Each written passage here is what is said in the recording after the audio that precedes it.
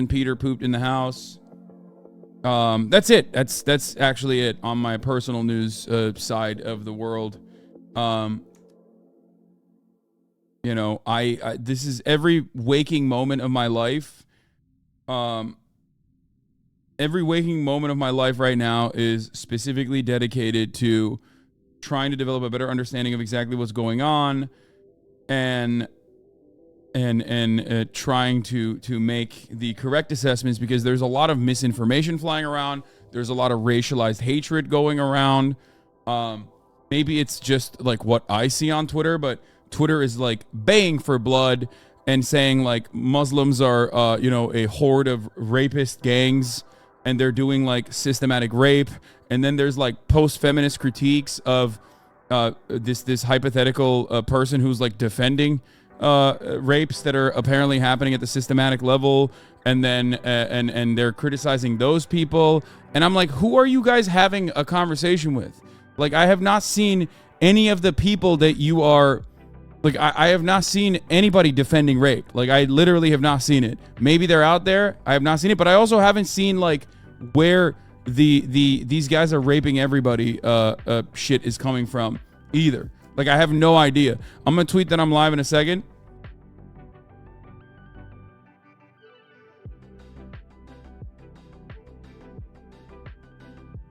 Chloe Gervais recommended your stream on our Insta canal to educate ourselves about what's happening is so important. Oh, shouts out to Chloe for that. That's very nice of her.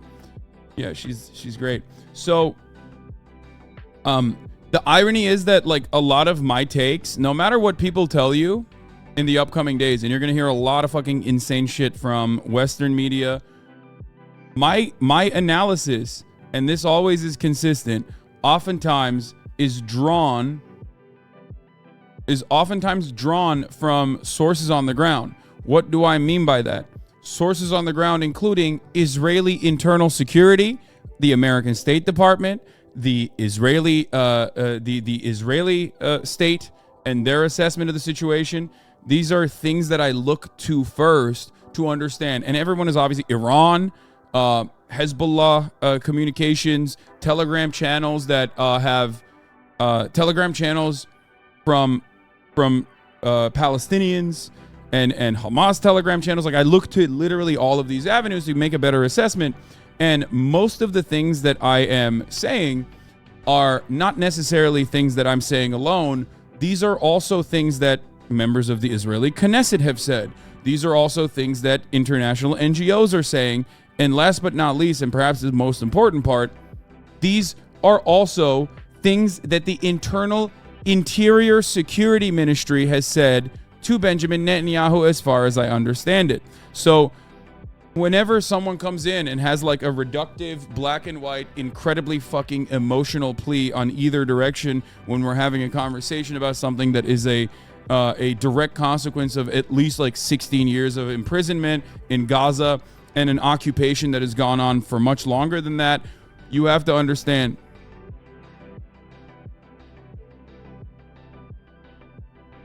Abi dün bir çatıra sinirip Türklere laf ettin diye seni report ettiler, haberin olsun. Türklere köpek dedin diye etnik ırkçılık yapıyormuşsun. Ulan ben Türk'üm. Ayrıca da doğru yani. Amerika'nın köpeğiyiz. Yalan mı? Yalamam. Apparently Turks got mad at me because I yelled at that one Turkish chatter for uncritically and unconditionally defending Israel and trying to fucking tell me that I was wrong and did not understand the history when he himself was completely oblivious to the reality. And I said, I don't know why you are a dog to America. I don't know why you are servile to America. The Western world does not see you and is anything different than also a roving gang of Muslims that are coming to do mass rape. They do not make that distinction. Turks have, in often instances, just like Phoenician Lebanese people, very similar, we have this idea that we are above the Arabs. The Arabs are lower than us. We are Western focused. We are elite. We are very different because, you know, it comes from the Ottoman Empire supremacist attitudes as well. There's this like air of elitism amongst some Turkish people.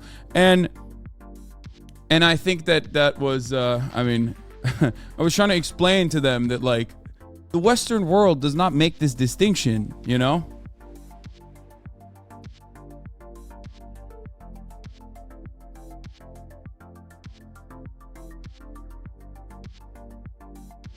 Yes, we're going to talk about a former Shin Bet head literally warned Netanyahu about blowback and they called him a left-wing radical. We are going to talk about that, which is fucking insane.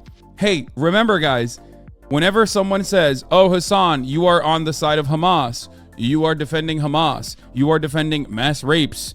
I don't know where the information for mass rapes is coming from, but you're defending all of the violence that Hamas is doing. Only Hamas is doing the violence. Remember, okay? My analysis is literally backed by the Interior Ministry, the actual people in the Knesset. Progressive Israelis are also in agreement. It doesn't matter what people are saying on Reddit. It doesn't matter what like weaponized trolls are saying all around the internet. If you want to get a better assessment of the situation, like my opinion is damn near identical. I can't believe I'm saying this, to the fucking editorial board of Haaretz, okay? Which is certainly a more progressive outlet, but it's still a progressive Israeli outlet, okay? It's like the most progressive American outlet is still going to be pro-America, okay?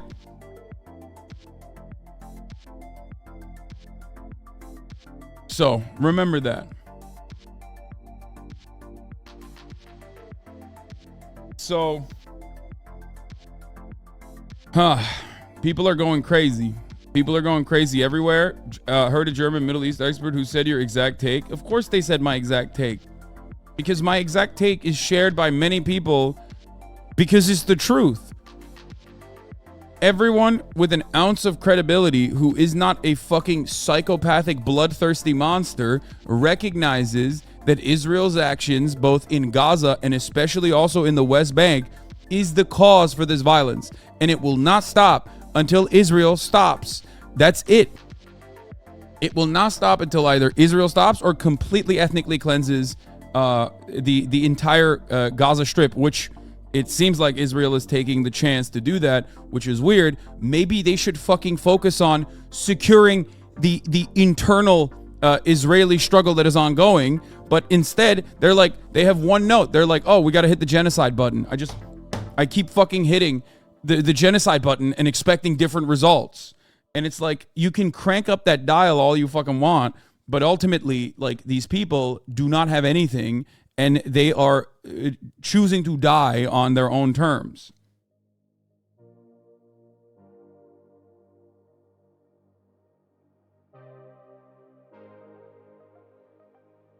Yeah, there are still people on the Palestinian side inside of Israeli borders. Okay? There are multiple accounts coming out about Bibi Netanyahu having prior information about the likelihood of an attack, which he chose to ignore apparently. These are very trying times. These are very interesting times, okay? These are these are, in the words of my favorite bald guy, possibly the weeks where decades happen. Okay? You know, there are decades where nothing happens, and then there are weeks where decades happen, and we are now in the weeks where decades happen part of the story, it seems. I have never in my entire life of covering Israel and Palestine ever heard the American State Department and the IDF get together and collectively release information that says Iran, we do not have any evidence that Iran is responsible for this attack. I've never heard that. That, in my opinion, is the most terrifying thing I've ever heard from either of these institutions. Okay? That has never happened before. And I don't even believe them. I do believe that Iran certainly has something to do with this. Of course, Iran has something to do with this. They have no other support outside of Iran, which is why it is shocking and terrifying. Why the fuck is the Israeli state and why the fuck is the American State Department saying Iran is not involved in this? This is the first time where they have said Iran is not involved in this. I joked about this yesterday. Like, someone could fart inside of Israel and they would say it is Iran that is responsible for this. So why have they changed that attitude? What the fuck is going on? I genuinely don't know. I don't know if it's because they're worried about pulling Iran into what is going on. But I genuinely don't fucking know. You see the ignorant people attacking Ireland now for supporting Palestine? Yeah.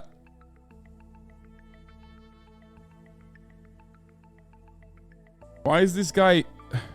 This guy has Marxist in his bio, and he's making fun of Ireland. Ireland has been like the only Western country that has unequivocally supported Palestine and Palestinian liberation from the jump because of their own anti-colonial struggle. Two nations, one struggle, baby. I don't understand how someone who is a follower of mine, who is a Marxist suprematist, is unfamiliar with the history of the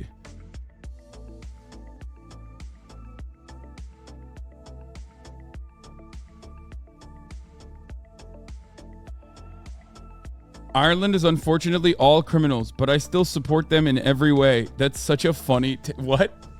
Ireland is unfortunately all criminals, but I still support them in every way is such a funny take. What does that even mean? A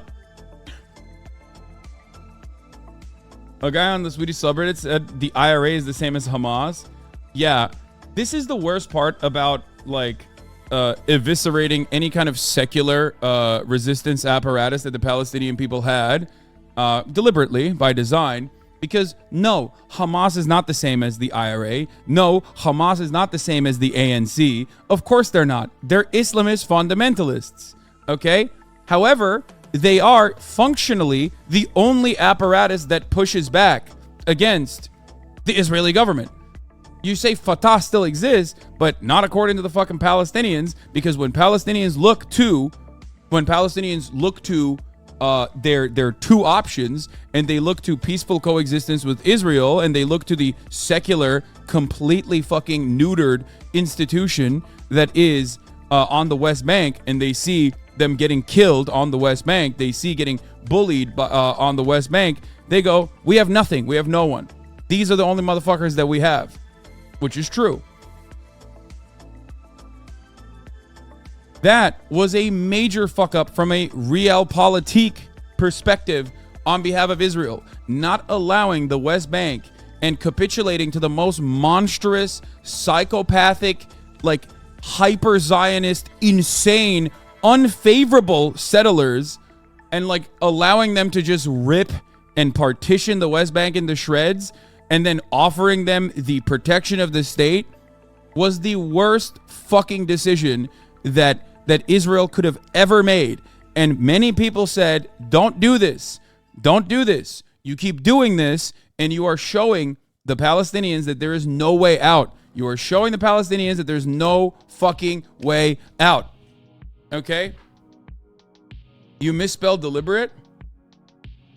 Did I? I don't fucking know. Anyway, we're gonna cover all of that. I can't stop talking about this. I can't stop thinking about this.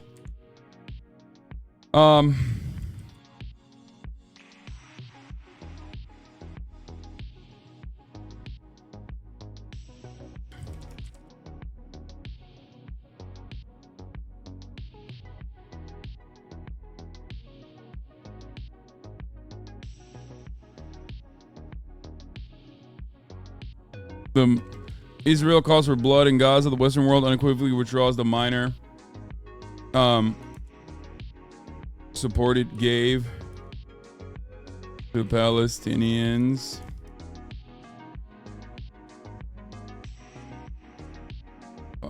Minor supported gave to Palestinians.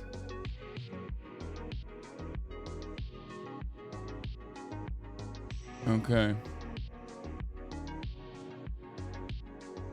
How much did the Netanyahu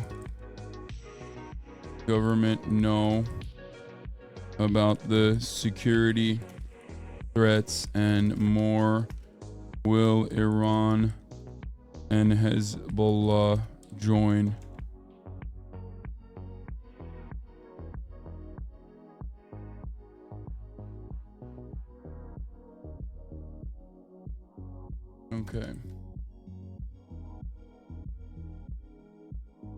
Hamas is a useful scapegoat for Israel. Yes, but while Hamas is a useful scapegoat for Israel, they keep saying, oh, it's Hamas, it's Hamas, it's Hamas. We're doing this for Hamas. Ironically, they're using Hamas as the reason for why they can just like kill a bunch of Palestinians. But it doesn't matter because ultimately there's nothing remaining for the Palestinian people. And that's why Hamas's popularity has even risen. This is the same constant principle I have mentioned time and time again in Middle Eastern conflicts. It's the same in Iran. It's the same in Afghanistan. The people will rely on the most fundamentalist, the most reactionary people if there's no one else to defend them. Okay? And they have no one else defending them. So they are seen as the liberators. And Israel, or the Israeli state apparatus can say, oh, well, Hamas are anti-Semitic. They are, okay? And that's why we have to wipe them out. But you're wiping out the entire Palestinian population. All you're doing is pushing them into the hands of Hamas.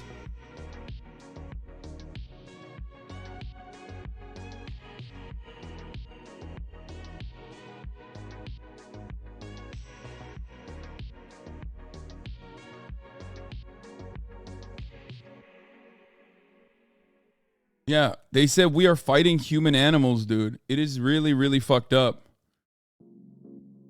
Oh, I know, we're gonna cover all of that. Every single person is like fucking baying for blood, looking for... Netanyahu's live now, so we'll hear. Emphasize, we just started to hit the Hamas. The images of the Hamas bases in Gaza is just the beginning. We have killed many terrorists, and this is not going to stop.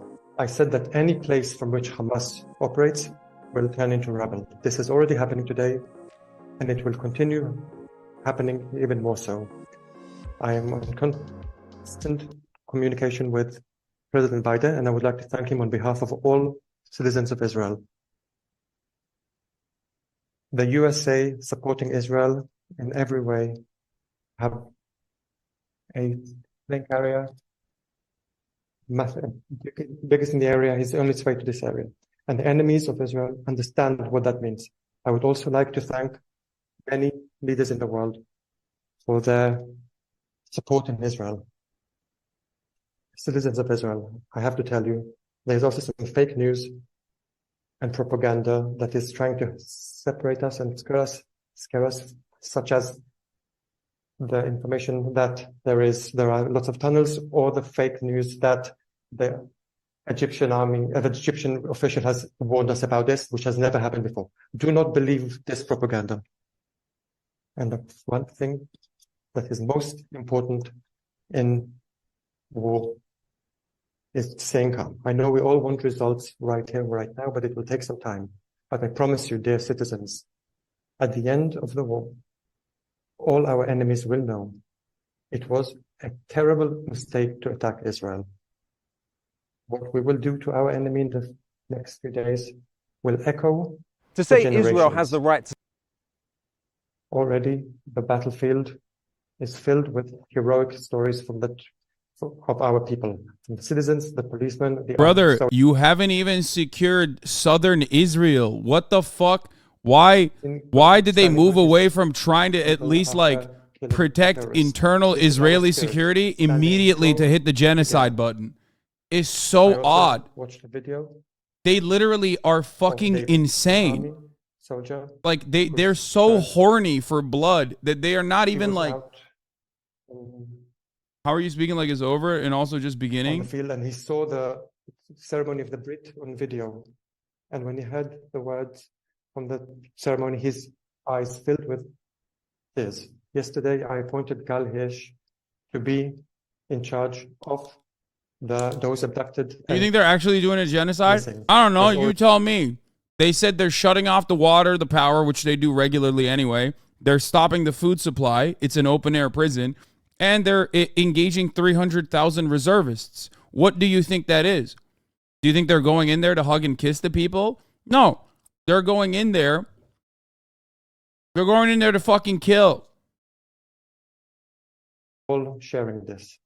A final solution. This is true and honest thing. This They is don't the deepest a thing lot that of people connects us don't together. fucking get it, Together dude. we will overcome, and together we will win. Only together. As Prime Minister of Israel, I'm telling you honestly, we are ahead of difficult days. We are hurting for our brothers and sisters who have died, and I insist on winning this battle in order to bring peace to our people and our country. The people of Israel, the country of Israel is a miracle. In the book of Samuel, it says that the unity of Israel will not lie. And during this journey, we will commit every promise, and this time we will also commit this promise, and the people of Israel will live. Oh my God. How the fuck did their Iron Dome radars not detect fucking paragliders? It was too slow. Paragliders do not pick up enough speed that missiles do, that it didn't trigger the radars. That's how. They're too slow. Okay. I've learned more about the Palestinian-Israel conflict from you in the past 2 days in my whole time in academia. Yeah, I mean, if this was not your interest, then yes, you're not going to learn about it, because why would you? They bombed the mosque in Gaza, a military target. Dude, Israel has never bombed a military target in Gaza. Gaza is one of the most densely populated places. It's 2.2 million people, 2 million people living in a fucking tiny ass strip, okay? It's all children for the most part, too. It's majority under the age of 18. The average age is 18, dude. The average age is 18 years old. They're bombing fucking kids inside of hospitals, mosques, schools, and saying that they're doing this because the Hamas is actually using them as meat shields, as like human shields. Okay? It's completely fucking ridiculous.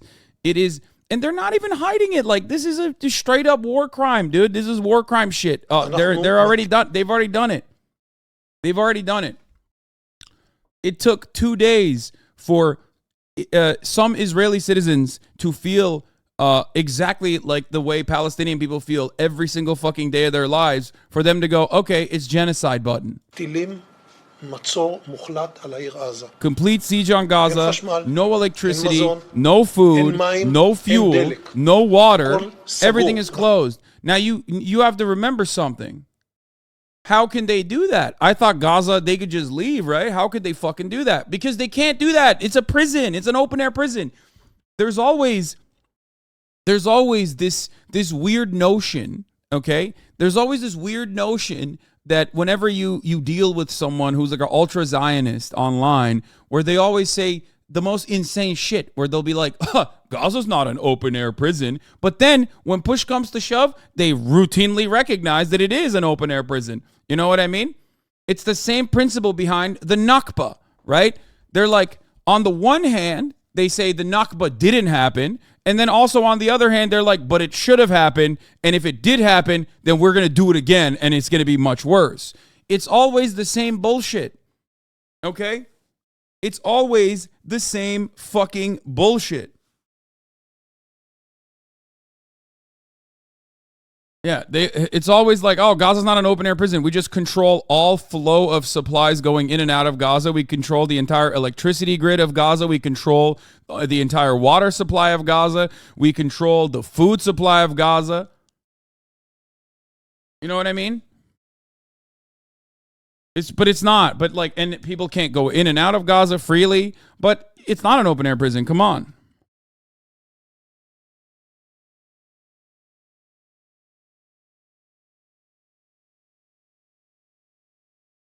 Serious question, what do we need for a two-state solution? A two-state solution is what Israel claimed it was going to do so that they could keep doing this like slow burn ethnic displacement and cleansing that they've been engaging in. It's fucking bullshit. Reparations to all Palestinians, and also give land back to the Palestinians and create a singular state where everyone has equal rights, a secular singular state that is more representative of historic Palestine, where Jews, Christians, and Muslims could live freely. Okay? That's it. It's fucking ridiculous. And no, that doesn't mean a Muslim state either, or a Muslim fundamentalist state where all the Jews get fucking wiped out either. That is ridiculous. And that would never happen anyway. And so it's silly when people bring that up as a counter. Back in 2008, Israel did a ground invasion of Gaza, killing 1,400. In 2014, they bombed. Yes. Protractedly killing 2,300 both times. 70% of the casualties were civilians in both of those campaigns. Yes. I mean, yeah, you see a lot of this, like flatten everything, spare no school, no children's hospital, no old age home, delete their entire gene pool off the face of the earth. Dude, people that have been historically oppressed, hitting the fucking Hitler particle button so quick is just wild to me, okay?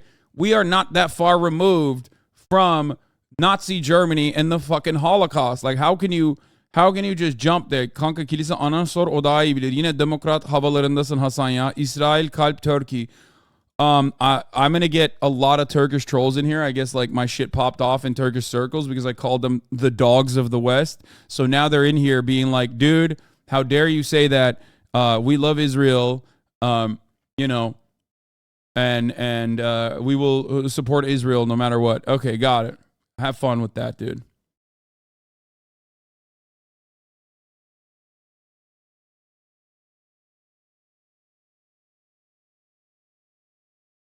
They bombed the only telecom building in Gaza and the one gate to the Egyptian border. Yeah. Gaza is literally under siege for decades, and the entirety of the Western media apparatus actively, Israel has not been doing mass violence daily for decades. Yes. There are a lot of people who are just simply misguided.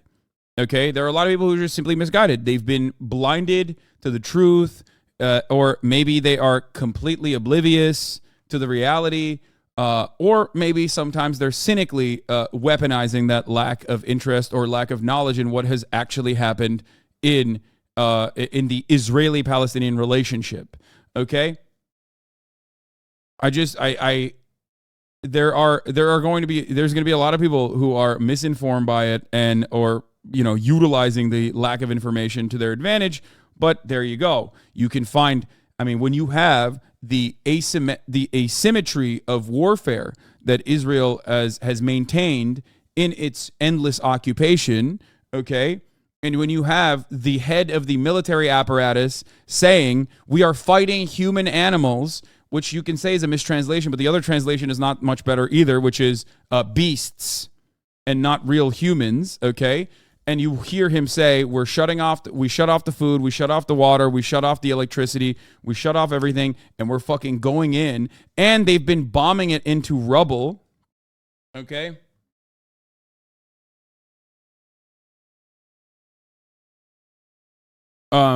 You don't really need to do anything else. You don't really need any additional context. I mean, he's saying it very clearly. Yeah, we're fighting human animals and we will act accordingly. Bro, you are a human animal. Like, what the fuck do you mean? Israel just bombed Gaza's telecommunication company, Paltel, causing internet and phone signal blackouts in major parts of the enclave. The company and its building has zero connection to Hamas or any other groups. They are deliberately targeting civilian infrastructure, which is a war crime. But of course it's a war crime. Why the fuck wouldn't they do war crimes? Their entire existence, their entire occupation is technically a fucking war crime, and they're going to keep doing more and more of these war crimes. And guess what's going to happen? Guess what's going to happen?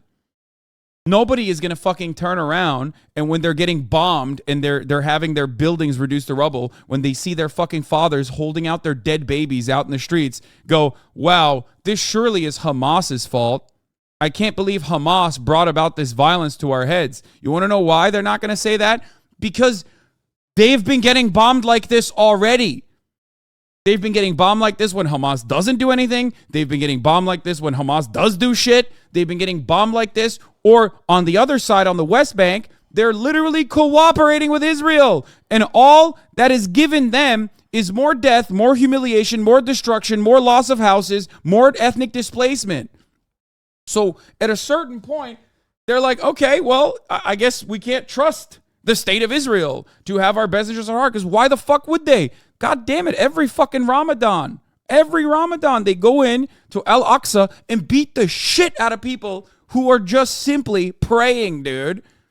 And then the media rarely ever covers it, or if they do, they cover the violent clashes as though it's not asymmetrical, as though the entire police apparatus is not a colonial task force that is there specifically to fucking kill Palestinians in the West Bank. The entire world knows that that is a war crime, that that is an act of terrorism. Fucking Israelis know that. The Israeli position originally was, why the fuck are we giving these settlers any money? They're freeloaders. We have our problems of our own. Okay? Why the fuck are we giving settlers money to go and live there? Okay? Because the Israeli government's position was different than the Israeli population's opinion on the matter. The Israeli population's opinion was, why the fuck are we giving money to the settlers? They're freeloaders. They're also crazy, kooky religious guys that think like they can just go there and bulldoze Palestinian houses. The Interior Ministry openly stated time and time again that this presented a major security threat because the more you fucking kill people in the West Bank, the more the entirety of the Palestinian population is going to say, what the fuck are you doing? And they said, you're woke. Shut the fuck up, woke person. How dare you tell me? Yeah, here, look. Look at this. I mean, let's see if I can get this without the paywall here. But here, the leftist deep state agenda has infiltrated the Shin Bet. Israeli minister slams security chief. Members of Netanyahu's coalition criticized the head of the Shin Bet security service after he warned Netanyahu about the dangers of Israeli Jewish terrorism. Shin Bet chief Ronen Bar warned Israeli Prime Minister Benjamin Netanyahu that Israeli Jewish terror fans the flames of Palestinian terror, according to a report by the Israeli online outlet Ynet News. They knew there are plenty of people that know that the more you fucking kill people in the West Bank, the more people go fucking crazy for understandable reasons. You can only push people so far until they strike back when they feel as though they have nothing.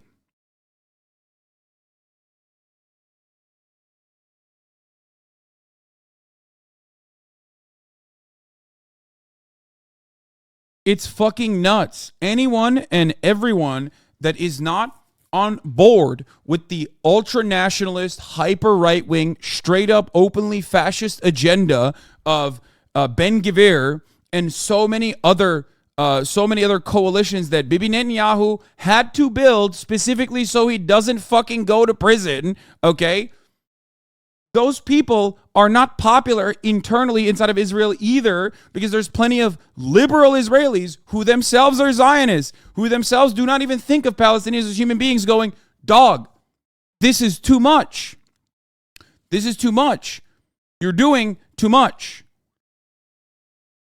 And you think you can get away with it, but eventually this level of violence, even if you do not have a moral distaste for, okay, even if you do not consider it to be abhorrent and immoral, you still recognize that from a realistic perspective, this level of violence is going to beget violence. This level of violence is going to inevitably cause blowback. And that is precisely what is happening today.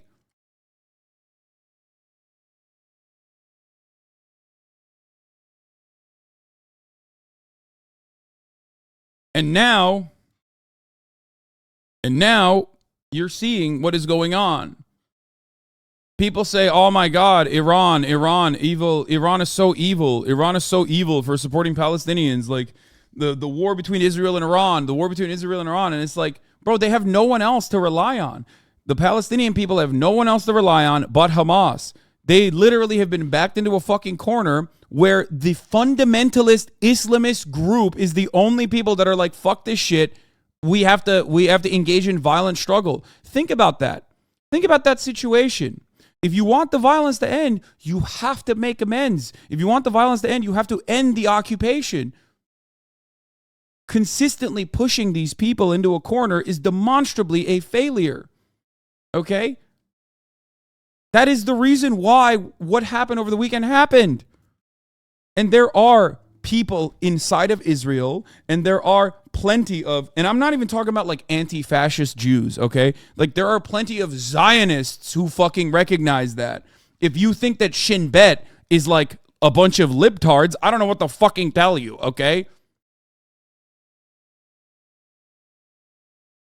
People have been predicting this for a very long time, okay? They've been predicting that this was going to happen for a very long time, and now it's happening.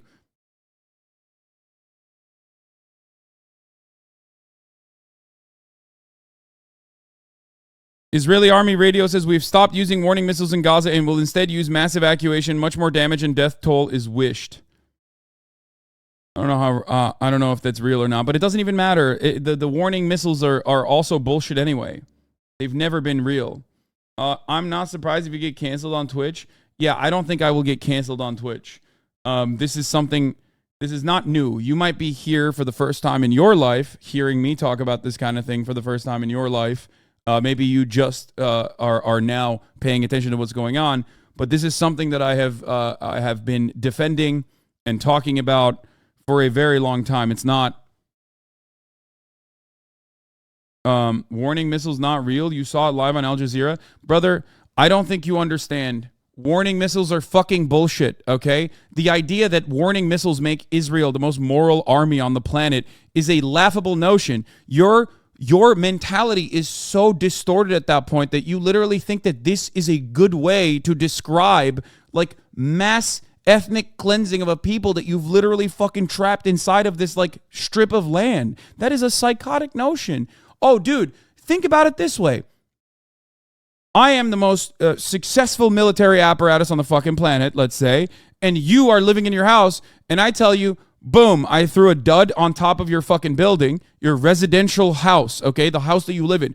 I threw a fucking bomb that's a dud to warn you that you have 2 minutes, 5 minutes, 15 minutes to get out because I'm blowing up your house. You think that's an acceptable position? You think that that somehow is permissible? You think that that's somehow just? This kind of dehumanizing rhetoric, this kind of like willing and deliberate way of making Palestinian people out to be like subhuman and constant fucking the constant recipient of this kind of violence is literally the reason why this is happening. Don't ban that person yet, okay? Don't ban that person yet. He said, lol, Hamas violently took over the government, okay? He said, lol, Hamas violently took over the government. Warning missiles not real? You saw it live on Al Jazeera and then said, why does Hamas mix infrastructure with civilians? I wonder why. Do you know anything about Hamas? Do you understand how Hamas operates? Did you know that Hamas is the governing body of Gaza? Did you know that, like, yeah, sure, they don't have like real fucking elections any longer, but do you understand that the people of Palestine in general now look to Hamas as the only fucking way out of the situation that they're in? You can say they slaughtered their opponents. Maybe you should also recognize that part of the reason why Hamas was able to capture so much power inside of the Palestinian government apparatus is literally because Israel saw them as a delicate and a very adequate counterbalance to the more popular secular formations. Okay? That's why Israel did some America shit and thought, oh, they'll just fight amongst themselves. We'll just like push the scales in the direction of Hamas and the fundamentalists so that, you know, the more popular secular formations can fucking go away. And then they killed all the socialists.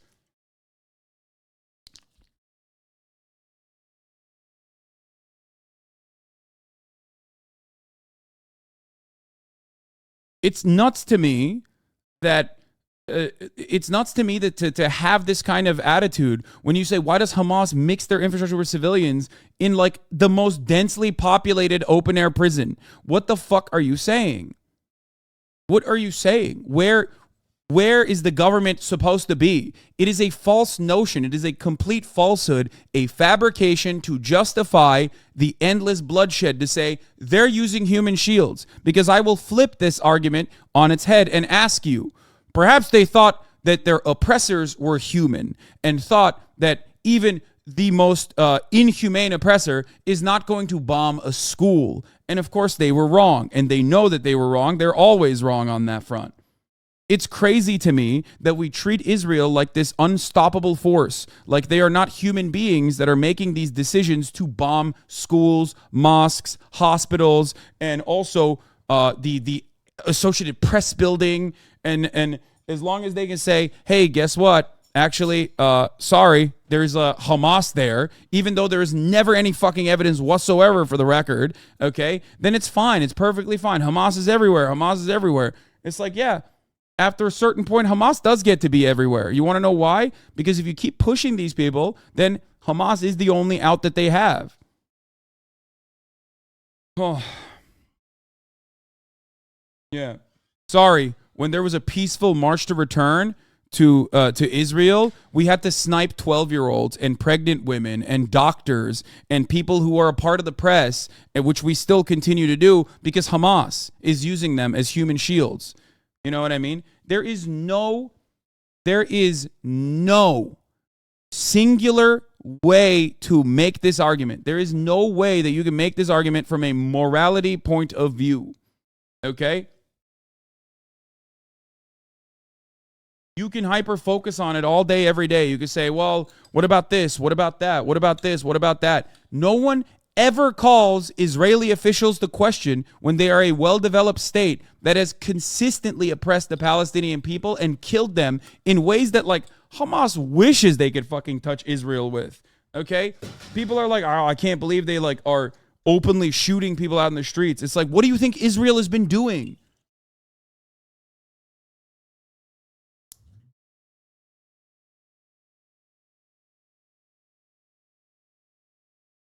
There is no comparison, okay? There's no comparison.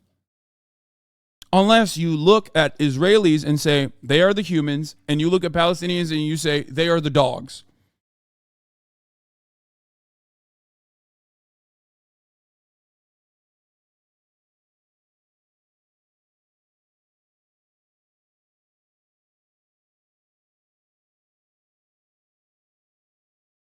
And for the record, once again, you can say whatever you want. You can say whatever you want. You can get so fucking rabid. You can get so fucking angry. But ultimately, it doesn't change the reality because even liberal Zionists inside of Israel are saying that this level of anger that you are directing, this level of violence that you are subjugating the Palestinian people to, is the reason why Israelis are dying. Okay? You can fucking keep saying like, oh, why don't you denounce Hamas? Why don't you denounce the murders? Why don't you denounce the civilian deaths? It's like, of course, dude. What do you think? You think it's fucking awesome that civilians are dying? No, of course not, you fucking idiot. You are trying to shadow box. You are trying to shadow box desperately. Because you know that there is no real reason for, there's no real way out of this other than scaling back Israel's war crimes. Okay? You don't want to address the actual root cause of the problem, so you just desperately want to fucking find a shadow to attack, a tackle, and be like, oh, seems like you love Hamas. Yeah, dude. Big fan of Islamist fundamentalists, dude. Big fan. Definitely. Like, totally.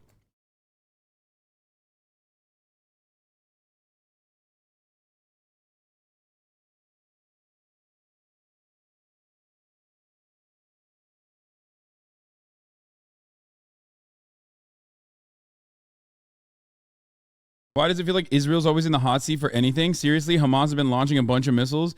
Brother, if you ask this question, then either you are completely oblivious to the reality of the occupation and how brutal it is, or you are cynically saying this because you know others are. You know what I mean? Like, that's crazy to me, dude. That's crazy. Just look up literally one stat. Look up the United Nations numbers. Look up Amnesty International or the Human Rights Watch. These are not fucking communists, okay? These are just simply NGOs that oftentimes work at the behest of the Western world. But the Israeli apartheid has gotten to such a severe point of violence that internally that violence is being criticized by people who want the maintenance of the Israeli state to continue. Do you understand? When you have liberal Zionists turning around and going, dog, this violence is the reason why Israelis are dying today. We need to fucking scale it back. You come in here and you go, nah, dog, actually, the best way out of this is just like full-blown genocide. That's crazy.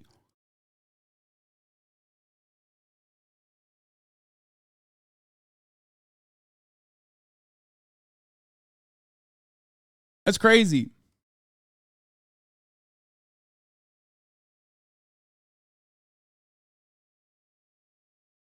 Where's my link? You can't link unless you're subscribed because, obviously if everyone could fucking send all of their links willy-nilly without subscribing, then this fucking, we could have like bot raids in here with like keylogger links and shit.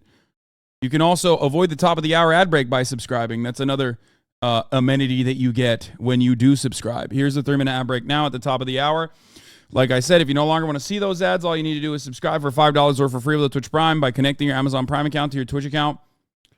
Yeah, and by the way, I do think that this is going to get much worse because Hezbollah is most likely going to mobilize. You have Syrian fighters, you have Hezbollah, and you have Iran, okay? You're activating all of these people. And let me tell you something. Hezbollah is not fucking Hamas, okay? They are actual fighters with literal fucking fighting experience. They are probably one of the more effective forces in the Middle East. The IRGC as well. These are guys who fucking fight all the time. You want to know why? Because they've been fighting against the fucking the ISIS extremists and even Al-Qaeda at certain fucking points. They've been literally engaging and mobilizing against all of the same terror cells that America has been fighting in perpetuity. So they have a lot of fucking experience. So them going in and going against an occupying force that doesn't have a lot of experience fighting, unless it's a fucking 14-year-old on the way to school, is going to not look so great. Okay? It's not. You can have all the fucking weapons in the world, but ultimately, you still need fighting experience. So when that happens, when that mobilization occurs, we are in fucking we're all hands on deck bedlam. Okay? Oh.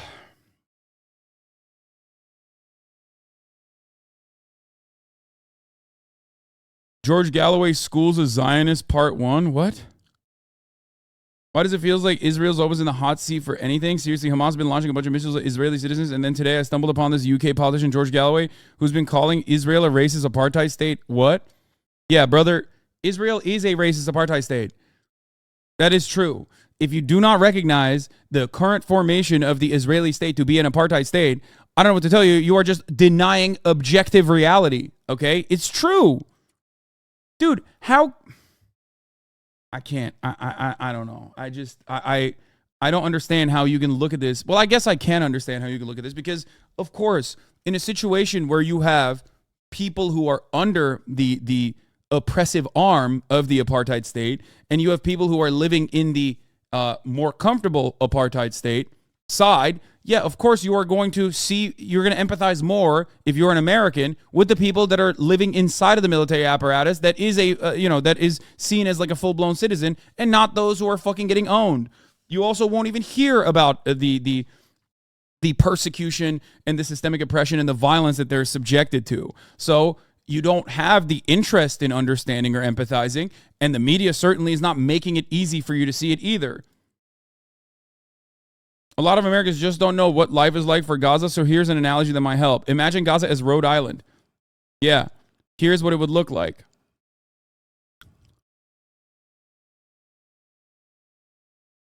Anyone from Rhode Island would be trapped within its borders. Rhode Islanders can't leave without express permission from Massachusetts. Connecticut is complicit in this plan, effectively restricting any movement from those trapped in Rhode Island. Keep in mind, Rhode Island is the second most densely populated in the U.S. with 10x more land and half the amount of people in the Gaza Strip. If we do basic proportion of this analogy, Rhode Island's population would have to be 26 million people. Despite hearing a lot of scary stuff about people of Rhode Island, over 40% of its 26 million people is 14 or younger. Over 40% of the Gaza Strip is 14 and under. Do you understand? That's who you're bombing when you're bombing Gaza. That's who you're bombing. 2 million kids, dude. Well, not all of them are children. There's a lot of elderly, too. Think about that. The average age in Gaza is 18. That's who you're fucking bombing when you're bombing. And then they say, oh my God, Hamas is using them as human shields. These children have known nothing but bloodshed. Israel just cut the remaining water supply that they had. 97% of the water is toxic. Over 50% of Gazan children have PTSD. They're depressive, they're depressed, they're suicidal, they have no outlet, they have nothing. Their existence is a crime because they were born on the wrong side of a fucking fence. A fence that Israel put up. A fence that originally Britain put up and also allowed Israel to facilitate and continue, and the Western world continues that apartheid state.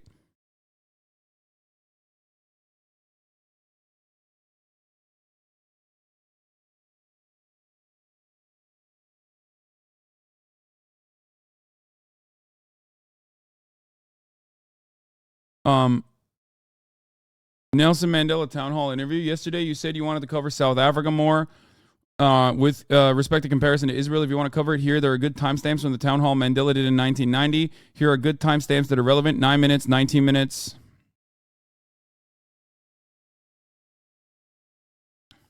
Bro, this person keeps saying, read old logs, please. I'm going to lose my fucking mind. Why? Why do you keep asking? I don't understand the high support for Israel, though. What the fuck is this? Several celebrities have copped backlash for... What do you mean you don't understand the high support for Israel? First of all, Gal Gadot literally served in the IDF. Of course she's fucking going to be supporter for Israel. And why the fuck wouldn't the celebrities support Israel? A lot of people think that celebrities are like somehow smarter than the average person. Look to your fucking community. Look around. Look at Reddit. Who do you think... Why do you think they have a high level of support for Israel? Because it is almost impossible to empathize with the colonized if you are living in America. That's number one. And number two, it's not like the media makes a deliberate effort to educate people and they simply propagandize the apartheid state. America especially is egregious when this in this propaganda. Okay? Why do you think the support for Palestinians in Ireland, another Western nation, is so fucking high historically in comparison to every other nation in the West? Think about it. There are so many reasons as to why Americans view Palestinians as terrorists. The war on terror is another reason. Okay. The fact that they're aligned with Iran is another reason, because that's like one of the only places that they can get actual fucking support from. There are spiritual reasons, obviously, like I said, the dialectic between those who are colonized and those who are the colonizers. Obviously, Americans are going to be more empathetic to the colonizer, considering our current circumstances and how this nation state was developed. But then beyond that, the media is doing round-the-clock propaganda. The media is doing round-the-clock propaganda, and I don't mean like this past week. I mean in perpetuity. It goes all the way from the neutral coverage whenever Israel is retaliating and they're forced to retaliate, all the way to when a Palestinian kills an Israeli, that's a murder. When an Israeli kills a Palestinian, that's just simply collateral damage. That is always the coverage. That has never changed. Okay? So if every single person is seeing it like that, and there is no one out there that is actually in mainstream circles genuinely advocating for the plight of Palestinians and actually describing what the situation looks like regularly with the same severity and fervor that mainstream media engages in the other side's propaganda on, you're never, like, it's designed to churn out these results. Like, think about it. And then even when you do actually end up talking about Israel's atrocities, okay? Atrocities that has caused this last security fuck up, by the way, for multiple different reasons. Even when you cover it, people come in here, even now, and say, Hasan, you're a fucking piece of shit. You love Hamas. You want like gang rape, systematic gang rape to happen in Israel or something. Like, people do not want to address the situation accurately. Oh, you're anti-Semitic. Actually, well, luckily, I don't get hit with the Hasan, your anti-Semitic stuff. Not to bring it on, but I don't like that people are using Hamas and Palestine interchangeably, not you. I don't think you understand the situation on the ground. I think that you and many others like you understandably want to remove Hamas from the interests of Palestinians when the Palestinians on the ground do not see it as a separate entity. Palestinians inside, trapped in the West Bank or trapped inside of Gaza, see Hamas currently as the only group, the only entity that will fight back for the security of Palestinian people. Do you understand?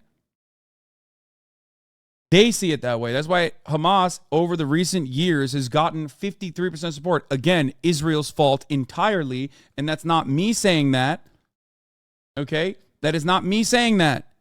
That is the Israeli Interior Ministry's own assessment of the situation. And it's not simply just what they're doing in Gaza, but it's also what they're doing in the West Bank. Okay? What is this? Oh, the Prime Minister of Israel is tweeting out footage of his country bombing Gaza and his civilians. Yeah. Straight up. They're posting this like it's a dub, dude. Just wiping out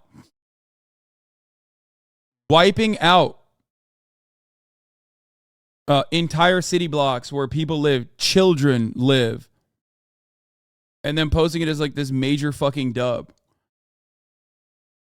How can you assume this when you are not there? I guess we have to sometimes go back to like principles in general, like the concept of education, learning, reading, understanding, reading comprehension, critical thinking, surveys, just simply talking to Palestinians living in Palestine. I think, maybe you can figure it out that way. Like I cover a litany of different issues. Hamas hides behind civilians. Brother, that's not true because there is no way for them to hide behind anybody else. They are literally... They are stuck inside of Gaza. Okay? They are stuck inside of Gaza. There is nowhere to go. Okay?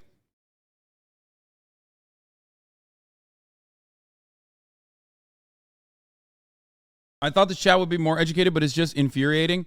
No, this chat is one of the more educated groups when it comes to this kind of conversation. It's just that doesn't stop people from coming in to specifically try to do bad faith debates deliberately. That's it.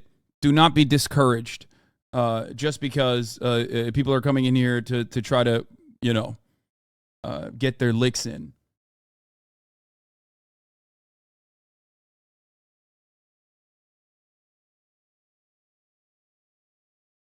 Dude, do you think Israeli brass would get bloodthirsty enough to just to the point of just nuking Gaza? Palestine doesn't have nukes and doesn't have a security guarantee from a nuclear state. The only reason why they will never nuke Gaza is because they would nuke themselves if they nuked Gaza. That would be ridiculous. I don't think there's any tactical nuke out there where the nuclear fallout would not literally directly radiate and harm the Israeli people living inside of the Israeli border.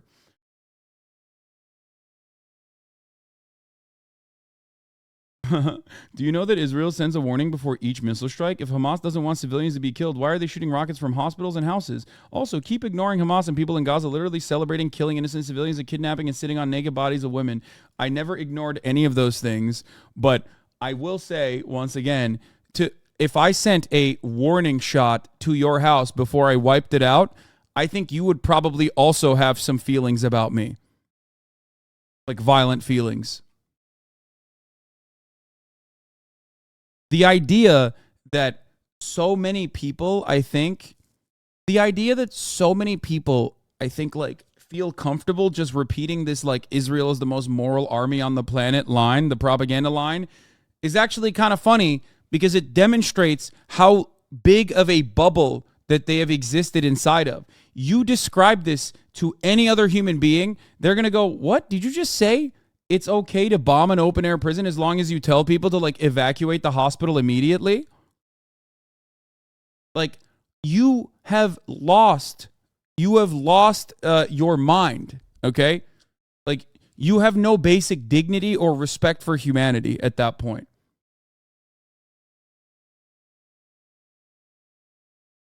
Do you understand?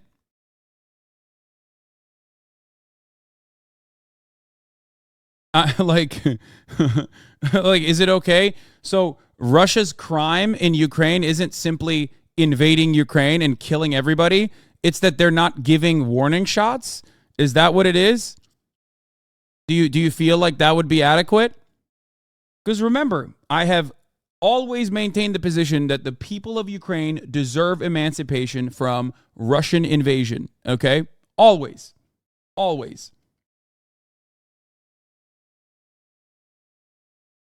Wait, what? Ukraine didn't attack Russia, though? What do you mean? So the Palestinians attacked Israelis? Is that what you're saying? You think the Palestinians were menacingly attacking Israelis by living there before the British mandate came in and thought, you should live here instead? Like, what the fuck are you saying?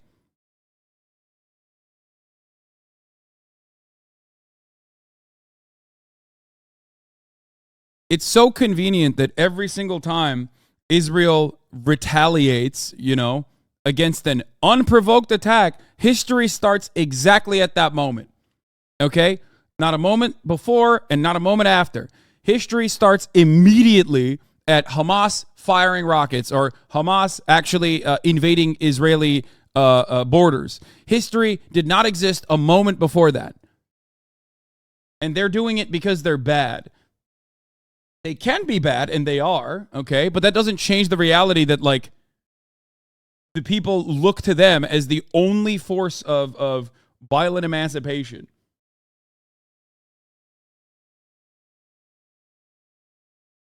What is this? If Gaza is an open-air prison that is under siege, explain the following. High obesity rate, oodles of luxury goods. Gaza shares a border with Egypt. If there's a blockade... Bro, this is... Oh, for the record... This is identical to Nazi arguments against the Holocaust.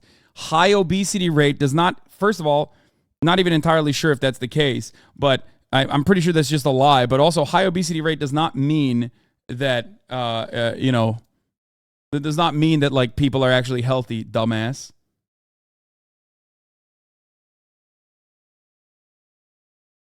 But...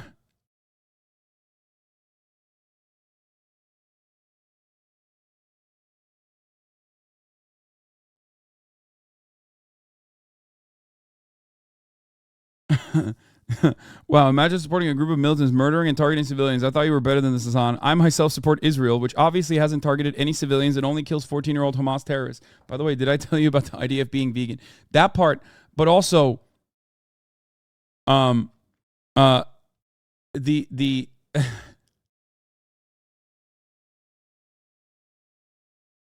the idea, oh my God, it's just shockingly obese people are not so healthy. I mean, I didn't know that there was a high obesity rate in Gaza. I'm shocked if that is true even. I definitely know that oodles of luxury goods do not exist in Gaza. You know what I mean? So I think that is an abject lie. You know?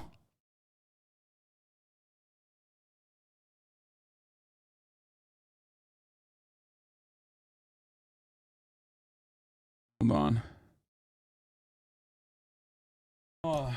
But for the water issues, maybe stop digging up water infrastructure and materials to build rockets. I don't know. Also, relying on your supposed oppressor for water and electricity is just wild. Yeah, it is wild. It's so crazy how that situation occurred. But it's certainly not an open-air prison. But they are not allowed to even create water desalination plants. Yeah. Again, you cannot make this argument and make it make sense because of the reality of how fucking insane the situation on the ground is, how cruel and inhumane the situation on the ground is. So, of course, even when you try to cut propaganda, you just either come across like a fucking moron like this guy, or you literally end up saying shit, and this is my favorite type of Israeli defense brigade troll, I guess, is they regularly use Israel's own fucking war crimes to make it seem like it's actually the Palestinians are doing that. Like, you saw the fucking footage of the babies locked in cages, right? And they were like, I cannot believe Hamas is locking little babies in cages. And it's like, no, dog, that's Israel. They are doing that to the Palestinians.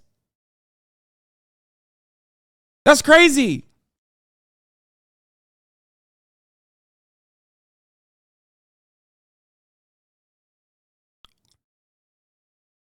What is this? This seems relevant. Violence never solves anything. Send them every tank in existence. I don't want to have this argument over and over again, okay?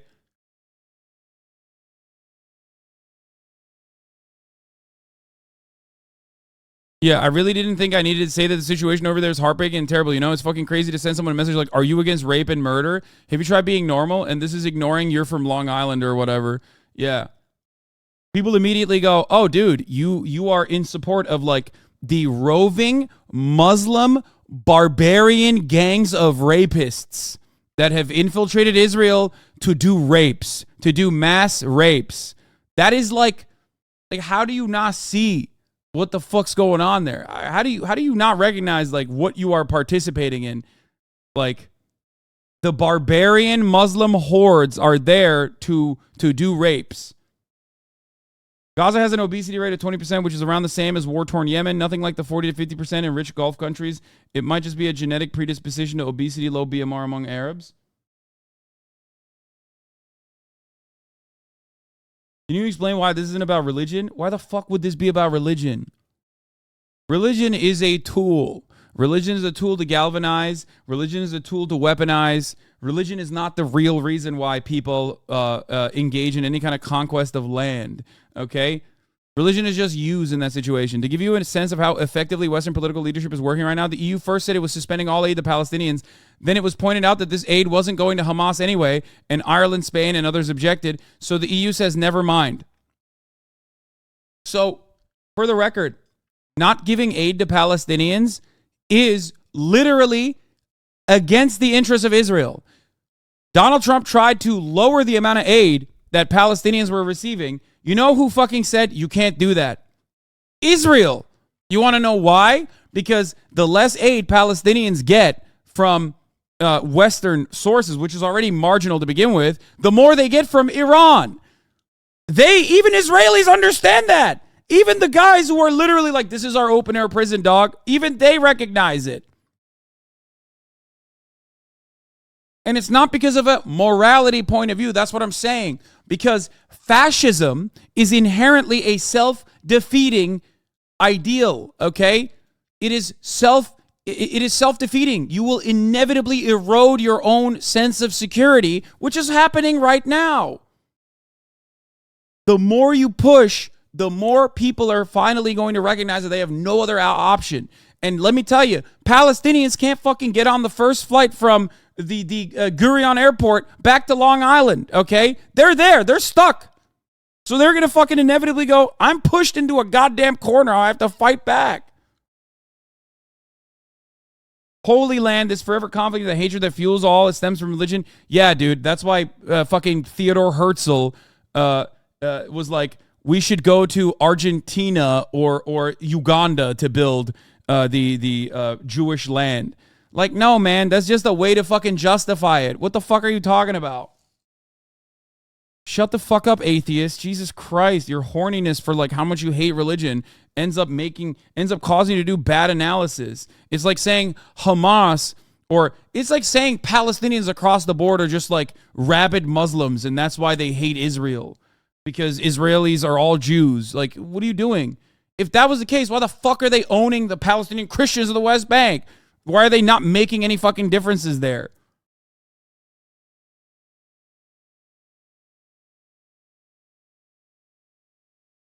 I am only showing you the difference between the IDF and Hamas.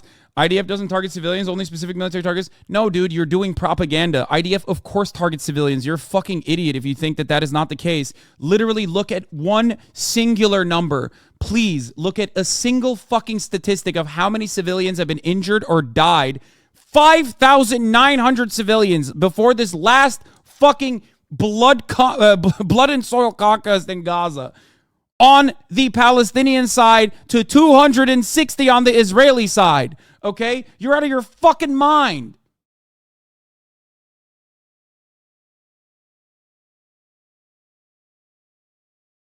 It's so odd. It's such a fucking weird and idiotic point to constantly try to hammer in, and it doesn't work outside of like your immediate circle of influence. You understand that? If you come into a place like this and you try to make this argument, you are going to get yelled at because it's insane. Imagine being like, dude, Israel actually doesn't target civilians at all. So what the fuck's going on in the West Bank? What happened? Did 5,900 Palestinian civilians fucking perish on their own? How do we get to a point where Gaza is 40%? 40% of, more than 40% of Gazans are under the age of 14. How did that happen? Was that just like, you know, they were just like, hey, we're all teenagers. We love, you know, being teenage dirtbags, baby. 5,590 deaths on the Palestinian side to 251 on the Israeli side. How does that work? How does this disproportionate violence happen? And by the way, you want to know what this 31,000 number is? That is the peaceful march to return. That's when Palestinians in Gaza, trapped in the largest open-air prison on the fucking planet, decided to demonstrate peacefully. And you know what they did? You know what Israel did? They shot them and they killed them. Pregnant women, 14-year-old girls, okay? They shot them. They kneecapped them deliberately, okay? There is no world in which you can defend this monstrosity. You can't do that. Just because the entire world didn't give a fuck doesn't mean it didn't happen, dude. 31,558 Palestinians were shot. There were snipers on the Israeli side that literally said they were deliberately taking 42 kneecaps a day. They shot medics. They shot journalists and killed them. They fucking killed a beloved journalist in a refugee camp and then tried to say Palestinians did it like literally a couple months ago. An American citizen.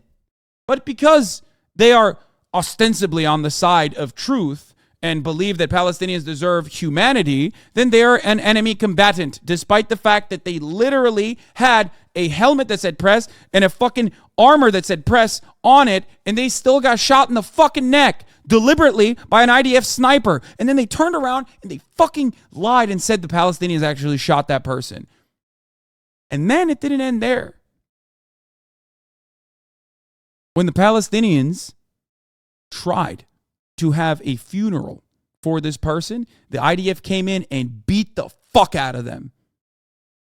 What do you do in that situation? You think that's just? You think that's the most moral army in the world? If you think that that is the most moral army in the fucking world, you are the most immoral person I have ever fucking seen in my entire life. Yeah. Even American media was like, yeah, dog, that's crazy. Literally kill people on camera and blame Palestinians is just insane, the cognitive dissonance people have. Yes.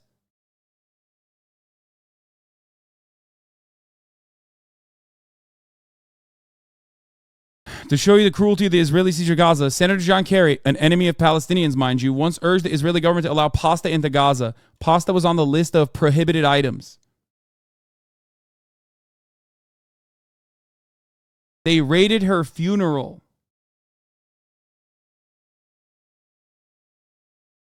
Dude, look at this. Human cost from 2008 to 2023, leading up to this this moment on October 7th. Okay. You really think that this is comparable in any way? You think that this is comparable at all? Here, look at what they did. Trying to get inside. This is what they fucking did. Israeli Here. The Al Jazeera reporter was I have shot to pee. in I'll the be back head in a while second. covering a raid by Israeli forces in the occupied West Bank on Wednesday. Earlier today, an Israeli officer was shot dead and several Palestinians injured during an army raid to make arrests near Jenin in the West Bank. It follows several weeks of mounting violence with dozens killed on both sides. Our Middle East correspondent Tom Bateman reports. Shireen Abu Akleh was one of the best-known voices to Palestinians. Now in death, a national symbol. But grief for a revered reporter was to turn to fear and panic for the mourners. Israel's security forces had entered the hospital gates as Palestinians tried to walk the coffin out. The police fired stun grenades and pushed the crowd back. Many rush for cover inside. We've had complete chaos with people trying to get inside. I saw a woman with a very young baby, a patient or somebody who was here just at the hospital, caught in the middle of a huge crowd trying to get inside. And even the pallbearers had to retreat as police kicked and beat them with batons. And the coffin slips to the ground. The force says it acted to stop what it called incitement and stone throwing. Shireen Abu Akleh was shot in the head covering an arrest raid by Israel's army. Reporters on the scene say the gunfire came from the soldiers, but Israel maintains Palestinian gunmen may have fired the fatal shot. It's censored. It's time censored. to say a final goodbye. At her Christian funeral mass, they wouldn't even let her fucking. They wouldn't even give her the dignity. They wouldn't even let her have a fucking funeral, dog. Get the fuck out of here, okay? Get the absolute fuck out of here. You're crazy. You're crazy. There is no justification for this. In many instances, it is simply just violence for the sake of violence, brutality for the sake of brutality.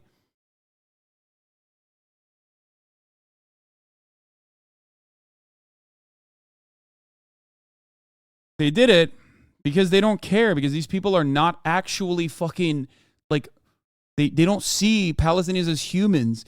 And if you do say Palestinians are humans, you're also an enemy. If you're critical of the Israeli state, then you are an anti-Semite. There is no way out. Okay? Yeah, also, it's just religion falls apart. It's just religion is inherently a fucking anti-Semitic argument in this situation. What are you saying then, like, that Jews are somehow incapable of exercising self-control and they just like hate all of the other religions? Like, that's not the case at all. It's ridiculous. There are secular Jews living inside of Israel. They are the ones who are fucking also fighting against the Israeli far right.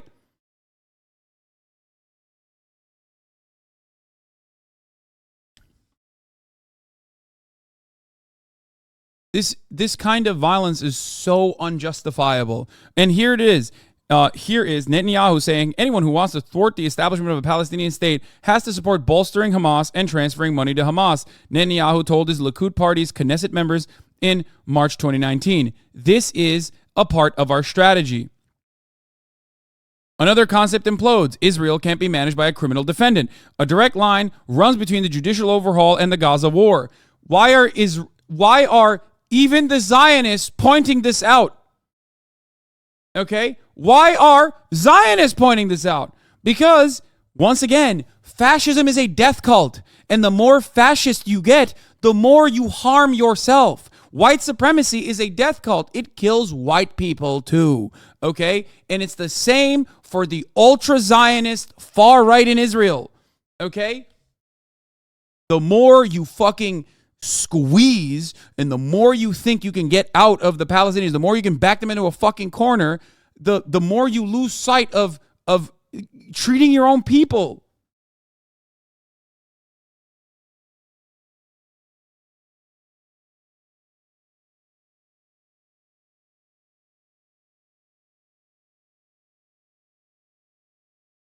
Why do almost all countries follow the Israeli narrative and disregard the Palestinian one? No. My friend, you live in the Western world. You live in the imperial core. And that is the reason why you think that almost all countries follow the Israeli narrative and disregard the Palestinian one. That is not the case. If you look at the world map of countries that have declared help to the Palestinian people, you will realize that country, the map looks, and then you look at the countries that have actually, offered aid to Ukraine, for example. Okay, you realize that it's the exact opposite map. The entire world recognizes Palestinian statehood outside of the imperial core. Now, obviously, the reality is this is reductive still. There are still countries that are, back and forth and will offer not unconditional aid, but then there's also fucking nation states that are claiming to be in support of Palestine and recognize Palestinian statehood, like the Gulf nations and shit. You know what I mean? This is not a perfect map. So don't try to do a gotcha in here. Ultimately, there is a large number of people who do recognize Palestinian statehood. Okay? The people recognize it.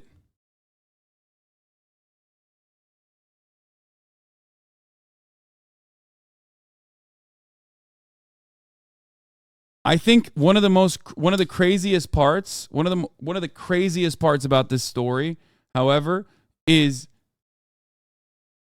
the reality that the Palestinian coalition that took hostages and brought them back into Gaza thought, and this is their statement, okay, thought that Israel would not be as brutal.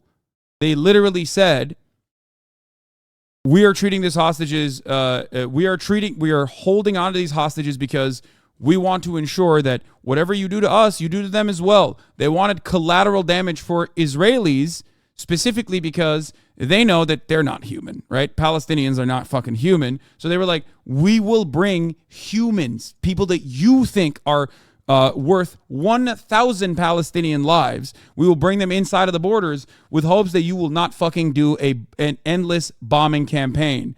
And guess what happened? They still did it. They don't give a fuck. They don't give a shit.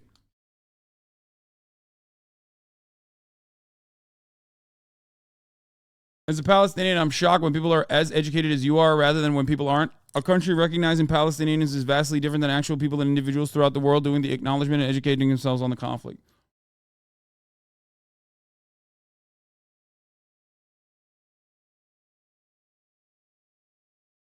You're confused as to why Canada is in support of Israel? Israel is an ally to the West. Okay?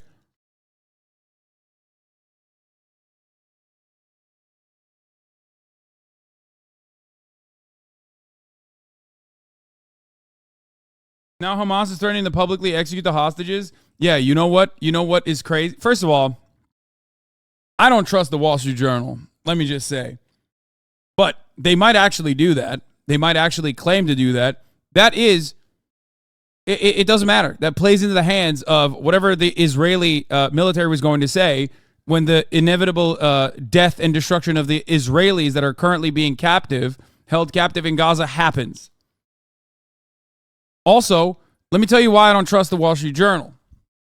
Because yesterday, Wall Street Journal was like, oh, dude, Iran definitely is the reason why Hamas did this. Okay, Iran and Hamas are collaborating. The American State Department said, we have no information. This is probably true, by the way. Hamas is probably threatening to execute Israelis in response to the bombing of Gaza. Terrible mistake. Oh, wait, hold on.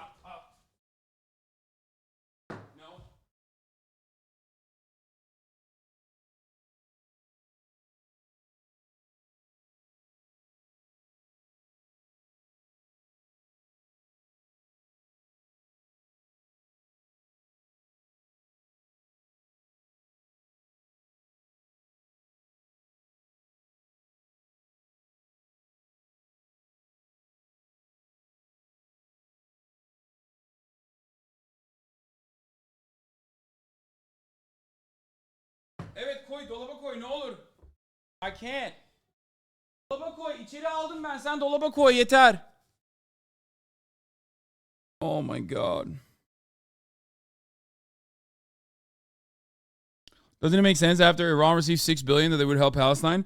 First of all, do I think that Iran is helping Hamas? Of course. Do I think Iran is helping Palestinians? Of course. I'm shocked that the IDF's own internal spokesperson and the American State Department, however, has said that that is not happening.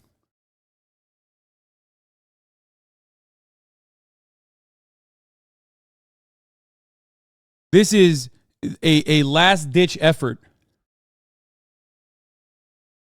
by the Palestinians. It's not going to do anything. They're done. Once Israel decided, no, we're going to keep the bombing campaign. We're going to keep doing the bombing campaign, and even if our bombs killed Israeli citizens that are currently held hostage, it's done. It's over. Anti-Defamation League director asks if Hamas is writing MSNBC scripts in coverage of attack on Israel. That's crazy.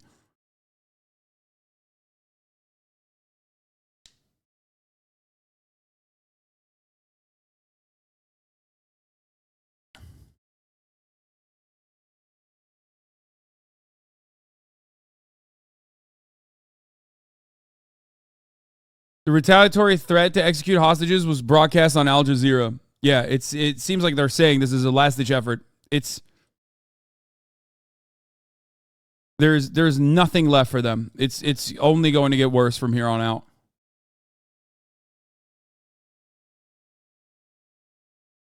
Yesterday, you said that if the IDF started bombing Gaza and the hostages there, that the Israeli people would riot and protest. Do you still think it's going to happen, or are the Israeli people going to rally behind Netanyahu and go full genocide? I don't think Israel is interested in facilitating a prisoner swap or even caring for the Israeli citizens that have been taken hostage. It seems as though the Israeli government's position is, like I told you, it could be, those guys are dead already. I don't think it is getting public attention it needs, so I write as clearly as possible. There's an exchange deal that is currently on the government's table. The release of all women, children, and the elderly held in Gaza in exchange for 36 Palestinian women imprisoned in Israel. The government refuses. The captive citizens must not be abandoned. The government needs to come to its senses immediately.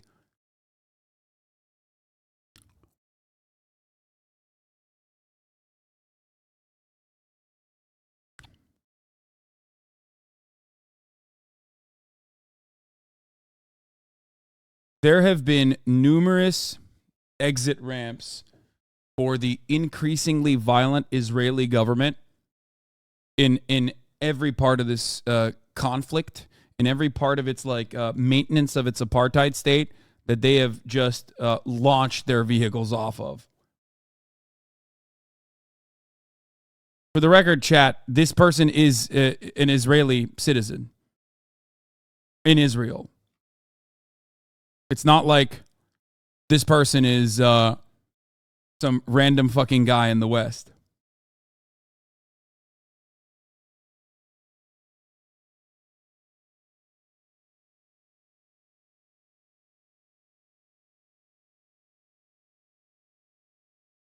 It's crazy Israel are willing to risk their hostages to bomb non-strategic apartment buildings and shit. No, I think I told you guys this. There was a closed-door meeting where the far right elements within the Israeli security apparatus said those guys are as good as dead. I thought that there would be too much pushback from inside of Israel, like the Israeli left or what remains, and I'm talking Zionists, like Israeli liberals who are Zionists themselves. I thought that they would say, "What the fuck are you doing? You're killing our own people," and there would be all bedlam. I might be wrong. I thought that that was the reason why they would, at the very least, I thought that was the reason why they were doing a ground invasion and risking the lives of Israeli soldiers instead of an endless bombing campaign. But they haven't stopped their bombing campaign at all.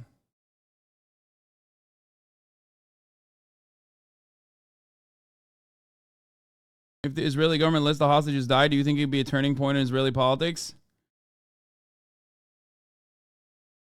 I don't know.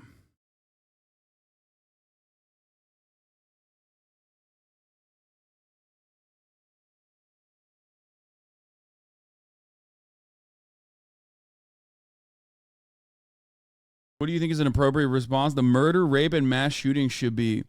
I mean, first of all, that's a really interesting question that you bring up, because I don't know if you're saying that specifically about the Israeli apartheid state and the violence of its maintenance, because that is exactly what you described, or if you're talking about what the Palestinian incursion was only a day or two ago. Because I can't tell, because one is like a one-off, the other is literally a systematic deliberate attempt at violently purging Palestinian people.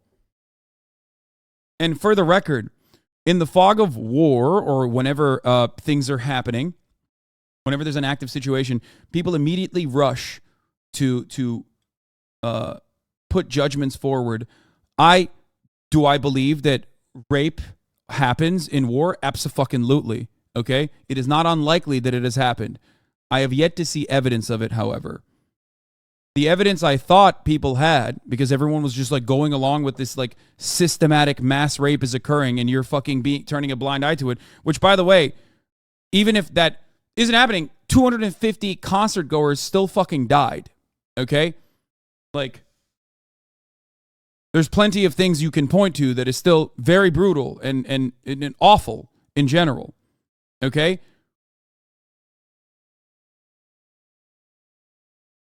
Stupid question, but how does Hamas acquire weapons with the blockades? I mean, there's a will, there's a way. Iran.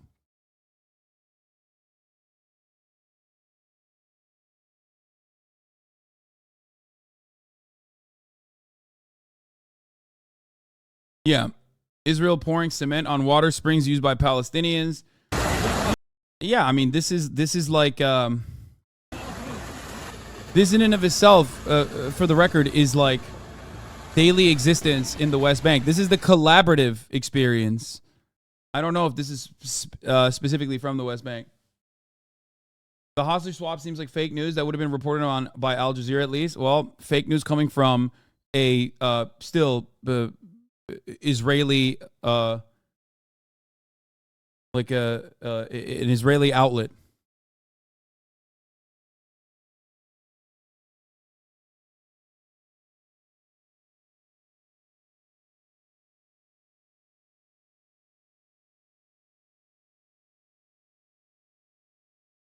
I saw on the news today a guy who lives in Gaza said that Israelis are raping Palestinian women. Yes. Israelis raping Palestinian women is a well-documented part of Israelis' apartheid apparatus. So that part is not, that part, of course, comes with the territory of humiliation, subjugation, and that part is real. It's just you will never hear about it from those people who are now running with the narrative that like Hamas actually went into Israel, or Palestinians went into Israel specifically to do mass gang rapes or some shit. And I'm not even saying that that is impossible. Of course it's not impossible. It is very possible. A disorganized military apparatus, no rules of engagement whatsoever, very little training, very little resources. It's slated to happen. Okay? It's just that, like, you know, I don't know. I haven't, like, even the people that say that this is definitely something that happened, like Noah Opinion was like running with that. And when someone questioned him, when it was like, where did you get this information from? Like, I'm genuinely trying to find out. He was like, oh, well, I actually don't know. I saw a video and it looked like it was maybe someone was raped in the video. Which is like, that's insane. Like, what the fuck? There are miles between mass gang rape is occurring inside of the Israeli borders in the hands of like the Palestinian roving gangs of Muslims that are engaging in like gang rape and and oh, I saw a video and it looked like it might have happened beforehand. It's always like battling hypotheticals.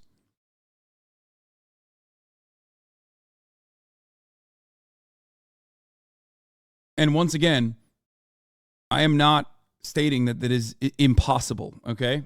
It is certainly possible. Mohammed Al-Kurd interviewed with the LBC. Boris Johnson's sister interviewed me today. Jesus Christ, dude. Situation of lose-lose, for her, which has been obtaining for far too long, for decades, really since the inception of the State of Israel, because the security situation for Israelis isn't great. The security situation and the conditions for Palestinians in occupied territories is acknowledged to be terrible. So how can lose-lose ever become win-win? Is there ever a situation that you envisage? It's certainly not. It's certainly not lose. Let's start here. It's certainly not a lose-lose situation. There is one population that lives under a system which has been deemed by many global human rights organizations as a system of apartheid.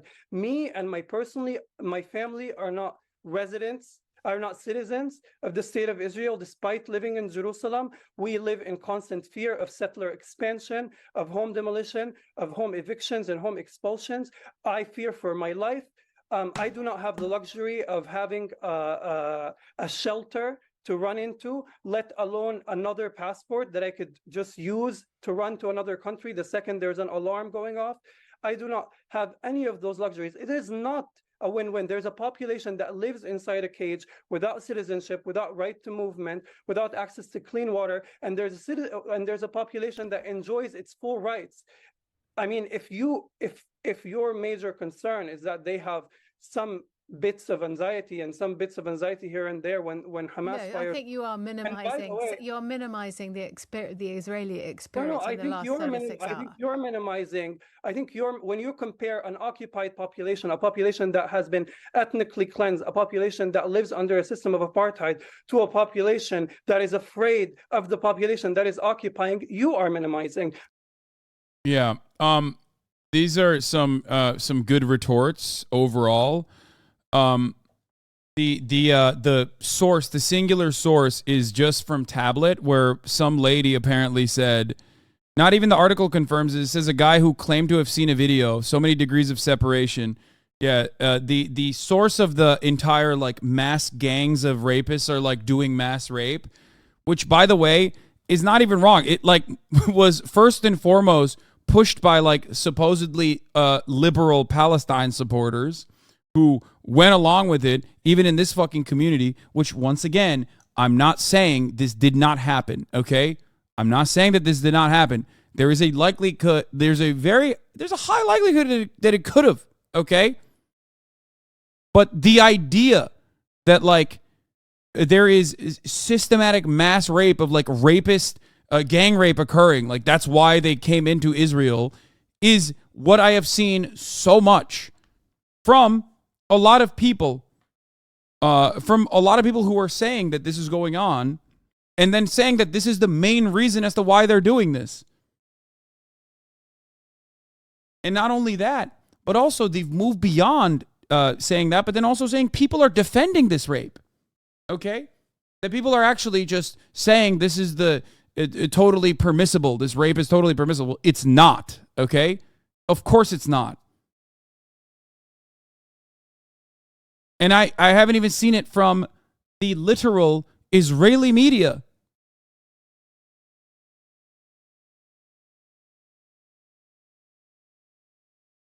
It's extremely reminiscent of the 2017 Swedish propaganda about Muslim rape gangs. It usually shows that Western Islamophobia never went anywhere. Yes, that is a very, I mean, that's the classic fucking thing.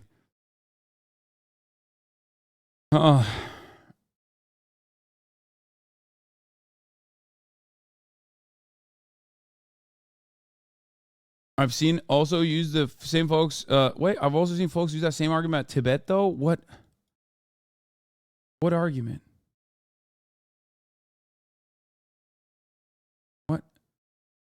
What are you talking about, brother? are so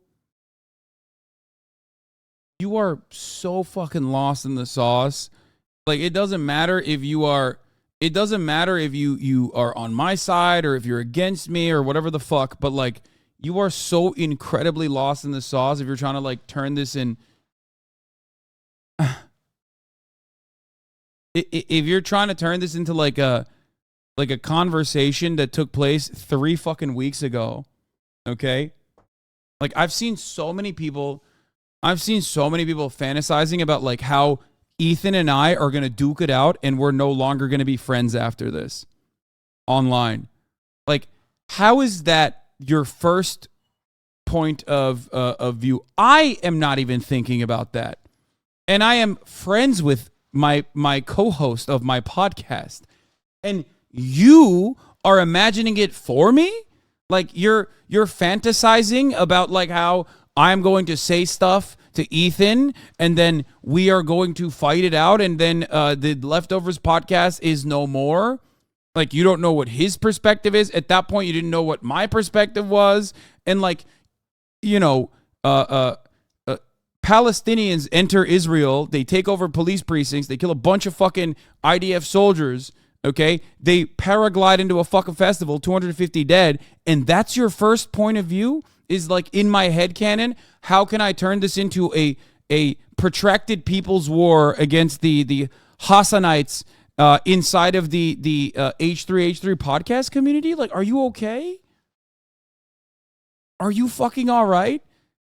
Have you also even looked at what Ethan's perspective is on the matter? I mean, I don't know what his current opinion is, but he is significantly more progressive on Israel than the overwhelming majority of freaks that are fucking launching psychopathic fucking takes.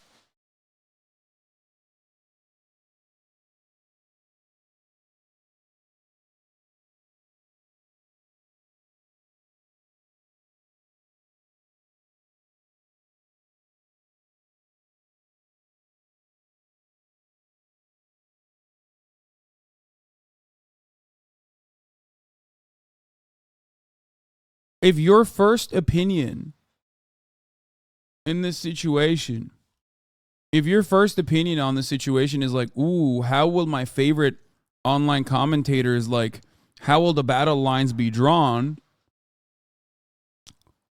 You're crazy. You don't care about like you don't care about the actual indignity on the ground.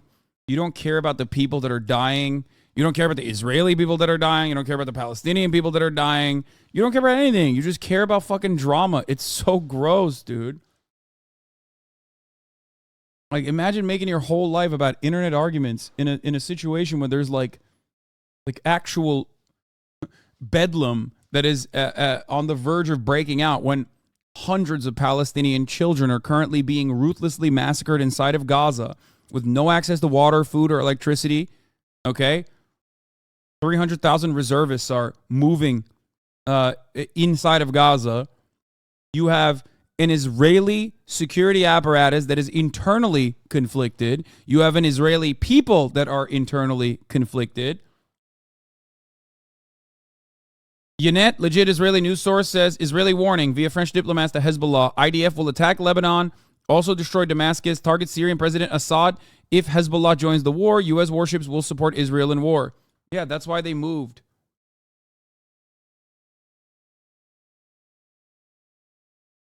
Was this the cinema you were talking about? Yes, this is Sderot Cinema. 9 years ago, this photo was taken of Israelis cheering in the massacres of Palestinians in Gaza in real time. Gaza was under blockade then and has remained under blockade since. Some described it as the best reality show in town. Others said it is better than the World Cup. This was called Sderot Cinema, where people would go on top of the hilltops in Sderot, an area that was actually one of the towns that was invaded, okay, by Palestinians in this last bout. Israelis bringing up chairs to hilltops in Sderot to watch the latest from Gaza, clapping when blasts are heard.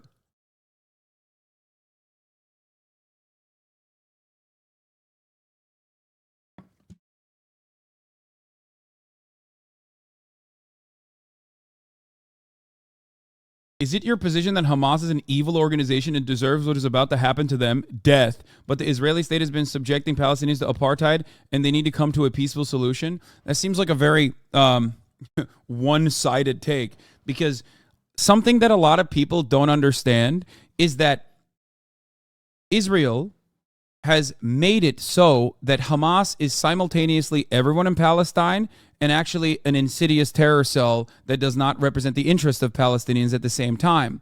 But I don't care about that. What I care about is what Israel does to Palestinians. They use that. They use the Israel as a right to retaliate, and Americans actually fucking push for that as well and say Israel has a right to retaliate, and then they're just basically opening up the floodgates of slow genocide. And that's precisely what's happening. That's insane, dude.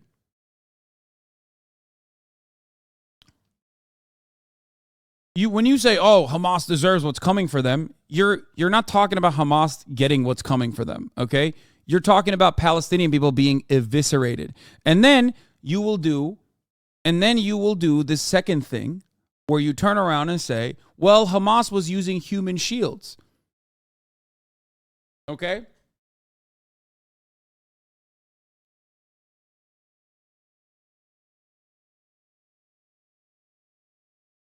Anyone who wants to thwart the establishment of a Palestinian state has to support bolstering Hamas and transferring money to Hamas, Netanyahu told his Likud party's Knesset members in March 2019. This is part of our strategy. Yeah.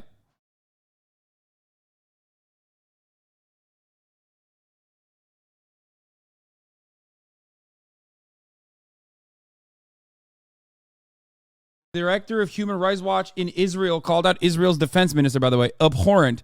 This is a call to commit a war crime by Yoav Gallant. The International Criminal Court should take note. Defense Minister Gallant's statements are abhorrent. Depriving the population in an occupied territory of food and electricity is collective punishment, which is a war crime, as is using starvation as a weapon of war. The International Criminal Court should take note of this call to commit a war crime. They will not. They will never. They will always turn a blind eye to the realities. They have always turned a blind eye to the realities. Okay? This has never changed. The International Criminal Court will never do anything. The UN every fucking year will go, no, Israel, stop doing this apartheid shit. Stop fucking killing people in the West Bank. That's not your territory. And Israel and defenders of Israel, the ultra-nationalists, the Zionists, the ultra-Zionists will go, whoa, the UN is so anti-Semitic. I can't believe they keep saying we shouldn't do this. They have no power, by the way. It's not like the UN can do anything. They got no veto power because the one country that it's designed around is also fully in support of Israel doing whatever the fuck it wants. But then they go, oh, you guys are being so anti-Semitic to us. What the fuck? Why do you care about us? It's like no different than what they do with Saudi Arabia, okay, at this point. Oh, Saudi Arabia, don't do a genocide in Yemen. Come on now. That's kind of fucked up. Knock it off. Knock it off. And then what happens? Nothing happens. Saudi Arabia doesn't even go around saying this is Islamophobic, by the way.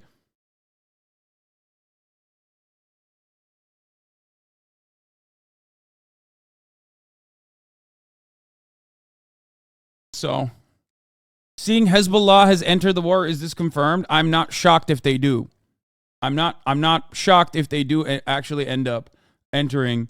Like I said, this is, I think, the real reason why both the Israeli security, the IDF spokesperson, and the American State Department said, oh no, Iran is not involved in this attack, specifically was because they did not want to draw Iran into it, because I have never heard either of these institutions not blame Iran for shit that Iran isn't even doing. Half the time Iran is doing shit, but even when they're not doing shit, they always blame Iran. So the fact that this time around they're saying Iran is not responsible and only Wall Street Journal is saying Iran is responsible is fucking nuts. It's scary, and I think that it is by design, it is deliberate. I think that the reason is possibly because they don't want to draw Iran into the conflict, or at least like take their sweet time before Iran is drawn into the conflict. IDF Hezbollah exchanged fire on the northern border as a nation told the gird for emergency. Tension spike on the Lebanese border and battles persist in the south. Death toll rises to 900. Army reissues advice on stocking up on supplies, sparking reported run on goods. Which is, by the way, do you think Egypt actually knew and tried to tell Israel? We are going to look at that right now.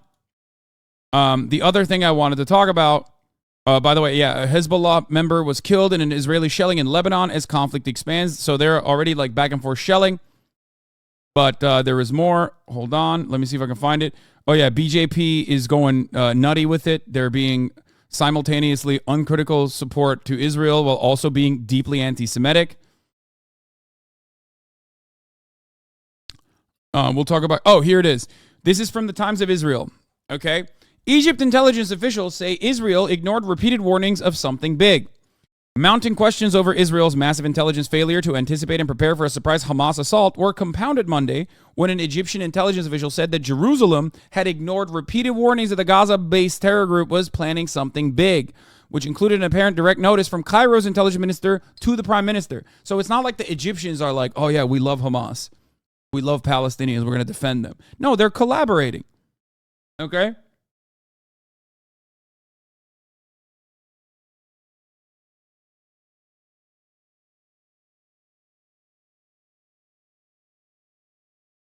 The Egyptian official said Egypt, which often serves as a mediator between Israel and Hamas, had spoken repeatedly with the Israelis about something big without elaborating.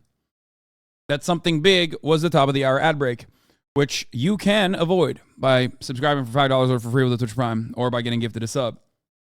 It might not be worth anything, but the IDF dismissed this claim. Yeah. The IDF both dismissed this claim, but also simultaneously are saying Iran is not responsible. So there's a lot of mixed messages that are coming out of the IDF currently, especially when we know that there is internal conflict within the Israeli security apparatus between certain members of the security apparatus being like, you have to literally not move fucking troops in the West Bank. You have to stop killing Palestinians in the West Bank because you're literally causing more chaos and forcing the hands of Palestinians to violently retaliate. It is going to become a security flaw for us. Okay, here's the 3-minute ad break now.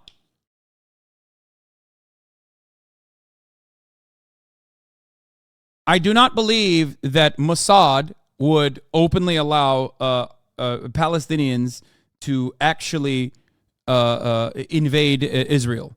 I don't believe that. There's no fucking way. Especially because if they want to galvanize the population, if they want them to like start getting even more mad, and they, let's say, supposedly have the interest in doing that by allowing like a terror attack to happen on Israeli soil, there's a much better way to do that without looking like fucking assholes, looking like you got caught with your pants down. Okay? How do you do that? You just let like one bomb explode and Hamas to take credit for it in like a crowded area of Israel where a bunch of Israeli Jews died. You know what I mean? You could just do that without having a bunch of your military commanders fucking dying and a bunch of precincts in the southern part of Israel remain captive to Palestinian forces. So no shot would they ever allow this to happen, because this move, this incursion has destroyed the security state, the level of comfort that Israelis felt, okay? Yes, Hamas throws rockets all the fucking time. And yet, there is a difference between feeling secure inside of your own borders when you can go to a fucking shelter, okay? And knowing full well that like the collateral damage would be minimized by one of the best well-guarded fucking apartheid states on the planet, okay? Versus your entire understanding of security being shattered when Palestinian forces penetrate through the border and are literally on the streets killing fucking civilians.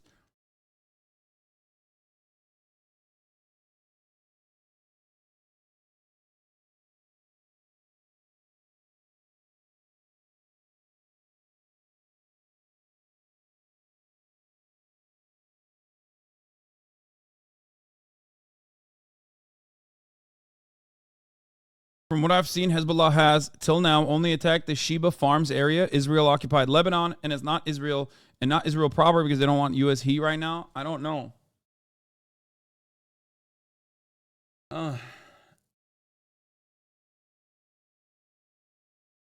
Biden has also made a statement on American citizens that have been captured or killed. President Biden says 11 Americans have been killed in the Hamas attack on Israel. We also know that American citizens still remain unaccounted for, and we are working with the Israeli officials to obtain more information as to their whereabouts. While we are still working to confirm, we believe it is likely that American citizens may have been among those being held by Hamas. I have directed my team to work with their Israeli counterparts on every aspect of the hostage crisis, including sharing intelligence and deploying experts.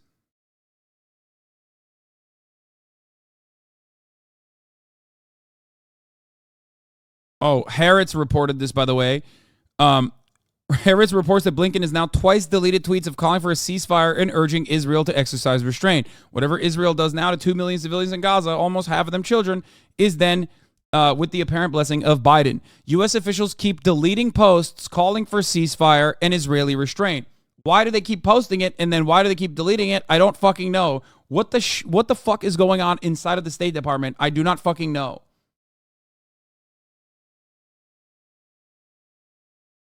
Is there anything you can do to help Palestine? You have the Palestinian Children's Relief Fund, and you also have the other Palestinian charity operating out of UK. But ultimately, there's not really much you can do in this immediate moment. Like there's literally nothing you can do. A lot of Palestinian charities, Palestinian Medical Aid is the UK one. They're both good. They most likely will be blocked. They often do get blocked. And there's not really too much you can do in general. Look at this. Look, you're talking about Palestinian Children's Relief Fund, and motherfuckers are still going, avoid donating to Hamas. Like, it's so Jover. It's never been more Jover than it has been before. You know what I mean? Like, yeah, dude, you're right.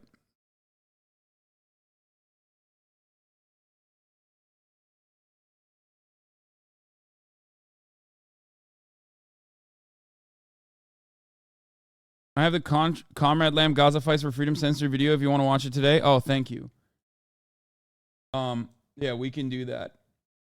But there's too much to cover on the ongoing issues, so I don't want to like go into that and dive into that. Also, when people ask why so many people support Israel, is because they only see this shit. YouTube ads made by Israel, brother. War against Israel. Armed Hamas terrorists infiltrated into Israel via a ground invasion and started going door to door slaughtering innocent Israelis. Hundreds of Israeli civilians, including children and women, have been killed or injured, and Israeli hostages have been taken.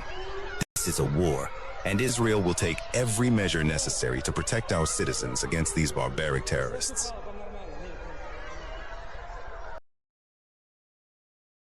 This is so unserious. Brother, it's full-scale propaganda war, too. Wrong. They didn't say Islamist terrorists, poof, amateurs, because they also recognize that this is a coalition of Palestinians and not simply Hamas, which is a fundamental fact that many people on the supposedly liberal, radical, pro-Palestinian side are refusing to come to terms with. Okay?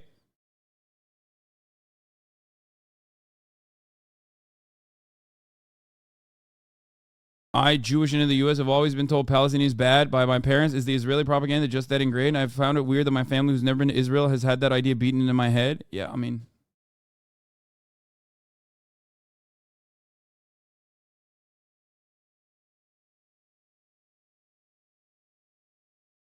Yeah, they use the Palestinian flag colors on purpose. Do you think the use of Hamas is calculated versus saying Palestinian? I'm pretty dumb. The Israeli state makes no distinction between Hamas and Palestinians in the way that they fucking operate, okay? They don't. And after doing that for years and years and years, while also simultaneously fucking destroying the supposedly secular and peaceful coexistence project within the PLO, within the West Bank, Palestinians also recognize Hamas as the only militant way to push back against the Israeli apartheid state. That is precisely the reason why the popularity of Hamas has gone up over the years. A similar thing has happened with the Taliban in Afghanistan. Okay? So at this point, the distinction or trying to parse through is ridiculous. Like, trying to parse through is not only ridiculous, but also counterproductive. It doesn't matter because the victims are not Hamas only. The victims are always Palestinians, despite the fact that Hamas is an Islamist fundamentalist group that literally was propped up by Israel as a counterweight to secular Marxist emancipatory organizations. Okay? It does not matter what you say about the situation. What matters is how Israel reacts to the situation.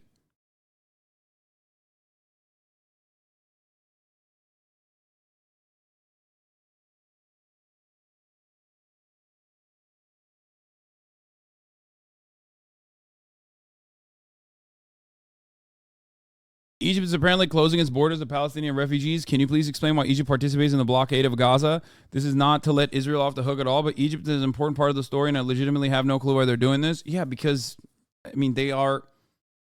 Any state that is an American client state is going to behave in the way that America wants. Why does Palestinians keep rejecting the two-state proposal? Yeah, I don't know, man. Look at the West Bank. Yeah, you're right. Palestinians did vote for Hamas, but look at the West Bank. Does it look like the two-state proposal is looking good right now? You can only have this perspective if you just do not think that, like, the West Bank is being actively partitioned and violently partitioned. And there is a deliberate ethnic cleansing occurring in the West Bank, an ethnic displacement and an ethnic cleansing. So go ahead. Explain to me how you live in this universe where you're like, why do Palestinians keep hitting themselves in the fucking face?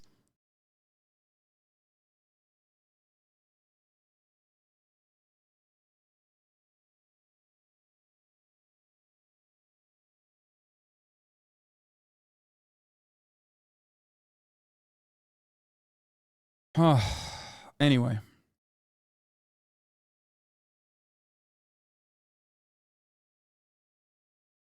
What are the Turks saying in the QRTs? Hasan zaman çok yanlış adam oluyorsun ama helal olsun ne diyeyim. This guy says it's the worst time to say this.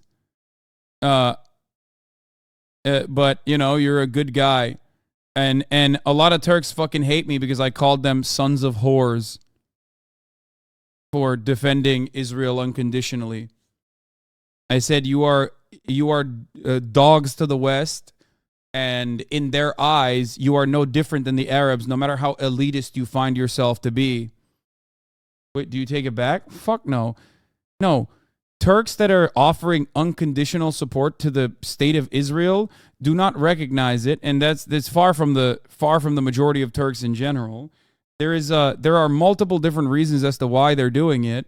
One, because they think like, oh, if we are as servile as we possibly can be, maybe the Western world will make a distinction between us and those yucky Arabs who are backwards, right?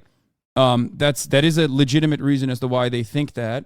There's also a lot of anti-Arab sentiment in Turkey since the Erdogan regime took in more than 6 million, almost 10 million Syrian refugees into the country. So there's so much happening. There's too many different variants. There's also, of course, the comparison that Turkey will make to their treatment of Kurds with respect to like Israel's treatment of Palestinians, which in my opinion is nowhere as bad. Except, I did say the other part. I said they could Mavi Marmara. I said Israel could make Mavi Marmara 100 times in their mother's asshole, and you can't do anything about it. Yeah, I did say that.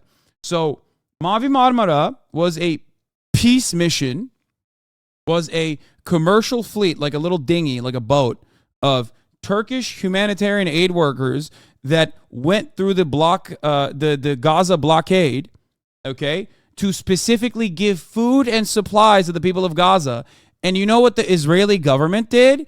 They went in with a attack helicopter and fucking slaughtered them. Okay? Yeah. They went in and fucking slaughtered humanitarian aid workers with like automatic machine guns. They like helicoptered in to this fucking ship.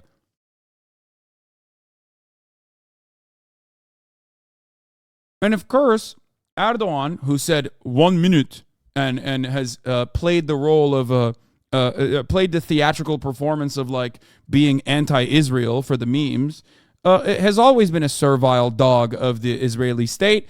Even during that process where there was like a lot of conflict between Turkey and Israel, we were still literally training Israeli pilots in Turkey. We are a NATO nation. We are America's lapdog. And by we, I mean Turkey. Okay? That is the reason why Erdogan maintains his power.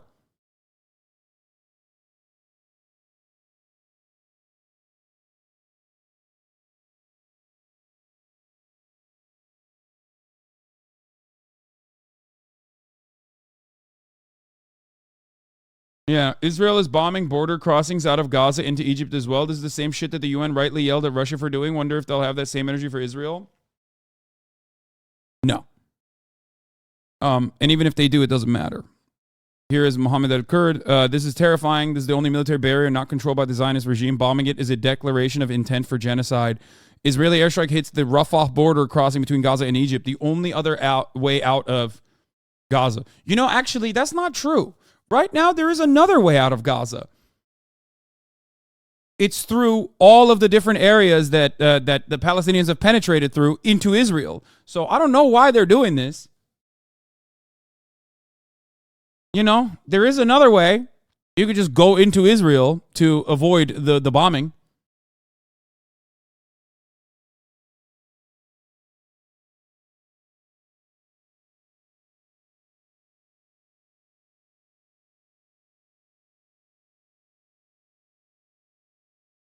Taşak mı geçiyorsun? 100 sene önce Filistinler bizi arkadan bıçakladı. Niye anlatmıyorsun? İngilizlerle beraber. Oh, there's the other historical reference point too. I forgot. Well, I did bring it up. Lawrence of Arabia.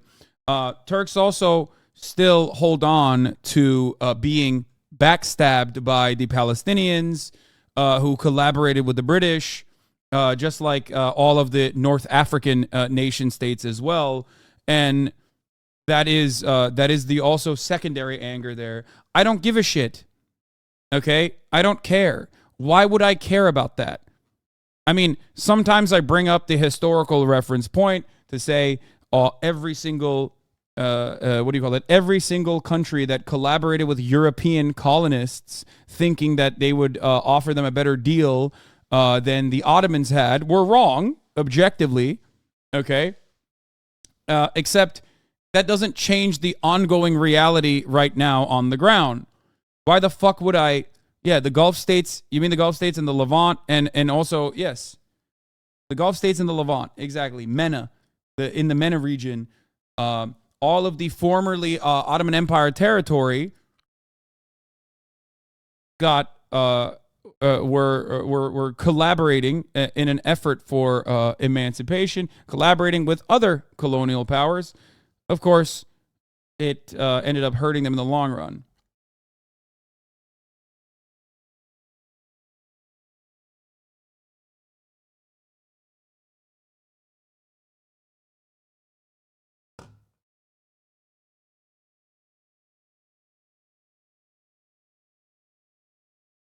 Anyway. And of course, this is not the like, none of the things that I'm mentioning is for all Turks, of course. You know, there are many different opinions. I'm just talking about some of the opinions reflected in the chat.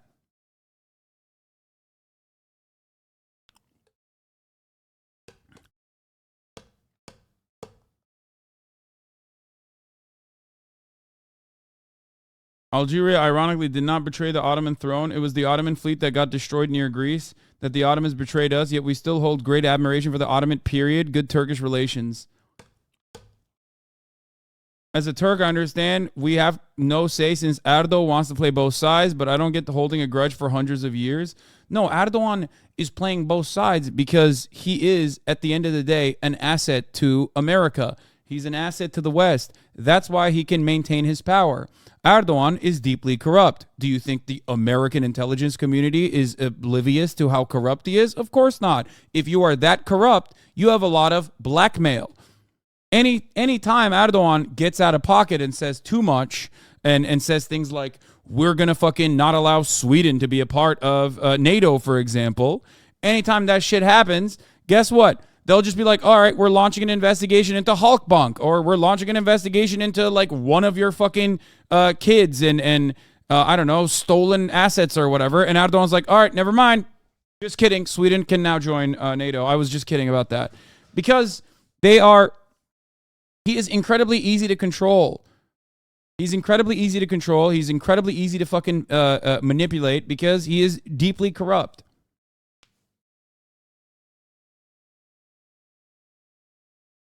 So ultimately, most of what he says is still going to be silly. He's not as bad as like, and I can't believe I'm saying this, he's not as bad as some of the Gulf nations, okay, who are directly just lapdogs. Like they're openly fucking saying, you know, please, sir, I want some more weapons. Like, tell me how high I need to jump. I will jump as high as you want, especially because like there is no even semblance of democracy in many of these American client states. So like they can do whatever the fuck they want, regardless of what the people on the ground want, right? They're doing tricks on it, okay?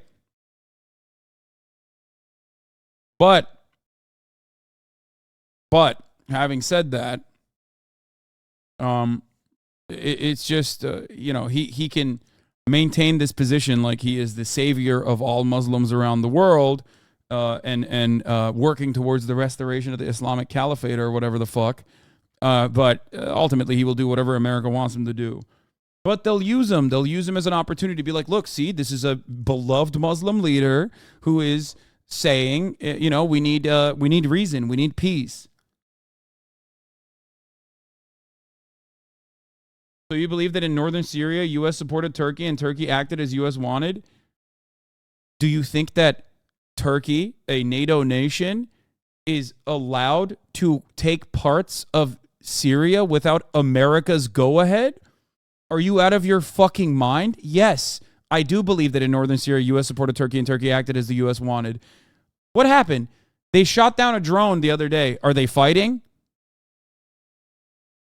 You said, okay, smile. This has got to be a troll, right? Yes, I 100% believe that.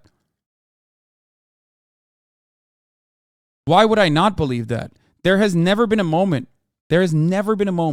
where Americans have not, the American State Department has not dropped the Kurdish militias on a fucking dime over and over again, only to allow them to be fucking ruthlessly executed after training them, militarizing them, and sicking them on whoever they consider to be a problem in the Middle East. Sometimes problems like ISIS which is their own invention, right? You're biased because you're Muslim, right? Israel for the win. You're biased because you're Muslim. No, I'm biased because I believe in emancipation for all peoples. That's my bias.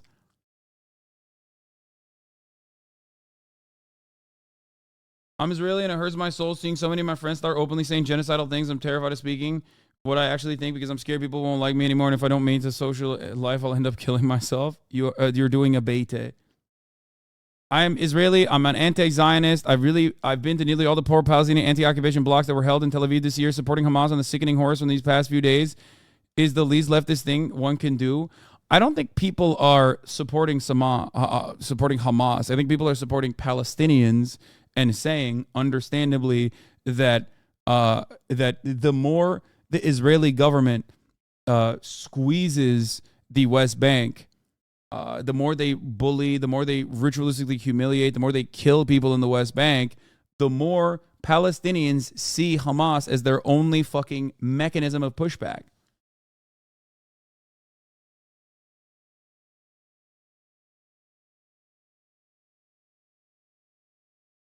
And this is not my perspective either. This is, it seems, the perspective widely shared, maybe not widely shared, but certainly shared by the Israeli security apparatus as well.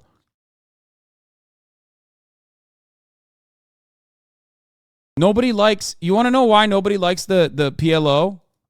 None of the Palestinians like the PLO? Because, and I think many people understand this at this point, PLO is seen as collaborators with the Israeli state that is killing them. Okay? That's it.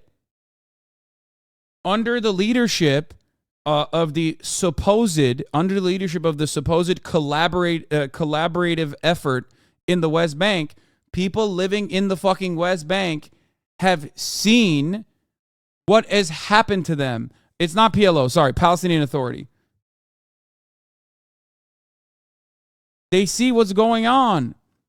They recognize it. They're like, what the fuck? What are you doing? What the fuck are you doing? Our land has been partitioned. Our land has been taken from us. This is a failure, and it is a failure, by the way. So if peaceful collaboration with Israel means West Bank and violently pushing back against Israel means Gaza, then Palestinians are like, okay, well, we have nothing. We have nothing. Try not to suck Israel duck Lamau. What?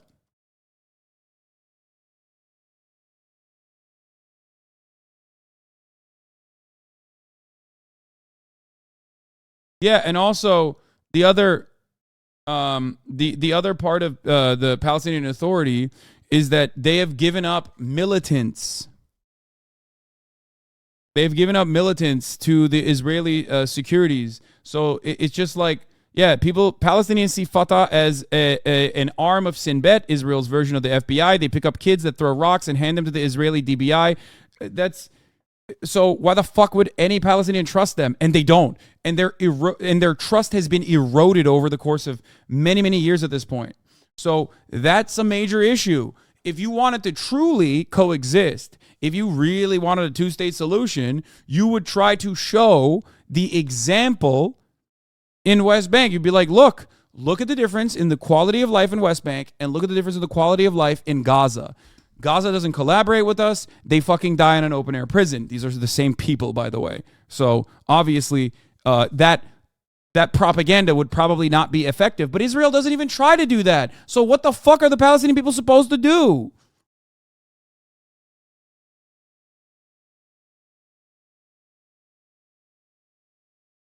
What are they supposed to do? Just die. Just sit back and fucking die so that I, in the Western world, can feel comfortable defending you, okay? Just sit back, take it, fucking die. Most of the time, we won't even cover it, okay? Just die on your hands and fucking knees, and most of the time, we won't even cover it. When we do, we'll go, oh, Israel doing the wrong thing again, right? Oh man, here goes Israel again, engaging in ethnic cleansing and displacement.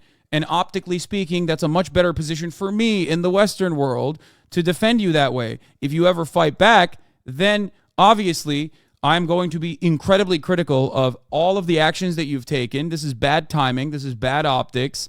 I'm going to tell you you're fucking wrong. I'm going to run with whatever fucking counter narrative is out there so that I can show everyone else in the Western world that, like, I'm still, I'm the most moral guy ever.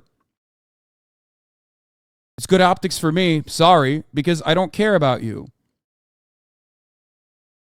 You need to be a perfect victim. You need to be a perfect victim, put down your fucking arms, and die. Okay?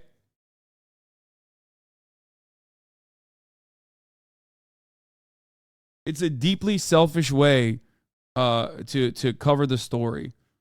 To look at the oppression and the struggle and look at the situation on the ground.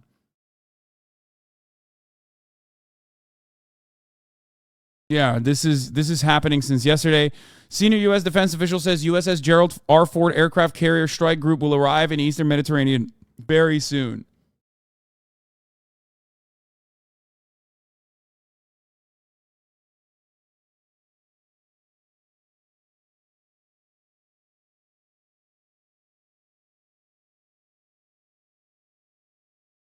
How did things go so awry from the 90s? I feel like the Oslo Accords surely made great strides towards a genuine two-state solution, but ever since Yitzhak Rabin got assassinated, the Israeli got deranged and never recovered.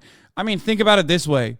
One of the motherfuckers who said, we will find his car and we will assassinate him is currently an incredibly important part of the Israeli coalition. A person who is a Kahanist terrorist is now in power in Israel and is literally supposed to be running the West Bank. Tell me how things got so fucked up. I don't know. Maybe because the mass displacement of Palestinian people never stopped. The ethnic cleansing never stopped. The situation worsened over and over again. All of their fucking socialist leadership and secular leadership was assassinated. Hamas was seen as the perfect counterbalance to said secular leadership because it would be very divisive. Okay?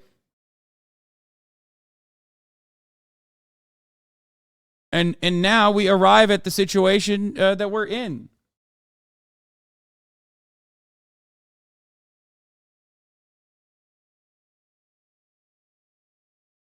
Anyway, ultimately, I don't care.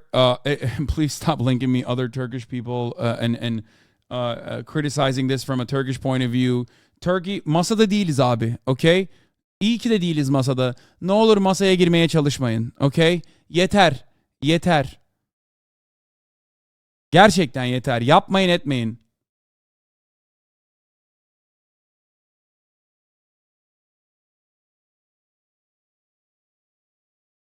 Ya masa götümüze girecek yakında. Evet, aynen öyle. Götünüze girdiği zaman masa anlayacaksınız ne olduğunu. Masa biziz abi. Hayır, burada masa falan yok. Yapmayın etmeyin Allah aşkına.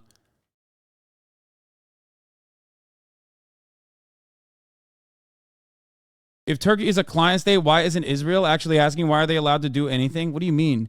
Israel is also a client state. The biggest one. What?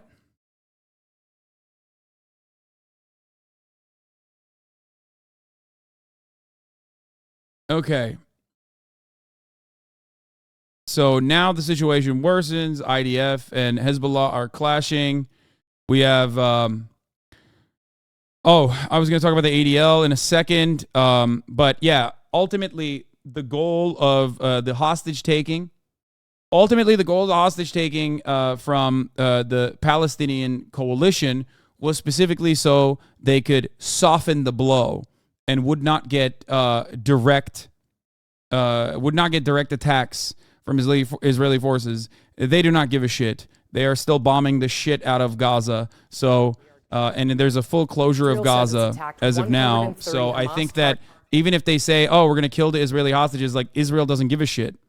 Israel doesn't give a shit at all. Even if you fucking personally execute the hostages at that point, Israel's not stopping its bombing campaign.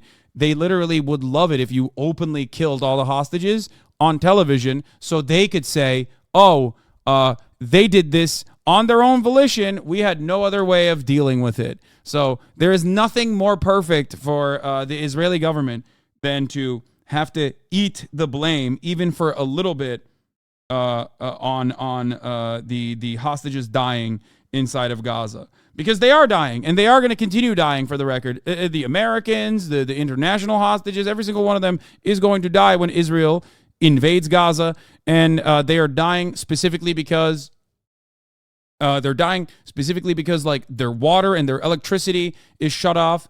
And that was the main goal of the Palestinian coalition, was to say, look, what you do to us, these people will withstand. You don't see us as humans, but you see them as humans. We want to survive this situation. Don't cut off our electricity. Don't cut off our power. And we want to do a fucking hostage swap inevitably, like we have done before. Do not, do not bomb us, because if you bomb us, then your hostages are going to die. Do not cut off our electricity, because if you cut off our electricity and stop giving us food, then your hostages won't get food. Okay? And Israel was like, yeah, dog, nah, we don't give a fuck. Those guys are dead already. Targets with dozens of planes over the course of the last 3 hours as a devastatingly bloody war has erupted. The Israeli defense minister says he's given the order to begin a, quote, complete siege 3 days after Hamas launched an attack by land, air, and sea.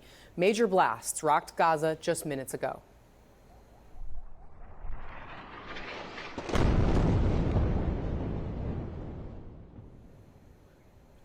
Israeli airstrikes raining down on the Palestinian enclave. This days after the coordinated attack by Hamas. Israel says Islamist militants killed 700 people. The Israeli response to this weekend's attack also coming on the ground. Heavy armor and troops have been moving south. But any ground offensive will be complicated by Hamas and its allies holding hostages. The Islamist militants in Gaza claim to be holding more than 100 captives. And that's on top of Palestinian civilians on the ground who will likely be caught up in any fighting. Palestinian officials say more than 500 people have already been killed in Israeli strikes. All this as rocket fire from Gaza continues. Many of the rockets have been intercepted, but some have landed in Israeli territory. You can see the damage here where charred vehicles litter this street in southern Israel. And it's not just the south. There are growing concerns Lebanese militant group Hezbollah will enter the conflict and threaten Israel's northern frontier. Israel says it's already killed armed suspects who entered from the Lebanese side. And it says its helicopters are striking inside Lebanese territory. UN forces have reported explosions near a town on the Lebanese side of the border. For the latest, CNN's Becky Anderson is live in Tel Aviv, Israel. Becky, how have things been unfolding? You and I last spoke around 5 a.m. Eastern time. Quite a lot has happened since. Yeah, this is central Israel. I've got line of sight down the road towards Gaza from here, about 50 miles, and I've got line of sight towards northern Israel here, the Lebanese. Oh, also, I did see the fucking, what's her face? The CNN lady, like ducking and covering under Hamas, under a barrage of Hamas missiles. Wonder why they're doing it from the Israeli side. Wonder why the coverage doesn't exist on the Gazan side. Yeah, Clarissa Ward is on the ground, terrified of the Hamas rocket fire that's coming in. And it's odd because she's not in the... Why is she not on the Gazan side? You say she's not allowed in there? That's not true. That's 1,000,000% not true. If you asked Hamas right now, directly went to Hamas and were like, would you like one additional American to be here? Why do you think they got the hostages, dumbass? They would love for journalists to fucking cover the situation on the ground from the Gazan side. Palestinians would love for the journalists to cover the situation from the Gaza side. Why is Associated Press allowed inside of Gaza? Why is Al Jazeera allowed inside of Gaza? You just made that up. You just made that up. The reason why American journalists are having a hard time getting into Gaza or don't want to go into Gaza, don't say why would they risk being a hostage. That's fucking bullshit too. Clarissa Ward herself has interviewed Hamas before. Suck my dick. You do not know anything. These people want to let their message be known. So why the fuck would they kill the journalist? That's what the Israeli side does. Okay? The real reason why they do not want to go to Gaza is because they don't want to get killed. Okay? That's it. They don't want to get killed by IDF missiles, bitch. That's the real reason. Get the fuck out of here. Yeah, they don't want to get killed, not by Hamas. They don't want to get killed by Israel, dummy. That's the real reason. Historically, do they ever report from the Gaza side? Of course they do. Of course. They've also, like, literally met with different coalition leaders in the past. Like, they've sat down and talked to people, and people always get confused. They're like, what the fuck? Like, what? Clarissa Ward interviewing ISIS and Al-Qaeda? Like, yeah, no shit, dude. These guys, like, look. It is not a secret that I am not fond of ISIS or Al-Qaeda, unless you're like a psychopathic reactionary who thinks like I love Al-Qaeda or some shit, okay? But at least I still understand that they have goals, okay? As a unit, as an organization, they have goals. They're not simply doing inhumane, bloodthirsty, psychopathic violence for the sake of violence. As a terror cell, they have a goal in getting a message across. So in that situation, who gets your message across? Journalists, okay? Border, and we are in central Israel, as I said, in Tel Aviv. Israel kills journalists? Examples? No way, dog. Okay, I'm going to say this is good faith, okay? I'm going to go ahead and say that this is good faith. It has to be, I hope. I mean, some people are. Wait, what do you mean some people are?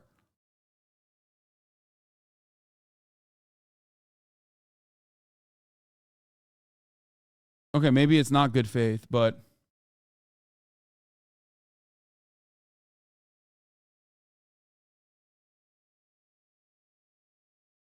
Yeah, this was... Yeah, Israeli occupation forces bombed the home of colleague Tamer al-Mashad in Gaza, presenter of What is Hidden is Greater program of Al Jazeera. We saw him yesterday.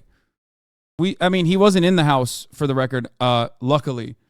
But, like, do you think Hamas was there? Or do you think they know exactly where all the journalists live and they bombed the shit out of it anyway? I mean, they bombed the Associated Press building, guys. What are we talking about? Ne yapıyorsun lan? Amına kodumun FETÖ'cüsü. Senin ananın amını sikerim. FETÖ'cü diyor bana, geri zekalı. Is it literally because I'm Irish that I remember the U.S. citizen journalist that the IDF murdered and then beat the funeral attendees? Yes, that's why you know. Yeah, dude. Israel literally destroyed the Associated Press office in Gaza and then said, sorry, Hamas was there. Like, this also had multiple other journalistic outlets in there. Yeah, dude, all the journalists were collaborating with Hamas. Get the fuck out of here.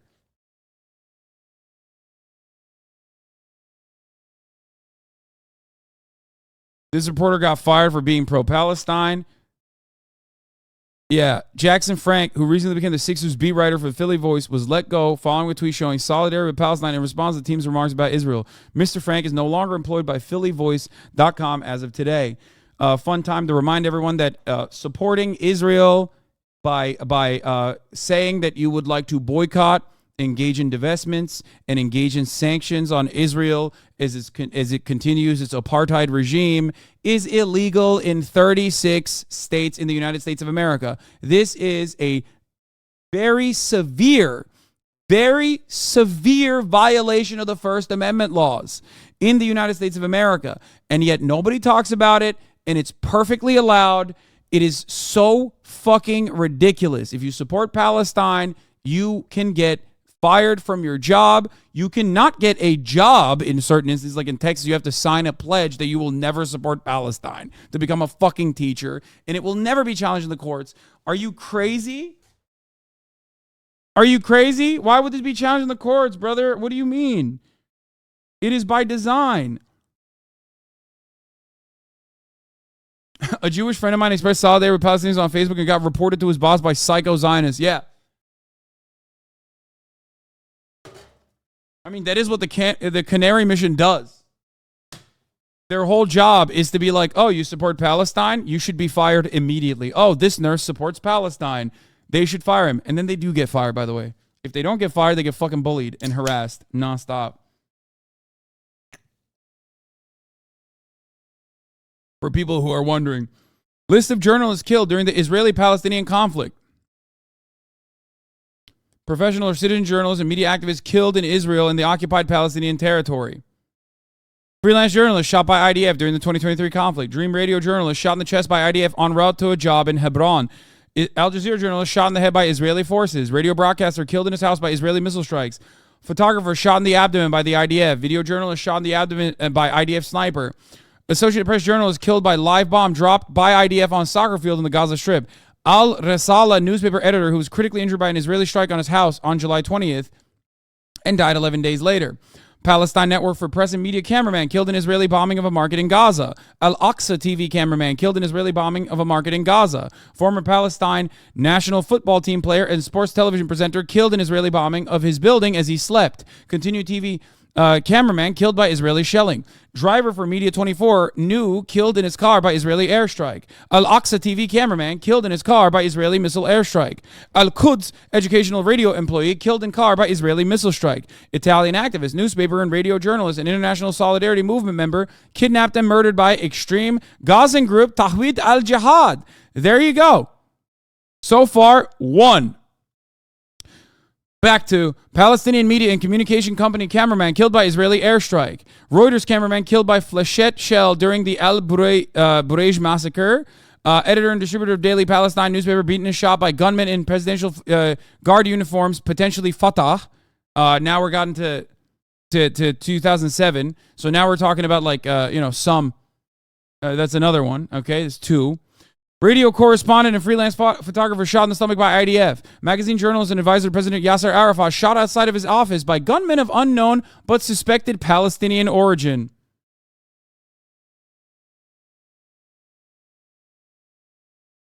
Documentary filmmaker shot in the neck by IDF. Freelance photographer shot in the head by IDF. Voice of Palestine radio host shot in the head by IDF sniper during the protest against the siege of Palestinian National Authority headquarters. Freelance photographer shot in the leg by IDF. Freelance photographer shot 6 times in the chest by IDF. Najah press office and Islam Online reporter killed in Israeli bombing of Palestinian Center for Studies in Media. Kuwait news agency correspondent killed in Israeli bombing of Palestinian Center for Studies in Media. Wafa reporter killed in explosion of unknown origin. So, and this is before we get to the professional or citizen journalist, media activists killed outside of Israel and the occupied territory. So, do you guys understand the situation? Do you understand the situation a little bit better? Do you get what's going on there?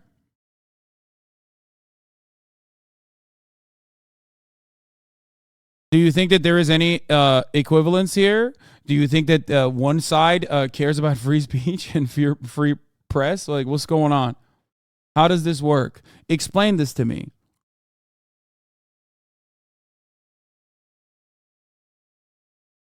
Explain this to me. Damn, if Hamas dresses journalists, the IDF don't miss. This is part of the reason why people have been incredibly... My bro, you literally have people in here saying they were marked as journalists after they died for martyrdom purposes. I swear to God, this chat gives me brainworms. Yes, all secret agents of Hamas. Hamas is in every fucking shadow. It's in every corner until it literally does become the truth, for the record. Now, one thing you need to understand. One thing you need to understand here, okay? There is an asymmetry to the violence, of course, because one is a colonial apartheid state. The other is militias formed out of the rubbles of the victims of said colonial apartheid state.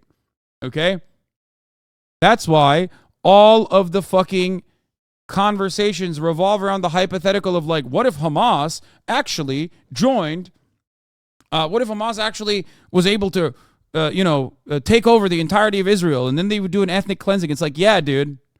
Yeah, exactly. Except if Palestinians had full control over historic Palestine, Hamas would not be the major fucking power player, because Hamas only exists and has life breath into it, specifically because of Israel's endless occupation and blood and soil conquest. Okay?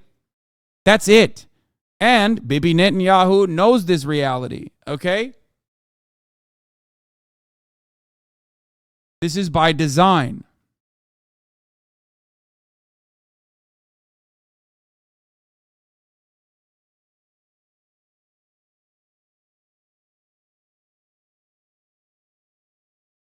And of course, in the Western world, people are playing their own fucking McCarthyist agenda by saying anyone that pushes for the emancipation of Palestinian peoples, anyone that says Palestinians are human beings, is treated like they're saying that they're Hamas operatives. They love Hamas. They want to hug and kiss Hamas, and and that there is no nuance in the situation. Israel is, once again, blameless, even though they keep doing it over and over again, even though their own internal FBI is saying, bro, stop fucking squeezing the West Bank. You are breathing fire into Hamas by doing so.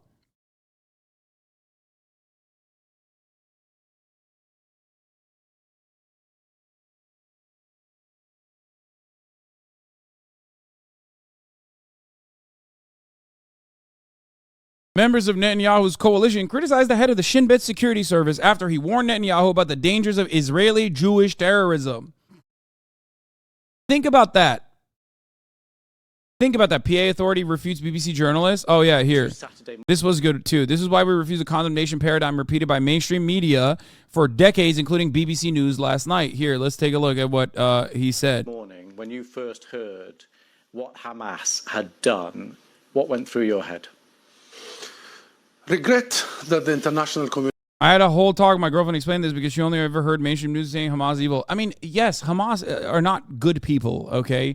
I can't speak to the government authorities, but yes, Hamas is a fundamentalist Islamist group, okay? They are a cutout of the Muslim Brotherhood. It's not like they are good people at all. Okay? But if given any kind of opportunity, I don't think the people of Palestine would say that they choose to be they choose Hamas for their own liberators. It is just who they have left. It's all the Palestinians have. It's like if you reduced Ukraine after colonizing it, you reduced Ukraine to no other formation, no other coalition but the Azov Brigade, and then that is all the Ukrainians had to defend themselves. And then they were like, well, you know, these are Nazis, gotta fucking rid them and destroy the remaining parts of Ukraine. Now, obviously, that's an unimaginable circumstance because Ukraine is a nation state and is also backed by the entirety of the Western world. Okay? And in that circumstance, it would be understandable if the people of Ukraine was not a proper nation state with a standing military and we're getting like endless amounts of munitions from Western nations, okay? And instead they were reduced to nothing and were under complete Russian control and were trapped in an open-air prison on the one side, and on the other side, you had like Ukrainians collaborating with the Russian authorities, and then were engaging in mass expulsions, okay, and did all of this shit. And the only remaining forces that were fighting for Ukrainian emancipation were fucking the Azov Battalion. Then the situation would be understandable. This is precisely the reason why I said from the jump that Russia's invasion, okay, saying Ukraine is a nation state isn't accurate, but they are a state unlike Palestine, which is your point. No, it is accurate. What do you mean? It is a fucking nation state. Constantly at the grips of either being in the Western sphere of influence or the Russian sphere of influence. That's not, what do you mean? There's no such thing as, I know Israeli propagandists are in here saying there's no such thing as historic Palestine, by the way. They are a cutout of the collapsed Ottoman Empire. Yeah, that's crazy. So I guess they don't deserve to live there. You're right. They should be fucking wiped out and ethnically cleansed. Got it. Thank you. No, people do not have the opportunity to have like any sort of post-colonial struggle there. No need for emancipation. You're right. You got it, dude. Thanks, man. That's a great take, dude. They should just fucking execute everyone there. Oh, wait, they literally did that in the Nakba and then engaged in mass purges as well. But hey, hold on. The British and Zionist brigades that did that, apparently, before they engaged in like mass rapes, for example, and all that systematic displacement, endless bloodshed, they gave away pamphlets saying, hey, we're coming for you. Good take. Yes, this is the question. Do you think the violence the ANC committed in the fight against apartheid was the problem, or do you think apartheid was the problem? That's it. Do you think the worst issue is violence committed in the emancipatory struggle against apartheid or the apartheid? Which one is more violent? Which one?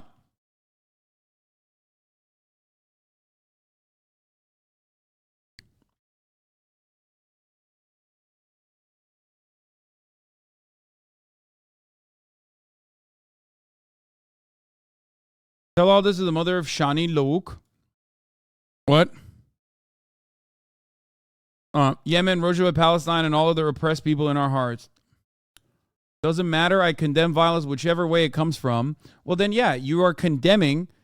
If you are standing in a neutral position against horrific, historic amounts of violence, like the continuation of an apartheid state, then you are siding with the apartheid state. Like, taking a centrist position in that regard is saying, that's great. No, apartheid is good and it should continue.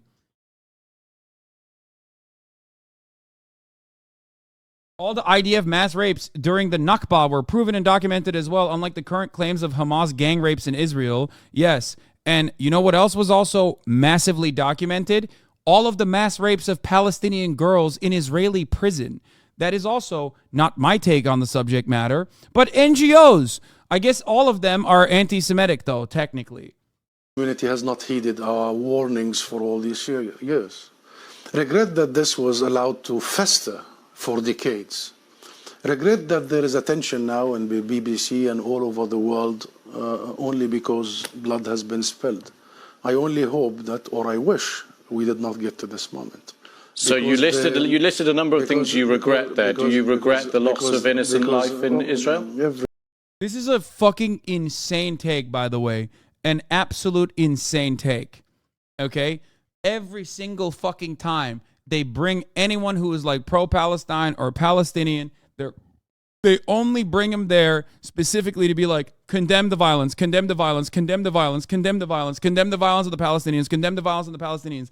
I have never seen in all of my life bringing up an Israeli politician, okay, onto Western media, sitting their fucking ass down and going, do you fucking condone your snipers shooting children? Never. Never. That has never happened. It will never happen. It will never happen.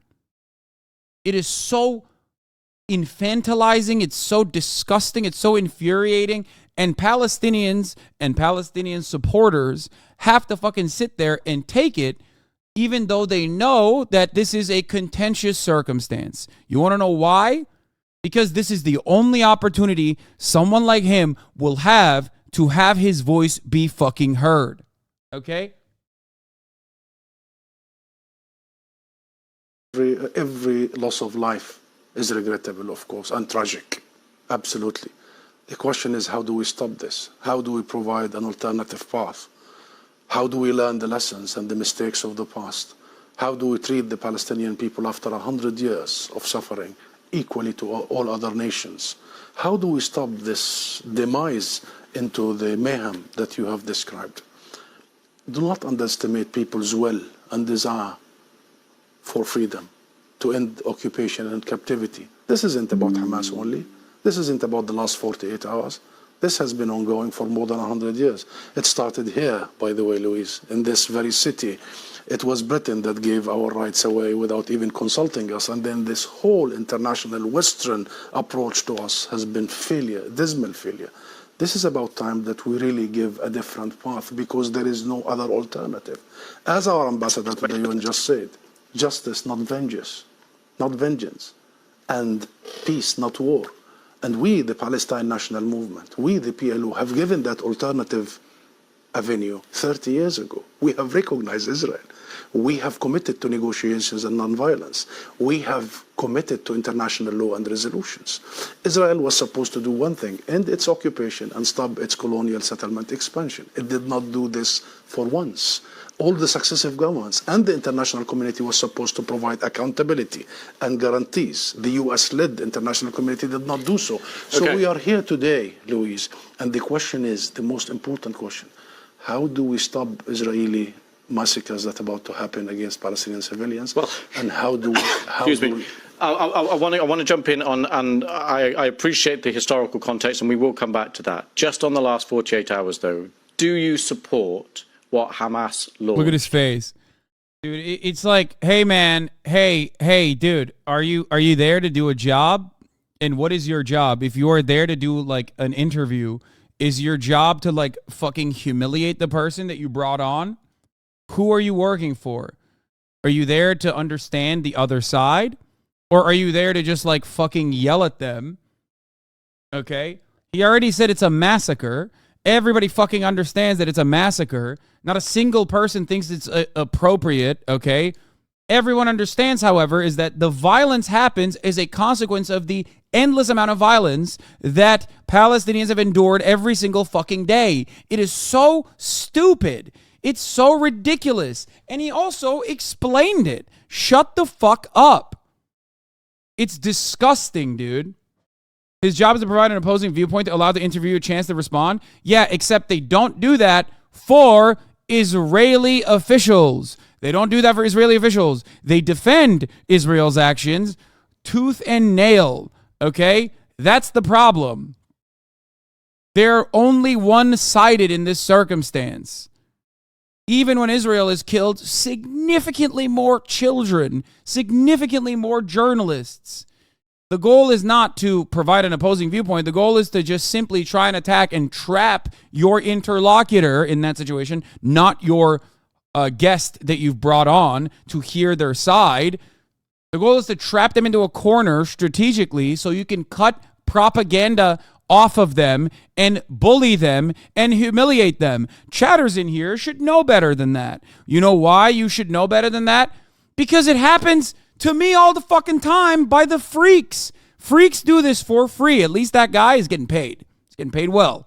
Freaks in here do that for free. They come in here, they bait me, and they wait for a fucking response. And then when I give it to them, even if there is a longer, more elaborate way to respond to it, they fucking clip the shorter period, and then they pump it on fucking Twitter for free. They do it for free. That is the saddest part about their existence, in my opinion. They ride the dick for fucking free. Now,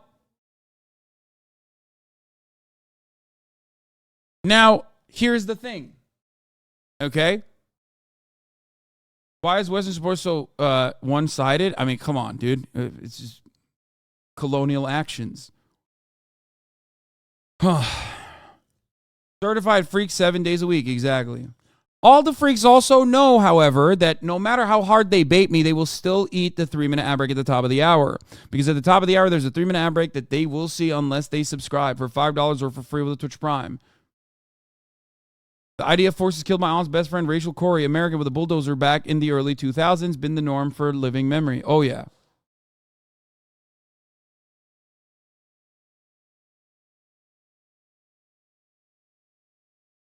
What is the motive for Hamas? Is it ending in apartheid or is it taking a piece of land? Genuine question. I don't know what the exact motives of Hamas are, but I know the Palestinian motive is to, in the short term, stop the brutality.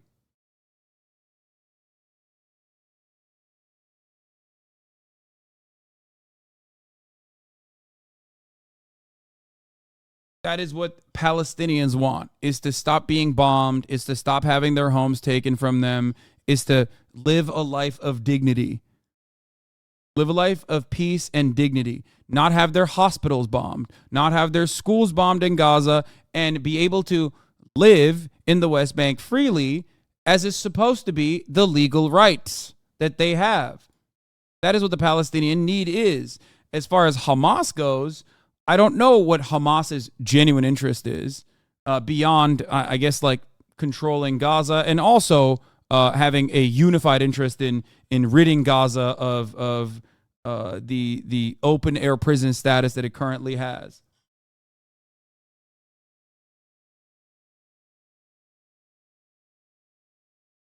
I am serious, yes. Do I think Hamas will be able to achieve that? I don't know. It is entirely in the hands of Israel. Israel has the opportunity and has had the opportunity time and time again to collaborate with Palestinian officials and treat them with dignity and humanity and treat the Palestinian people in the West Bank with dignity, and yet they have consistently engaged in ethnic displacement. So tell me why or how Palestinians are supposed to struggle. And let me use another example here. Okay? Let me use another example here. People get so mad at the violent ways in which Palestinians have reacted to their circumstances. Okay? Which is, you know, maybe you are genuinely a humanitarian and across the board you don't think that violence is permissible in any circumstance whatsoever. Okay? Fine. But if that's the case, then why is every American currently losing their fucking mind? Every American politician is losing their mind that Americans are exercising their First Amendment rights to support Palestinian liberation, Palestinian emancipation, which would literally help the Israeli security in and of itself. So why is it? So which way does the Western man go? Which way does the Palestinian go? They get yelled at if they are peacefully protesting. They get shot by sniper rifle if they're peacefully protesting. They get shot all the time for just existing in the vicinity of an Israeli settler in the West Bank. They get bombed for being born on the other side of a border wall. And then even if they do protests saying Palestinians are human, they deserve dignity, they deserve to be free, people still yell. So what is it? Is there a permissible way to defend Palestinians that people will say, you know, that's actually appropriate? I will allow that. Go ahead, please. Shackle us that want to defend Palestinians. Go ahead. Explain to us what the boundaries are. Is there any legally permissible way of defending Palestinian dignity and Palestinian lives that anyone will ever think is appropriate?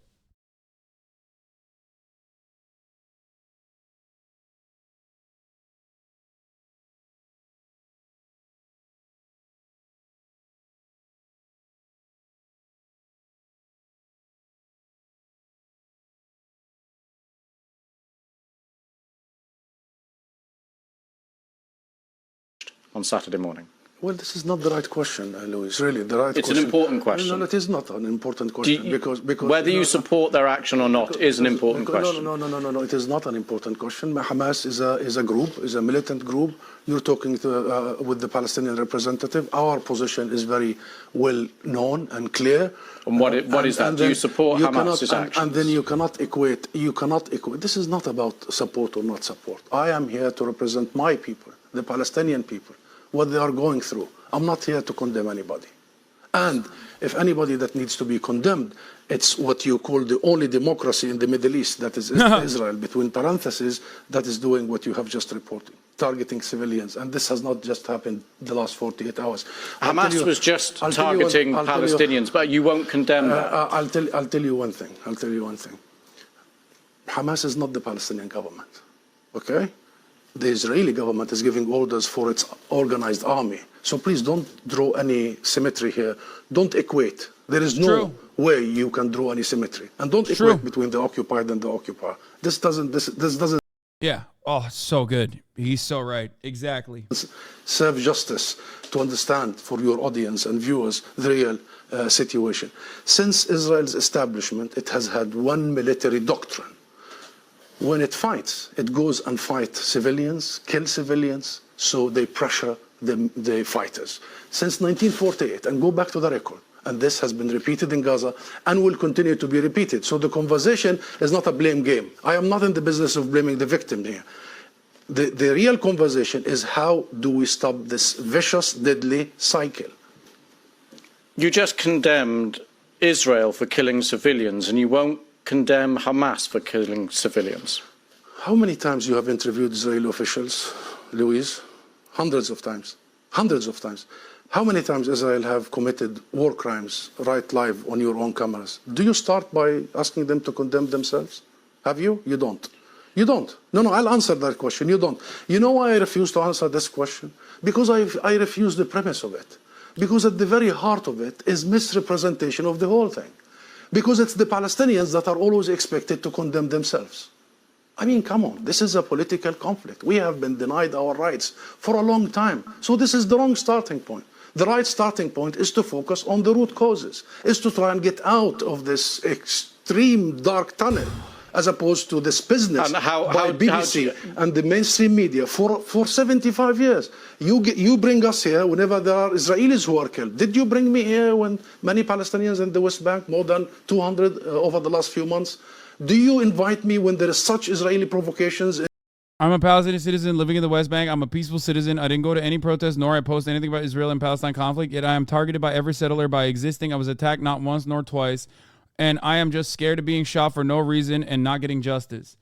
This is the daily existence of Palestinians living in the fucking West Bank. They have no rights. The entire fucking military occupying force apparatus is against them. The goal is openly and very clearly defined by the Israeli state to ethnically displace every single Palestinian living in West Bank, regardless of fucking creed, regardless of language, regardless of religious beliefs, because there are plenty of fucking Palestinian Christians that live there as well. Okay? The goal is deliberately to kick them out. There is a reason why if you live in the fucking West Bank and you leave the West Bank, you can't come back in. Think about that.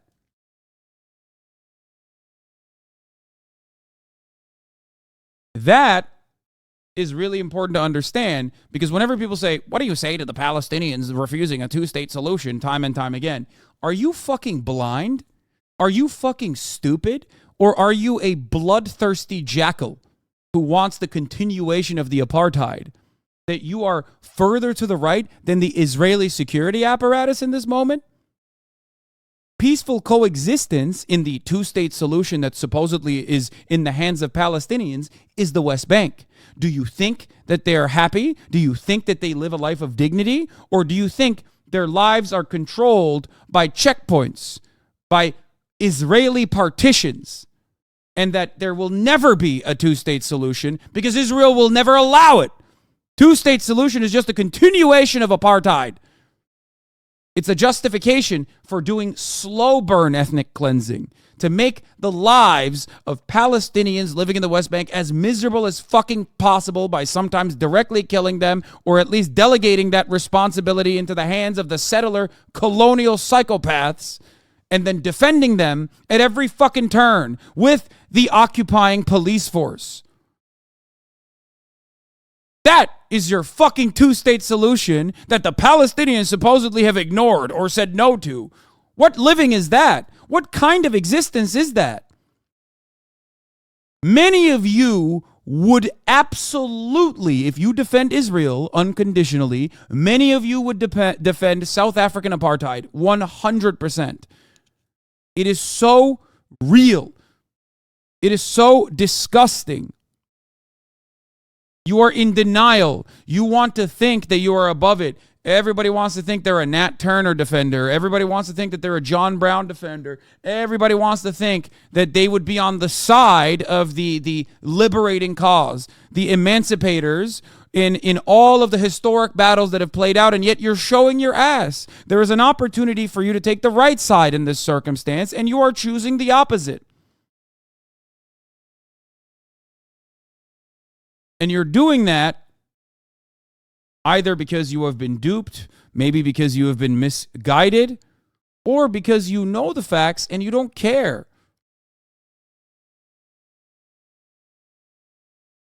It is not hard to pick the good side. You are out of your fucking mind, dude. No, that's crazy. That is fucking crazy to say that under an apartheid regime, you have those who are colonized and those who are doing the colonizing, and you go, it's too hard. I don't know what to do with this. I don't know whose side to be on.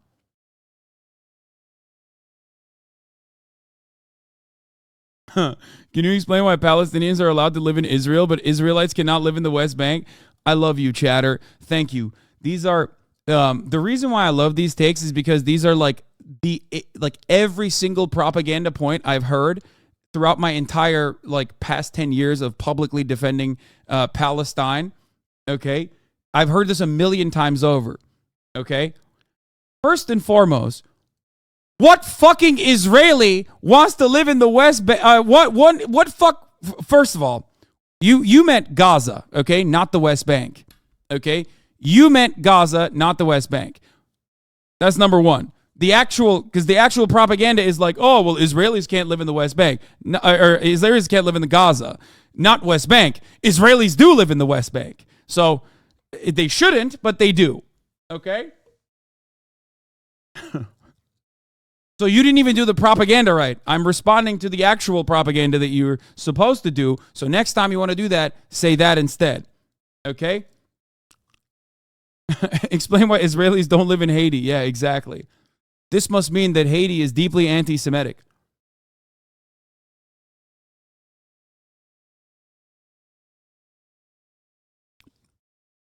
The West Bank is supposed to be the tiny marginal fucking land remaining for the Palestinians that are supposed to be there. Their entire leadership collaborates with Israel. Okay? As far as Gaza goes, Israel unilaterally pulled out of Gaza so they could erect a wall around it. That is true, so they could fucking make it an open-air prison. But as far as Israelis living in the West Bank, this is not a peaceful existence. This is not a peaceful coexistence. This is called, and there is a term for this in political science, settler colonialist terrorism, okay? Settler terrorism is the appropriate term. They are not simply coexisting and erecting monuments side by side with the Palestinians and living alongside them and collaborating as though they are neighbors. They are going from Long Island to the West Bank to sit on top of the houses where Palestinians currently live. And the only way that they are able to do so is because of the violent military occupying force of another country.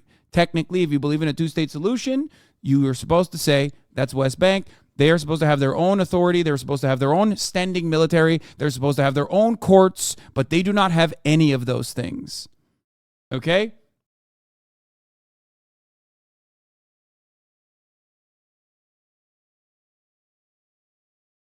These people are not just going, oh man, that'd be so sick if we could just like sit here. You paint this issue so black and white when it isn't. No, my friend, the unfortunate reality is that you are so blinded by propaganda that when I tell you factually accurate information, it hurts your feelings. So you can't actually respond to the information and go, maybe I should re-examine my perspective on the matter. No, I will attack the messenger instead. I will attack the person who is, for the first time perhaps in my entire life, giving me what is actually going on the ground. Why are you pretending Gaza doesn't have a border with Egypt? Hamas does not control the border with Egypt. Egypt controls the border. Egypt also collaborates with the Israeli government. The notion that like all matter of goods that go into Gaza is not controlled by Israel is a silly one. Israelis themselves, or the Israeli government themselves, openly recognize this reality. You are simply using propaganda talking points that are very clearly and very quickly destroyed by the actions of Israel today. If you are asking me, oh, I can't believe you're saying this is an open prison, for example, how the fuck is Israel controlling the food supply going into Gaza? How did the defense ministry come out and say, we are stopping the food from going into Gaza today. We are stopping the electricity from being run in Gaza today. We are stopping the clean water from being accessible in Gaza today. How can they do that if they actually have a way out? Oh, for the record, that border that you said Egypt has with Gaza was closed already, and then Israel bombed it.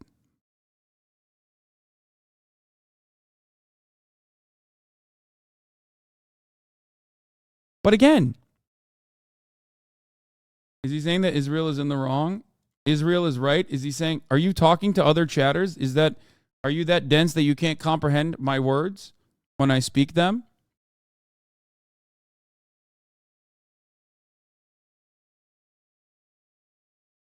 But they don't kill civilians? Yeah, no, it's just a oopsie. This, oopsie, right? 6,407 Palestinian deaths from 2008 to 2023.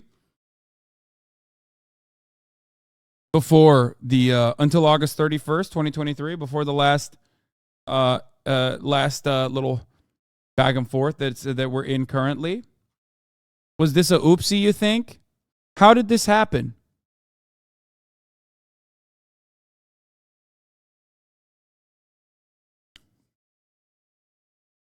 What's that about? Oopsie. Is that what it is? Just numbers?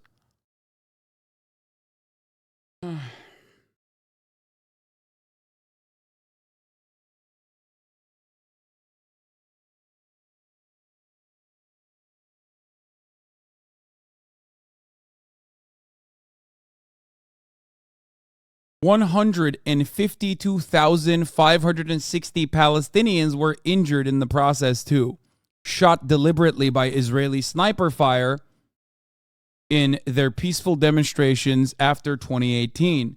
Many of those people were shot down and maimed deliberately by IDF snipers.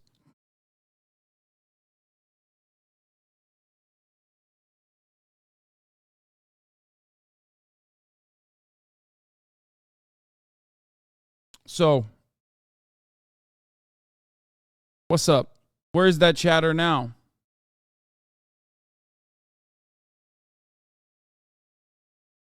Israel doesn't kill civilians. Israel demands correction from Sanders. It only killed 533 Palestinian children in the summer of 2014. Yeah. Oh, they warn civilians before they destroy anything. Oh, dude, got it. Chatters who have been in here. Chatters who have been in here for the past 7 hours yesterday and the past 3 hours today will notice a trend in here. The talking points always go back to the same talking points. These talking points only work if you are captive in an echo chamber. Okay?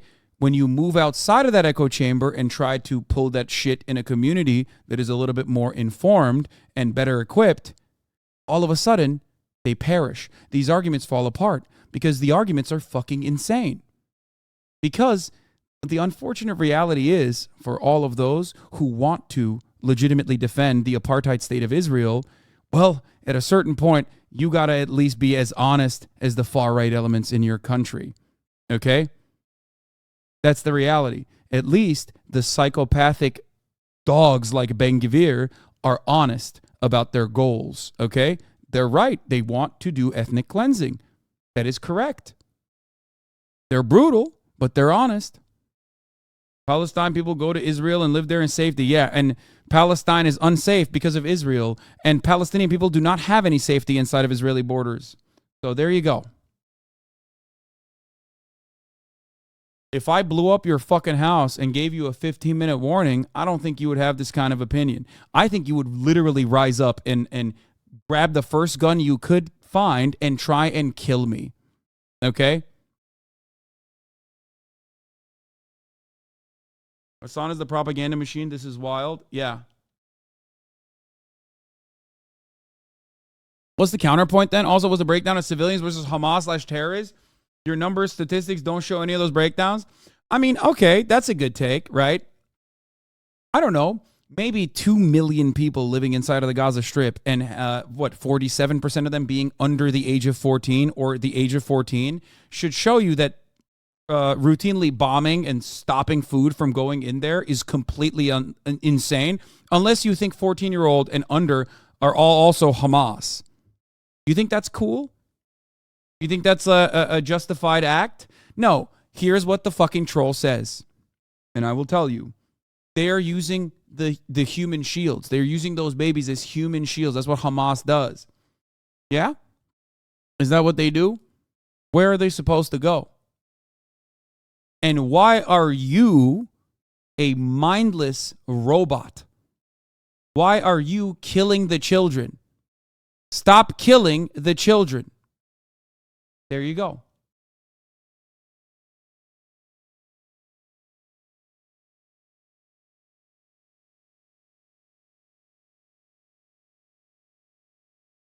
Anyway.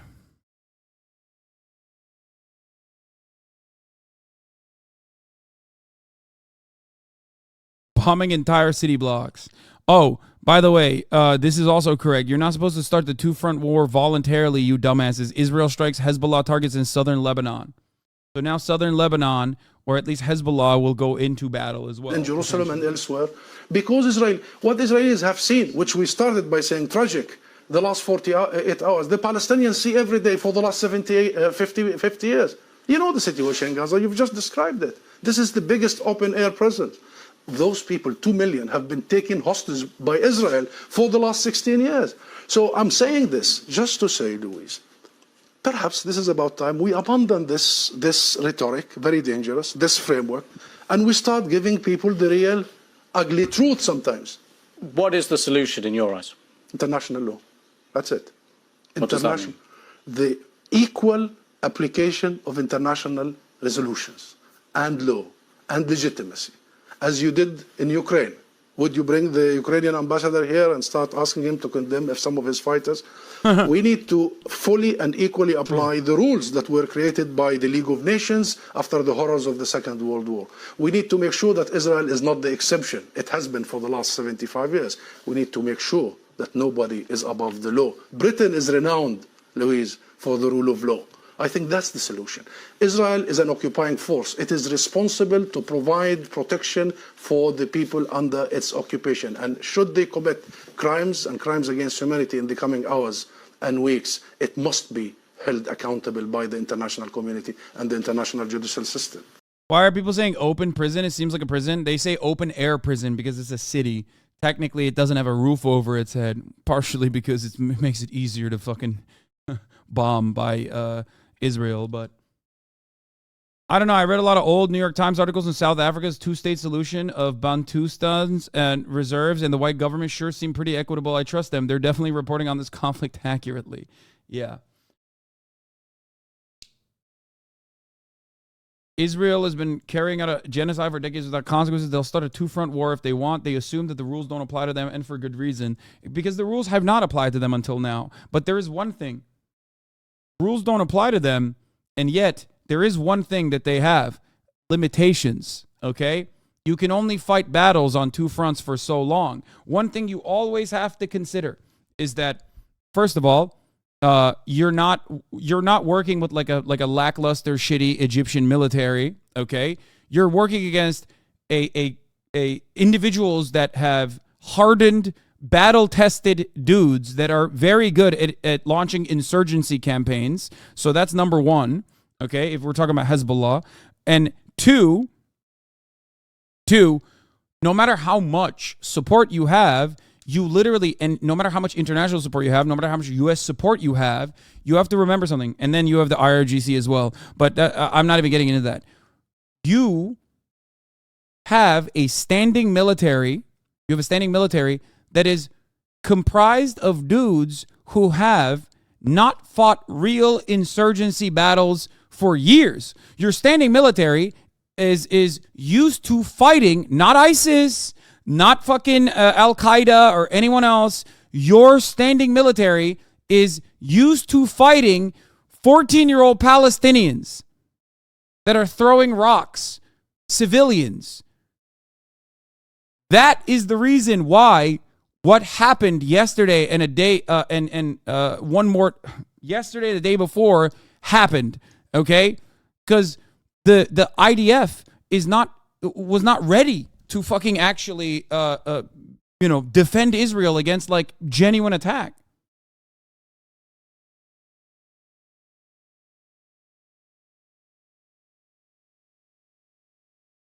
Anyway, how can you say that the pen is mightier than the sword and have gotten really good at killing journalists? Yeah, maybe, perhaps, if the Hezbollah wore press vests as they tried to infiltrate Israel, then they could get fucking absolutely eviscerated. But for the time being, I don't think that would pan out well. Nobody wants conflict at the end of the day. That only is a continuation of the harm. That only is a continuation of the conflict. That only is a continuation of the bloodshed for no reason. Now let's continue with the Israel orders complete closure of Gaza. Every day there is a massive amount of news stories that I want to get through, and I simply cannot get through it because I don't have it in me to watch mainstream media.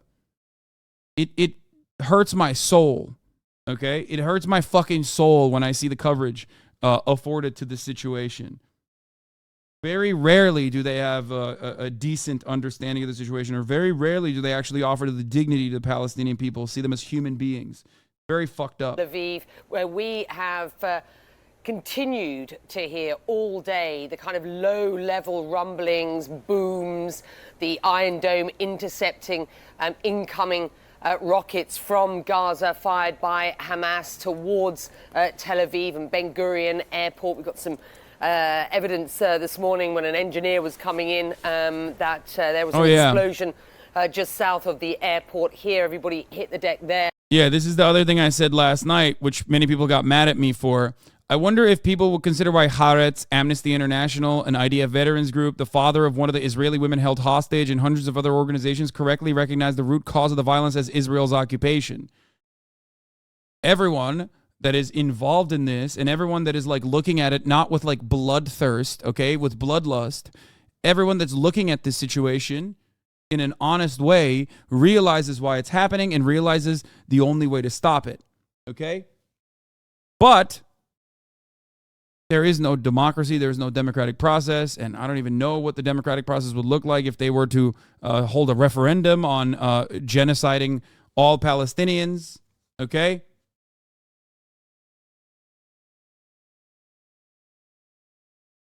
It is sad. And so, you know, the intensity of this, I think, is really the story of the hour, you know, and the fact that we have Gaza in play, Tel Aviv and Jerusalem hearing sirens because there are incoming attacks or incoming rockets from Hamas, and then to the north here, the potential for something significant happening on the Lebanese-Israeli border. It is a ratcheting up, there is no doubt, in what is this very bloody conflict, Casey. All right, Becky Anderson in Tel Aviv. Stay safe, Becky. We will be coming back with you much more throughout this hour. But joining us now from Jerusalem is CNN's Ben Wiedemann. Ben, Jerusalem, of course, one of the places where these sirens have been heard. What's the latest there? Yeah, Casey, about an hour and a half ago, we heard the sirens go off and then some distant thuds. We understand there may have been as many as 10 intercepts.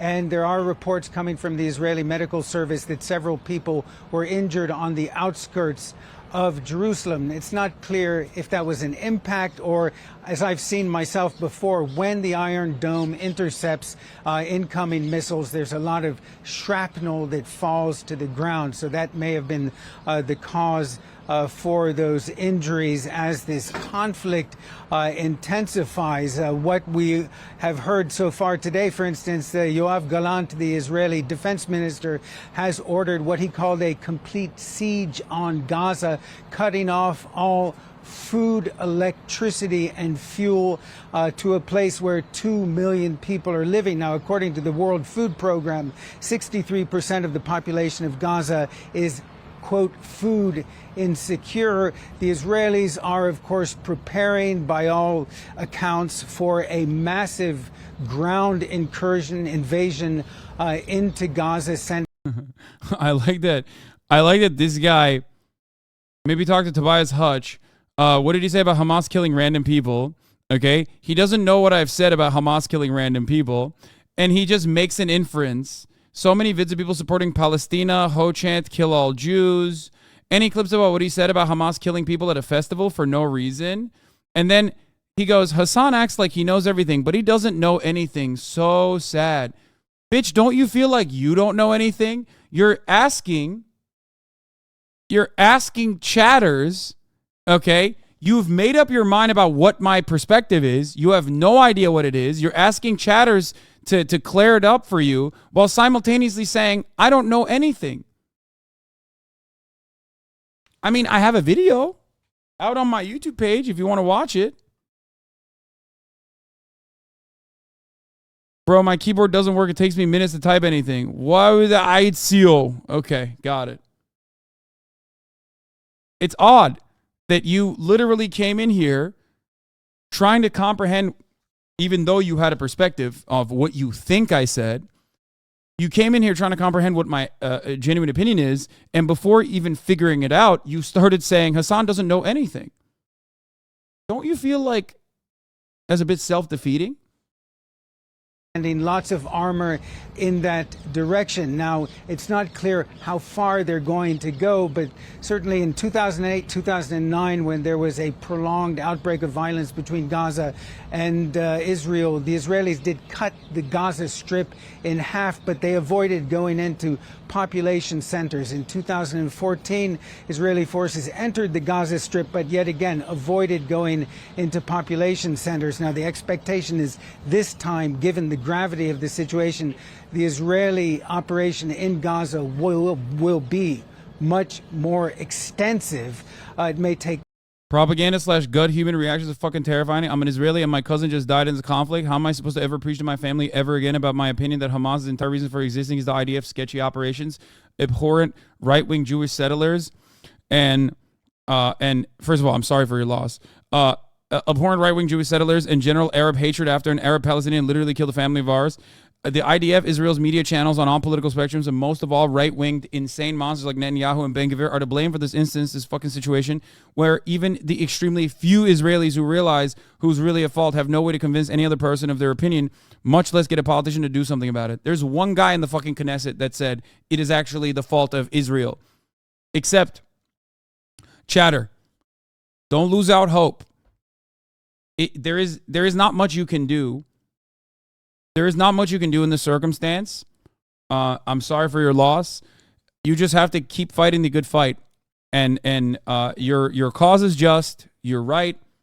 And the irony is, of course, the dark irony is, of course, that the Israeli security apparatus, okay, the ones that are not like baying for blood, even though there aren't that many left, it seems, have time and time again said that the extreme thirst from the treatment of settlers, the extreme thirst of like settler terrorism on the West Bank is directly a security flaw for the Israeli state, is not just the assessment of someone like myself, who has always unconditionally supported the emancipation for Palestinian people, but is the assessment of like Israel's own internal intelligence communities. Because fascism does not stop. Fascism only continues to find new enemies and constantly fucking exercise jingoistic, hyper-militant attitudes, and it only has to expand on the violence until that violence comes back and hurts the inner core. It always needs another. The issue is, like, given the long history of anti-fascist action from Jewish people, it's shocking that there aren't more people that are able to push back. Propaganda is very strong. I mean, I can't say anything. I mean, I live in America. Look at our situation, you know? Hey, just want to let you know it's customary in the Jewish faith that you are not supposed to necessarily say sorry for your loss or rest in peace. The customary thing is they are of blessed memory. We celebrate the life of the deceased rather than mourning their death. Hope that helps. I like that.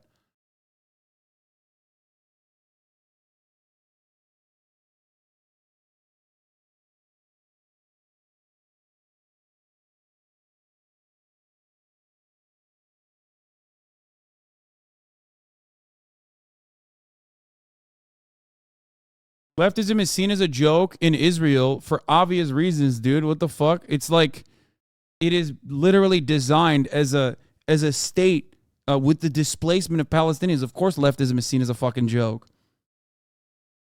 Bro, they killed their more tolerant Zionists. Like, what are we talking about? The guy who celebrated that execution is now in the government.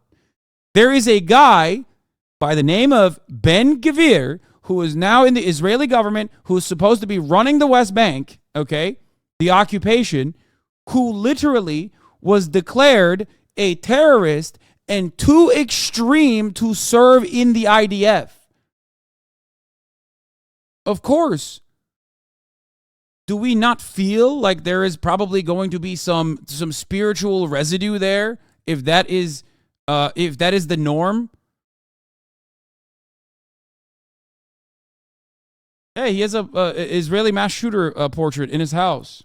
Time for that to happen, but of course, what we're seeing is that there are, according to the Israelis today, so far 130 strikes in Gaza, they say, on Hamas targets. But what we've seen is that they seem to have done away with what's known as the knock on the roof, where a small explosion is or explosive device is directed at the building. They plan on hitting as sort of a warning shot for people to leave. Sometimes the Israelis will actually call people in the building and tell them to evacuate. It doesn't seem to be happening at the moment. In Jabalia, in the northern part, in the Jabalia refugee camp in northern Gaza, there was a strike earlier today. The extent of damage from the videos we're seeing is massive. There's talk of as many as 50 people being killed in that strike alone. And I think the expectation, people in Gaza is that this is just the beginning of what's going to be a very long and difficult period. Ben Wiedemann in Jerusalem, thank you very much for that. We're going to dive into all of this now with today's panel. Natan Sachs is the director of the Brookings Institution Center for Middle East Policy, Vivian Salama, a national security reporter for the Wall Street Journal, and David Sanger is CNN's political and national security analyst. He also serves as a White House and national security correspondent at the New York Times. And David, let me start with you because you have covered this your whole career, essentially, and can help us understand. Ben was walking us through some of what may happen in the Gaza Strip in the coming days. Really unprecedented. It is, and it poses a whole series of dilemmas for Prime Minister Netanyahu, his government. Like, they would never, I feel like they would never cover the actions of Hamas with the same way. And one is a disorganized, like, band of individuals that don't have access to fucking adequate training or weapons, like no real rules of engagement. The other is a fucking state. Okay? The other is not just a state, not just any state, but one of the most militant states out there who gets unlimited funds from the United States of America in general. And they're like, oh, one of the most, sophisticated militaries in the world is just, they got a real situation on their hands. They have to really think about, like, a reasoned, tempered response when they eviscerate entire city blocks in Gaza.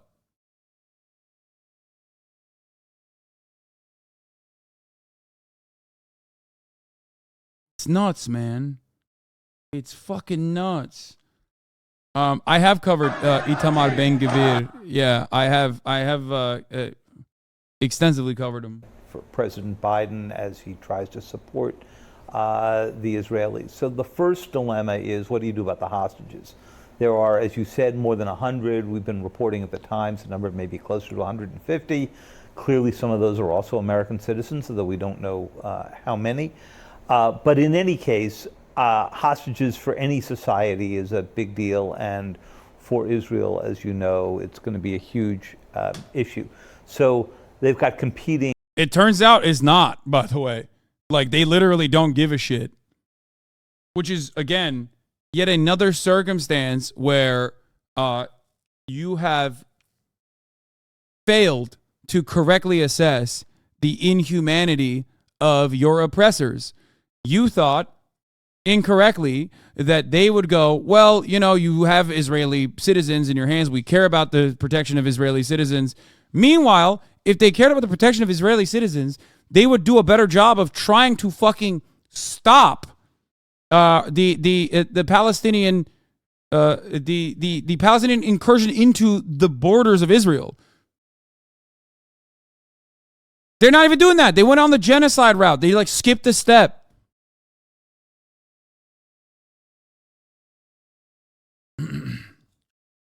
It's crazy. And yes, if you think personally that if you thought that Israel would be more careful and considerate about their own citizens being held hostage by Palestinians who have openly stated that the real reason for why they're doing that is so that they can at least have some leverage against against Gaza being leveled and reduce to rubble. Okay. And you thought Israel would be more careful with their tactics. Well, I guess, we were all wrong. I was wrong too. What happens if Israel bombs U.S. hostages? Brother, I think at this point, the state of Israel is not even listening to their own internal communications about refusing to be ruthless, even in the West Bank. They don't care. I think they're just moving towards just active genocide.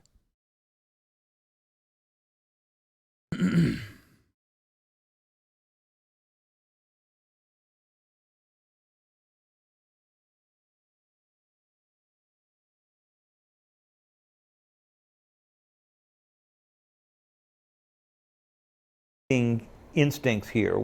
Stop saying roof knocking, please. I'm gonna fucking roof knock myself, dude. Oh my God. Brother, you have to be insane if you think that, like, dropping a fucking dud 15 minutes before completely leveling a residential building is adequate and it's actually somehow moral. Especially when it doesn't matter. It's still a fucking war crime. You cannot blow up civilian fucking buildings.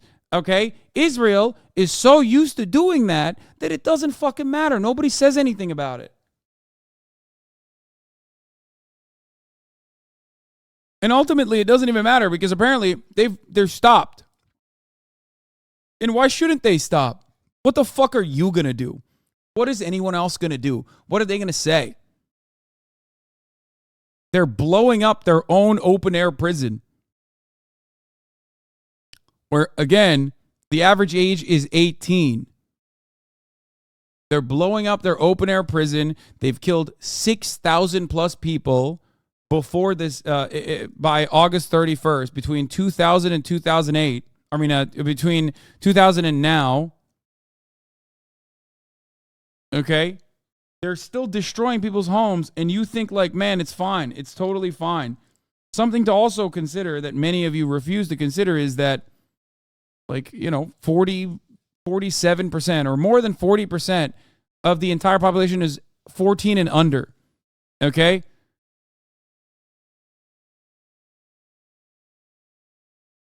Yeah, Hasan, please. They announced a bombing and blew up a hospital. This isn't to inform civilians. Exactly.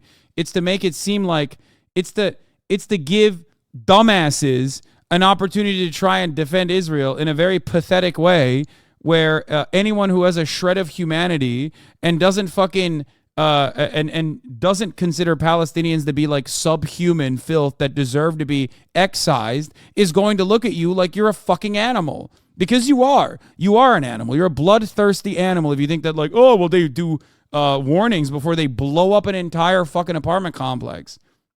And people still die in said apartment complex. Gaza is one of the most densely packed open-air prisons on the fucking planet.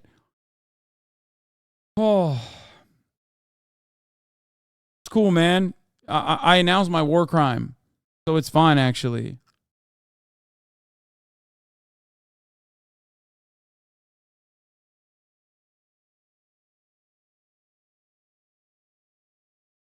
Like, what difference does it make if they're fucking doing the warnings beforehand and now they've even stopped doing it when you have the military openly stating we have control over the food, we have control over the water, we have control over the electricity, we've shut off all three of those things, okay, into Gaza, and that is because the enemy we are fighting are human animals. They're beasts. They're not human. That's what an official said. They announced it. That in and of itself is literally a war crime. Like, what are we doing? It's so fucking stupid to have this conversation over and over again as though this is, like, not appropriate. Hey, at least they announced it first.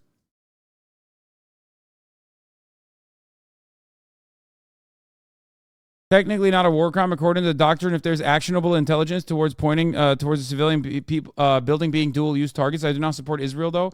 Yeah, also, that's a lie. It is not a dual-use target. And it's still a fucking war crime regardless. You know what is a war crime? Shutting off fucking water to the people that you're trying to starve out. It's called collective punishment. You know, collective punishment is a war crime. It's so crazy.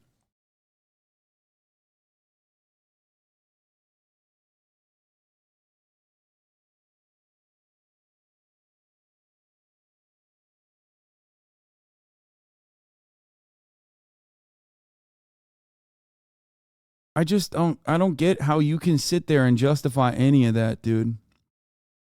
Don't get mad at us for being war criminals when we told you we were going to commit a war crime. Yeah, it's like at the top of the hour, I warn you that there's a 3-minute ad break. If you no longer want to see those ads, I tell you, you can just subscribe for $5 or for free with a Twitch Prime. And then you're still fucking caught off guard. It's an excuse to say that they warned all the civilians away and only the people there are violent militants. That is what the military did in Fallujah. It's a way to cover their ass to justify bombing civilian targets. Yes, exactly. The most moral military, baby. Yeah.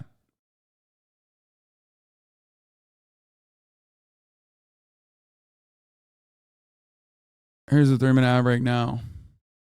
Thank you, Cap Calloway, for the 5 Get This subs. One is to go in to clear out Hamas, and the second is... There isn't many other broadcasts talking about this from the Palestine side, probably because it's legit dangerous. Thank you for not holding back. I mean, it's not... I don't know. I don't think it's dangerous. For me, it's not. If you're in Palestine, then yes. Saving the lives of those hostages, and the hostages presumably are in tunnels or in the middle of Gaza. The second problem is, it's one thing to go into Gaza, which we have seen happen before, though not in a long time. It's another thing to stay in Gaza, right? And this is the same problem the United States faced when it went into Afghanistan, when it went into Iraq, because at some point, if you become an occupying force, you just get a constant guerrilla war. So the Israeli government's going to have to make it. Yeah, genocide. Like, he's literally saying it. He's like, the Israeli government has to make a decision that you can't be a constant occupying force. You just have to genocide them. Decision about how far does it want to go. And the third issue, and you're seeing it right in these... Like, can you imagine the callous indifference? Like, dude, you're covering the options, and one of them is literally the final solution. Like, to the Jewish question, but instead of the Jewish question is the Palestinian question. It's fucking crazy. I agree with you 100%. What do you say to the people who argue Hamas is taking shelter in civilian buildings? Brother, it's fucking bullshit. They blow up literally the Associated Press office. They blow up the Associated Press office publicly, okay? Like, they blow up hubs of journalism, okay? You think those journalists don't realize, oh, wow, I had no idea that Hamas was in the fucking basement. No, there is no proof. There is no proof that Hamas is ever in any of these fucking buildings. It's a lie, okay? It's a lie. They're lying. The fuck are you talking about?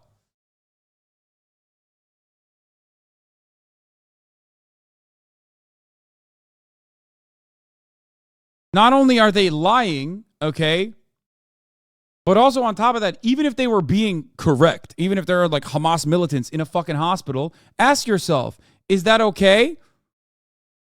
Yeah, Hamas is baiting them into committing genocide. They really didn't want to do it. Guys, you don't understand. Israel really didn't want to fucking bomb the children's hospital, but just, man, they have Hamas in there, so they just had to fucking kill all the children in the children's hospital.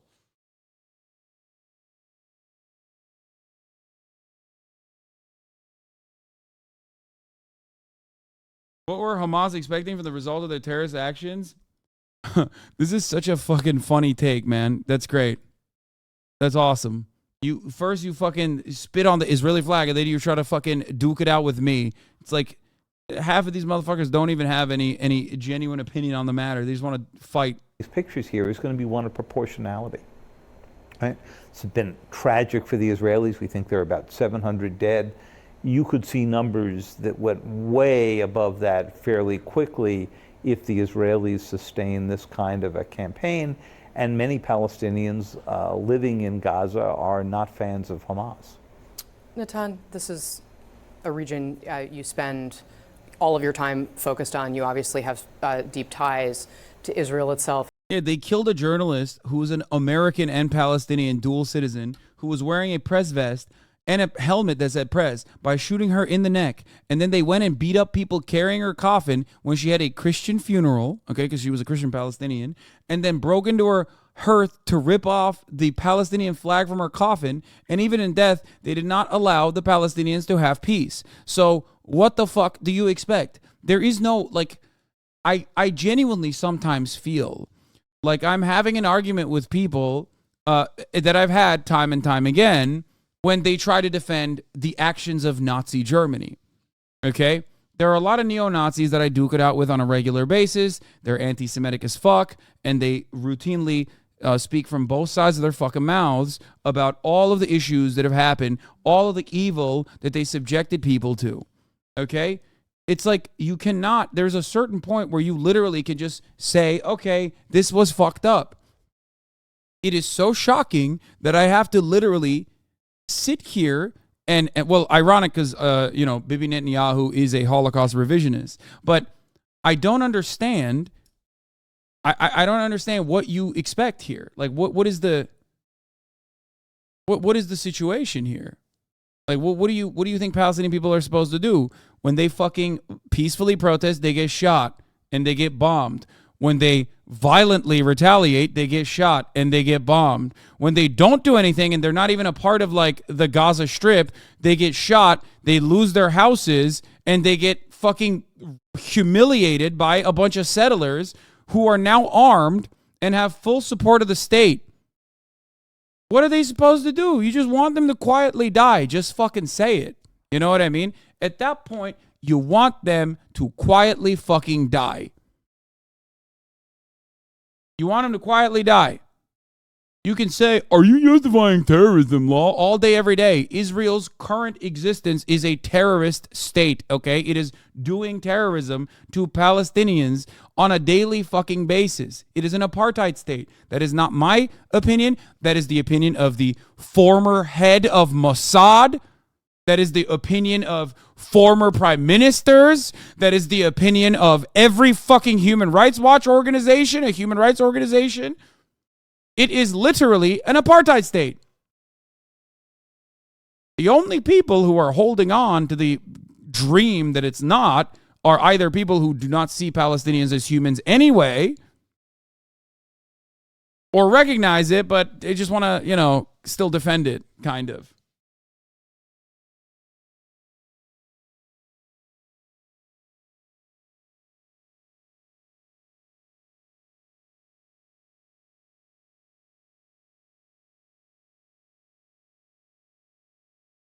If Palestinians had a lighter skin color, a greater majority of people would have more empathy and understanding an unfortunate reality. This is also kind of funny because what do you think Israelis look like? They look like the exact same as the Palestinians. So it doesn't even matter on that front either. That is a delusional take, really? You think Israelis and Palestinians do not look alike, really? That's what you're going to say to me? Really? So the Mizrahi Jews just, they simply have a different look than other Arabs? Is that what you're saying? No, bro, the thing about light skin, relax. No, it is important because, yes, the people that are being oppressed are Muslim, so they don't give a shit. Because they're Muslim.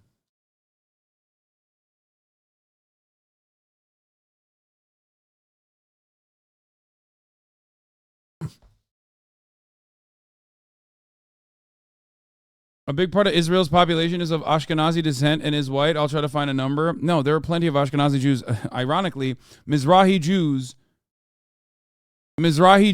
and Israeli Arabs were originally, ironically, they were also oppressed internally. And Israel had a standing opinion to at least improve their demographic look. Offering up citizenship to Russians and Ukrainians and many others.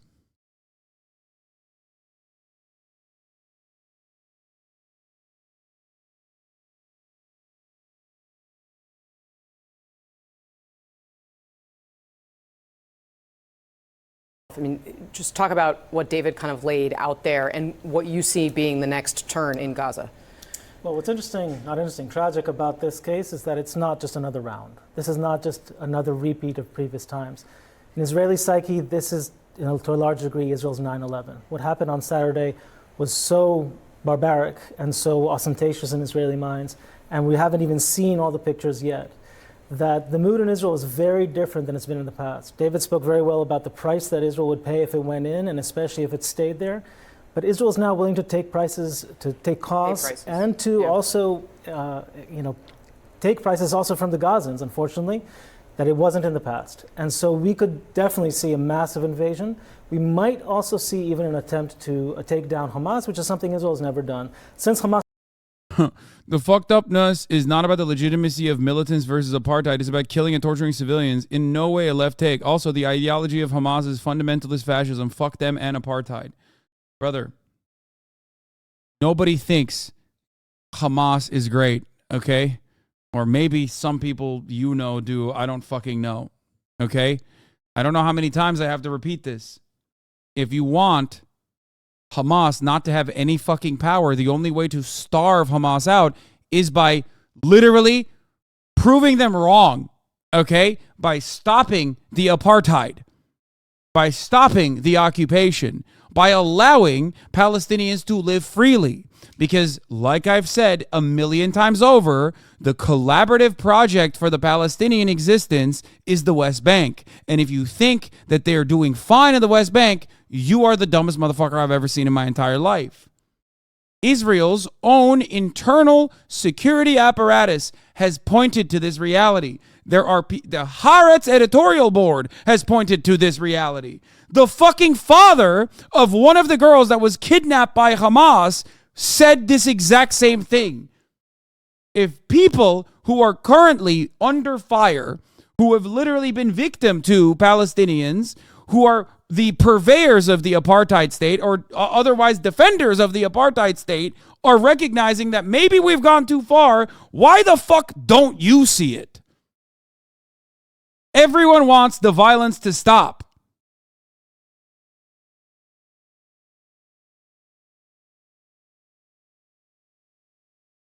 I love when people say this is Israel's 9/11.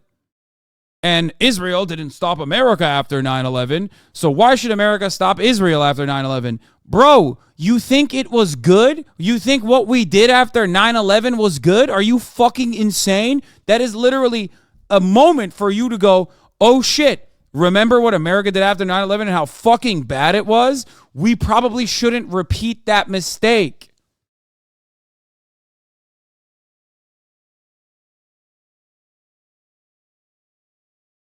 That's crazy to look at like an $8 trillion massively destabilizing war with millions of people dead, tens of millions of people displaced, refugee crises, and so much decapitation of power and power vacuums and militant terror cells being built on top of said power vacuums, and looking at that and going, we want to do that ourselves. You're out of your fucking mind.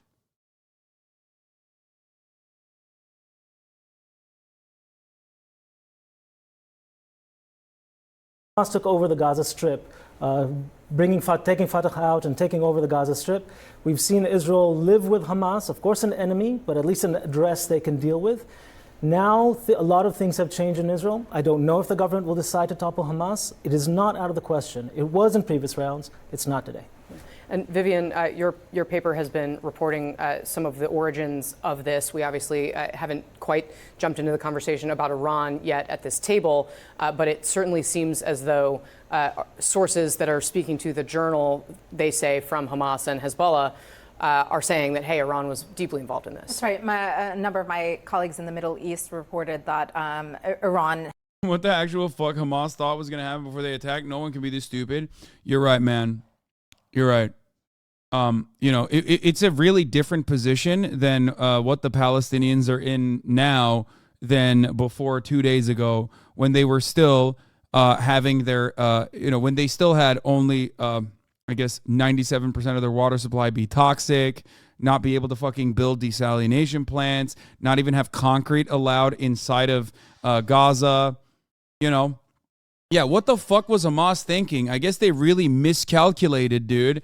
They should have asked Hasuna Babba instead. They should have fucking checked in with you, dog. They should have been like, hey, liberals and radical leftists in the Western sphere of influence. Is it okay if we try to violently break out of the fucking prison that we have been living in? Is that okay? Or will that fuck up your vibes, dude? Will that fuck up your vibes and ruin your plans for the weekend, I guess? You know what I mean? What the fuck should they have done? They should have checked in with you. Man, it's so crazy how Israel changed its attitude towards Palestinian existence literally after yesterday. And it wasn't actually anything like that before yesterday. It was totally fine. And all of a sudden, they're just reducing Gaza into rubble. And now you can say, don't see how killing festival goers breaking out of prison. Of course, that those festival goers did not deserve to be fucking murdered. But why? What do you mean? Like, you're saying breaking out of prison, you're having a festival next to a concentration camp. They did not deserve to die, okay? You know who's responsible for that death, for every single death, though? The Israeli state that, one, allowed there to be a festival next to a concentration camp, and two, has been fucking killing the shit out of people in the West Bank for so long that they've demonstrated time and time again that they are an apartheid state and that they have no interest in collaborating with the Palestinians and want to forcibly expel them from their own fucking borders, okay? This is, once again, not my take. This is the perspective of the Israeli intelligence community. So take it up with them.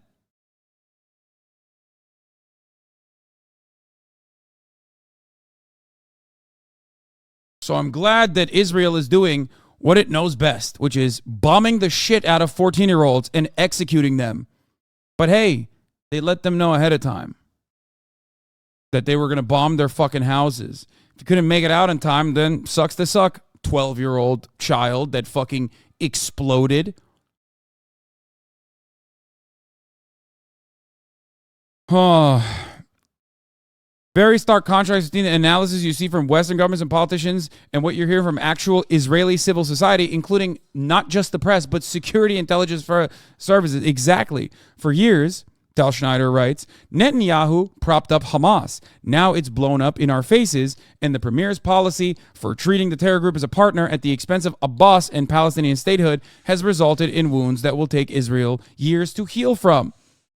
This is literally their side, and they still come to the largely same conclusions that dissidents have come to because they actually have a modicum of skin in the game. Israel removing the shackles off of the Palestinian people is not for the sake of humanity for the Palestinians. It is for the sake of Israeli security. Okay? At this point, it's getting to a situation that is untenable even for those who want the continuation of the Zionist project. That's it.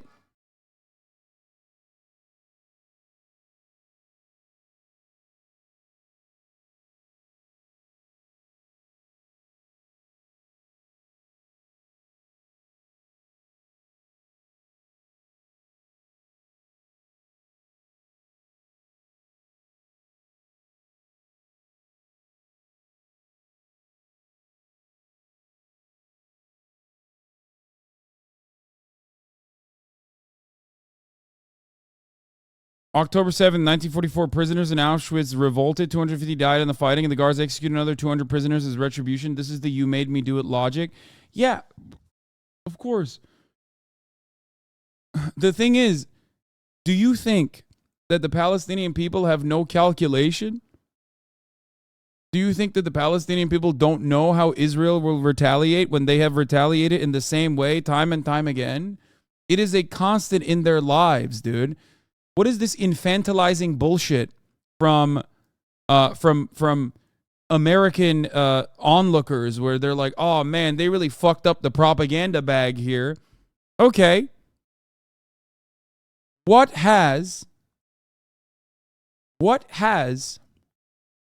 the people living in West Bank done? What have they done other than simply exist? Okay? Do you care about their plight? Do you hear their cries when they get killed and their killers are left free by the very same occupying force that is not there to protect them? Okay?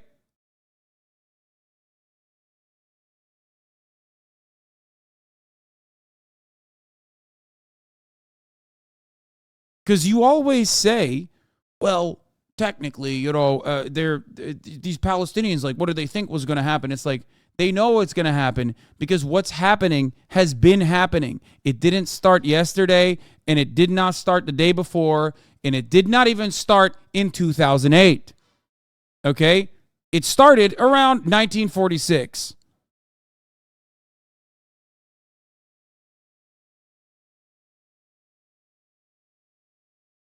This is an important thing to keep in mind when you see one-dimensional analyses of the conflicts in the Western press releases. They're not even taking the stance of the Israeli state, but a specific extremist faction in the country that is in confrontation with its own military. Exactly. The other side of the issue within the military is that the military is supposed to be secular. And there are a lot of people within the Israeli state that are very upset at the ultra-Zionist Orthodox Jews that on the one hand want the Israeli military to be more and more aggressive, especially in the West Bank, and have actually used the resources and moved the resources from other parts of Israel to the fucking West Bank, and simultaneously don't even fucking serve in the military. The idea internally inside of Israel, okay, is that a lot of the Orthodox Jews, especially settlers specifically, because Orthodox Jews are complicated. Some of them are anti-Zionist, some of them are ultra-Zionist, okay?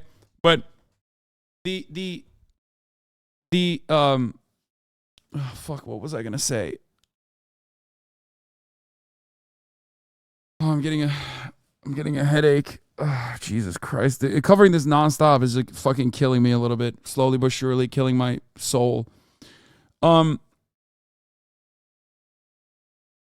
problem is, from its inception, settler colonial occupation has been a state project, a secret state project, but it has not been so favorable by those on the ground.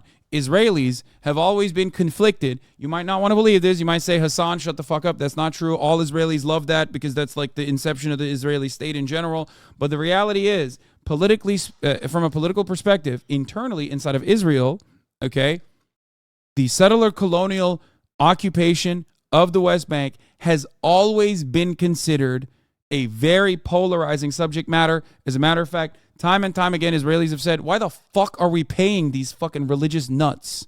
Okay? Why are we paying them? Why are they're freeloaders. They were seen as freeloaders for the most part. They were seen as guys who were like religious psychos. We're talking about the settlers, okay?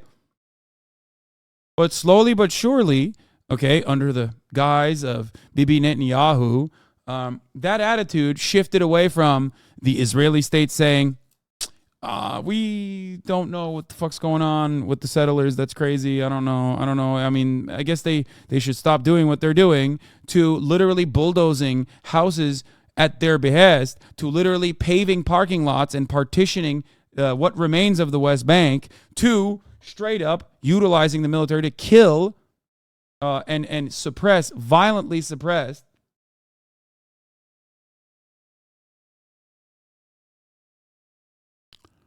the existing people in West Bank. They've done nothing.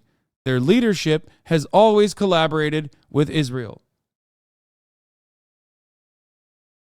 Their leadership has collaborated with Israel.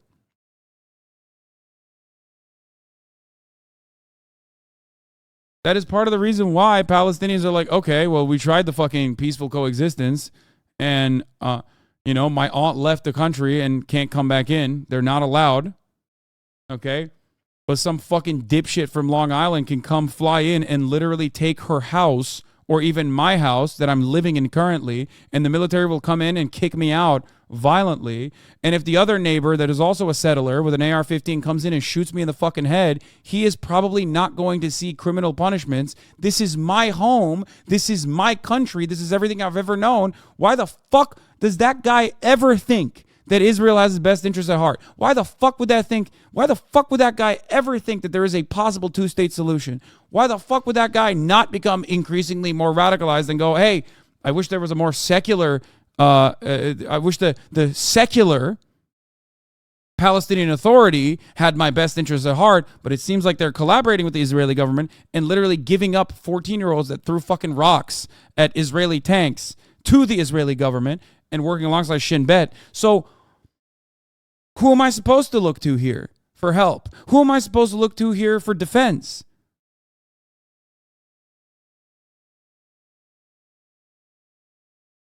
There it is. That's how you arrive at Palestinians being forced into a corner with no one else but a fundamentalist Islamist Muslim Brotherhood cutout being the only way to push back against Israeli violence. Oh.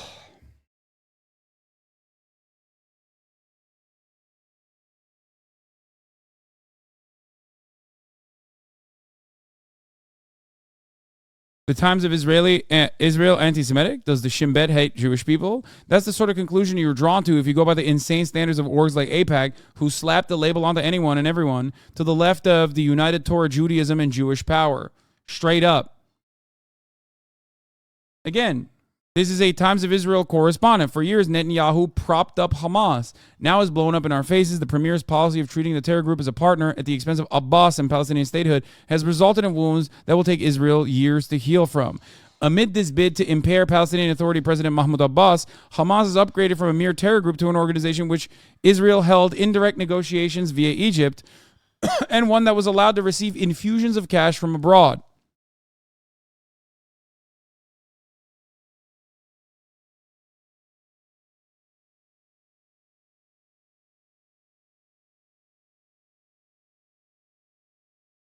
My mom just told me that she failed as a parent because I support Palestine and I'm going against my Jewish heritage. Do you have any advice? I don't know. I don't know what to tell you about your parents. Like, what the fuck?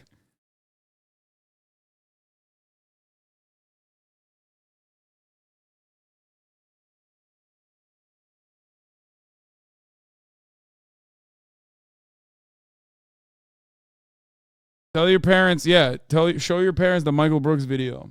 It's simple. It's super simple. It's not that hard to understand.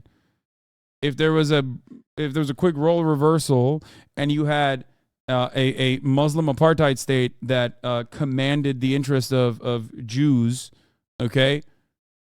If there was a role reversal, everyone would know what's going on, okay? Straight up. Not a single person would question that is an apartheid state, that is like an ongoing active genocide. Anyway, for Mandela React, good transition. Here are timestamps that are relevant. 9 minutes, 19 minutes, 21 minutes to 26 minutes, 51 minutes to an hour. You will end up malding the whole thing, which is why I watched it. Yeah, I have watched this, by the way, Little Bear. I've seen it. I think that anyone who wants to understand the violent means in which Palestinian people are retaliating to the violent conditions that they exist under, a decent comparison can be the ANC and Nelson Mandela specifically having a change of opinion, okay, and fighting against apartheid through violent means.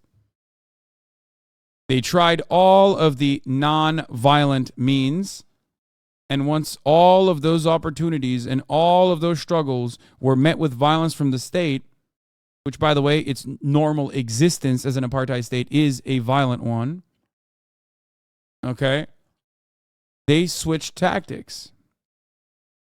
That is enough for us to find further common room with the president.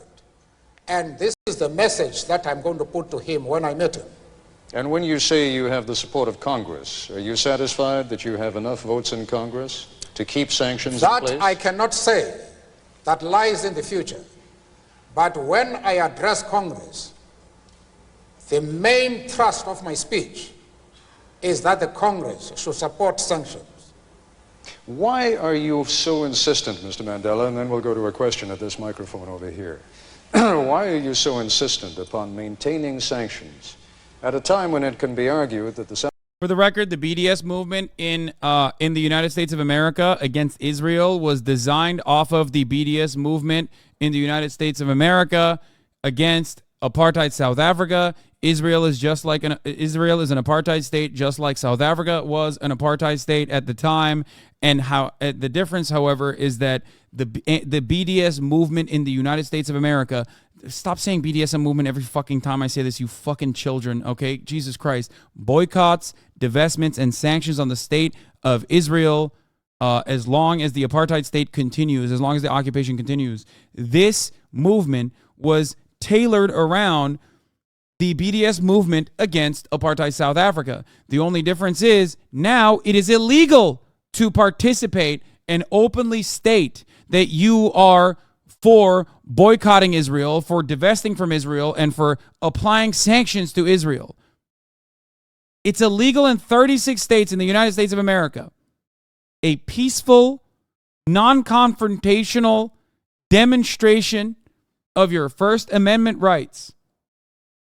You can't be a fucking teacher in a public school in the state of Texas. Okay? Yeah. They locked down international, any kind of international consideration. They locked down any kind of international counter movement. They learned the lessons from apartheid South Africa. Violent suppression of all peoples. And also, more importantly than that, also on top of that, stopping any kind of criticism from coming from other countries. South African government has made more concessions, your release being only one of them, than it has ever made in the past 40 years. I should know better about this matter, Mr. Coppell, than you. No doubt.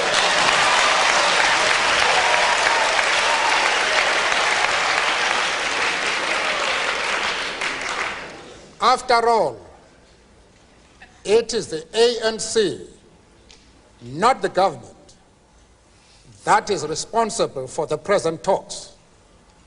We have been hammering the government since 1986 to meet us, and in spite of the humiliating and insulting conditions they tried to impose on us before they could agree to meeting us, we nevertheless had sufficient patience. BDS does almost nothing to Israel, but it does cause massive increase in violence against diaspora Jews while raising lots of money for its grifter leadership who does not much for actual Palestinian lives. Okay, I need to explain something here. I don't know if you know this, but if you've ever tried to donate money to Palestinian causes, it's like pretty impossible to do so. Most of it is stopped. You can't like directly donate via PayPal, for example, because it's illegal. Okay, there are very few charities, and even then, people will propagandize against the existing charities like the Palestinian Children's Relief Fund and say that these are Hamas operations. Okay, so that's number one.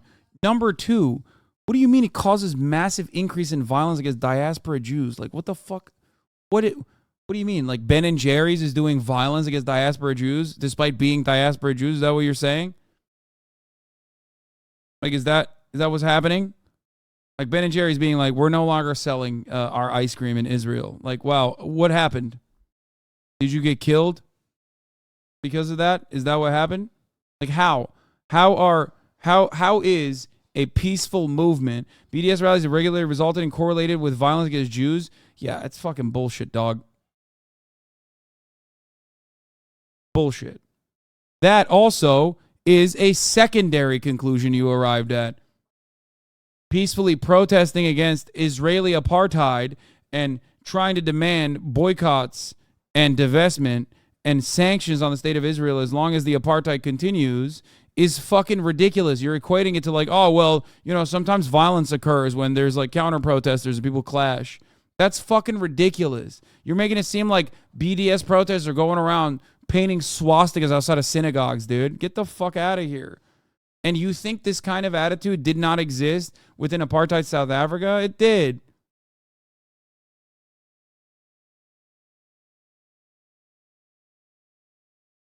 What do you say to peers who have family in the West Bank and are explicitly pro-Israel? They should leave. It's not your home, and you should literally fucking leave. That's what I say. It's not your home. You should not be there. It is unjustifiable that you're there. Get the fuck out. 100%. Get out. That's crazy. Leave. And sufficient commitment to peace as to continue hammering them to meet us. They have eventually done so But despite the fact that the talks are now on, apartheid is still in place. Israel is our ancient homeland and a decolonial initiative. Comparing the Jewish homeland to apartheid South Africa is anti-Semitic. Dude, I love you, chatter. Yes, you're right. Well, technically, South Africa is the homeland of all peoples, right? Because we all came from Africa. If you go back long enough, so I guess the Boers did have the Afrikaner had a real right to South Africa, I think. So you're right. It is the ancient homeland of the Afrikaner. Why do you have a say in the matter? What the fuck do you mean? That is disgusting. Disgusting to make this comparison. Yeah. I mean, it is closer to being you are talking to an Ottoman son, first of all, okay? You are talking to an Ottoman son. So it is closer Ottoman territory. It is closer history to say it is mine than it is yours. Okay? So let me just put that out there. Just understand that. But again, this is not a good argument. It's actually such a silly one that most people make fun of it, by the way. Especially when you find out that the idea that Palestinians were native, or sorry, the Israelis were native to Israel is not an idea that Theodor Herzl shares with you, chatter. Theodor Herzl and other original Zionists had very openly written about, one, looking for a homeland for Jewish people, including looking at multiple different places, except for outside of where Israel is in historic Palestine, even though they did try to get historic Palestine from the Ottomans, and the Ottomans were like, no. But also on top of that, they expressly mentioned it as a colonization initiative. They openly mentioned that it was a colonization initiative and that Palestinians were referred to as the natives. So you're wrong. You're both ahistorical, and what you're doing is also trying to find a justification for it. But the justification for it is completely fucking ridiculous because, once again, and yeah, here it is, the original Zionist theorists, such as Theodor Herzl and Vladimir Jabotinsky, explicitly called Zionism a colonial project while referring to Palestinians as natives and themselves as colonists. The current nativist narrative is nothing but ad hoc justifications. Herzl approached Britain because he said if it was the first to recognize the need for colonial expansion. According to him, the idea of Zionism, which is a colonial idea, should be easily and quickly understood in England. This is, of course, after he went to the Ottoman Empire, and the Ottoman Empire was like, get the fuck out of here. In 1902, Herzl approached Cecil Rhodes, who had recently colonized the territory of the Shona people as Rhodesia. You are being invited to help make history, he said in a letter to Rhodes. It doesn't involve Africa, but a piece of Asia Minor, not Englishmen, but Jews. How, then, do I happen to turn to you since this is an out-of-the-way matter for you? How indeed? Because it is something colonial. It is utterly impossible to obtain the voluntary consent of the Palestine Arabs for converting Palestine from an Arab country into a country with a Jewish majority. My readers have a general idea of the history of colonialization in other countries. I suggest they consider all the precedents which they are acquainted and see whether there is one solitary instance of any colonialization being carried out with the consent of the native population. There is no such precedent. This is equally true of the Arabs. They feel, at least, the same instinctive jealous love of Palestine, wait, what is it? Not jealous love. Zealous love of Palestine as the old Aztecs felt for ancient Mexico and the Sioux for their rolling prairies.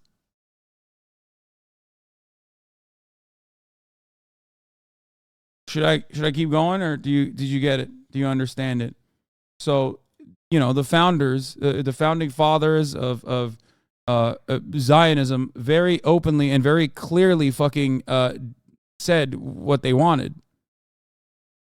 Every native population in the world resists colonists as long as it has the slightest hope of being able to rid itself of the danger of being colonized. That is what the Arabs of Palestine are doing, and what they will persist in doing as long as there remains a solitary spark of hope that they will be able to prevent the transformation of Palestine into the land of Israel. The iron law of every colonizing movement, a law which knows of no exceptions, a law which existed in all times under all circumstances. If you wish to colonize a land in which people are already living, you must provide a garrison on your behalf, or else give up your colonization. For without an armed force, which will render physically impossible any attempts to destroy or prevent this colonization, colonization is impossible, not difficult, not dangerous, but impossible. Zionism is a colonizing adventure, and therefore it stands or falls by the question of armed force.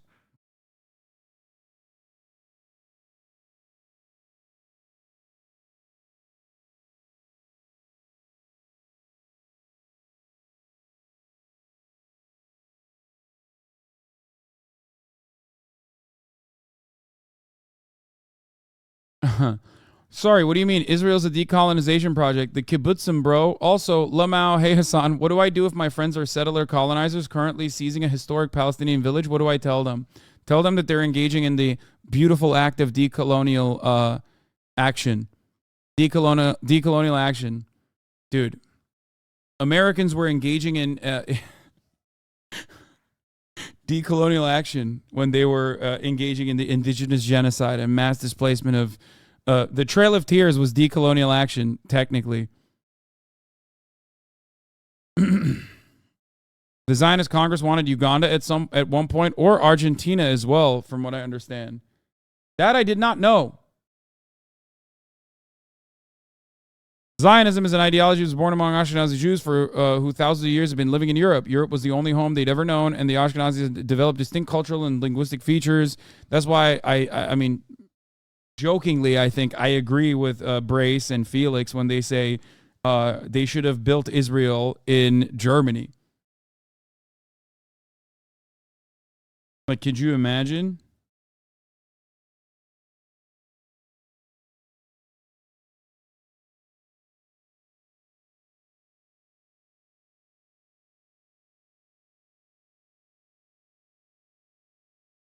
They were considering Alaska. The fuck? The Ashkenazis of the 19th century had no connection with the land of Palestine and very little with the Mizrahi Jews who actually lived in Palestine. For them, Israel was a promised utopia born in reaction to the oppression they faced in Europe.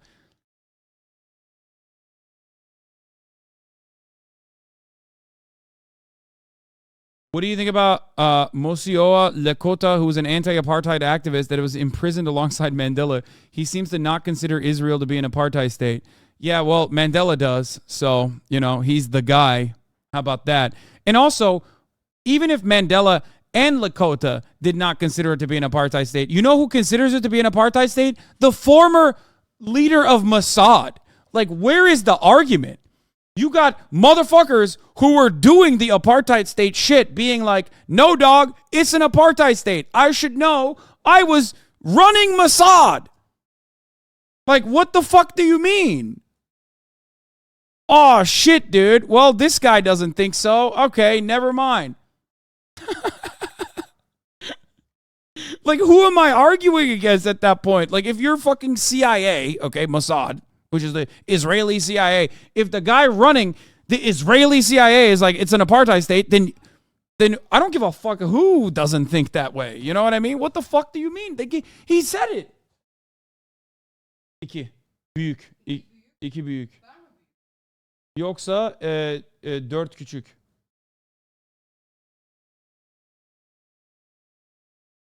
How can I absolutely condemn the actions of Hamas if there's so much overlap with the emancipatory violence of the ANC? Like, the conversation is where the violence begins, okay? Whenever someone specifically says, what do you think about this? What do you think about that? You can have first principles like murder is bad, okay? That's fine. That's understandable. But anyone who tries to pin you down and be like, oh, dude, what about this? What about that? They don't want to have a real conversation, because the reality is that they are, one, trying to associate you with Hamas, even if you are not in agreement with Hamas. They are trying to say that you are justifying Hamas's actions. You like murder. You like their ideology. And last but not least, they don't want to end the violence. Because if you understand that violence begets violence, and if you understand that the Palestinian collaborative effort, not just Hamas, but the Palestinian effort that took place over the past weekend, which was very violent, and that is fucked up, okay? But if you recognize that was an inherently violent action, that was retaliation for an apartheid regime,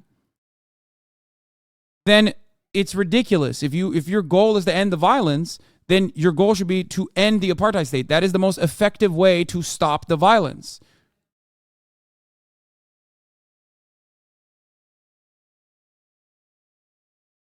My friend is too Sam Harris pilled and is like, well, if Hamas has the power of Israel, they would have murdered all of them. He goes on, yeah, but that's a hypothetical. That's so stupid. I hate that. Like, it's ridiculous. If Hamas had statewide power, they wouldn't be Hamas. They wouldn't be popular. Okay?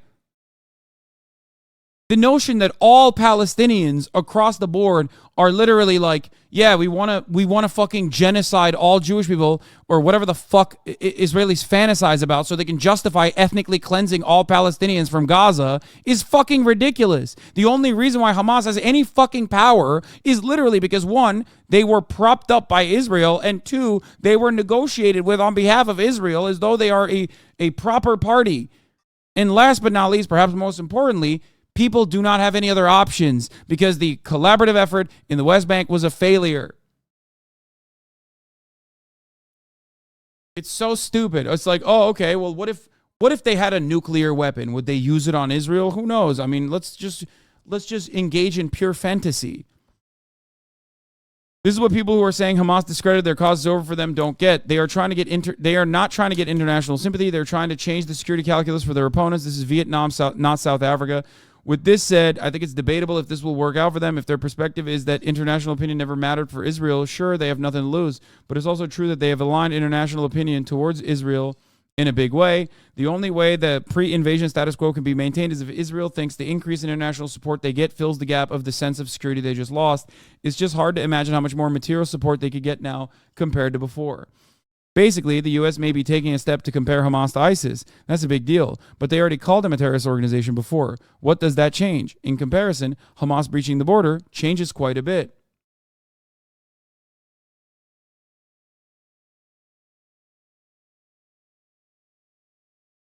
Okay. A story in two parts. A young woman in Gaza explains what is happening as the bombs fall around her. The second video just posted half an hour ago. She's a journalist. Sometimes all the neighbors, they just leave their door open so you can just enter your neighbor's house. It's okay. For my neighbors, they didn't evacuate as well. They have their windows down. Here are their windows. And here is the family. They're gathering all together. Also, Is this going to be a chatter? Is this TOS?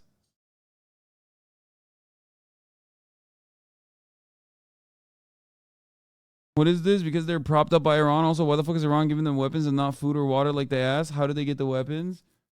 I mean, why did you say,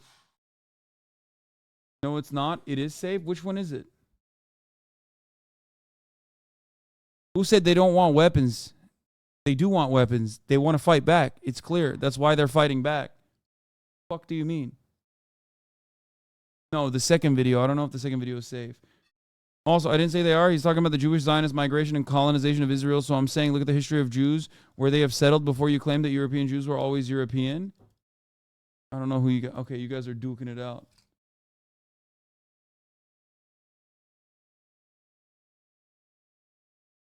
in a place far away from the window.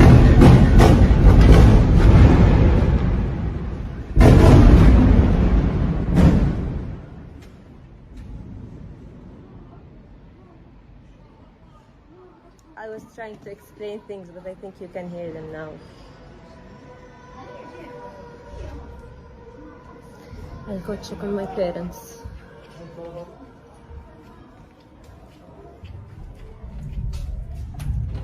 Where is the video taken from? Gaza. She's a journalist in Gaza.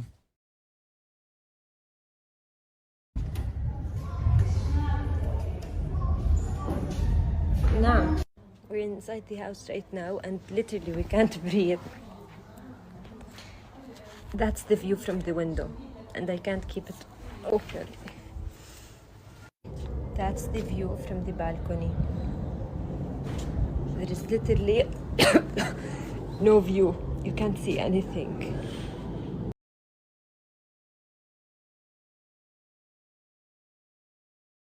Yeah.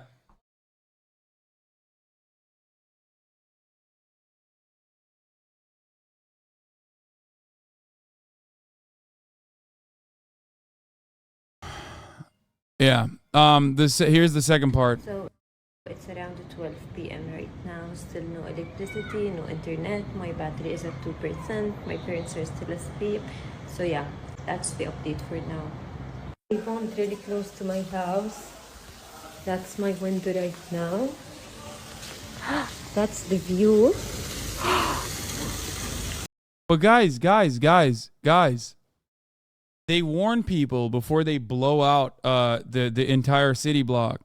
This is not the actions of a terrorist state engaging in bloodthirsty terrorism against innocent civilians. This is, you know,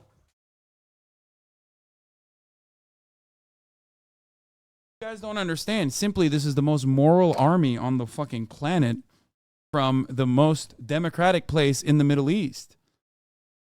Come on.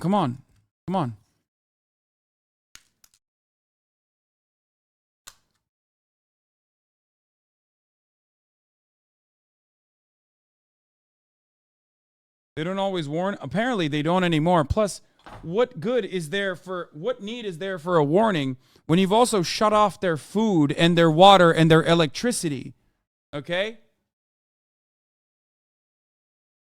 We're the liberal American hand-wringing now. They bomb the mosque. They bomb hospitals all the fucking time. They bomb schools all the fucking time.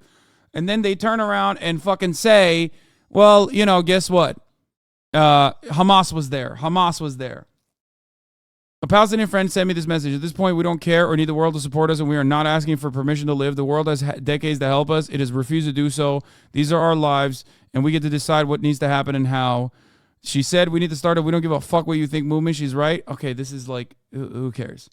This is, it doesn't matter. That this is like,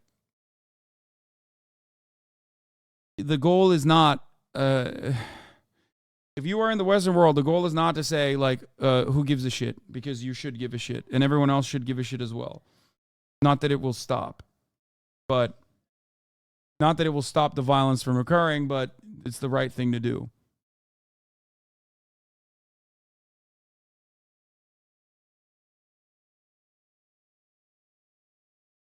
Israel needs to get rid of Hamas. Gaza will appreciate it. Yeah, dude. Have you ever, like, talked to a Palestinian at all? Like, have you? Like, a Palestinian living in Gaza or a Palestinian living in the West Bank? Because, you know, there are two different structures of governance inside of Israel or occupied land. And you know, it's not like there isn't a collaborative project that simply does not work and has not worked at all.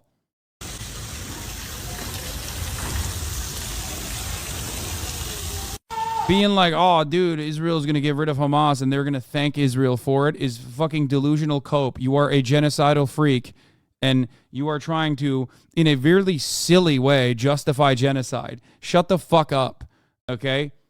Yeah, dude, that's what Israel is doing when they bomb entire apartment complexes, dude. Boo-hoo, fuck them both. I hope one day, I hope you are trapped in a similar circumstance one day. Only then you will be brutally forced to reckon with the inhumane treatment that Palestinians are subjected to on a daily fucking basis. One day. That is the only way you will understand, you fucking dog. People in the street are calling for ambulance, but there is no ambulance. Here is the window. يعني literally the whole window is down. We can hear the sound of airplanes. We're all gathering at our neighbor's house. No internet, no electricity until now. It's around 7 p.m. We literally don't know what's happening in the world. Here we're just listening to bombs. No one knows anything, literally. We're evacuating right now. هاي عمارة سنو. احنا بالشارع. مش عارفة وين رايحين. عارفين الزحرة ومش شايفين اشي مش عارفين اشي. يلا.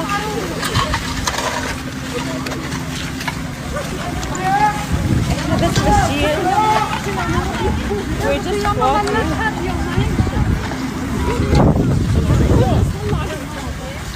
Our house is This is our building. We're in the street. We don't know where we're going. We can't see anything basically translated. burning behind my back.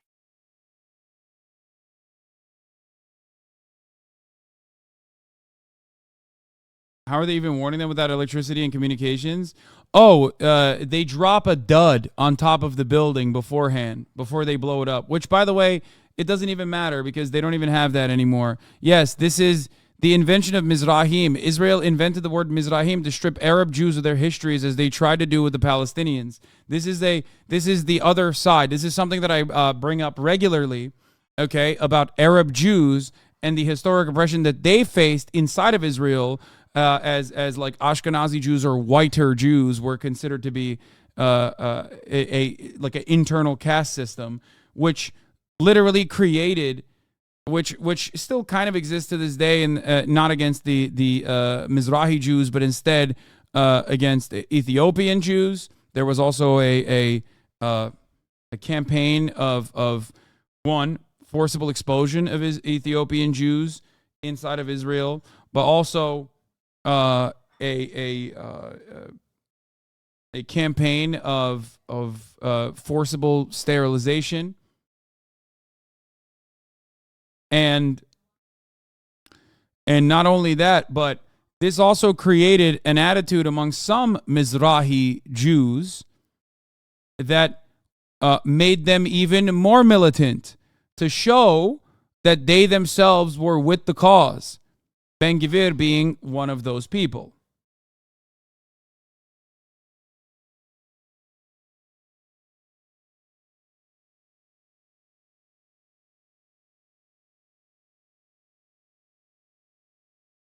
You want to disprove the talking point of roof knocking being humane? You can show this video. I don't know if I want to. Is there TOS here? This is how the Israeli military is warning Palestinians of an impending missile strike in Gaza. A small missile shell is launched on the target, supposedly to give people a chance to evacuate.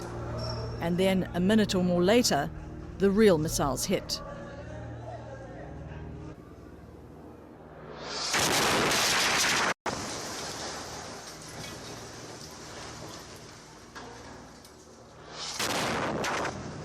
It's called roof knocking, and it's supposed to minimize the number of civilian deaths.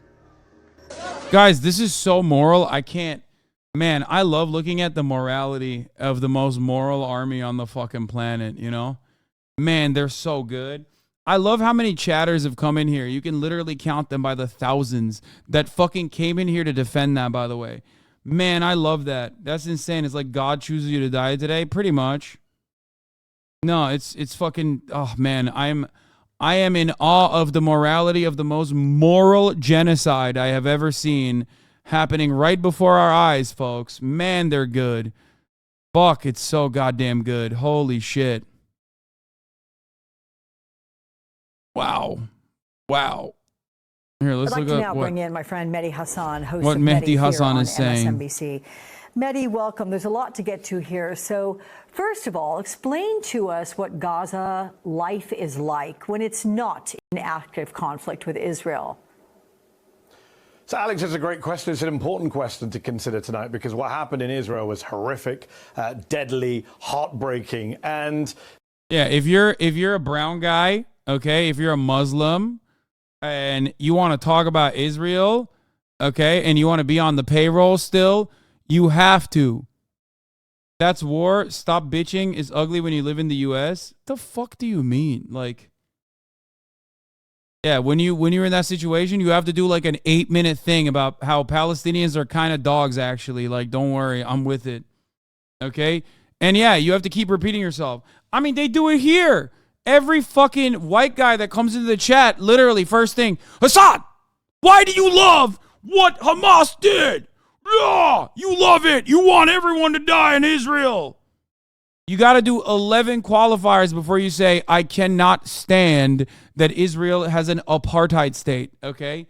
You got to do it. You got to do it all the time. And you got to fucking get on your hands and knees and beg for forgiveness for the crime that these rabid dogs have engaged in of trying to expel their colonizers and the apartheid state that they exist under. You have to beg for forgiveness every time. That, of course, exists when you say something that's outside of the boundaries of America's foreign policy interests, but still.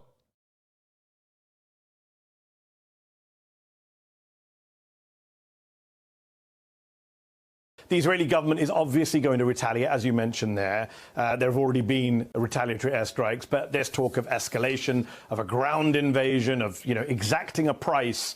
And you have to understand, when we talk about Gaza in the West, for a lot of people, it's very easy to conflate Hamas, which is a militant group that carries out acts of vicious terror, as they did this weekend, with Gaza, which is a place that contains 2.2 million people, Alex, half of them children.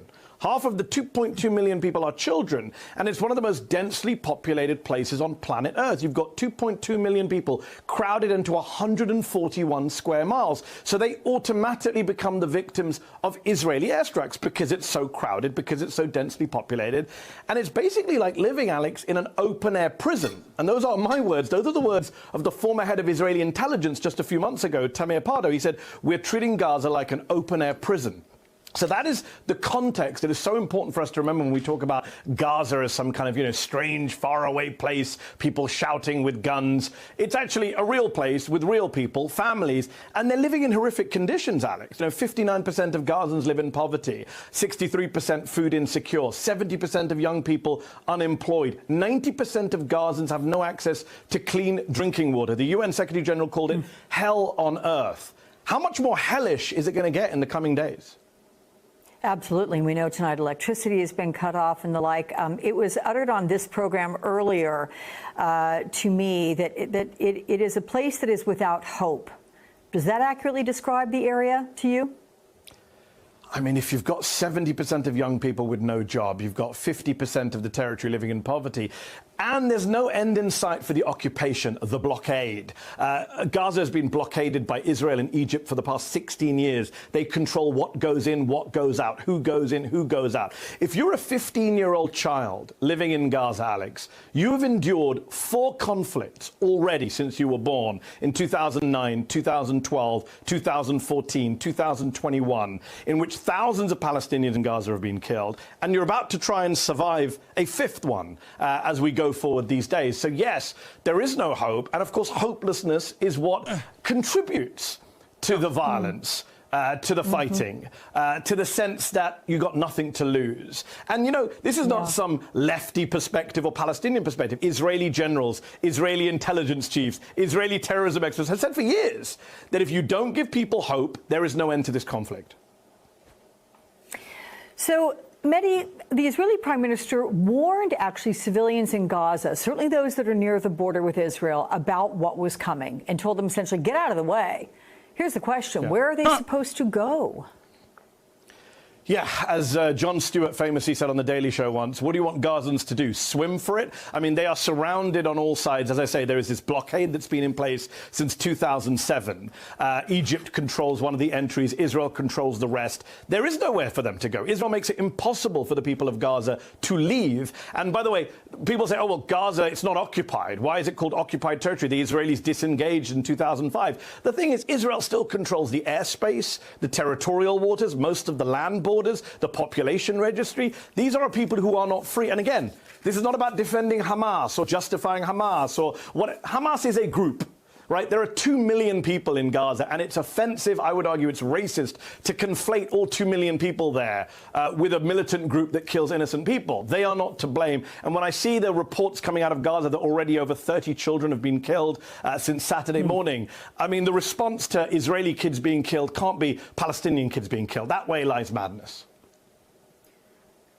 It's extraordinary when you talk about Hamas, and I think a lot of Americans don't understand exactly who they are, what they do, the way they run Gaza. So who are they aligned with, Mehdi? What is their influence on everyday life there in the Gaza Strip?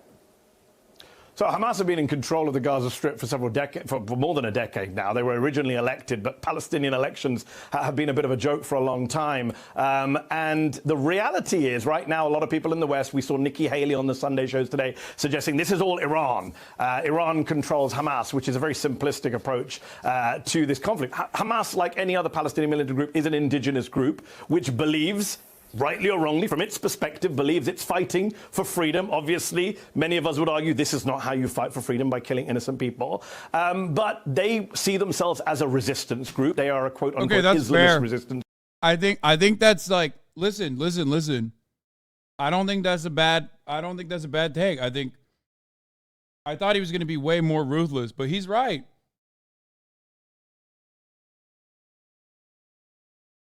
First of all, you can't say anything more than that on fucking MSNBC, okay? What do you expect him to be like? May Allah guide Hamas's rockets on, the colonizers? Like, what do you want him to say? What are you, fucking nuts? Okay? That's the old Mehdi, okay?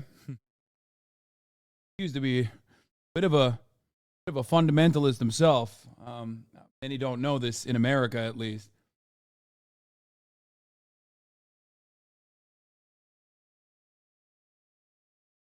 But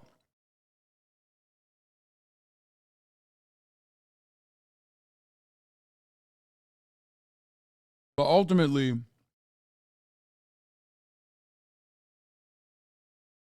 he's not wrong that the goal of Hamas is liberation, just like every other fucking Palestinian group. They have ideological differences, they have differences in tactics, but everyone wants liberation. True.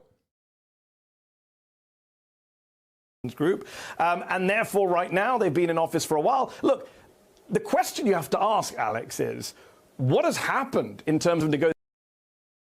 Hamas Abi nodding ahead, agreeing with these terrorist indiscriminate murders and hostage takers. Keep stuffing your fat face, too. The only thing fat about me is my cock, and you should ask your mom about that, because she seems to love it. As I lay it down every night, baby. You probably hear it from your room. That's not the TV that's on, bitch boy. You're hearing your mother's bag walls.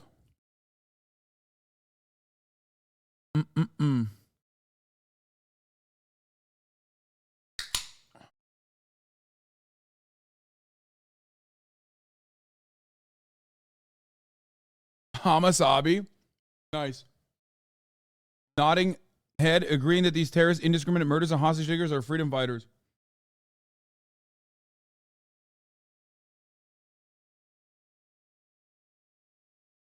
I think sometime during the stream we would have a 10-minute Kaya break for some smiles. Yeah.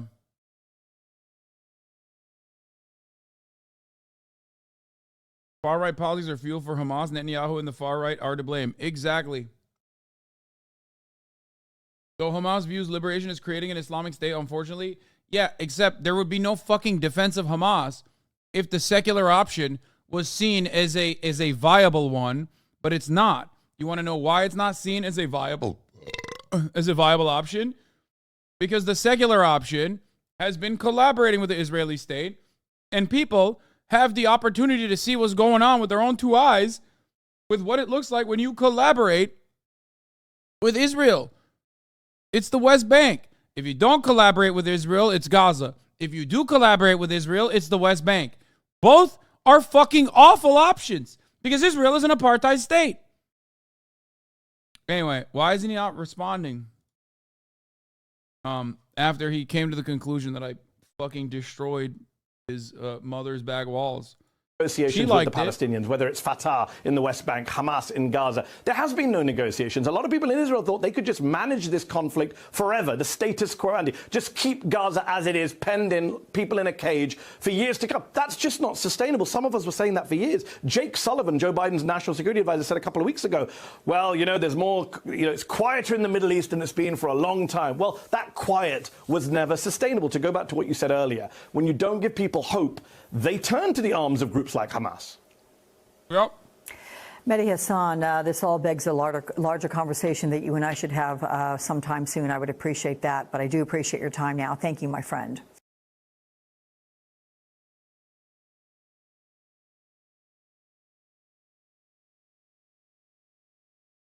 Ban the guy?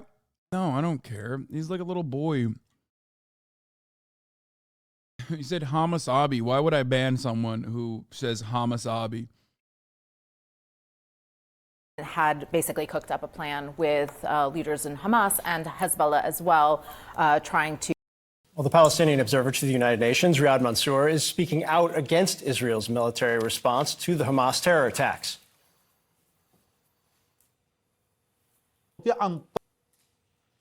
Yes. History for some media and politicians start when Israelis are killed. We know only too well that the messages about Israel's right to defend itself will be interpreted by Israel as license to kill, to pursue on the very path that led us here. The death toll is rising on both sides, with more than 700 people confirmed dead. In Israel, nearly 500 Palestinians killed. The UN estimates that more than 123,000 Palestinians have already been displaced since the fighting began on Saturday. Joining us now is Palestinian-American Middle East analyst Omar Badar. Omar, appreciate your time. To start with the timing, I think the big question has been the surprise and how did this happen? How was Israel caught so off guard? But what's your sense in terms of the timing as why it happened now? I think the timing is inherently random because otherwise it would not be a successful surprise attack. And I just want to mention that obviously what we've seen out of it has been absolutely horrific. I've been listening to your previous guests who are talking about not being able to find their children, and that's absolutely heartbreaking. I'm the father of 2 little children, and I can't imagine how I would feel if they were kidnapped and I did not know where they were. But the real scandal here is that this is every bit as horrific as it is predictable and preventable. A lot of people are talking about this as an intelligence failure, but I think there's a much more fundamental failure of common sense, that you can put millions of Palestinians under indefinite military occupation and a system of apartheid as recognized by every major human rights organization in the world, where Israel commits daily war crimes against Palestinians everywhere, land theft, lack of access to water, dropping bombs indiscriminately on civilian areas, and to think that this is a situation that's not going to eventually lead to an explosion is absolutely insane. This is absolutely predictable. We were obviously heading towards eventually a disaster. Not only was it predictable, the Israeli state predicted it. So just important to consider as well for those who come in here and want to say like, Hasan, what the fuck do you mean? Blah blah blah. Like, wow, I can't believe you're in support of Hamas. It's like, no, I'm not. Which is why the Israeli apartheid regime must end. Okay, in order to end Hamas. In order to stop, you must stop breathing fire. You must stop giving life to Hamas. Every fucking building you blow up gives life to Hamas. It justifies their fucking position. Does Hasan eat the whole stream? That's crazy. Do you guys like come in here exclusively when I'm eating? I eat for around 25 minutes at the same time pretty much every day. And then And you know, I'm live for 8 to 9 hours. I try to do it on camera because I don't want to interrupt the coverage. And instead of going, oh, how nice that this fucking dude is like basically our news monkey and is eating on camera, they go, oh, he must be eating all day. What a fucking asshole. Yeah, sure, I'm eating all day. I'm eating your mother's pussy at night when I'm done eating all day, okay? Of this kind, and now all of this direction towards further militarism and further violence is obviously not going to lead to anything better, because that is exactly the track that got us here. I think that is absolutely correct. We need a real, meaningful solution to the underlying injustice that drives this violence, and that has to mean that Palestinians get to live free of Israeli control and occupation. Omar, you just heard from Michal and David Abramov searching desperately for their 20-year-old son. They are one of many, at least 100 hostages being held at this moment. This is what the spokesman for the IDF, Lieutenant Colonel Hecht, said overnight. Yeah. She's like, I ain't listening to nothing you're saying, dog. Okay. Address these guys that you kidnapped right now. Why did you kidnap these people? Tell me what you think about kidnapping. What's he supposed to say, dog? Oh, dude, it was sick that those people got kidnapped. What are you, fucking crazy? We don't focus our attacks on women and children. We'll do everything we can to minimize collateral damage. But again, we are at war with Hamas. And sadly, there might be people that are involved killed. It wouldn't be intentional. And sadly, Hamas have entrenched themselves in a cynical way within the civilian population. You have said that this conflict cannot be solved militarily. How do you see this ending? Where do you see this going? I mean, look, there's all these pronouncements about the need that they're going to do everything they can to avoid civilian casualties. It is really worth emphasizing here that Israel has bombed Gaza many, many times before, and Human Rights Watch and Amnesty International, and even Israeli human rights organizations like B'Tselem say that this is not at all what Israel. B'Tselem is the most goated fucking bravest motherfuckers, dude, doing the goddamn work on the ground. I love them. They're awesome.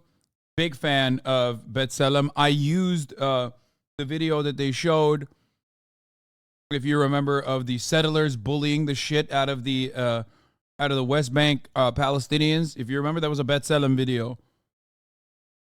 They're awesome. Israel's conduct is. There isn't an effort to minimize civilian casualties, that there is mass indiscriminate bombing of civilian areas. And frankly, we're watching that unfold right now as well. The policy is essentially to punish the entire Palestinian population, cutting off electricity to all of Gaza, preventing anybody in Gaza from coming in and out. This is an act of collective punishment. And this is exactly the trajectory that we unfortunately are on. I think what we're going to see is much greater death that's going to cover the entire Gaza Strip. And at the end of it, Palestinians are going to remain a population that is captive and under an illegal siege, as recognized by the UN. And we're only setting ourselves up towards another round of this in the future. What we need right now is the world community to come together and start dealing with this issue seriously, understanding that this policy of giving Israel a carte blanche to behave however it wants. Bro, not challenge you, but what do you say when people say Hamas puts civilians in front of their bases and doesn't care about their own civilians? Is a lie. Israel has never needed Hamas to actually put any civilians in front of any bases because they bomb places that are, they bombed the Associated Press's office, they bombed Al Jazeera, they bombed a mosque literally today, they bomb hospitals, they bomb schools, they bombed a school yesterday. They don't care. It's a lie. They lie and say Hamas is there. Now, if Hamas was there, okay, even if they were there, you're not supposed to fucking bomb a school, okay? Even if they were there, you're not supposed to bomb a school. That's insane, okay? The idea that like, oh, well, I was asked to be a human being, and of course I am a force to be reckoned with, is a silly one. Not only that, but also, this is one of the most densely packed open-air prisons on the planet. Like, even if there was actual fucking Hamas, there's still plenty of goddamn children, okay? Children there. And last but not least, the bullshit human shield narrative is so funny because Hamas and the Palestinian liberation groups that got together to execute this attack that took hundreds of fucking Israeli hostages found out that Israelis don't even care about Israeli human shields.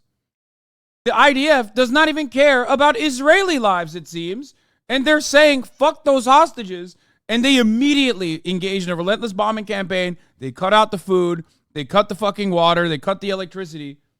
They don't care.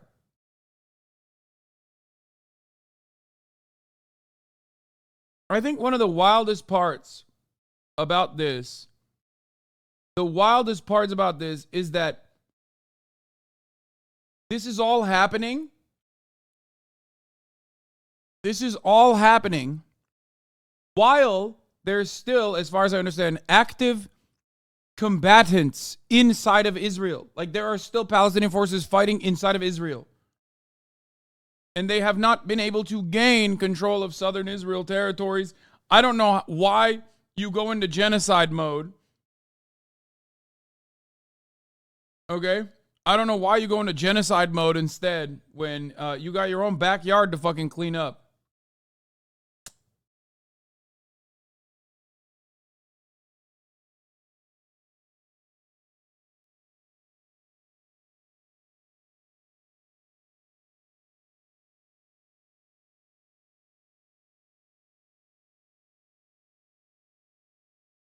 Anyway. Really good website on the history from B'Tselem. Israel occupied the West Bank and the Gaza Strip in 1967. Ever since, it has chipped away at Palestinian space, annexing East Jerusalem, declaring military zones, building settlements, restricting movement, taking over farmland, isolating Gaza, building walls. Notice that most of the major operations happening where Palestinian lands are being partitioned has nothing to do with Gaza or Hamas, by the way. That's why it's such a funny lie that these fucking ultra-Zionists love pushing forward. It's like, oh yeah, dude, is that why they fucking partitioned, literally, they took over Jerusalem and partitioned the West Bank? And settled in the West Bank? Because Hamas? Shut the fuck up, bitch. Suck my cock. That's why you never hear from these fucking pig dogs about the West Bank as though it does not exist, okay? Israel has fragmented the Palestinian land it occupied, using it for its own needs and controlling 5 million people denied their rights. Conquer and divide. A special interaction.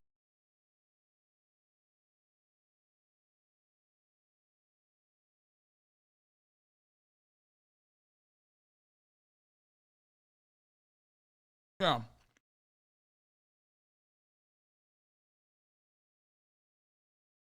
I love the argument that, like, hey guys, Israel didn't even want to occupy the West Bank and Gaza Strip. They were forced to in the 1967 war too.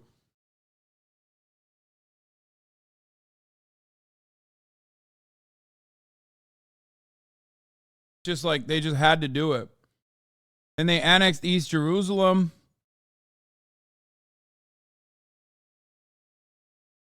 What is this? No, on why the U.S., Britain, and Australia, by extension, Western media support Israel so hard. There's a history, and a very interesting one.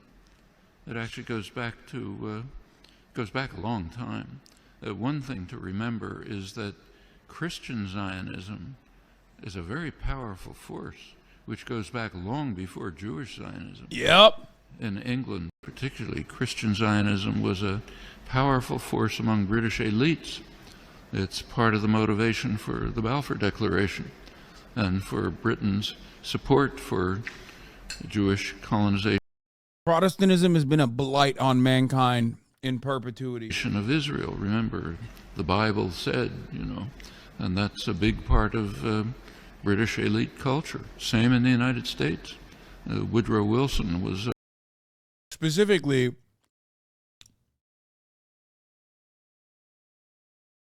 pound for pound, the most devastating colonial force, still to this day, I would say, is the British. Like, over the course of history, if you look at it, America, like, is only now catching up. Okay? Just genuinely, I mean, obviously, you would have to make adjustments to the material realities at the time, right? But they are so fucking nasty, bro.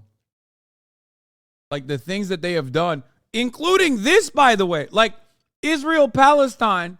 Hasan, your joke, stop crying and get a job, soft hands. Bro, these soft fingers finger your mom every night, okay? I'm gonna keep up the energy. I gotta keep him not as rugged for your girlfriend. Oh. Oh. Oh. Ow, ow, ow, ow, ow, ow. Oh. Fuck. A devout Christian who read the Bible every day. So did Harry Truman. Fuck me. In the Roosevelt administration, one of the leading officials, Harold Ickes, once described the return of the Jews to Palestine as the greatest event in history. Because I pushed Gaia. Realizing the That's how fucking heavy she is. These are deeply religious countries in which the just kidding, I was coming. Commands, so-called, are taken quite literally. Also, this is just part of colonization. This is the last phase of European colonization. And notice that the countries that are most strongly in support of Israel are not just the United States.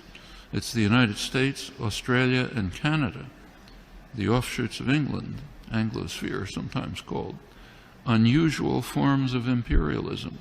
These are settler colonial societies, societies in which not like India, not like the British in India, say, societies, South Africa was a little like this, or Algeria under the French, settler colonial societies in which the settlers came in, essentially eliminated the native population, also driven by religious principles, very religious groups driven by Christian Zionism. Those are major cultural factors. There are also significant geostrategic factors. You go back to 1948, there was actually a split between the State Department and the Pentagon in the United States over how to react to the new state of Israel. The State Department was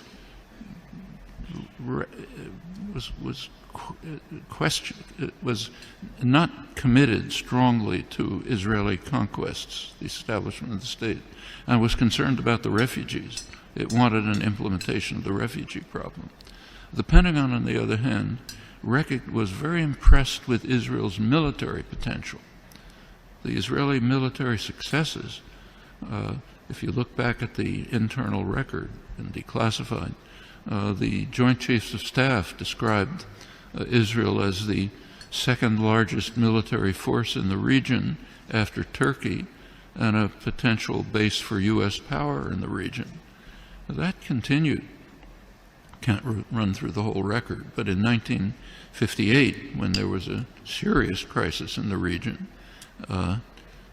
Israel was the only state that strongly cooperated with Britain and the United States, and it won plenty of support from the governments and the military for that reason. How does he know all this? Yes, he was there, bro. He was there. Okay, for the development of the Israeli state, he literally was there. Like, he is that old, unironically, but he was there when the Roman Empire fell. You know what I mean? Like, he's been around. 1967 is when the current relations with Israel were pretty much established. Israel performed a major service. She's so fucking ridiculous. I don't know why Kaya chooses to literally lay right next to the fucking wheels of my goddamn chair. Okay, and then I can't move. And then I have to move her. And because I did abs today, as well as all these other workouts earlier, when I move her, I squeeze my abs in a weird way and I fucking cramped. It was so goddamn painful. And I can't even move my goddamn chair without, like, hurting her.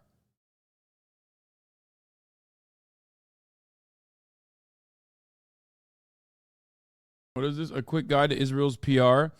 This is so accurate. An algorithm for Israel's public relations, a hospital propaganda. It works every time. Israel-style public relations. 1, we haven't heard of reports of deaths. We'll check into it. 2, the people were killed, but by a faulty Palestinian rocket/bomb. 3, okay, we killed them, but they were terrorists. 4, okay, they were civilians, but they were being used as human shields. 5, okay, there were no fighters in the area, so it was our mistake, but we kill civilians by accident. They do it on purpose. 6, okay, we'll kill far more civilians than they do, but look at how terrible other countries are. 7, why are you still talking about Israel? Are you some kind of anti-Semite? Test is against the next interview you hear or watch. They have gotten better at this. I feel like they don't do that anymore as much. They just straight up say, like, yeah, we killed them. What the fuck are you going to do about it? Suck my cock, okay? Yeah, death to Palestine. Shut up, bitch. What are you going to do? I legit feel like they did go from, I mean, I think they got real confident with the PR gains that they made, that they were like, we don't need to do that anymore. Yeah, that was from 2014. Nowadays, they're like, yeah, we killed them. What are you going to do about it, you fucking bitch? What the fuck are you going to do about it? Oh, are you going to cry? Oh, are you going to cry? Widow baby, you're going to cry about Palestinians? Widow baby, shut the fuck up. That is the attitude. Fucking callous. To the United States by destroying a secular Arab nationalism, a major enemy of the United States, and supporting radical Islam, which the U.S. supported. And it continues right until the present. right now. We saw an example of that just during the latest Gaza attack. You recall that at one point Israel began to run out of munitions during the assault. Yeah, my Jewish friends are saying on Instagram that this attack on Israel's an attack on Jews. I'm not very knowledgeable on all this, but what the fuck are they talking about? No, man. It doesn't matter what religion the fucking apartheid state is, okay? The people who are colonized don't give a fuck. Doesn't matter what Hamas says about Jews. He's like, oh, we got to genocide all Jews. Okay, dude, good luck, okay? Shut the fuck up. Doesn't matter. Doesn't matter if they were Christian. Doesn't matter if they were Jewish. Doesn't matter if they were Muslim. It's not the religion. That is a silly fucking conversation. And it's actually a way for Zionists to pull support from the international Jewish community to say, hey, our goals in building a nation state is aligned with yours too. And also, all of the things that we do in said nation state, you are now on board with. Like I've said time and time again, Jewish people have a very long history, an understandable history of fighting against oppression, fighting against fascism, right? The Zionist state has been able to successfully capture the attitude and make it seem like they represent the best interest of the international Jewish community. It's completely ridiculous. And it's actually anti-Semitic. It's not anti-Semitic when they do it, of course, but it's anti-Semitic when actual anti-Semitic people say it. Like, can you imagine going up to a dude who's like Jewish and immediately being like, well, you love Israel, huh? What's happening? Yeah, I bet you love when Muslims get fucking purged, don't you? Like, that's insane. Completely insane. I love your point of view about the I love you, bro. Your point of view about the situation is balanced, but aren't you afraid to be canceled? No, I am not. Because a lot of the people literally say that people that hate me have created an opportunity for me for many, many years. Okay? They have tried to cancel me so many times over. I've been doing this for years. I've been talking about this for years. The reality is that people have said unhinged things. Like, first, they tried to go after advertisers. It didn't work because I don't have any advertisers. I only have subscribers, right? So then they wanted to make it ugly and annoying to be a supporter of myself by going after my subscribers. And they tried to say, like, oh, you suck. I can't believe you are following Hasan. Like, you're a fucking loser or whatever. Then that didn't work out. So now they decided, we'll just lie about whatever the fuck Hasan is doing. And over and over again, we'll just keep doing it over and over and over again. Okay? And that is precisely the reason why so many people that come in here right now go, wow, damn, Hasan is based again. Had no idea Hasan had such good takes on this issue. It's like, no, you have just not seen my takes on the issue because you haven't been watching it, been paying attention. It's fine. You've only seen other fucking losers motivating others to be like, yeah, this guy sucks. But all of that has yielded something that is quite positive. Okay? I bought into all that bullshit until I saw you were friends with Brace and the Choppa Boys. Exactly. All of that has yielded into something positive, which is that I have you cannot take me down further than what my enemies have tried. It doesn't matter. I get death threats on a daily fucking basis, and every single thing that famous people or e-celebs fucking complain about with respect to things that I don't want to get into, but harassment and whatnot. It happens on a daily basis. The only thing that has yet to happen is be actually killed by someone, and I hope that that won't happen. But when that is the case, there is not really too much that people can do, right? So I'm used to it. I'm ready for it. This is what I've been doing for years and years and years. Despite the fact that it's armed to the teeth, that the United States provided Israel with additional munitions through the Pentagon. And notice where they were taken from. These were U.S. munitions Like, look, normally, if I wasn't a seasoned veteran of like absolutely schizophrenic schizo posters in the chat, I would look at this and go, "Oh my God."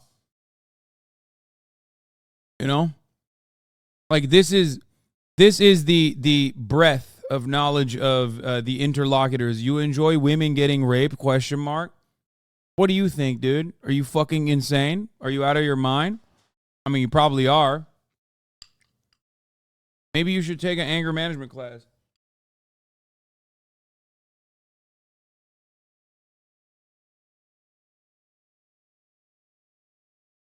Like, why would you write that? It's disgusting. Positioned in Israel for eventual use by U.S. forces. One of many signs of how Israel is regarded as essentially a military offshoot of the United States. Very close intelligence relations that go way back. Many other connections.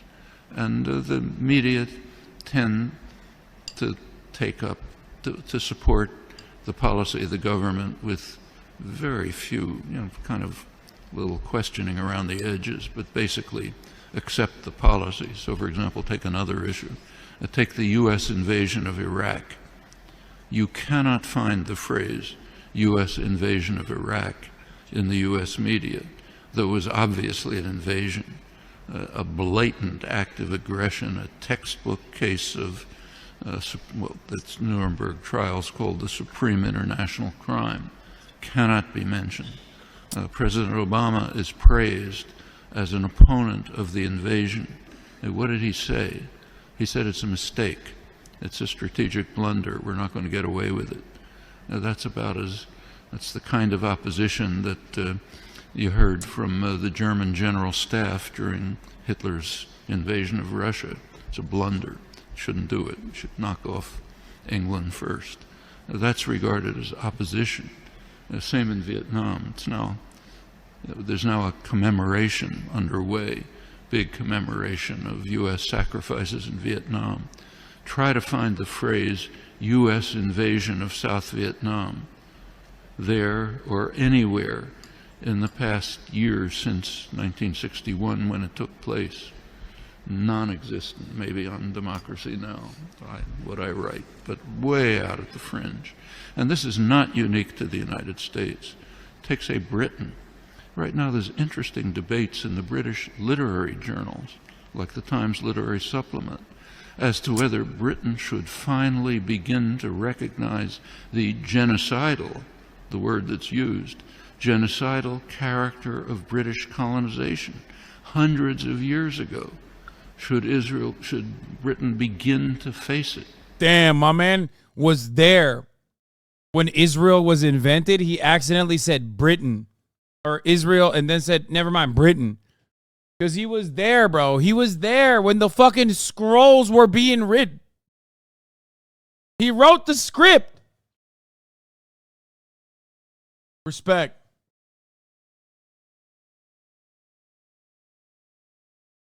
Yeah, he was there when the lore was written, 100%. Okay. Thank you.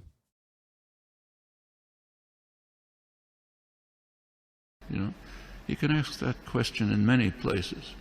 The tendency of the intellectual community to go along like a herd in support of state power, private power, is just overwhelming. Intellectuals like to think of themselves as dissident, critical, courageous, standing up against power. Absolutely untrue. You look at the historical record, that's a small fringe, and they're usually punished. The mainstream tends to be what was once called a herd of independent minds, marching in support of state power. Nothing new here. Unfortunate, you have to fight against it, not new. He was there. He was there when it was written in stone, dude. Anyway, towards Palestinians is not a way to actually achieve long-lasting peace. You can't keep doing the same thing over and over again and expecting a different result. The one thing that has not been tried so far. Well, one thing that hasn't been like fully realized is genocide, which apparently Marco Rubio's on board with. Jake Tapper says, is there a way for Israel to destroy Hamas without causing massive casualties against the innocent people of Gaza Strip and roughly 1 million of them are children?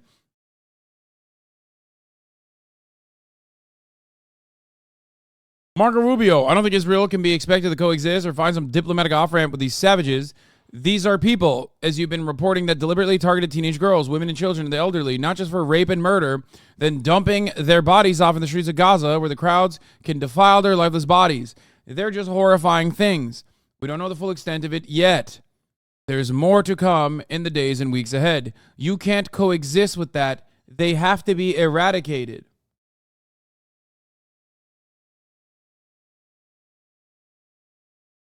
It's wild.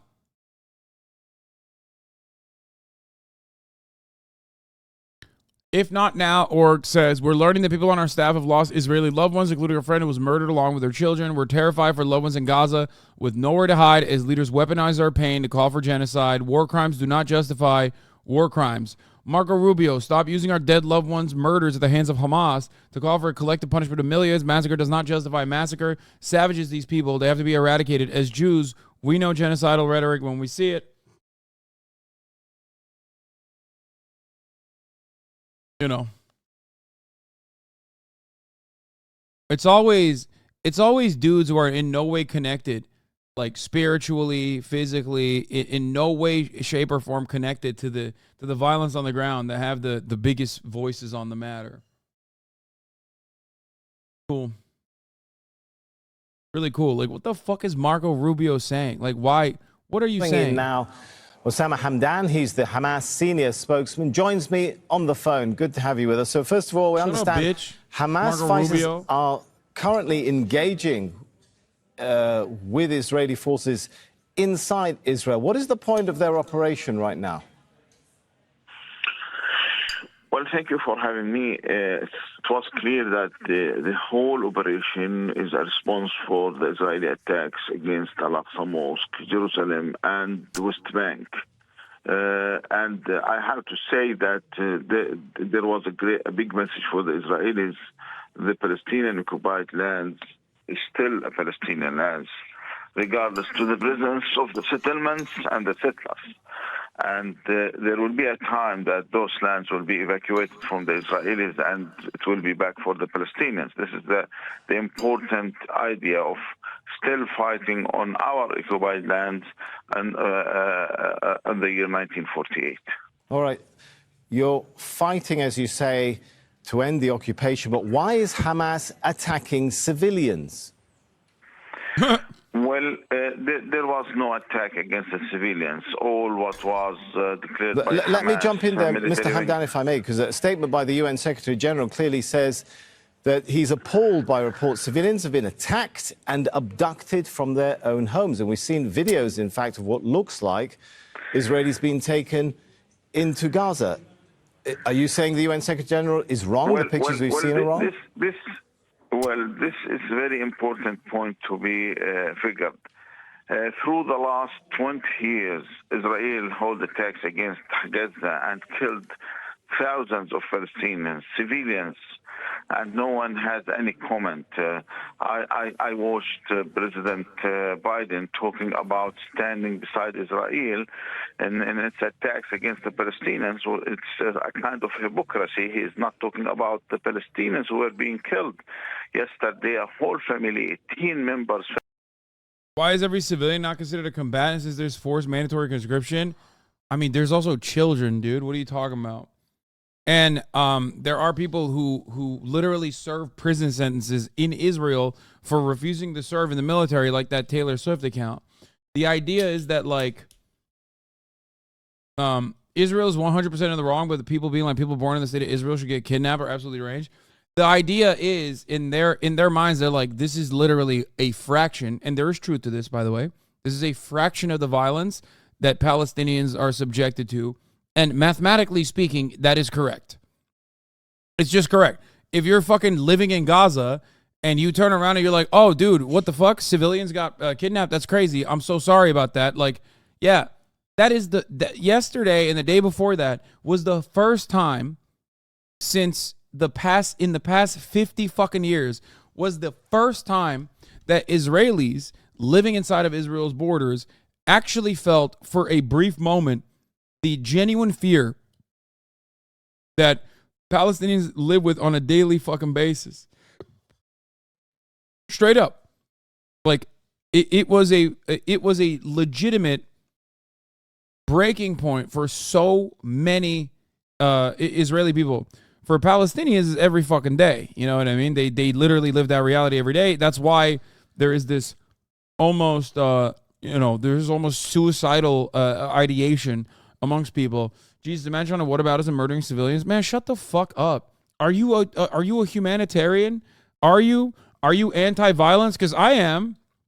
If you're anti-violence and your argument just starts and stops at like, oh my God, I can't believe you're not immediately specifically condoning the murdered civilians and nothing else, then you're like not a serious person, okay? I have done that so many fucking times.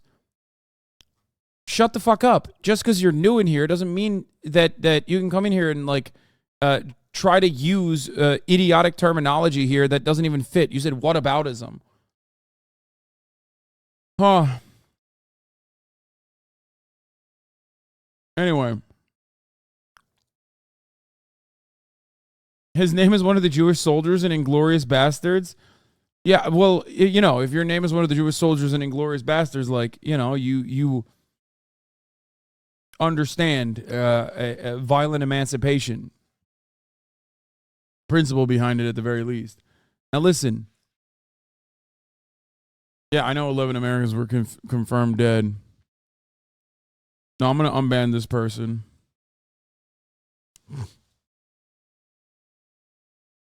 People just barge in assuming Hasan loves terrorists because other people say so. Just watch for like 10 minutes, man. I know.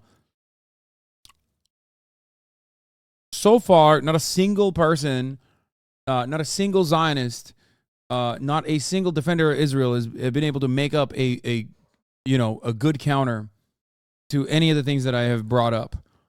And I don't think there is one because there is no good argument. That's why I say, like, at least the fucking ultra-nationalist dudes in Congress and the Knesset are technically honest about the brutality. You know what I mean? They're like, yeah, no, we are brutal. We are genocidal. We should do genocide.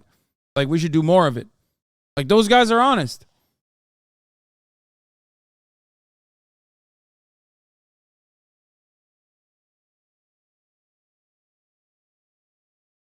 Like I've said time and time again, many people have asked me and earnestly asked me, not in a cynical way, what do you say about the two-state solution? What do you say about both sides being wrong? What do you say about peaceful coexistence with Israel? And the answer to them always is look to the West Bank. If you look at the situation in the West Bank, that's collaboration with Israel.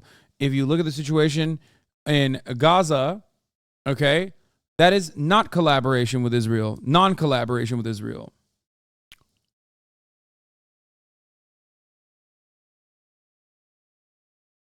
If you think peaceful coexistence with Israel has not yielded an apartheid state and unjustifiable wanton murder, punishments, and a lack of governing body and an apparatus that defends you, in the West Bank, look no further than the West Bank. It's just, it's not existing. There is no state.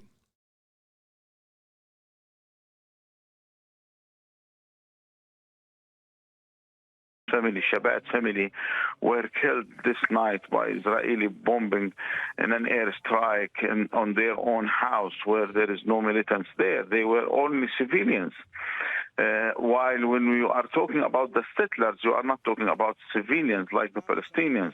You are talking about settlers who are armed, who came to occupy but if I may, the Israelis, if the Israelis are targeting and killing... Oh, that's crazy that they blew up a fucking tank, by the way. That's nuts.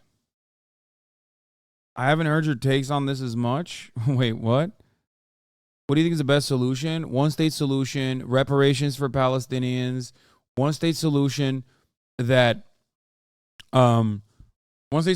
gives equal rights to all people living under a secular nation state that protects the rights of Jews and Muslims alike. One state, equal rights for all, secular one-state solution. It is literally demonstrably better than the fascist, right-wing, ethno-nationalist, theocratic ethno-nationalist fucking pipeline that Israel is staring down the barrel of, okay? It is 100% going to get worse and worse and worse. Unless you literally ethnically cleanse all of the fucking Palestinians living in Gaza, then you ethnically cleanse all the fucking Palestinians, like directly, violently. Not like the slow burn of like shoving them into a fucking open air prison and just being like, oh, well, some of them die all the time. No, straight up going into Gaza, killing every single fucking Palestinian, and then killing every single Palestinian in the West Bank. Men, women, children, grandparents, all of these people, unless you ethnically cleanse them in the exact same way that Nazi Germany tried to ethnically cleanse Jewish people, you are only going to continue increasingly agitating a group of individuals who are going to fight back. By the way, this is a reality that ultra Zionists like Ben Shapiro are aware of, which is why they have advocated for different, more peaceful forms of ethnic cleansing, like putting them on trains. He has written about the final solution for the Palestinian problem. Okay? You cannot solve this problem. You can only escalate or de-escalate. And it doesn't seem like Israel is interested in de-escalating. Thank you. It's the top of the hour, everyone. Fuck you, dude. Are you serious? You made me go through this entire thing only to debate me with a top of the hour ad break? That is an escalation.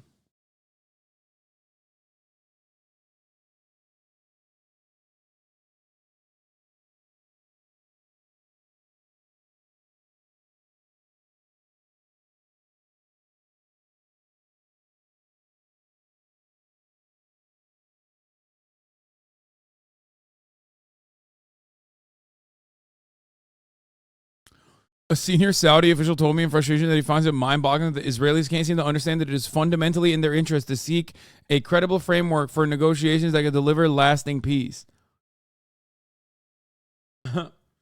It's so funny when the Saudi guy is like, bro, what are you doing? Read the fucking room. Saudi Arabia is probably the closest to Israel in terms of like doing whatever the fuck it wants, and then America not saying anything. After all, they did 9/11. So he was my first endorser, and I love those endorsers when they're early. When they yeah, but he's not going to be talking about Israel-Palestine at all. He's just going to fucking blame Biden now.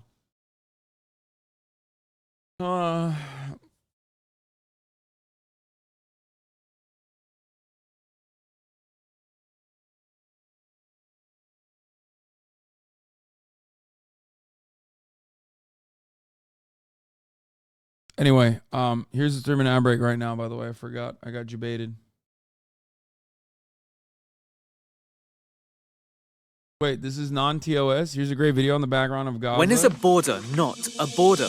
When it's a fence that Israel built to create the world's biggest open-air prison. Since March 30, 2018, thousands of Palestinian refugees trapped inside Gaza have taken part in the March of Return, demanding the right to return to their homes in what is now Israel. Israel built a 25-mile fence and has shot people protesting near it, saying it's defending its border. But this fence isn't a border. You know how we know that? Because Israel said so back in the 1990s. When Israel and the Palestinian Authority signed the Oslo agreements, this is how they talked about the fence. The security fence erected by Israel around the Gaza Strip and the line demarcated by the fence shall be authoritative only for the purpose of the agreement. That acknowledges that the line followed by the fence is not a border. Israel wants to portray Gaza as a separate country full of people who want to invade Israel. In fact, international law says Gaza is still under Israeli occupation. The idea that there is actual Palestinian sovereignty in the Gaza Strip or even the West Bank is false. Israel continues to control all aspects of life in the Gaza Strip, and as such is deemed under international law to still be the occupying force. In 2010, the UN called Gaza a large open-air prison, and it's not hard to see why. There are only 5 crossing points on the Israeli fence, and are you kidding? Saudi's the closest to Israel? Very funny coming from an American. Saudi has always supported Palestinian. Bitch, I'm more Turkish than I am American, okay? Don't come at me with that nonsensical bullshit.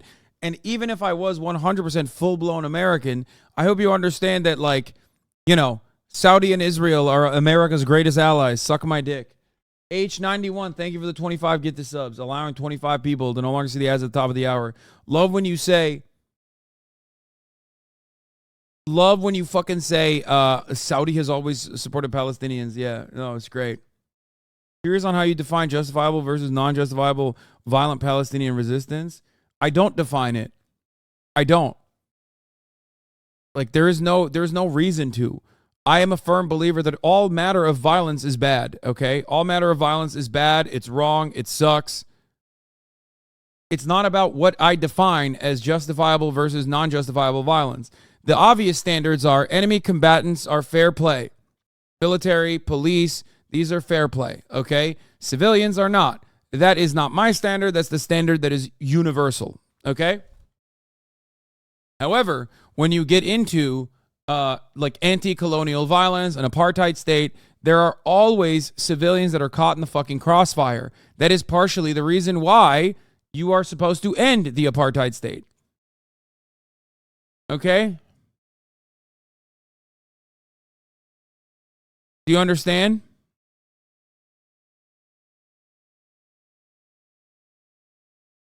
Was the violence the ANC enacted against South African apartheid the problem, or was the apartheid the problem? Exactly. The question you must ask always is, which is the worst problem? You can look at existing post-colonial nations. You can look at anti-colonial struggles like Algeria or South Africa, okay? And an anti-apartheid struggle in South Africa. Why compare them? What do you mean why compare them? You mean look at other examples because we at least have the opportunity to know what's right and what's wrong instead of looking at something that's happening right in front of our eyes where people constantly just get lost in the sauce?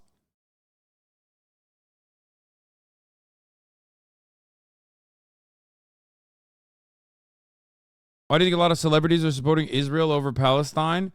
Because Palestinians get no fucking like reference point for many average people, and the reality is that a lot of celebrities are fucking dumbasses, dude. What the fuck do you mean? Unless they have a direct relationship with like someone who is a Palestinian celebrity, like fucking Bella Hadid or some shit, they don't know anything. Even Bella Hadid and them, they are not exactly super intelligent either, but they might be more empathetic in this situation because of their own personal experience. Yeah, Palestine has no clout, okay? There you go. Anyway, the point is, if you look at Algeria and its struggle against France, if you look at the ANC and its struggle against the apartheid South Africa, okay? There were a ton of civilian casualties. There were a ton of civilian casualties in that situation. Now, or if you look at the IRA versus the British occupation. Now, ultimately, at the end of the day, when we look back at those moments, do we look at the major point of violence being the continuation of the apartheid state or the continuation of French colonial violence? Or do we look at the violence that civilians were subjected to in that anti-colonial struggle? If you look at the violence in the anti-colonial struggle and not necessarily the violence of the maintenance of said colonial prospect, then you are a bad person. You are not a good person, and most people will look at you and go, you're out of your fucking mind, dog. That's a crazy thing to say. While violence is bad, violence is unfortunately violence is unfortunately a constant, okay? It's one of the major points of politics to begin with. Politics is the distribution of resources, and it's also the distribution of violence. Who gets to do it? Who gets to be there on the receiving end of it? Okay?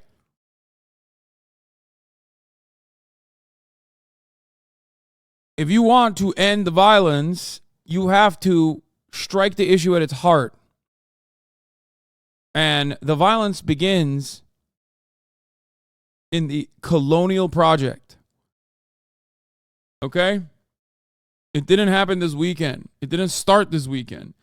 That's why it is very sad that so many people are lost in the sauce and they get manipulated into believing like, oh, wow, this unprovoked attack by Hamas. It's like, bitch, when has there ever been a provoked attack by any Palestinian group, as a matter of fact, in the eyes of the American State Department? Never. You've never said this attack was provoked. This attack is justifiable.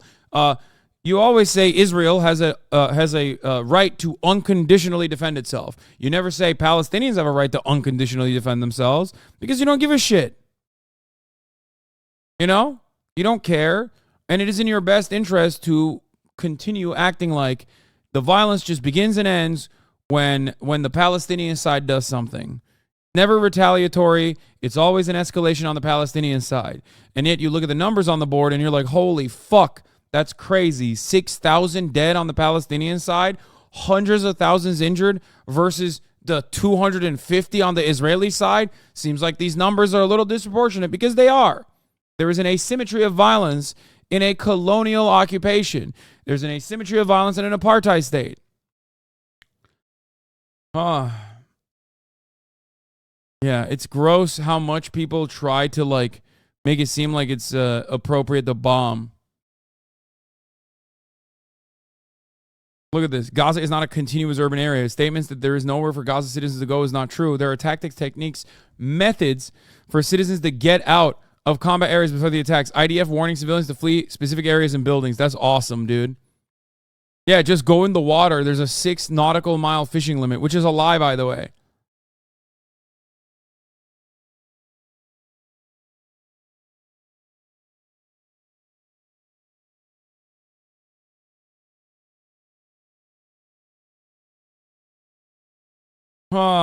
Is this war because of religion? No, it's not. 3 of those have been closed for years. Of the 2 that remain, only one of those is for people. In September 2018, Israel allowed less than 6,000 people to exit through the Erez crossing. Israel even limits what goes into Gaza through the fence. Sage, cardamom, ginger, dried fruit, and potato chips have all been on the prohibited list. It controls things that demonstrate that They call this putting Palestinians on a diet, by the way. Not a prison, by the way. But they call it putting Palestinians on a diet. They literally did not allow pasta inside of the borders of Gaza. And they say that the reason is deliberate. The reason is so that they are starving and they can't fucking fight back adequately. the degree to Yeah, that's why it was like ridiculous when the guy was saying oodles of luxury goods exist inside of fucking Gaza. Piece of shit, dude. May your fucking 7th generation next of kin, if you ever find someone unfortunate enough to fuck you, experience that same pain that you are actively undermining, that Gazans go through on a daily fucking basis. Shaitan. to which it occupies the territory, including the population registry. You're If someone is unbelievably born out in of the Gaza touch. Strip and Oh my lord. They are not registered within the Israeli authorities. They do not exist. They are unable to travel outside of the Gaza Strip. More than 2/3 of people living in Gaza are registered refugees whose families were forced out of their homes by Zionist militias in 1948 in what became Israel. Israel's Jewish majority was cemented by expelling 4 out of every 5 Palestinians who had lived there. So this fence stands between Palestinians and their former homes, from which they were evicted and to which they've been forbidden from returning. It confines them to a strip of land in which they've been imprisoned as refugees for generations. To the Palestinians of Gaza taking part in the March of Return, they're not breaching another country's borders. They're simply attempting to go home.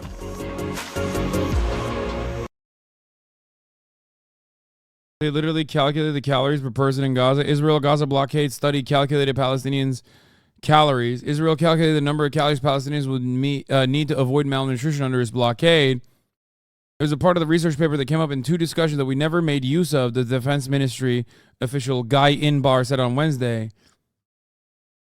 After the document was published by Gisha, an Israeli human rights group that petitioned to receive it.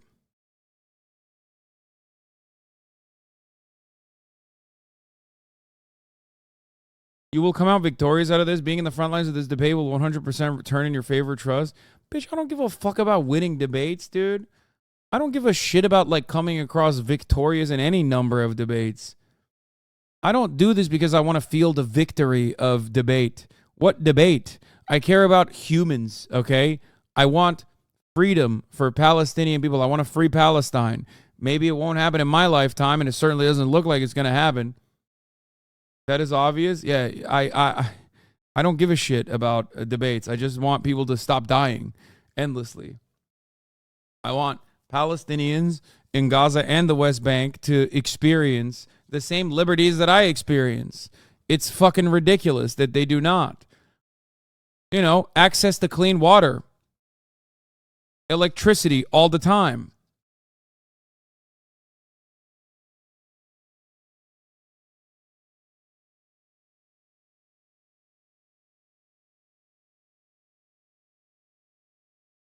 Yeah, this was really fucked up. They dropped a joint memo in Israel, and then they also, our country will support Israel in its efforts to defend itself against the people of such atrocities.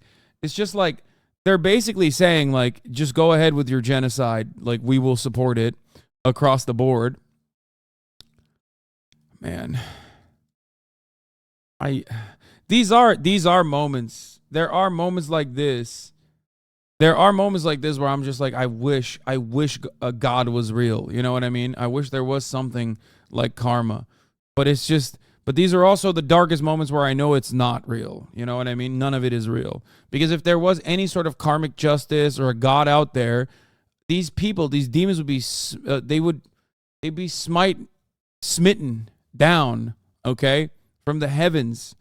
Like, how can you have faith that these evil deeds will be punished by Allah when there is a fucking 12-year-old that just died probably while we were talking about this because she was born inside of Gaza, okay? She just died. She got eviscerated by the most effective baby murdering machine on the fucking planet. You know what I mean? The Israeli military. And then there are motherfuckers in here being like, hey, by the way, that baby, she deserved it. And also, Israel is the most moral military on the planet. They let you know when they're doing the baby murder. They let you know ahead of time. Also, that baby was a fucking human shield for Hamas. If there was any sort of karmic justice, every single person that defended that and every single person that facilitated in that would immediately perish. Okay? Immediately. The fucking irony says take out the trash.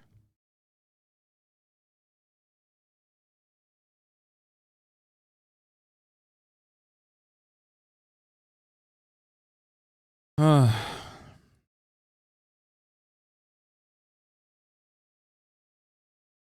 is why heaven and hell exist? Yeah, okay.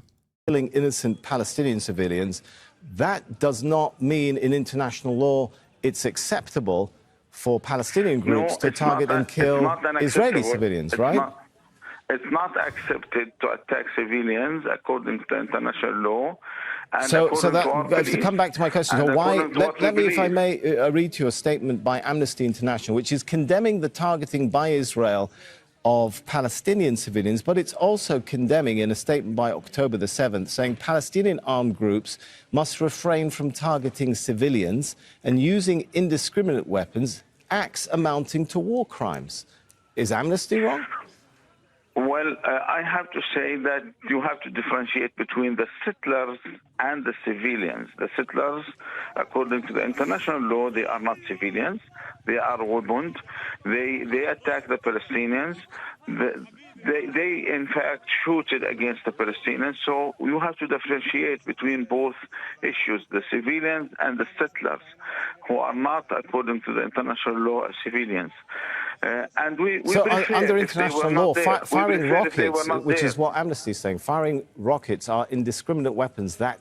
Yeah, he's saying the fucking argument is, he's saying settlers aren't civilians, which is true, for the record. But they're not doing this in West Bank. There is truth to what he's saying. If they were in the West Bank and doing this shit, they would 100% be within their legal boundaries to do so. What every single settler, I don't give a fuck if your best friend from Brooklyn or Long Island fucking moved to the West Bank for some free real estate, okay? Every single settler Every single settler in the West Bank is engaging in an act of terror. And yes, technically they are a fucking enemy combatant. Now, the difference is, his perspective is that due to the Nakba, the entire Israeli state is occupied by occupiers and settler colonialists. That is where it gets a little bit trickier. What do you do with the people that live there? It's a little bit different than, in my opinion, than the same opinion that I have for those living inside of the West Bank. There are children, there are babies, there are people that do not deserve violence. There are civilians. There are people who fucking say that they do not want to serve in the Israeli military. Sometimes it's not as easy to just like leave your house and be like, I have a philosophical disagreement with the existence of the Israeli state.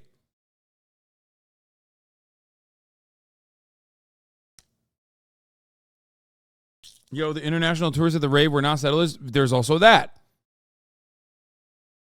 They fucking killed 250 people. A lot of those people were not even, or plenty of those people were not even Israeli. They were, however, in the eyes of the Palestinian people that engaged in this, they were like, you guys are partying next to our fucking demise.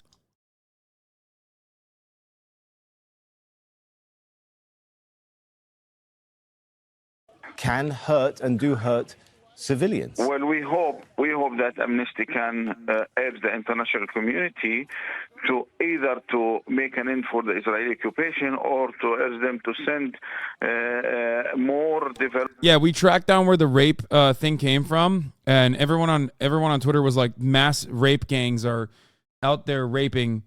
They're rapers, and they're doing mass, savage, brutal rapes on everyone. And I didn't see a single fucking outlet write about that, which I thought was very interesting because, like, obviously, if you want to justify what you are about to do to fucking Gaza, you would go along with that and be like, yeah, this is happening a lot. The only place where that came from, the only place where that information came from was Tablet. Tablet magazine is far right to begin with, famous for articles such as, we should befriend Nazis. I am saying this as a Jewish person, and numerous other incredible, wonderful stories like that.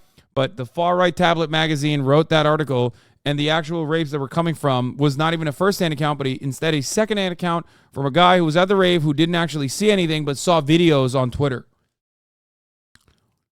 I have yet to see any other accounts of this. Now, having said that,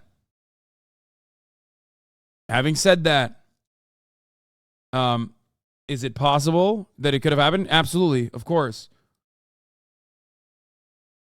Those tablet links have thousands of upvotes on Reddit. Yeah, because people are fucking bloodthirsty.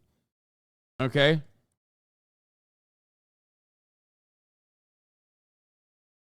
Philip DeFranco also said they were. Yes, I'm sorry, but his assessment on foreign policy is whatever the fuck befits America's agenda. Like, come on. I like Philip DeFranco, but I've never seen him stray away from that position. What's Michael saying? Michael from Pennsylvania saying, can we just openly say that bombing Hamas targets of RUBBLE is complete bullshit? The only people affected by bombing would be civilians. Hamas is a distributed military and political formation. They're going to have the best hiding locations, ability to move, and most resources. It's only the poor and marginalized that will get hit. Yes, 100%.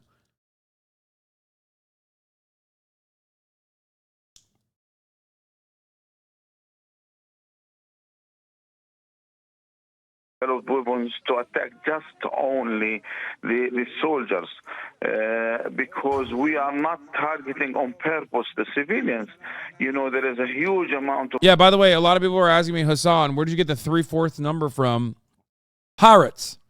Haaretz made an assessment of all the casualties so far on the Israeli side, and their numbers showed 3/4 of the dead on the Israeli side are enemy combatants. No, not 34%. 3/4, as in 75%. Now, obviously, it doesn't matter because civilians still died.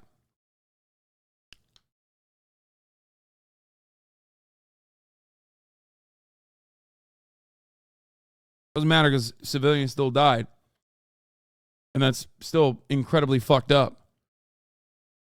especially with so many women, so many children, elderly. And then also on top of that, plenty of people got taken as hostages.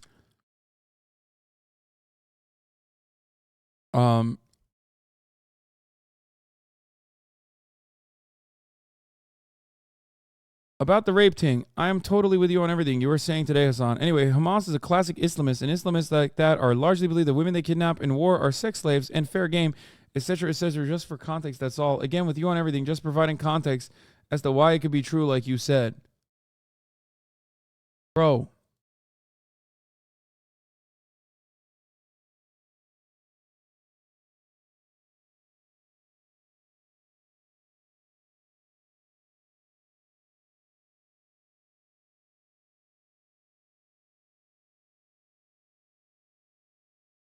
Oh my God.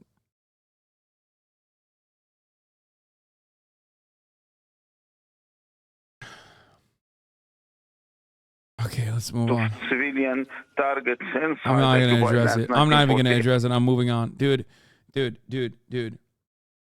The idea that people are simply doing this because they're bad and evil and that's the only reason why they're doing this kind of violent behavior is silly. It doesn't matter what militant faction you're talking about. It could be ISIS, it could be Al-Qaeda, it could be the IRA, it could be the ANC. Every organization, whether they are bad or good from your personal perspective, still operate with very clear-cut reasons, okay? The Palestinian coalition's actions on that moment was to engage in a rapid attack as fast as possible and take as many hostages as possible so that they could stop Israel from reducing Gaza to rubble while also penetrating the Israeli security. Okay?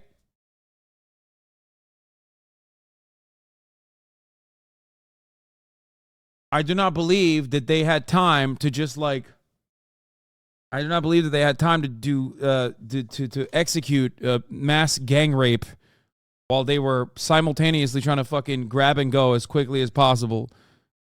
I am not saying that it did not happen, okay? I'm not saying that it didn't happen. I'm still waiting on actual information on if it did happen, and I have yet to see one. I have yet to see it. But that didn't stop people from just fucking running with that for the past 2 days, nonstop. Fantasizing about, like, Muslim gang rapists.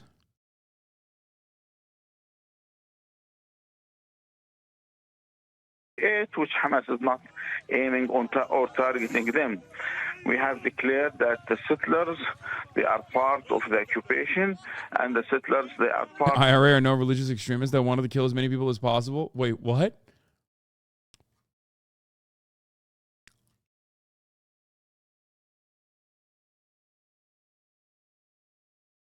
Okay.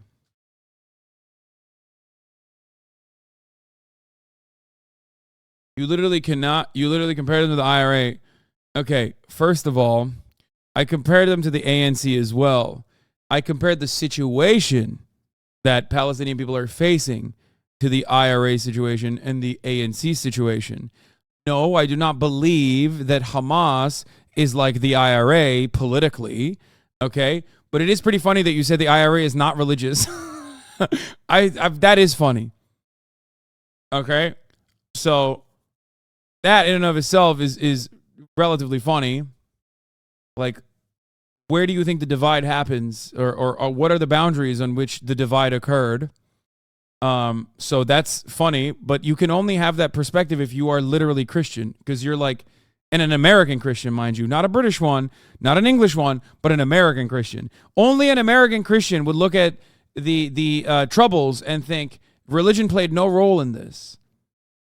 Okay? Because in your mind, everyone is either a Catholic or a Protestant, but they're all Christian, right? So you didn't even think of that as a thing.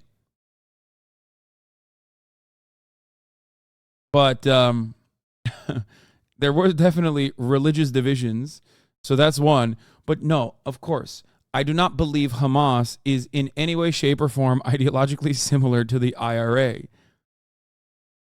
As a matter of fact, my goal, my hope is a future without Hamas.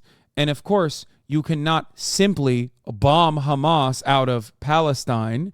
The only way that you can erode the influence of Hamas is by doing the exact opposite of what Israel has done so far, which has led to more support for Hamas by Palestinian people. Yes, Ireland was famous as the first colonial project of the British, and they engaged in Protestant superiority and cleansing Catholics from Ireland. Part of the armed Israeli power. They are not normal civilians as they are named all the time. So, some of these towns, though, are in the southern areas of Israel. We're not just talking about settlements in the West Bank. Well, everyone knows that those are settlements. And if you are talking about Sidrot, it's a settlement. If you are talking about Native, it's a settlement. Those are settlements on our occupied lands, 1948.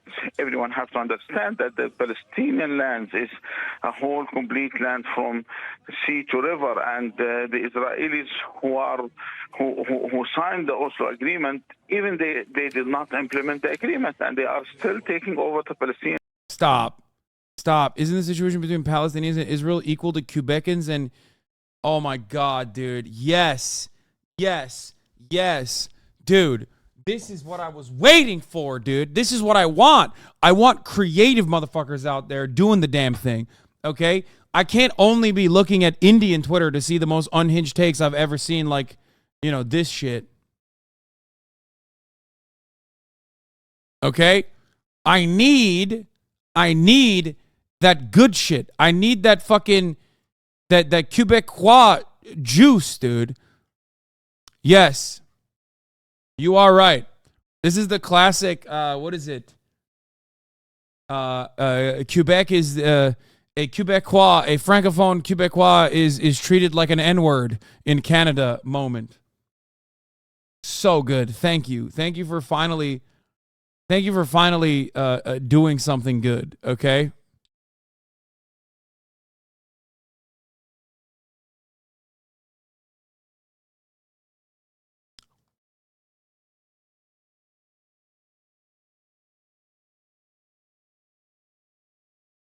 Fuck.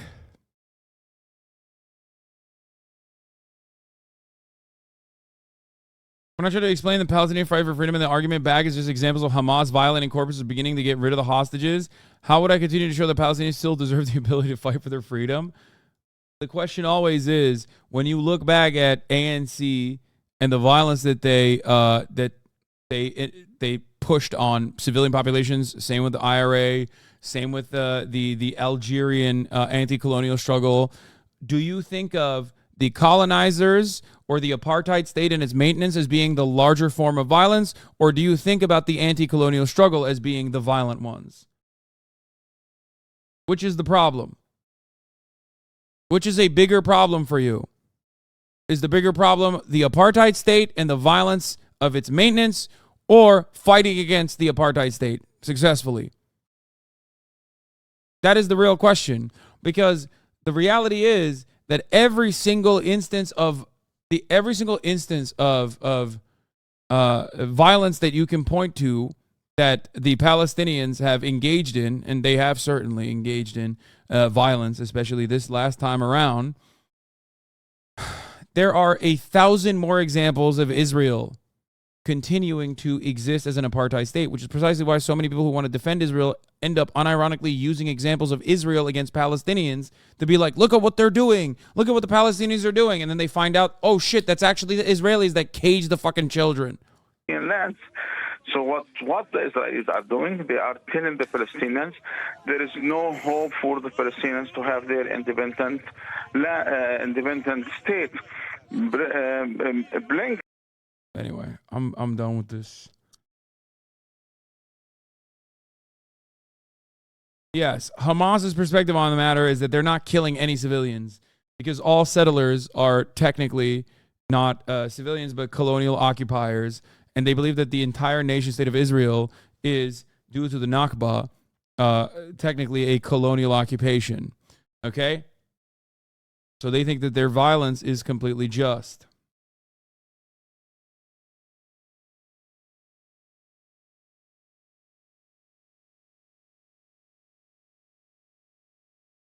I do not believe that that is how you move forward with a one-state solution.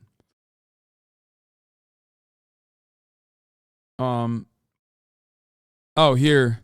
By the way, while we were having these conversations, these back and forths, British media is doing the same thing that like my hater communities do, but to Jeremy Corbyn instead. The only way to analyze whether things are good or bad is by what Jeremy Corbyn said about it. Let's take a look at how normal the British media has been about Corbyn's take, which was literally the most normal position you can have. We need to end the violence, and the violence starts with the brutal occupation and the apartheid state of Israel. And they looked at that and went, "Oh, dude, you are a lover of Hamas. You killed the Israelis on that day." Wait a minute. Why you interrupt people when they're answering a question? Okay. Thank you. I'll go again then. Yesterday I sent out a statement calling for a ceasefire, calling for peace, and calling for an end to the occupation of Palestine, which of course is fundamentally the background to the whole issue. Obviously, all attacks are wrong. But do you Thank you. I think I've made my point. I think I've made my point very clear. You haven't quite made the point. Wait a minute. What the man is saying is exactly right. Let's say it for the third time. How many times do you Yesterday, I sent out a The man is right what he's saying. Which made it very Take notice. I wanted peace, I wanted a ceasefire, and I wanted a process which ended the Israeli occupation of Palestine, which is fundamental to it. I don't support any attacks. Therefore, I criticise them all. And that, I think, is the end of the matter. Thank you. So, Jeremy Corbyn. Yes.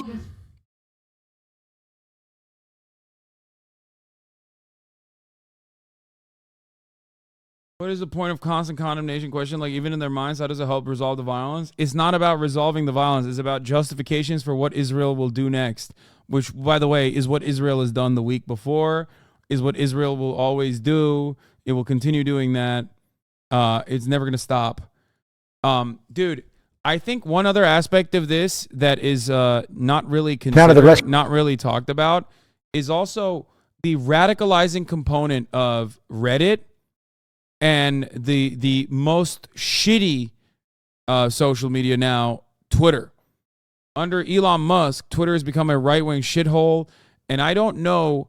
At first, I thought like maybe the impact will not be that bad overall. Maybe I'm too hyper-focused on it because like I'm on Twitter all the time. But I do think that combined with Reddit being like a State Department cutout, and also Twitter being a right-wing shithole, and Facebook being the QAnon website, there really isn't any social media where like reasoned approaches to this sort of thing, or even any kind of like leftist perspective, is allowed to exist.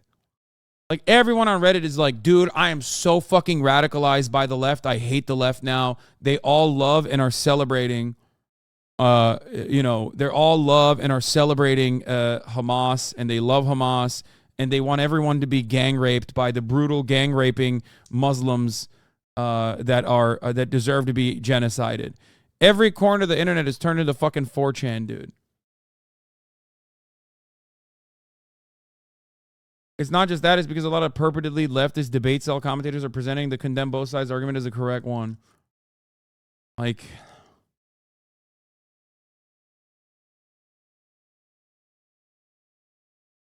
I don't know. I just don't think that I don't know. I just don't think that there is any pathway forward where our lives are just not going to get slowly but surely worse and worse.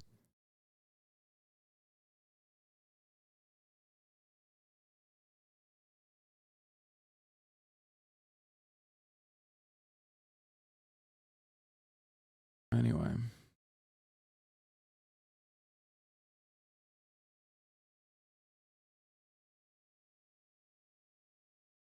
Israel's entire branches of the military dedicated to online discourse and propaganda called the JIDF. Can you explain the difference between Zionism and Judaism? Judaism is a religion Zionism is an idea of like building an a religious state, not even fully a religious state, but a state where it's supposed to technically protect all Jews around the world. Zionism is a colonial project.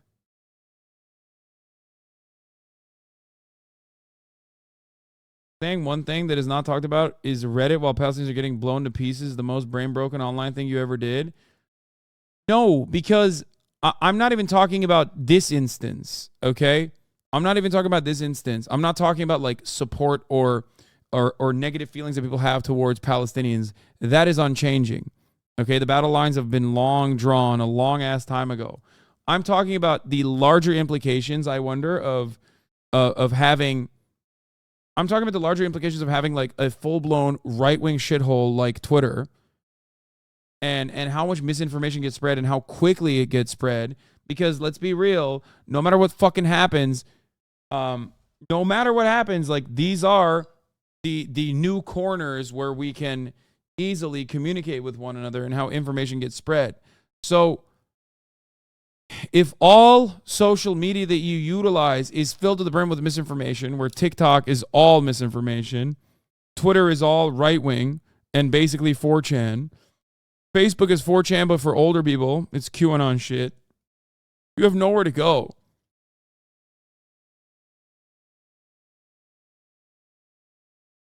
Don't worry too much about the world, Hasan. With my $60 50-minute course, you can become an absolute billionaire, Chad. Thank you.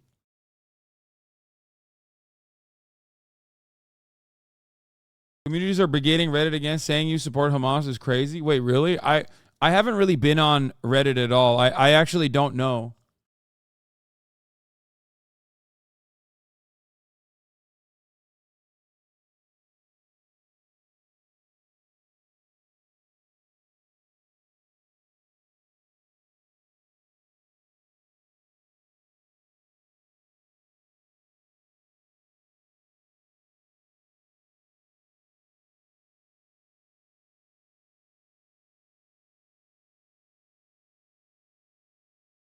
Reddit is more pro-Israel than I thought. Oh, 100%.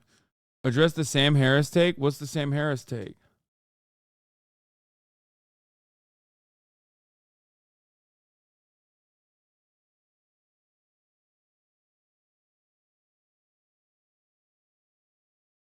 I don't know. Rescue missions for Israeli hostages captured by Hamas militants. At least 100 people are being held. Foreign correspondent James Longman is live in Tel Aviv. Good morning, James. Yeah, good morning, George. We're at a facility that's been set up for the families of the missing to bring the DNA of their loved ones to check if they're a match for the dead. Israel has never seen casualties like this. The number of missing, and with the ground invasion of Gaza looming, fears for hostages are growing.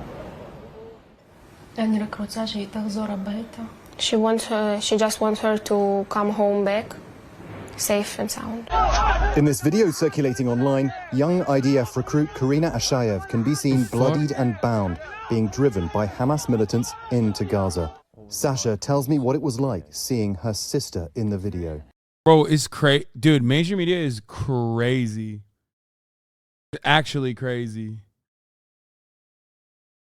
Entirely different world out there. I swear to God. Corporate media, entirely different world. Entirely different world out there, okay? At first I saw this and I didn't think it was her. I just swiped next. Her face was in blood. She was screaming.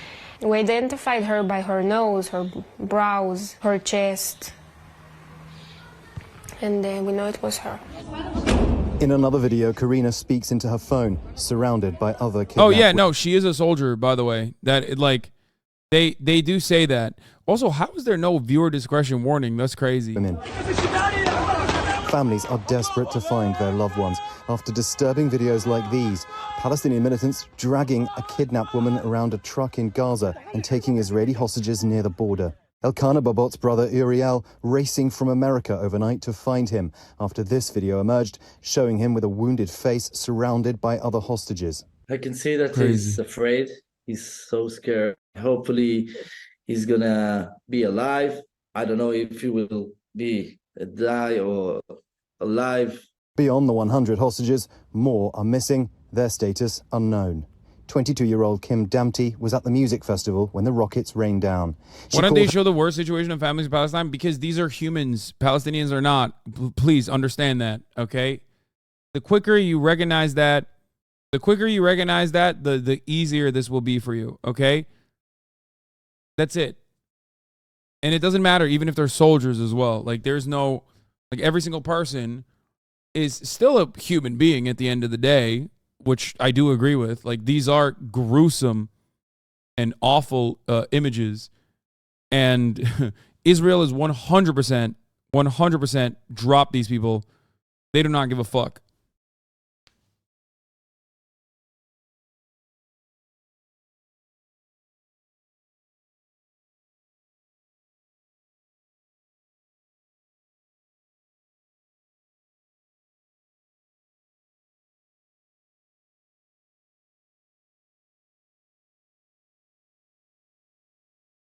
her family in panic. They haven't heard from her since. Kim didn't realize that there was like 7 or 8 Toyota vans full of terrorists, and they just shot everywhere. They just shot them, slaughtered them like ducks. And that's the reason I'm here, because I want the world to condemn this behavior. I didn't bring my children up to hate. According to that video earlier, even if Israel left Gaza alone and removed everything, they would still attack because they're still settling on their land. You do realize that, like, the dudes living in Gaza used to not live in that area, right? Like, they were pushed into Gaza. That's number one. And number two, if you want to most effectively destroy Hamas and its influence, you have to stop the occupation. So, yeah. Just because there are fucking right-wing fundamentalist Islamists out there that are seen as like the only fucking group that will push back, you have to recognize, like, if your goal is to end any kind of influence or any kind of sway they have over the Palestinian population, you can't continue fucking bombing Gaza. You can't continue harassing and killing Palestinians living in the West Bank. That's it. Hate anybody. American Karen Flash able to escape with her husband and child, but last time she heard from her parents was Saturday. At this point, any people that we've lost communication with throughout the last few days, if we have news from them, it's not good news. Now a race against time as Israel prepares for a likely ground invasion in Gaza, the very place where the hostages are believed to be held. Absolutely every second. I don't think there's anything Israel can do that the media will actually turn around on at this point. Like, Israel's situation is similar to, like, solving gun violence in America. It's just a permanent fixture. I just don't think it'll ever happen. Why should it? You know, they've been doing this for years with no fucking pushback. Shut up, L-Take, says Aaron, not Aaron. Shut the fuck up, L-Take. Thank you. You don't even need to elaborate on that, actually.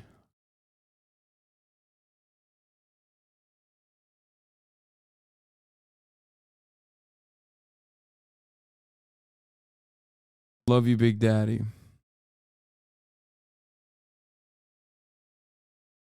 Counts. We have innocent people who had no idea what was going on, who are now living their worst nightmare. Back at Karina's house, Sasha reads a birthday note from a friend. Karina just turned 19. Like, this is so fucked up because this is true. Like, these are people who have dreams, aspirations, lives, okay? And it might have been cut short. And so do the fucking Palestinians. And I have never seen mainstream media ever offer this kind of coverage to a single Palestinian child that was born into ruthless conditions and had no reason to experience such atrocities before their lives were cut short. I've never seen that. I've never, ever, ever seen that, dude. That's so fucked up. The only places where you get like a crumb of that kind of coverage is Al Jazeera, Democracy Now!, here, Abby Martin, and it's just, they're not human. Like, they literally are not human.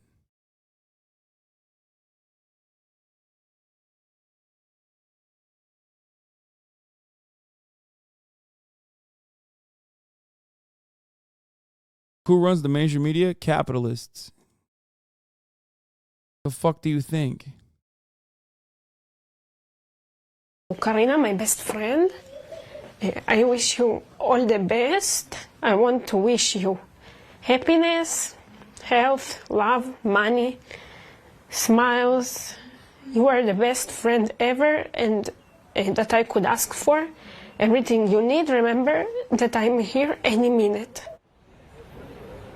It is truly heartbreaking to watch, and the father of one of those young girls that was abducted at that desert party has shown extraordinary courage. He told reporters Gaza also has casualties, also has mothers who cry. Let's show that video. Make peace, he said. We're about as far away from that as possible. George. Yeah, what the fuck? Show that video. That's true, yeah. One of the dudes, one of the fathers of the kidnapped people straight up said, it's not just us that are suffering. It's also Gaza that suffers in a similar way every fucking day.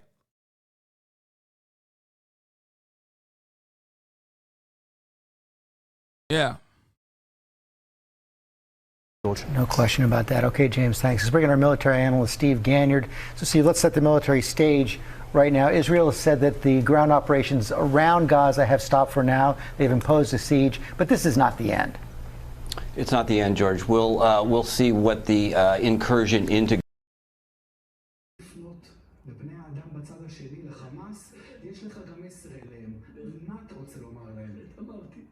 אמרתי, כמו שאמרתי לפני כן, גם להם יש חללים, וגם להם יש שבויים, וגם להם יש אימהות שבוכות. בואו נפעיל את הרגש. בואו נפעיל את הרגש. בואו, אנחנו שני עמים לאבא אחד. בואו, בזכות הדברים האלו, בזכות התנ"ך. בואו בבקשה נעשה Shalom, Said both countries are in the wrong and really proves that people running each country don't care about his people. What country, bro? You think Gaza is a country? Based. My man said two-state solution is achieved already. What are you talking about? It's a totally independent nation state of Gaza and the totally independent nation state of the West Bank, which happen to not even connect with one another, but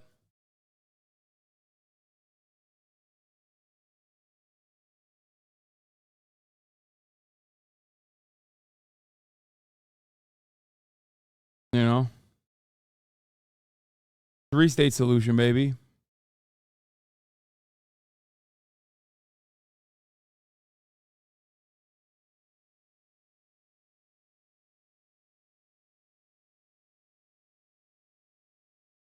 I guess the Gazan mind was not able to comprehend that it always had the opportunity to fucking build its own building blocks and power plants and water desalination plants and have open trade routes so they can just have trade and fish in its own waters. Someone should have let the Gazans know that was the case, but they just simply did not. How foolish. Anyway, here is the Gaza Fights for Freedom documentary that I will be covering without, that is actually censored. Shouts out to Comrade Lamb and Fizz for going through this entire documentary and making it TOS.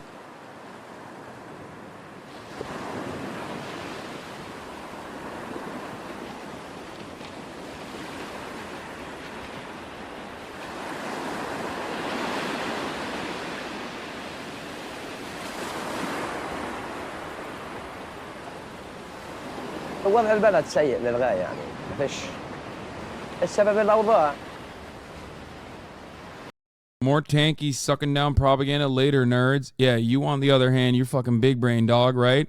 How can you justify the Hamas attacks when they openly want to eradicate Jews? We don't negotiate with terrorists, dog. If it wasn't going to fit before, it certainly won't now. Yeah, remember, you fucking dog shit, piece of shit monster, okay? Remember, Palestinians try to collaborate with the Israeli government and they get death and destruction all the same in the West Bank. Remember that. Gaza is only one side of the Palestinian experience, okay? Yeah, you're on the team. He said, we don't negotiate with terrorists, dog. You are the terrorist, you fucking piece of shit. Fuck you.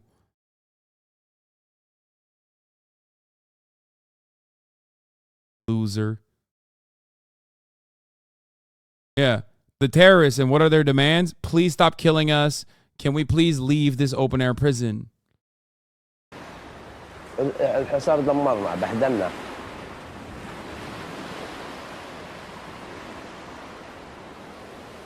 يعني احنا عايشين هيك بس اسم عايشين.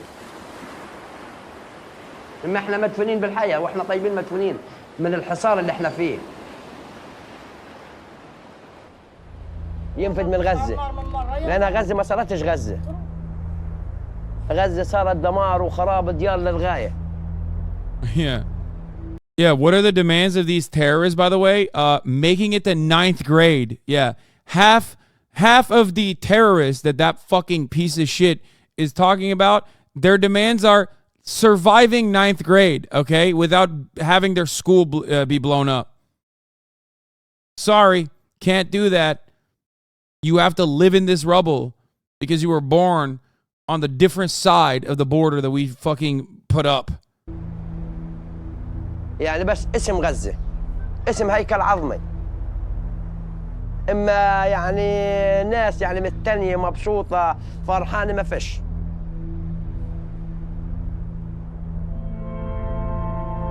لأن الشعب الفلسطيني في وضع كرب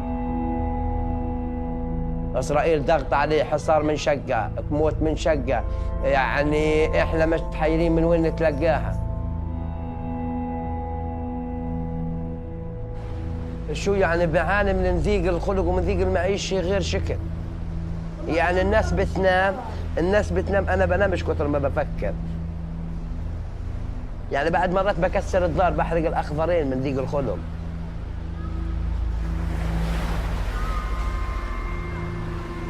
اليهود من شقة الحصار من شقة الدور المهدمة من شقة الأسر الفقيرة من شقة يعني الشعب متحير فهي يعني الحصار بهدلنا ما خلاش يعني بنادم يعني أكثرية العائلات سوءهن الوضع تبعهن من أسوأ لأسوأ. This is the furthest you're allowed to get from Gaza. Putting your feet in the water on the sands of their coast is the outermost border you. Yeah, the field producer for the documentary that Abby Martin made called Gaza Fights for Freedom, which is what we're watching right now, just told me Israel bombed his home to ruins. His family is now homeless and there's nowhere for them to go. We're going through the most horrible moments of our lives. We just hope to get out of this alive, nothing more.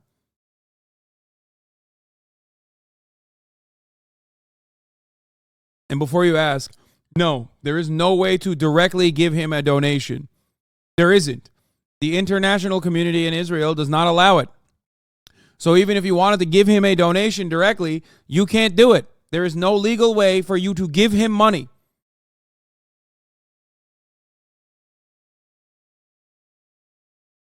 You can touch without permission from the Israeli military. Most will never be permitted to leave. Trapped in this place, which is suffering one of the worst humanitarian crises in the world, you find much more than misery. You find happiness, love, and joy. Yet Gaza is not. If you come in here and use the violent, brutal Israeli occupation to just say some fucking dumbass Nazi shit like Hitler was right or whatever the fuck, you are going to get yeeted into space. Okay? You are a fucking piece of shit. First of all, using Israeli violence as a way to be anti-Semitic is completely fucking psychotic. Okay? Israel does not represent the interests of every single Jew on the planet. Okay? It does not. There are plenty of Jewish people that are extremely critical of Israel. There are Jewish people inside of Israel that are critical of Israel. Okay? Zionism is not Judaism, no matter how hard the ADL tries to connect the two and say that anti-Zionism is anti-Semitism. Okay? That's number one. Using the plight of Palestinians to just be like, oh yeah, the Nazis are great is psychotic. Okay? Get the fuck out of here. Not defined by how it copes with oppression, but by its struggle for freedom.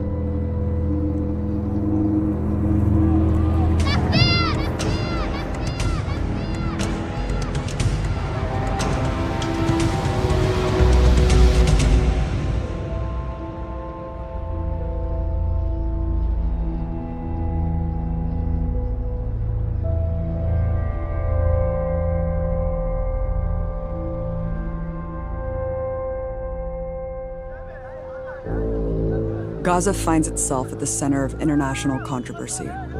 As in the past, because civilians are being killed in large numbers by an army claiming self-defense. This chapter is at the Great March of Return, which began on March 30th, 2018. At these mass marches, hundreds have been killed, thousands wounded, but they have continued every Friday, despite these deadly odds. The entire Western media turned a fucking blind eye to this, by the way. Every day they peacefully marched towards the border and got fucking shot. But hey, you'll never fucking hear that from the defenders of the Israeli state.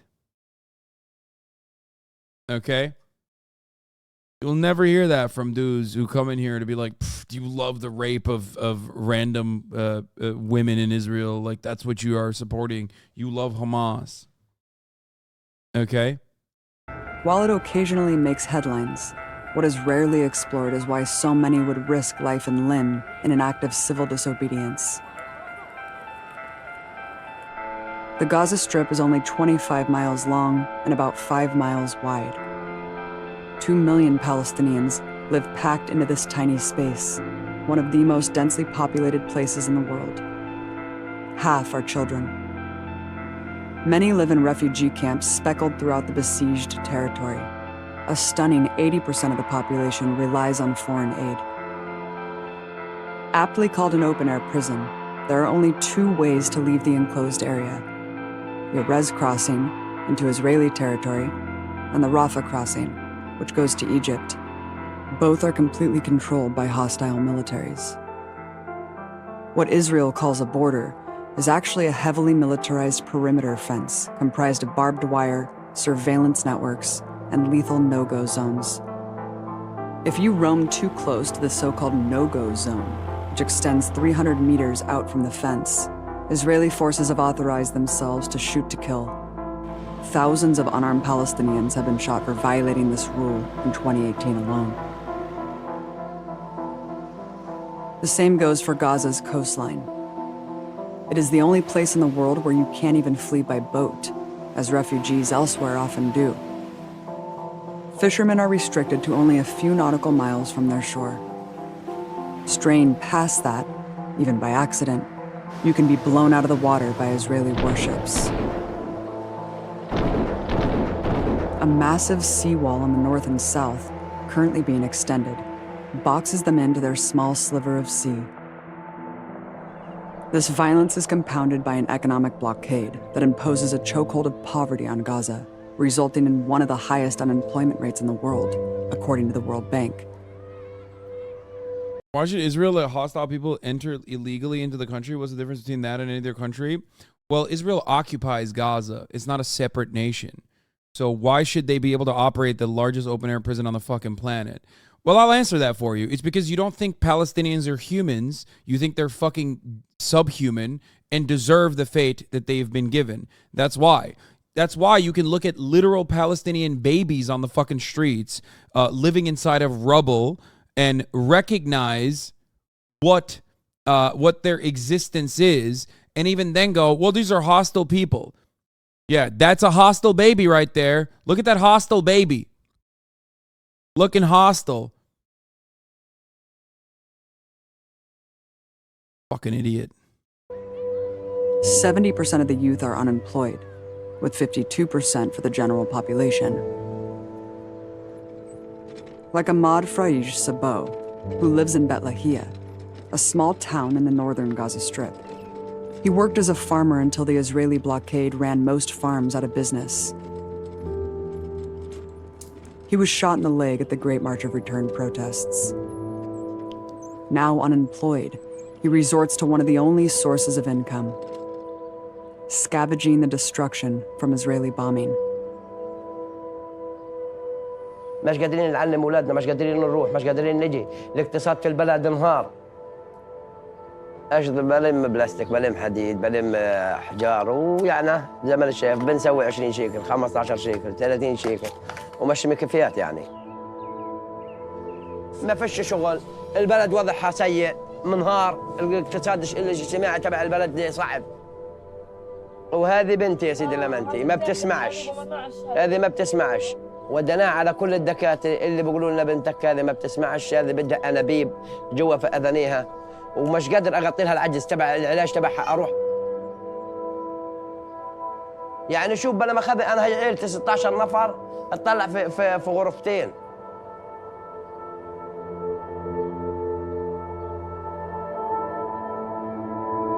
وعندي الزنقو مخزق ومبهدل.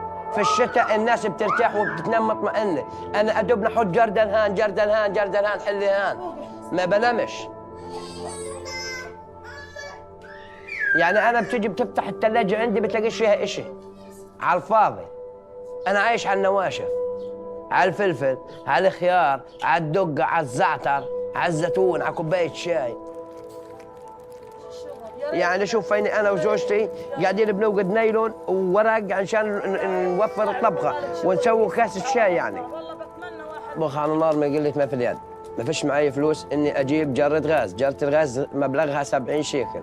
الحليب برضو. Guys, come on, think about it. He has 16 kids, not because he had kids 16 times.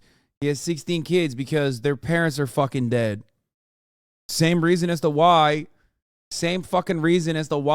the average age is 18, okay? The average age in Palestine is 18. In Gaza is 18. Why do you think that's the case, dude? They keep getting fucking killed.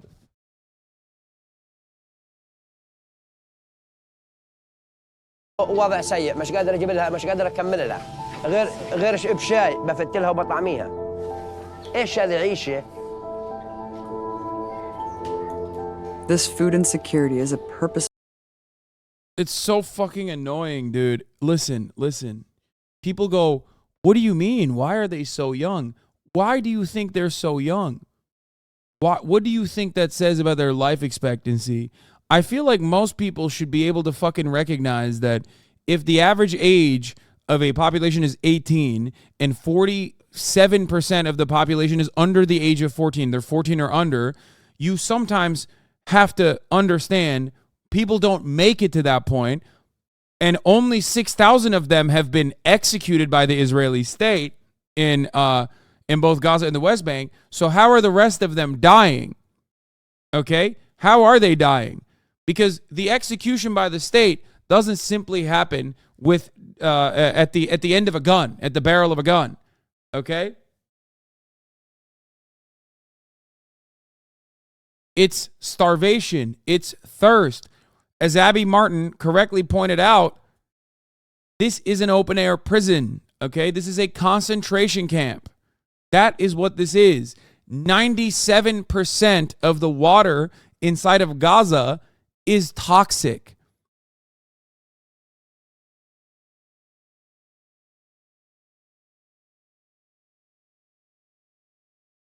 Full effect of the blockade. In fact, Israeli officials determine the reason, dude, this is part of the reason why people can never understand this, because the American mind has no way of comprehending this level of evil, because it's just so far outside of your worldview. That's why when you look at the map of people that support Palestine, you see it's almost always colonized peoples. Amount of food they would let into Gaza every day, based on calculating the very minimum caloric intake needed to avoid malnutrition. Officials call it putting Gaza on a diet. Food scarcity is just one problem. More dangerous is the shortage of clean water. المية عندنا مش متوفرة، عندي جيزان واحد ل 16 نفر. قسما بالله بدب القلان. ما فيش عندي خزانات استوعب مية. لا مش متوفرة. بعد مرات بنشرب بلدية ومالحة ومش ما بنطبخش منها. Already unfit to live for any human being. Even the UN reports the Gaza Strip will be completely uninhabitable due to lack of water alone by 2020. 97% of the fresh water in Gaza is toxic. The vast majority of Gaza's water desalination plants, which produce fresh water, were destroyed or damaged by Israeli... Age poorly law? Yeah, you're right. It's totally habitable in Gaza. You got it.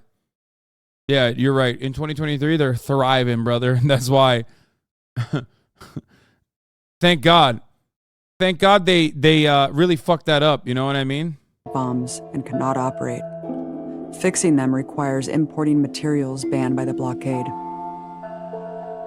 Over 25% of all diseases in Gaza are directly caused by contaminated water. This alone makes conditions dire, but the near total absence of electricity makes quality of life border on impossible. الكهرب بأثر عليها. المية ما بتطلعش على السطوح، ما بتجيش قوية إلا إذا كان الكهرباء جاي وشغلوا المواتير. Alkollüsün dedi herif ya. بالنسبة للكهرباء إحنا بنعاني منها. والله بنعاني منها. أكترية اليوم بتبقى قاطعة. الكهرباء بتجينا 4 ساعات وباقي النهار بتبقى قاطعة 20 ساعة 16 ساعة بتبقى قاطعة. ويعني لا احنا عارفين نتلج مية ولا عارفين نجيب أكل زي الناس، يعني أكترية الأكل تبعنا بيخرب بضمن قطع الكهرباء. أصلا النفس اللي بنتنفسه هي الكهرباء. وبنخاف برضه خطورته كبيرة، يعني لو أي ولد بلا ما خلي مسك شمعة وحرق الدار حطها في الأواعي بتنحرق.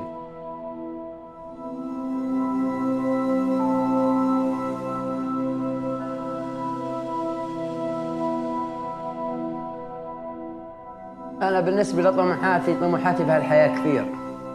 طموحاتي إنه يكون عندي دخل، إني أعلم أولادي وبناتي في المدارس وأعيشهم أحلى عيشة.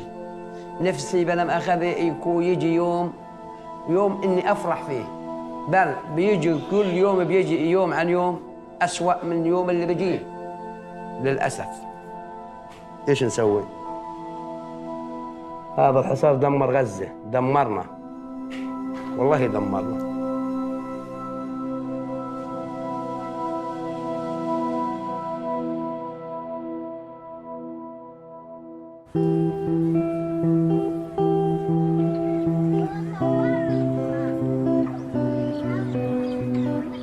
This common story is the reason why so many want to leave Gaza, but are trapped. Even when it's a matter of life and death, they're sentenced to a slow and painful end. In order to exit the Gaza Strip. That's whose electricity you're cutting, by the way, when you cut the electricity of the Gaza Strip, which Israel controls, again, 3/4 of. There's one Palestinian plant, and that only has enough juice to power the entire grid for 4 total hours. Strip. You must obtain a permit from Israeli authorities. They're rarely approved, even for life-saving medical care. The effect is clear comparing cancer survival rates of these neighboring peoples. If you're diagnosed with breast cancer in Israel, you have an 86% chance of surviving it. In Gaza, your survival rate can plummet to just 30%. Year by year, Israel tightens the noose. In 2012, 93% of medical travel permits were granted. In 2014, the number dropped to 82%. In 2016, the number dwindled even further. The next year, it dropped to the lowest point ever recorded, at 54%. This is the most basic right as a human Slow ethnic cleansing. being, to live and to move freely. But the Israeli siege that inspires the protests is also used to punish the participants.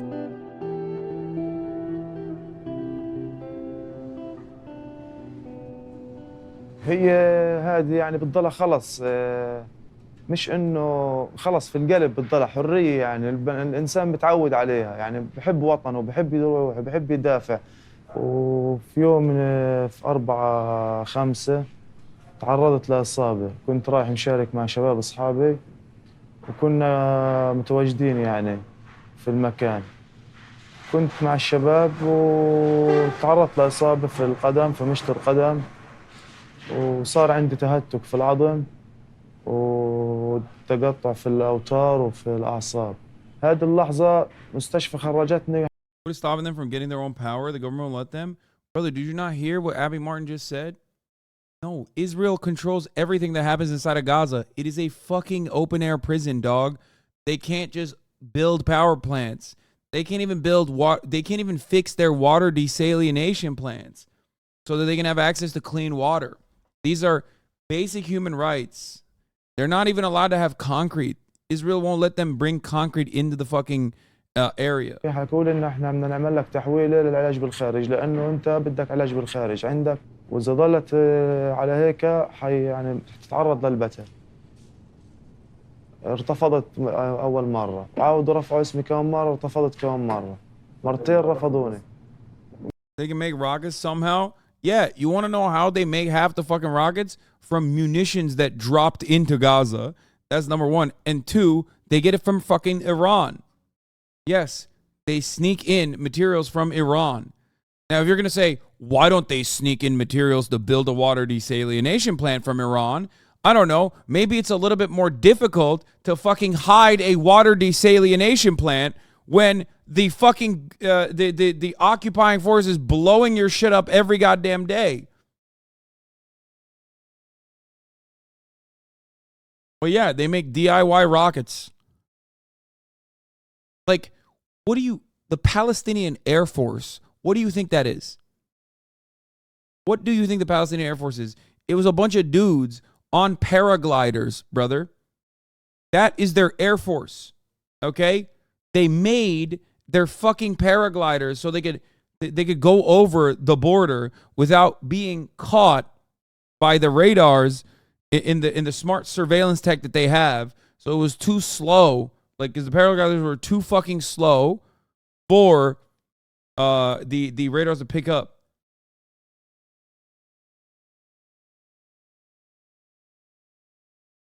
قاعد والله بسعى على حدا يساعدني يعني في قصة تسجيل في المعبر لأنه كل يوم أنا بتأخر فيها أنا. Yeah, if your question is how does Israel get away with this, it is because America allows it to happen. As a matter of fact, America facilitates it. Okay? America facilitates it. That's why. That's how. Israel's able to do this with our money, our weapons. Your and my taxpayer dollars are going directly to this. بقصوا من عظم عندي من عظم المشط صار عندي قصر 5 سم. They have to cut his bone every Countless day. others wounded at the protests are being denied essential medical permits by Israel on the basis of family ties to Hamas, the elected leadership in Gaza. Another form of collective punishment. Mohammed can't travel to save his leg from amputation because Israel treats every Palestinian with the presumption that they're a terrorist, painting itself as the true victim.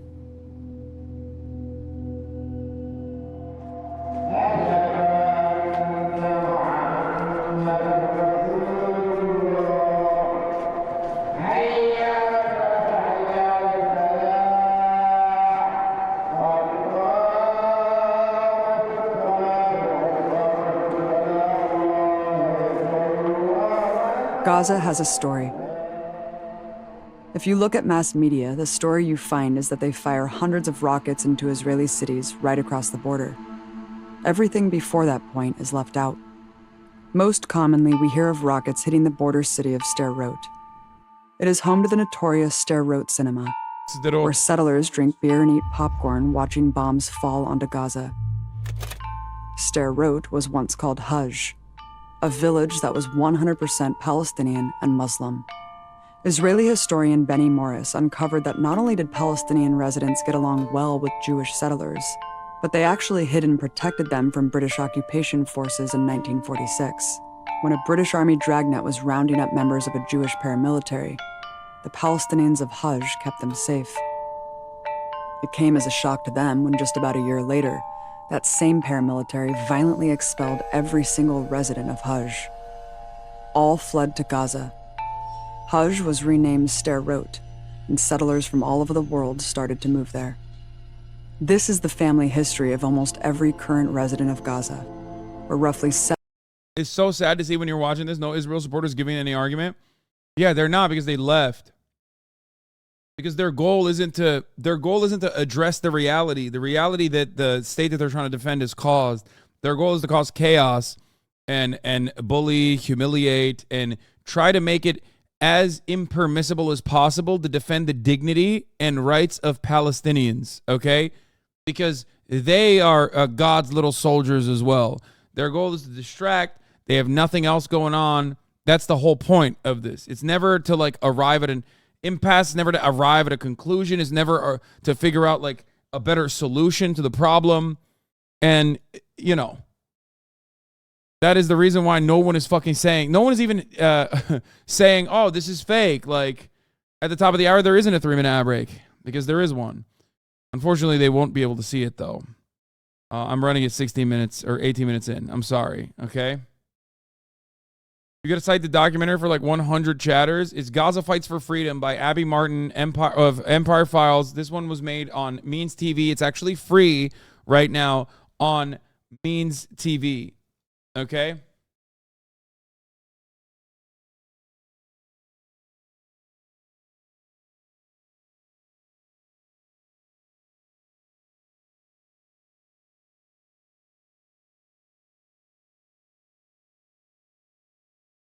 It is pinned, called Gaza Fights for Freedom.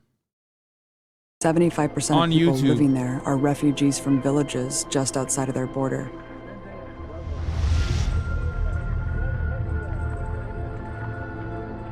They were among the 500 Arab villages completely depopulated at the barrel of a gun in 1948, in what became known as the Nakba. Those who wouldn't leave their homes were killed. It's just That like black year, bars the where United Nations issued Resolution 194, which mandated that all of the 750,000 Palestinians made refugees from the Nakba had the right to return to the land they were ethnically cleansed from. From that day forward, Israel has refused, in flagrant violation of international law. Displacement of the indigenous population was always the plan. As founder and first Prime Minister Ben-Gurion declared, "We must expel the Arabs and take their places." Just 6 months after Israel's creation, top secret military orders revealed their policy targeting the movement of civilian Arabs from Gaza. Their mission, put plainly, expulsion of the Arab villagers and denial of their return by demolishing their houses, to gather all the residents and deport them to Gaza, to burn down the village. this is where you start to realize that like the reality of settler colonial violence on the West Bank is not dissimilar to the reality of the original settler colonial violence in the inception of the Israeli state. Villages, and most shockingly, surveying the refugees' way of movement and laying mines in the routes. And in 1954, the Prevention of Infiltration Law was created to punish any refugee trying to return, under which a shoot-to-kill policy was employed, like the one still used today against the Great March protesters.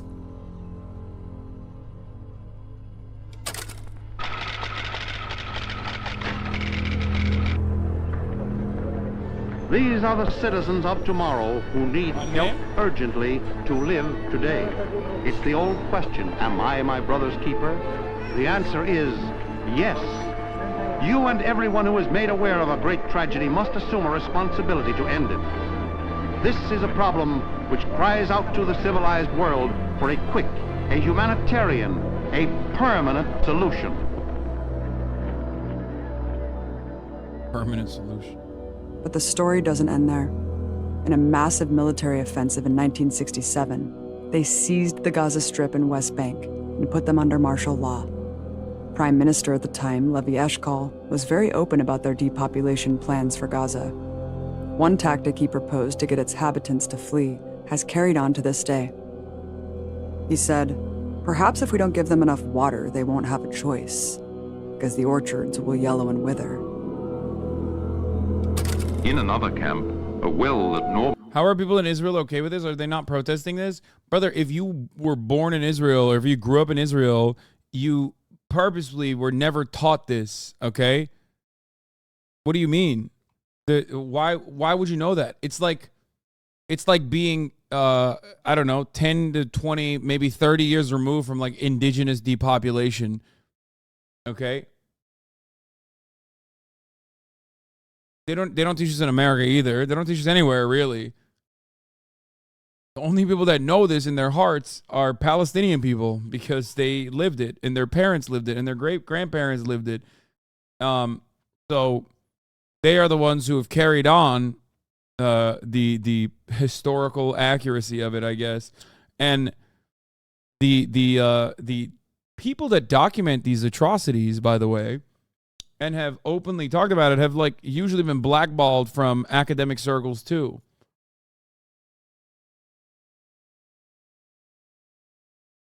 Normally provided water for 2,000 people, soon dried up after being used. I'll by tell you what it is. 13,000. I'll tell you what the counter is. Okay, I'll tell you how it's taught from the perspective of the Israeli development. Okay, Palestinians never had this land. It was originally the Ottoman land, and then it was the British and occupied British land, and the British gave the land to the Israelis. Okay. And then they partitioned it at the UN to give some of the land to the Palestinians, but they actually didn't give it to the Palestinians. That's what they say. And the Palestinians never actually owned any of this land or control any of this land or had any kind of government until the siege of Gaza. They basically claim, what do you mean, no? I see the propaganda. What the fuck do you mean? The propaganda is that every single time Egypt or anyone else is attacked Israel, they had to control more of the territory, full-blown occupation since 1967, and beyond it, 2004 is the first time, I think 2004, right, is the first time that Palestinians officially had any kind of government whatsoever for themselves. Is the callous way that that it is taught in Israel, like as though Palestinians have never had a right to autonomy or dignity whatsoever, just because they were occupied under fucking the occupation of the Ottoman Empire was a little bit different anyway. They had historic Palestine and they were just kind of left alone. It's not like, and they paid taxes and shit, but it wasn't like an area where there was any sort of struggle. There was Christians living there, Jews living there, Muslims living there. It was whatever.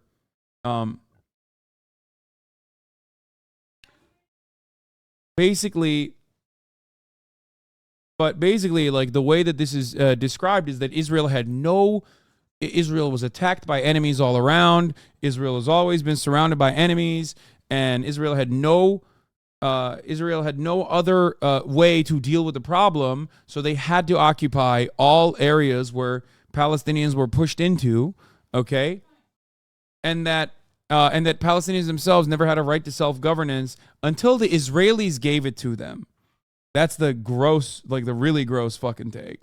That the Israelis graciously gave Palestinians the right to self-govern for the first time in their history, okay? And then, of course, it's fucking ridiculous because what kind of self-governance or autonomy do these people have? None, obviously.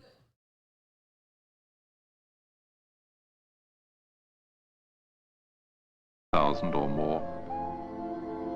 Some Palestine refugees have lived in camps for 30 years, have raised families in them, who in turn have raised children of their own. 3 generations of refugees. It hardly seems possible. Between then and 2005, Israel established 21 major settlements. As an American with a Jewish education upbringing, as well as a birthright trip, can confirm the brainwashing. Yeah. taking 20% of Gaza's territory. Just as the West Bank was rapidly disappearing as settlements grew, so too was Gaza. Palestinians in Gaza lived under illegal military occupation and were subject to dozens of military checkpoints, Jewish-only roads. Hasan, what do people mean when they're saying Israel left Gaza in 2005? They pushed every Palestinian into the strip, and they put up these border walls that they solidified and said, this is now a prison of your own doing. This is where you live. Like it's a silly ass way to fucking describe this existence. And other forms of violence. Under military rule, all political activity is deemed illegal, including attending a peaceful protest, handing out leaflets, and even raising a Palestinian flag. Palestinians were routinely kicked out of their homes and forced to watch them bulldozed, while the military cleared the way for new settlements. Inevitably, massive uprisings by the entire Palestinian population exploded in what became known as the First and Second Intifadas. Oh, the other one is they also say that like all the other Arab nations were hostile to the Jews because they're anti-Semitic, and they also purged the Jews from their own borders in surrounding areas and said, go to Israel. That's another part of it too. As though that is like the fault of the Palestinian people, and that's why they deserve the fucking punishments of others, you know. And the other obvious lie is that one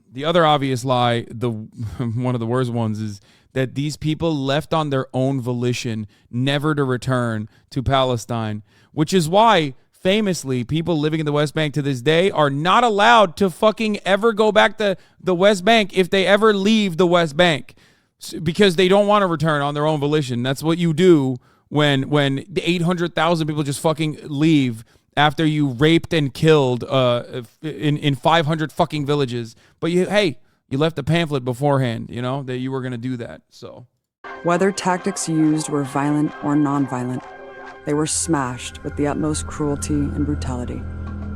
It was here that the largely symbolic act of throwing stones was widely adopted as an act of resistance, a fitting weapon for a David versus Goliath story.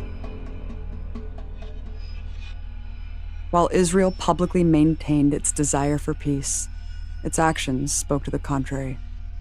Militant resistance forced the Israeli occupation to leave Gaza in 2005, while cementing a permanent military occupation of the West Bank. Angry extremist settlers who were determined to take Gaza had to be physically removed by the Israeli military. But the move was never meant to be permanent. The desire for— Oh yeah, there's the other part of it. Like there's the settlers are so horny to do settler terrorism that they were literally trying to still live in Gaza. And the Israeli state was like, no, dog, go do it in the West Bank. You can't do it over there. We're going to keep bombing that place. Dude, I'm telling you, Israeli settlers are fucking insane, okay? They're so insane. I'm willing to bet that most Israelis that you actually talk to that live in Israel proper will tell you that they're fucking insane. It's like they have to keep settling. I'm settling. I will never stop settling. I will settle anywhere and everywhere. It does not matter, because it's not about like getting beachfront property, okay? No, it's not. It's about a religious reason. Like they legitimately think that they're doing something that is like a religious reason. They're doing this for religious reasons. Like this has to happen.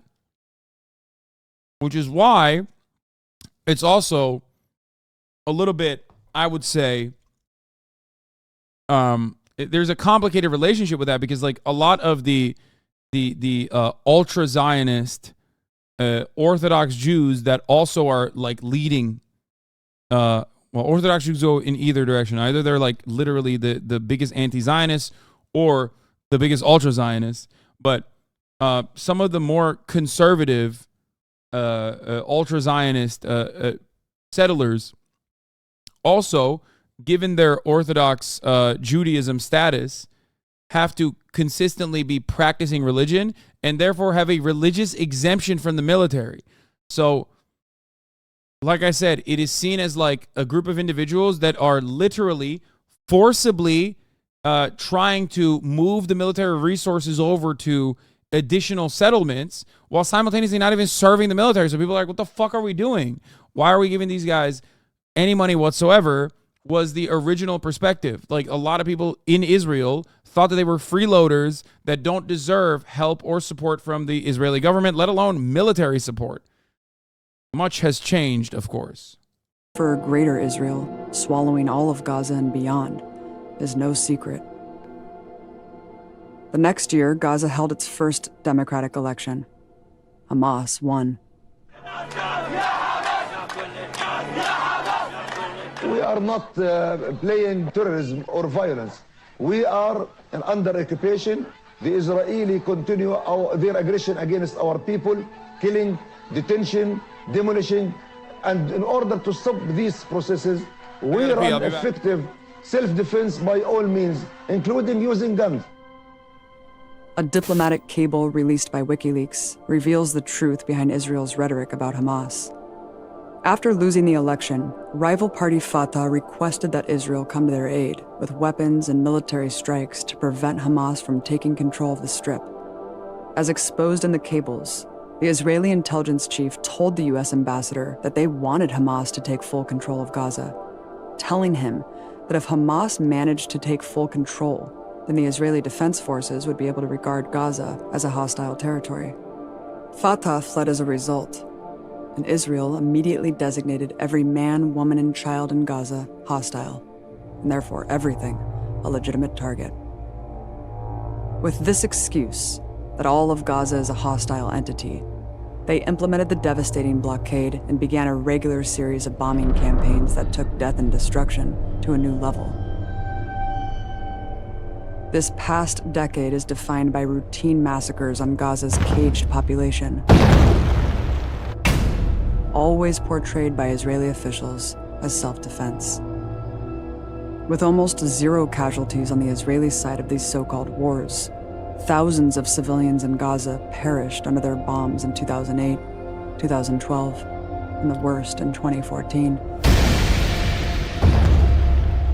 Over those 2 months, The Louis Theroux dog where he talked to the settlers like years ago, they were much more fucking nutty now somehow, was the start of my journey to have sympathy for the Palestinians. Yeah, I think we've watched that here as well. From the extremist Israeli finance minister Bezalel Smotrich, Hamas is an asset, the Palestinian Authority a burden. Yes. And by the way, they literally purposely led the Palestinian people into the hands of Hamas as well. Israeli bombs killed 2,200 Palestinians in Gaza, the vast majority non-combatants. A horrifying total of 500 children. But this most recent aerial massacre took much more than life and limb. Around 178,000 homes were totally destroyed or in need of severe repair. Worst still, they cannot rebuild. The Israeli blockade bans any construction materials from entering Gaza. That's why Gaza is still in a state of rubble, as if the war just ended yesterday. Bombing continues on a regular basis. It usually follows the same script. Israel violates a brokered ceasefire agreement. Gaza responds with rockets, and Israel unleashes a wildly disproportionate assault, with mass media in tow, trumpeting an upside-down reality.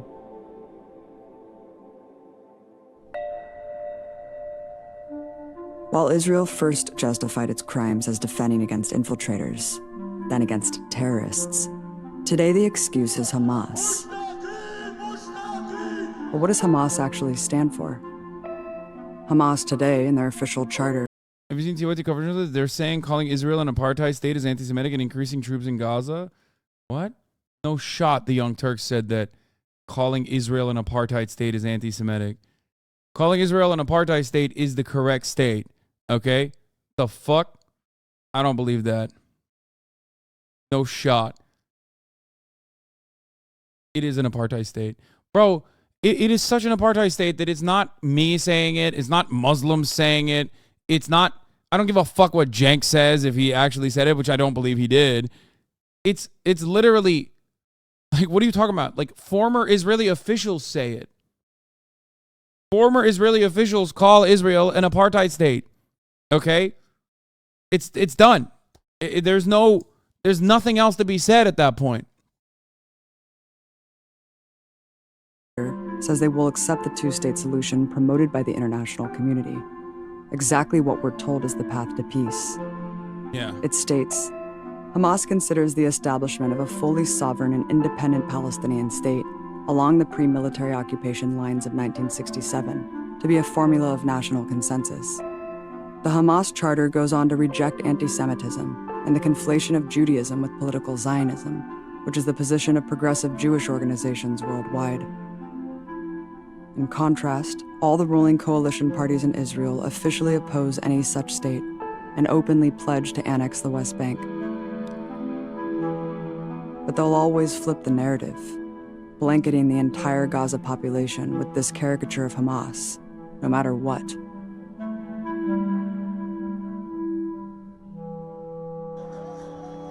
In reality, there exists a mosaic of political factions. Okay. Okay, but like, come on. The fucking preamble dictates that Israel must be destroyed, you know what I mean, and obliterated. Like, let's be real. Like, you know, yeah, they say that they want to go back to the 67 borders or whatever, but like,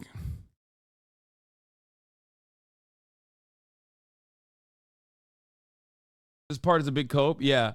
Okay, let's keep it $1.50 here. Okay. No. Hamas's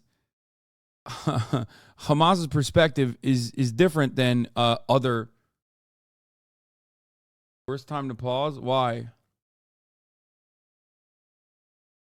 What? Why? Some are more conservative than Hamas. Many support their rival Fatah, while others are in left-wing parties, like the Communist Popular Front for the Liberation of Palestine. This political diversity is reflected in the Great March. The official leadership committee consists of representatives from various parties. It is primarily led by unaffiliated academics, artists, and journalists. In fact, the idea for the mass march was devised by just one Palestinian, 34-year-old journalist and poet Ahmed Abu Artema, as he watched birds flying freely into the land he was forbidden. It all started with a post. What would happen if thousands of Gazans attempted to peacefully... Well, we know the answer. They got shot by the hundreds of thousands, okay? Tens of thousands. I think hundreds of thousands. 100,000, 150,000 total injuries since 2000.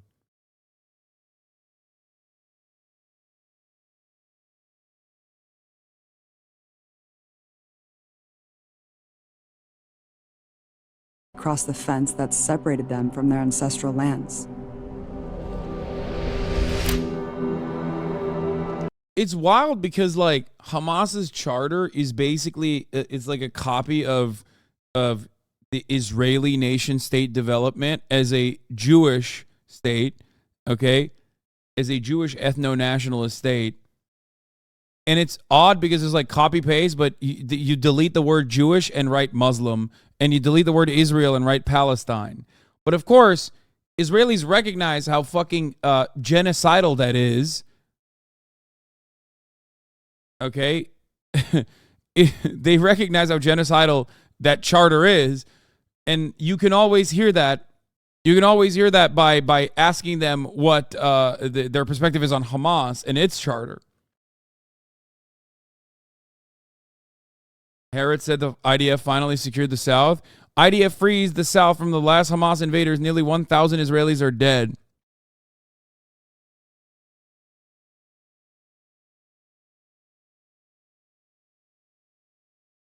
On the war's third day, the IDF, it took 3 days, bro.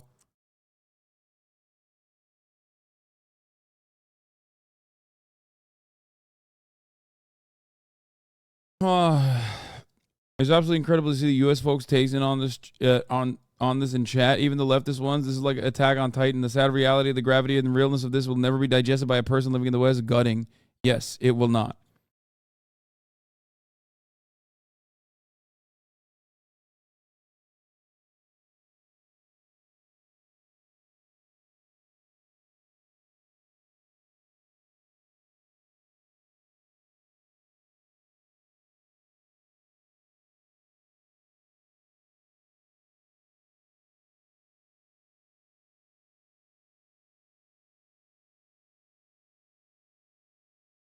Calling Palestinians reclaiming land invaders is so fucking funny. Yeah, I mean,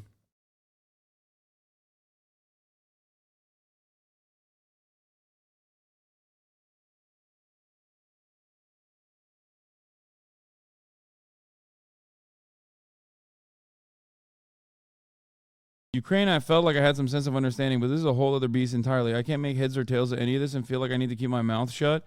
Brother, if you can understand what happens in Ukraine and offer unconditional full-blown support to Ukraine, because they do deserve emancipation from Russian invasion, okay? But you can't make heads or tails of the Palestinian plight, then there is one factor there that's not computing for you, and I'm afraid, you know, it deserves some self-examination, okay?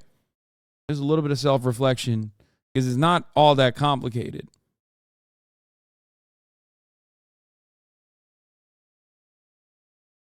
I'm not even going to go ahead and say it's because Ukrainians are white or that Russia is an adversary and Israel is our ally, and you just have, the Ukrainians are white and Palestinians are not.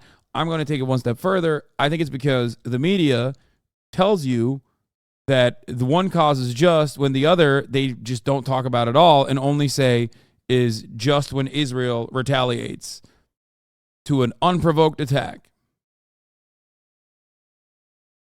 You know what I mean? It's hypocrisy, pure and simple. That's why a lot of people who offer unconditional support to Ukraine just cannot comprehend this situation. They have a hard time being like, well, but the Ukrainians are saying Israel is the good guys, and I think Ukrainians are the good guys. Okay?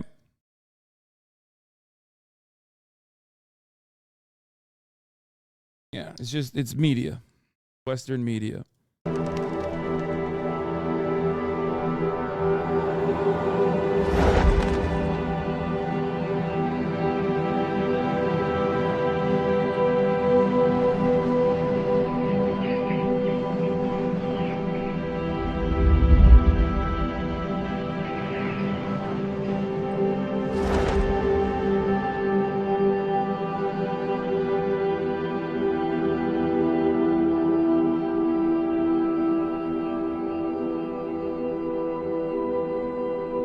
أن قطاع غزة يتعرض لأوضاع إنسانية غير قابلة للاستمرار. الوضع الاقتصادي منهار، الوضع الخدماتي منهار، لا رواتب، لا عمل، لا أفق، المعابر مغلقة.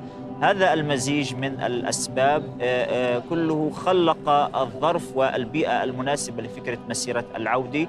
إعلان ترامب بتحويل القدس إلى عاصمة لدولة الاحتلال، وكذلك أيضا التخوف الفلسطيني من تصفية قضية اللاجئين وهي القضية الأكثر قداسة.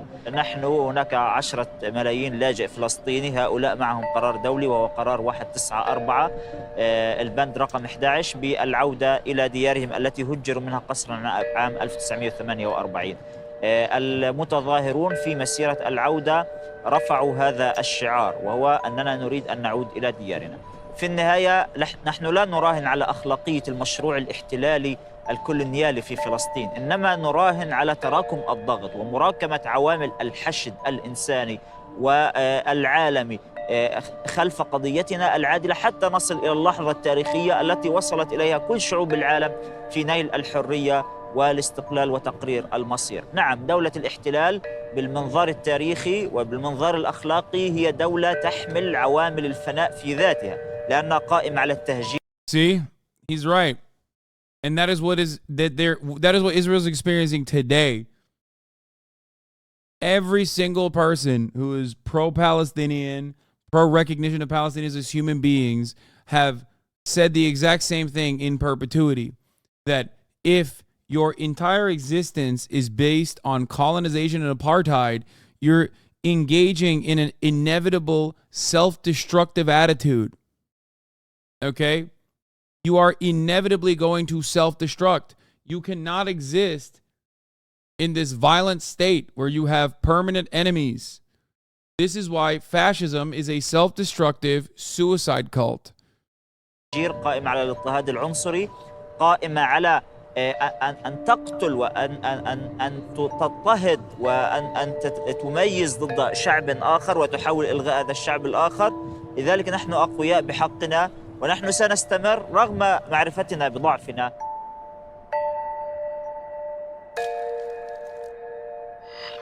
The Israel Defense Forces will do everything to protect its civilians from the massacre that Hamas is planning.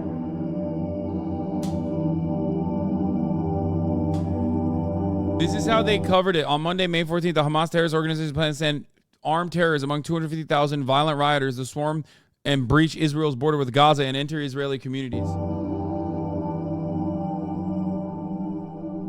The Israeli Defense Forces will not let them.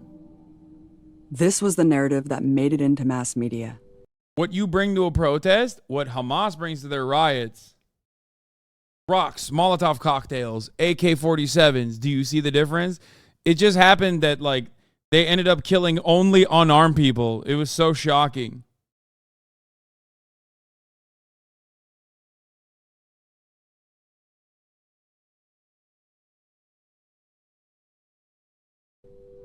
The actual organizers of the march were ignored. Yeah, also look at the mosque. Because Ahmed clearly explained it was a symbolic action to camp in tents and declare an open sit-in in the empty land right across the border to draw attention to their struggle as refugees.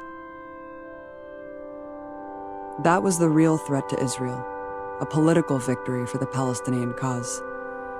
So they resorted to the go-to. The parallels between this and the last, like, the ANC sit-in, I forget exactly what date it was, where 69 people were killed in the hands of the South African government, is identical.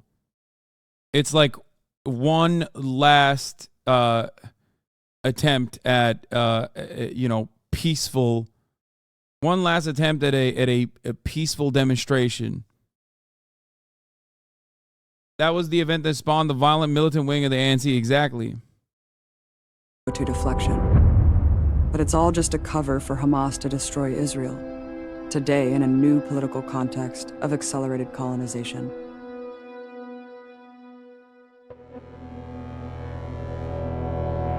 Therefore, I have determined that it is time to officially recognize Jerusalem as the capital of Israel. Hamas. This is why they fucking love Trump there, by the way. So ask your liberal Zionist friends what they feel about Trump and why they feel the way they do about Trump. It's always interesting when you see someone who's a liberal in America who fucking absolutely has to reckon with the reality that Trump is the most popular motherfucker in Israel. And they hate Obama too. Even though Obama gave him $38 billion over the course of 10 fucking years, they always said Obama hated Israel. Obama hates Israel. Obama is the biggest hater of Israel of all time. It's like, what do you want? What do you want? You want him to fucking give you a tongue bath on your feet? Like, what the fuck? Yeah. This is calling for more bloodshed today on the Israel-Gaza border. Thousands of Palestinians expected to riot. To call this a protest is inaccurate. What actually happened is that Hamas engineered an event. Look how disgusting this is. 17 Palestinians killed in confrontations with the Israeli forces. Peaceful march to the fucking border. Peaceful demonstration. And the Western media covers it like it's a fucking chaotic and often kinetic situation. I remember covering it at the time. That shit was not a confrontation. That was not equal parts. They shot unarmed Palestinians, many of them children, walking to the fucking border to do a peaceful demonstration. They massacred them by the tens of thousands. But of course, that's not like a real conversation. you're going to have David Keyson, the Israeli government spokesman, to just deliver you propaganda instead. Where they wanted thousands of people to swarm into Israel. Palestinians reportedly organized by the terror group Hamas are being encouraged to rush security barriers, putting them right in the range of live fire. They were warned to stay away from the border fence. They decided to show up with explosives. They're paying them to get shot. Lies. Oh, yeah. Dude, even when it's the Israeli Defense Force, Israeli occupying force, sniping unarmed protesters in a peaceful demonstration, and they get fucking massacred, the American media is literally like, yeah, they were paid to get massacred by the Israelis. It's like Israelis had no other option but to execute them by the hundreds and maim them by the thousands. Yeah. Like, think about that, bro. Think about that. They shot kids. There's documentation of the IDF snipers being like, yeah, I shot 42 kneecaps a day. Shot pregnant women. Why are they not asking a Palestinian what the situation looked like?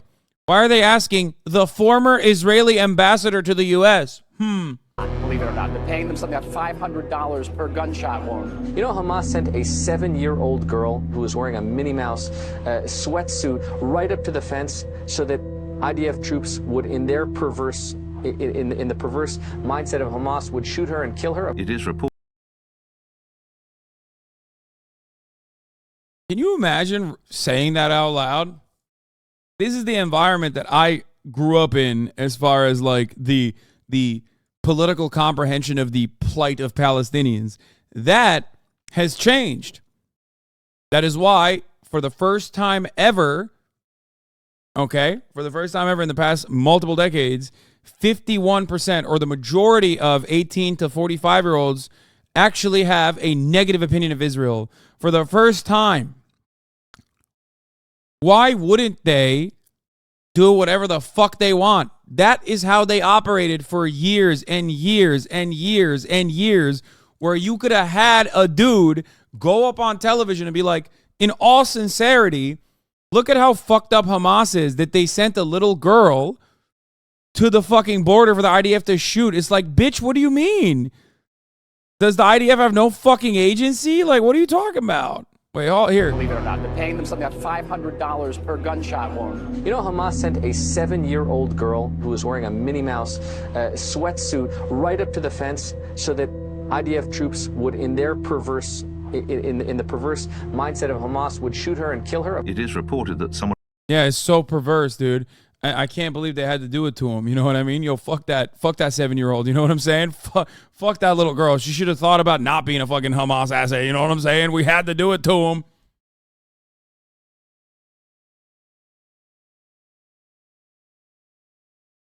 Oh, yeah.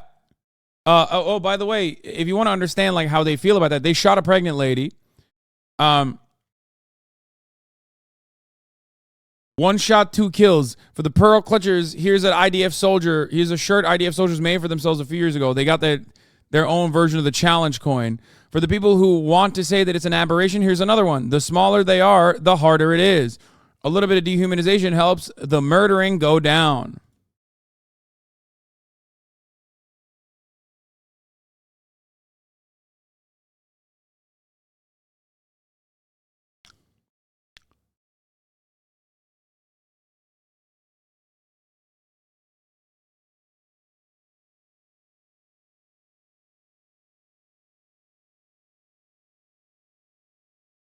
What's up? Is the IDF just like a bunch of robots? Is it like an auto turret? Or is there a human behind that pulling the fucking trigger and celebrating the death and destruction? Probably the second thing. They're not robots, I don't believe. Maybe that's why so many of them cry about having fucking PTSD for having to shoot 42 fucking kneecaps a day in the classic shoot and cry cycle that they engage in on a regular basis.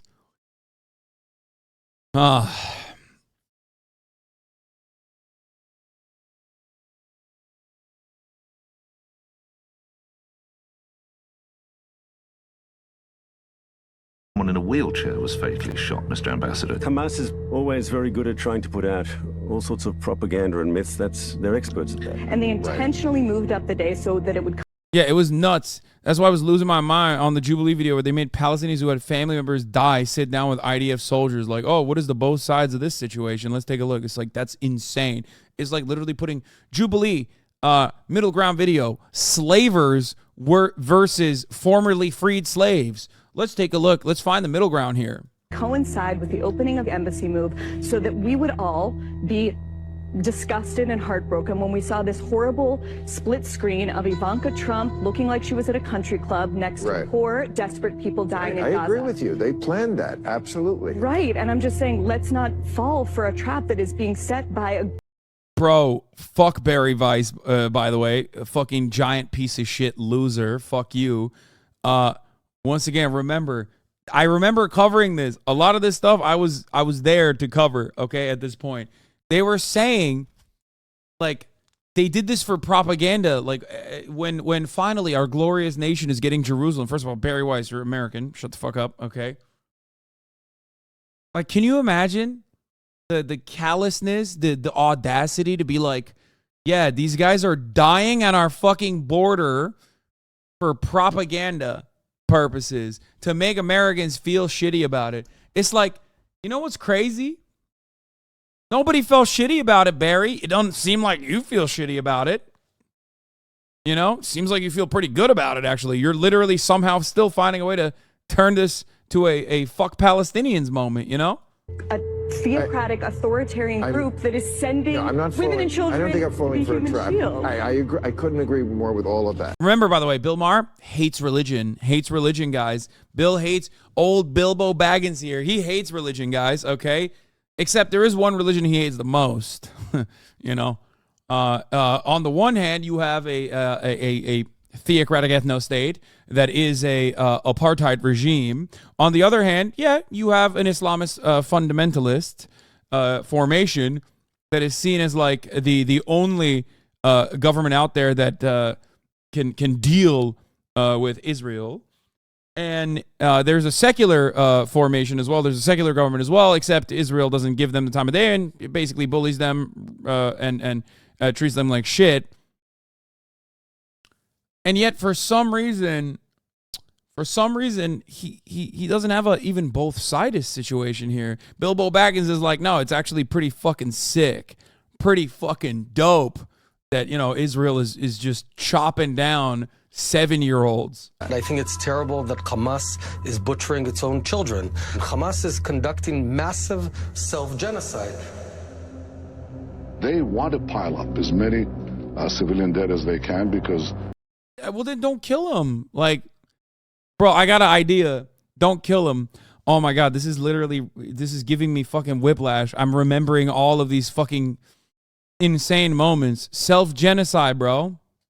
Somebody said they use, I mean, it's gruesome. They use telegenically dead Palestinians for their cause. They want the more dead, the better. They're pushing civilians, women, children into the line of fire with the view of getting casualties. We try to minimize the casualties. They're trying to incur casualties in order to put pressure on Israel, which is horrible. What they're deliberately doing is seeking to kill as many Palestinians as possible in order to yell to the world to help us. And much of the world is condemning us for war crimes. Basically, they're serving Hamas's goal. That's just what Hamas is about. Yeah, when you accurately call out Israel for doing war crimes, you're doing propaganda for Hamas. Okay, bitch. One step further. How about when you are an IDF sniper and you're shooting at a fucking unarmed person, okay, doing a peaceful demonstration, you are playing into the role of Hamas then. How about that? This is good to see in succession. Why? Because American ignorance on the issue is not born out of like accurately reading the fucking tea leaves or looking at the situation on the ground and then making up their mind and being like, I'm a bloodthirsty genocidal freak and I think this is fucking sick. Okay? The same, of course, could not be said for ultra-nationalist, ultra-Zionist sickos. They do see that and they do like it. But most Americans look at the situation and they don't investigate further. They're just looking at the TV. Why would the TV man lie to him? You know? Why would the fucking TV man lie to me about the situation? Of course it wouldn't. That's how you manufacture consent. That's how you do it. That's how I got you to respond at the top of the hour to know that there's a 3-minute ad break. And now you know at the top of the hour there's a 3-minute ad break. And if you no longer want to see those ads, all you need to do is subscribe. For $5 or for free with the Twitch Prime by connecting your Amazon Prime account to your Twitch account.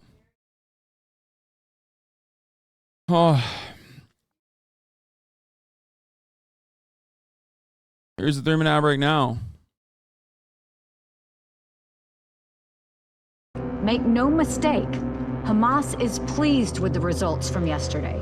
No country in this chamber would act with more restraint than Israel has. And that said, Israel only targeted people. Yeah, totally. Thank you, Uncle Zaza, for the 50 big ones. And thank you, Lazy Gains Gaming, for the 5 big ones, allowing 55 people to no longer see the ads at the top of the hour.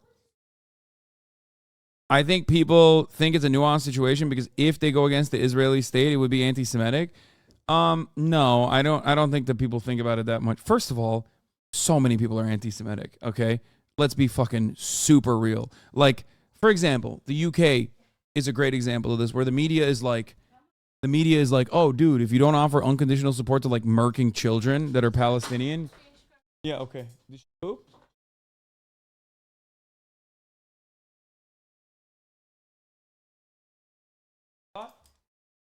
Oh.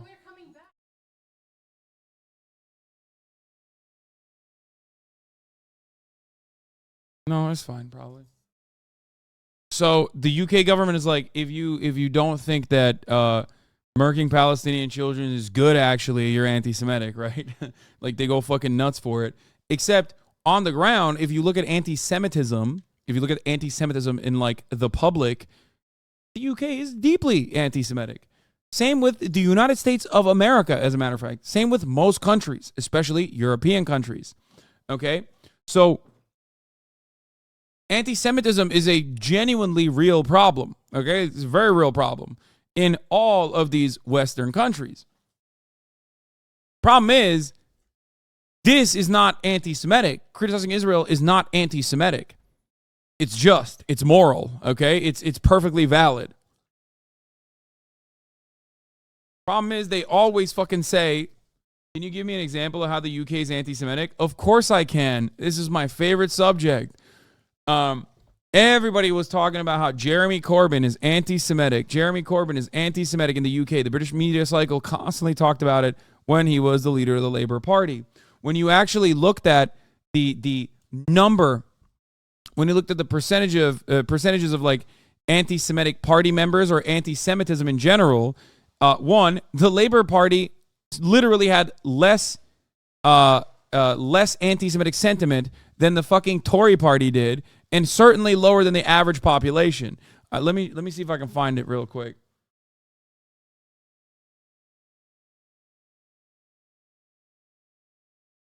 Also, I mean, Britain did make Israel. They made it.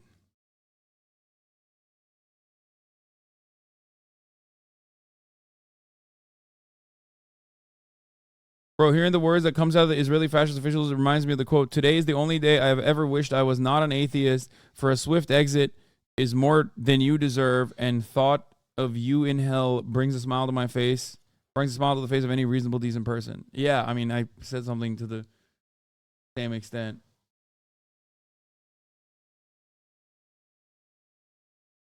What is this? A couple of weeks ago, this is why I was criticizing a presidential candidate for being a foreigner and a Jew. And now he's saying, bravo to the libertarians. Peace is the queen of all values.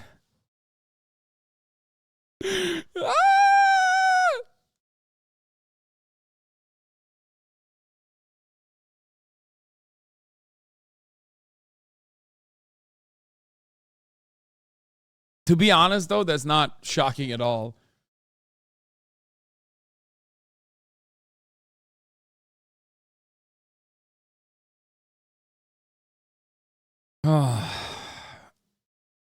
Is it true some of the hostages are U.S. citizens? That's the suspicion. They don't know. Who are actively engaged in violence. There are 11 Americans that have died in the Palestinian operation, and then there are some that are unaccounted for. We use live fire in a measured and surgical way.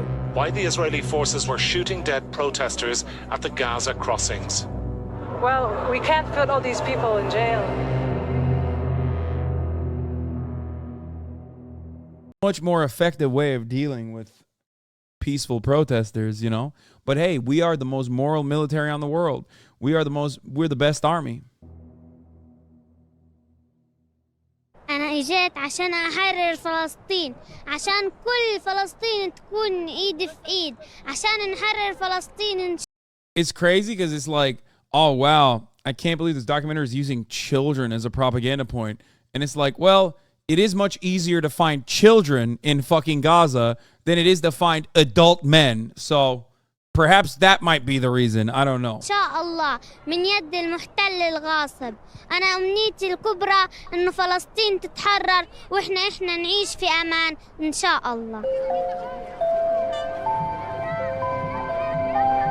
بتعالج هي مش أكتر، هي صح رايحة وبعدين مسيرتنا مسيرة سلمية. كل الفلسطينيين شاركوا. من حقي كل أنا إلي بلد، من حقي كل بيت، من حق المتشردين في البلاد في كل مكان هذول النازعين يجوا على بيوت. ولا نرحل، إنا هنا باقون، ماض وحاضر ومستقبل.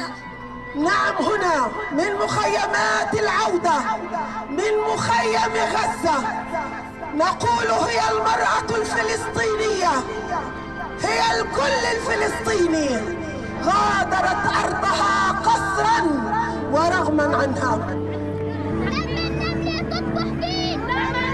تصبح فيه والسلحفاة يصبح خيل، والسلحفاة يصبح خيل، والشمس يطلع بالليل، والشمس يطلع بالليل. نعطيك القدس العربية، نعطيك القدس. وها هي حفيداتها اليوم يعلن القرار بأنه إن كان الخروج قسرا والخروج غصبا فإننا الآن بكامل قوانا. نعم، هي المرأة الفلسطينية، المرأة الفلسطينية التي كانت حاضرة في القرار أنه لا تنازل عن حق العودة.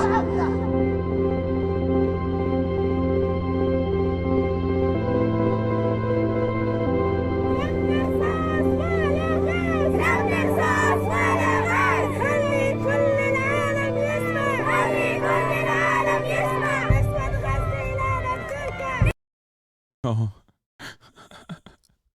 Stop attacking me. I live in Israel. Chill out. Dude, yeah, I know. These little girls, man, they are fucking you up, dog. I mean, shit. I mean, you perfectly have demonstrated the mania of living in a violent apartheid state. You have to constantly live under this like threat of violence, because violence is the only way to continue the apartheid state. So you're literally, even when you look at a video of a peaceful demonstration of little girls, okay, you go, oh my God, they're coming for me. They're going to fucking kill me. You know what I mean? That's it. That's perfect. That you have demonstrated exactly how this kind of fascist mentality festers and offers some level of like spiritual damage to the people who are supposed to be the beneficiaries of living in an apartheid state. You know what I mean? You see fucking 7-year-old girls and you go, oh my God, they're coming to kill me. Sleep is awesome. Thank you for the fucking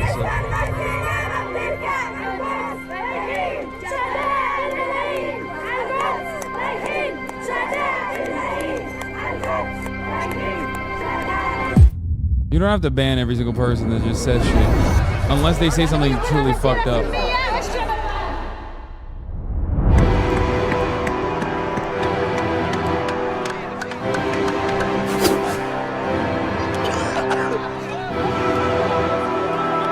Why do you think so many Western countries support Israel financially and morally? What do you mean? It's a destabilizing force in the fucking Middle East. It's literally like an incredibly well-armed military apparatus.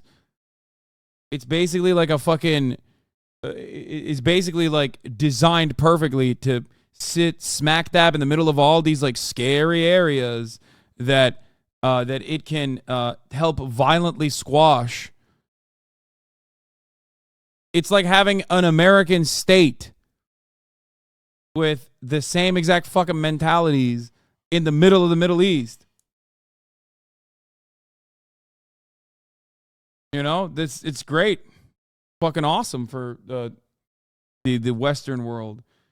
It's also basically like having it's like culturally people cannot identify if they've lived in the imperial core, they cannot culturally identify with those who are oppressed. They can only identify with the oppressors. Okay? So, yeah, if you live in America, if you're an American, okay, not like a black American, but if you are a white American especially, it's very difficult for you to feel the struggle of wanting to have some level of freedom.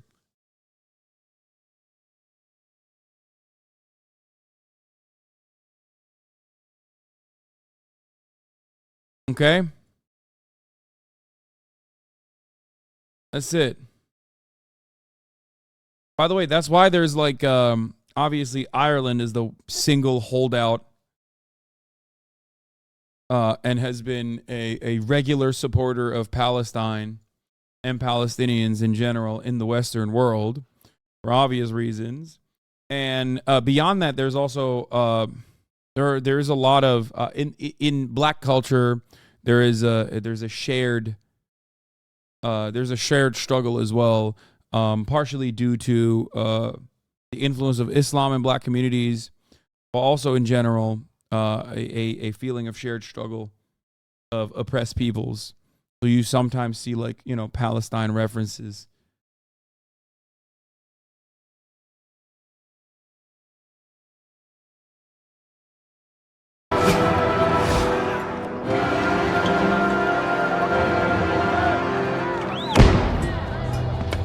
ما احنا حاملين سلاح ولا شيء، بالعكس احنا بصدورنا العارية امام قوة كبيرة من الجيش اللي هي مدرعاتهم واسلحتهم وغازهم وطائراتهم. احنا بالعكس احنا سلميين واعزل السلاح، ما فيش معنا اي شيء. حجة لا جاية أنا فلسطينية يجب علي لازم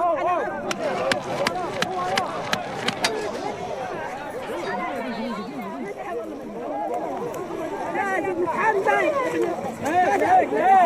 وحنتحمل معركته. Do you think Jewish people would have the same feeling of shared oppression? Pretty ironic, but they do. That's why only after a fucking century, well, not a century, but multiple decades of propaganda have the Jewish ethno-state been able to very deliberately and very specifically carve out enough support from American Jews in general. But there's still plenty of fucking Jews who don't put up with that shit at all. Israel's largest supporters is not the American Jewish community, no matter how hard AIPAC tries. Israel's largest supporters are psychopathic evangelical Protestants who believe that in order to trigger the rapture, Israel must maintain the entire area so that Jesus Christ can come back to earth and duke it out with Satan in Megiddo. And if you think that I am making this up, please learn a little bit about evangelical Protestants and why they are such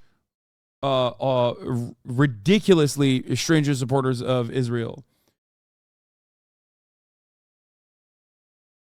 They are literally they are the beating heart of the ultra-Zionist movement in America.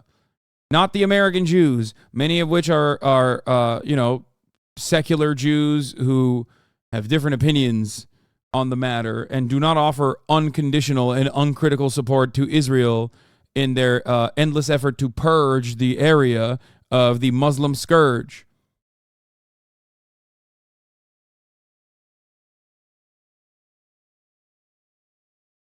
أن نكسب الدنيا والآخرة لا تخيفنا رصاصات الاحتلال. هذه الرصاصات التي تتوجه إلى صدور بناتنا وأطفالنا ونسائنا وآبائنا وأمهاتنا لا تخيفنا ولن تعيدنا إلى الخلف. رسالتنا لهذا الاحتلال.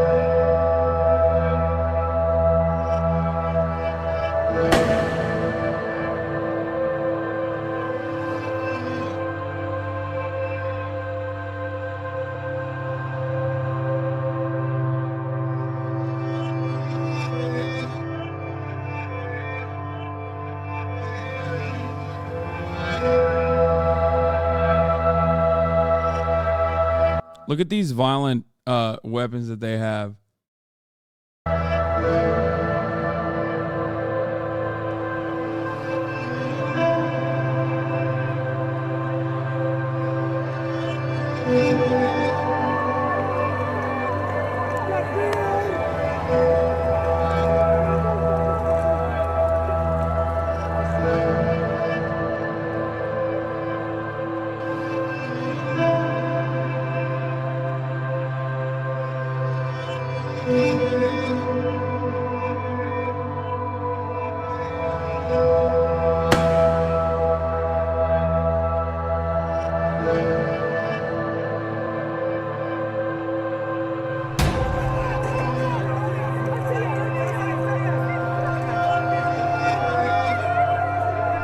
I love the dude being like, I condemn extremism on both sides. Is that fair? Am I uninformed? Is Israel so much worse that I should be pro-Palestine? Like, dude, you're watching like children get shot by Israeli snipers, okay, from 100 yards away, and asking that question. I don't know what to tell you at that point. Like, I don't know. Just look at what's in front of you, okay? What do you think?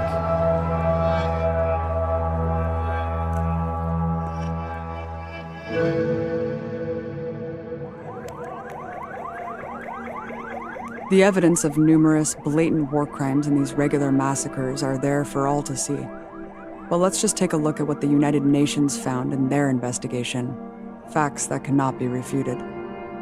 The UN report released February 28, 2019, documented the extensive human rights violations during the Great March of Return through 2018.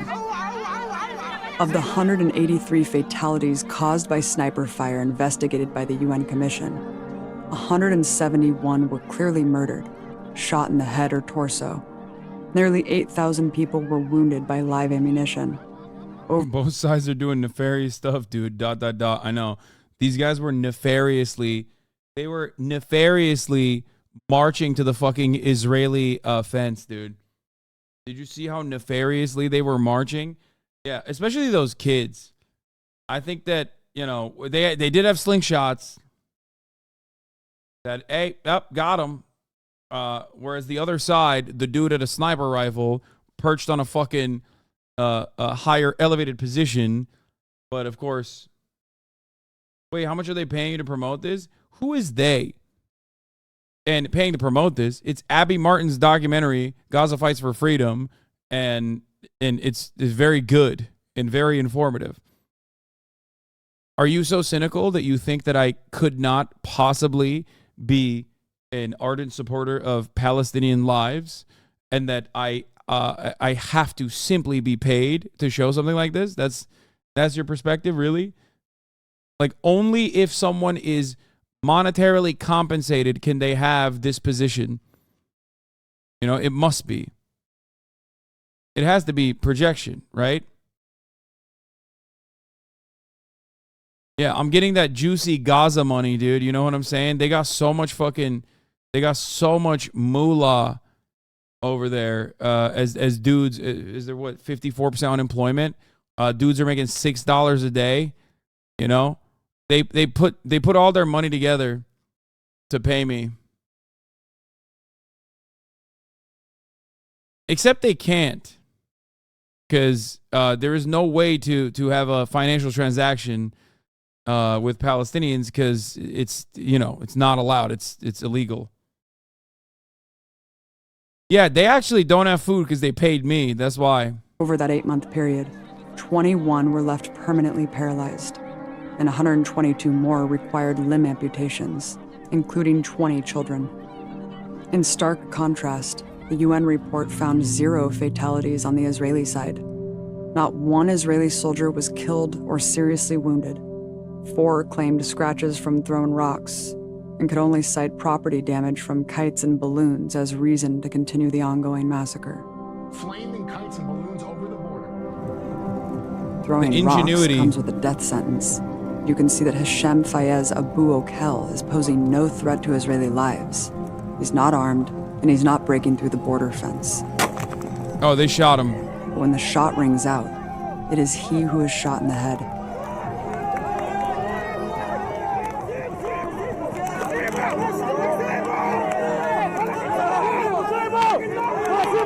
Incidents like these that were investigated by the UN are an indictment damning beyond measure. I wonder why they only talked about Palestinian deaths.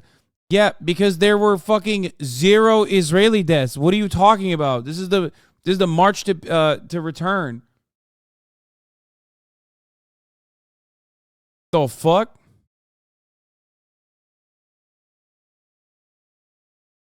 That's insane, bro. What do you mean? I know I was being sarcastic. Oh, okay. On March 30th, the first day of the Great March of Return, Israeli snipers started using live ammunition at 9 a.m. Over the course of the day, the IDF shot and killed 18 unarmed marchers and wounded 765 others with... Actually, they were technically armed with slingshots, so you're wrong. Technically, they were armed with a very dangerous weapon. Among the casualties the first day, 19-year-old Bader Sabag was resting, smoking a cigarette 300 meters away when he was shot in the head and killed. 24-year-old mechanic Naji Abu Johayir was standing wrapped in a Palestinian flag 300 meters away from the fence when he was shot in the abdomen. The youngest casualty was a 2-year-old child. The oldest, a 71-year-old woman. 6 weeks later, on May 14th, in one of the most egregious massacres of unarmed peoples in modern history, Israeli snipers killed 60 people on this day alone, including 7 children. The death toll could have been far higher, considering the fact they shot in... For the record, this is not being done with bombs from above.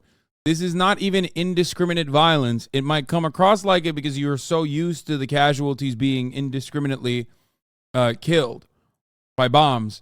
These are sniper rifles. These are people who are holding up sniper rifles perched on top of elevated positions, directly looking down and methodically murdering children, elderly, men. They are targeting specific people in the fucking crowd.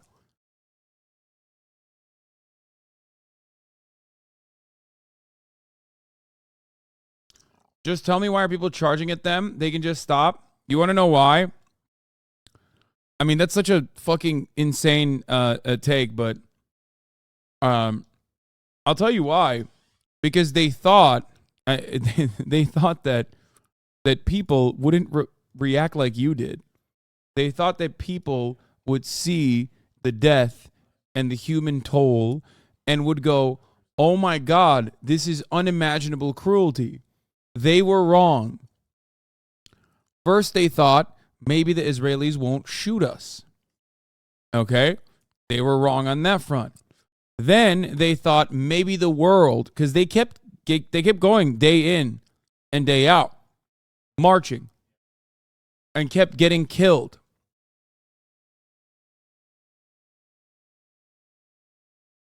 Okay?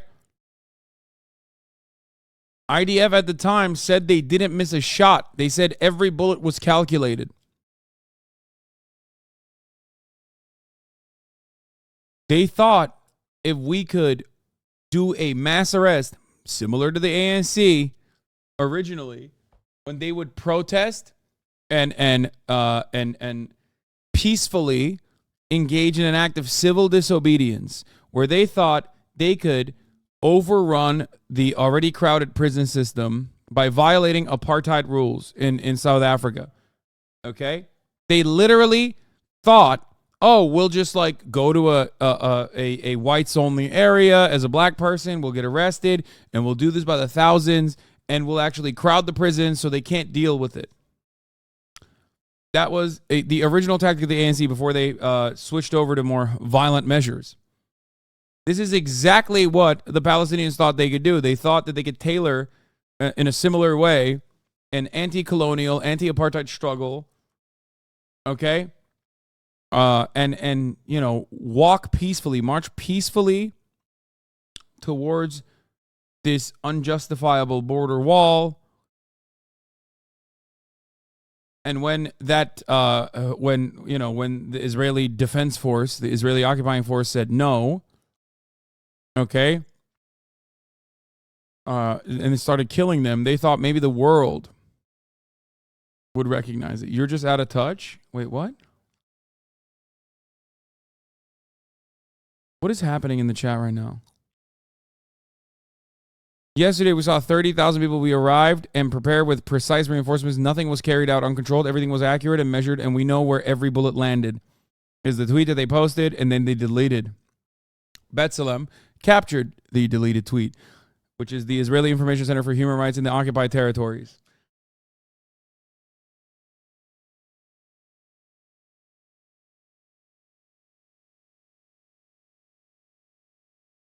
What? Israelis die all the time. You're just out of touch. This shit kind of making me horny, dog. I love hummus. You missed it. Notice me, senpai. Based anti-Semite. That was some funny English.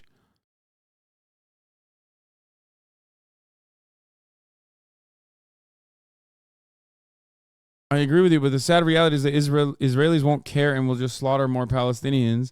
Can't the Palestinians just wander in the desert for a new home like the Israelites did? You okay? Wounded 1,162 additional people with live ammunition. Just a sampling of these fatalities demonstrate their barbarity. 21-year-old university student Ali Kafaja was on his cell phone about 150 meters away when he was shot in the head. 20-year-old Mahmoud Jundia was filming the protest 50 meters away from the fence when he was shot. As he lay on the ground dying, Israeli snipers finished him off with... It wasn't an international peace rave, bro. That was literally just like... It was just a regular rave. It doesn't matter. Obviously, going to a fucking rave is not a crime. I don't know why. And yes, they don't deserve death. But you don't have to massage it by being like, oh, no, they actually did a peace rave. Like, that's typical angling, okay? You have to massage the narrative even further. It's not enough. It's not enough that they went in and killed a bunch of civilians and elderly and even children in certain instances and took a lot of hostages. They actually were roving rape gangs, okay, that attacked a peace rave to do rapes, to do mass rapes at a peace rave.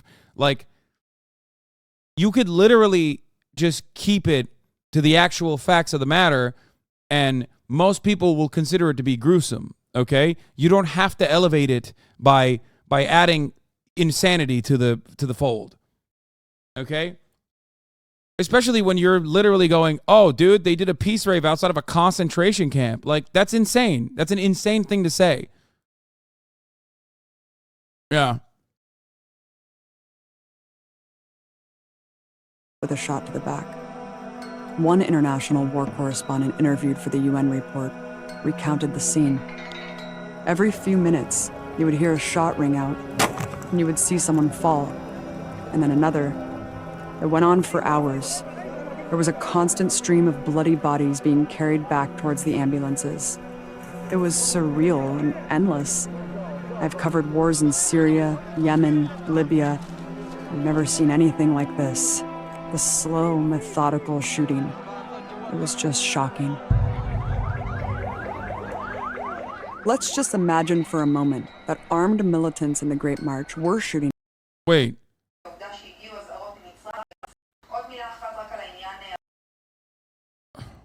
Now Channel 13 also confirms the warnings from Egypt, including confirmation from Israel.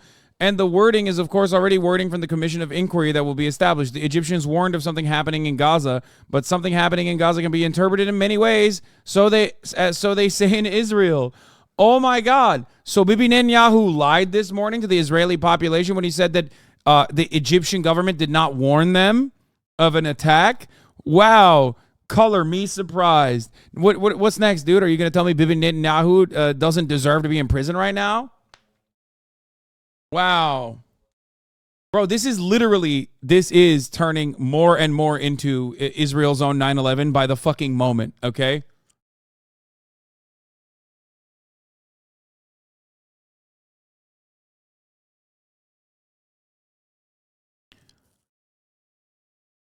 For the record, I want people to understand something. A lot of people were like, wait a minute, they would never leave the border open like this. This is suspicious. Maybe Mossad wanted this to happen. No.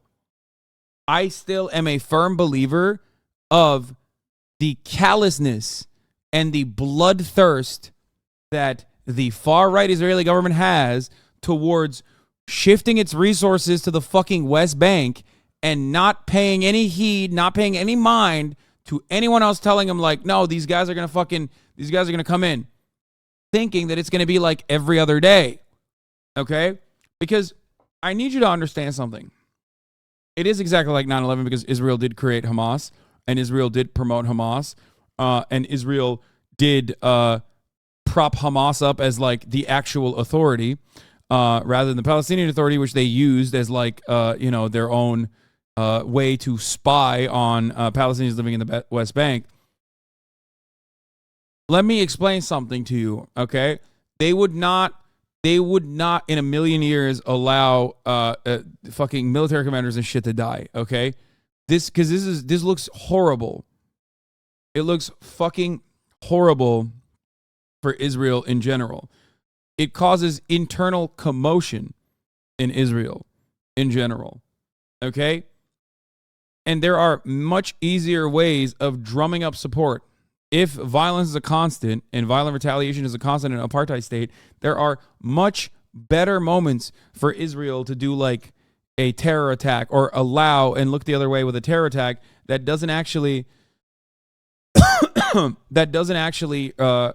involve taking over tanks, military equipment, and taking over police precincts and having 3 days of like back and forth fighting until you finally are able to control the southern Israel territory. There is no way. Okay? There's no way. Because there's much simpler ways of doing this. Like let Hamas blow something up and kill a bunch of civilians and then kill the guy and be like, this is a unjustifiable attack. And then everyone is just as angry, all the same. You don't need much support from your base. You don't need much support from your base to fucking justify attacking Palestinians. Okay? I think it's hubris.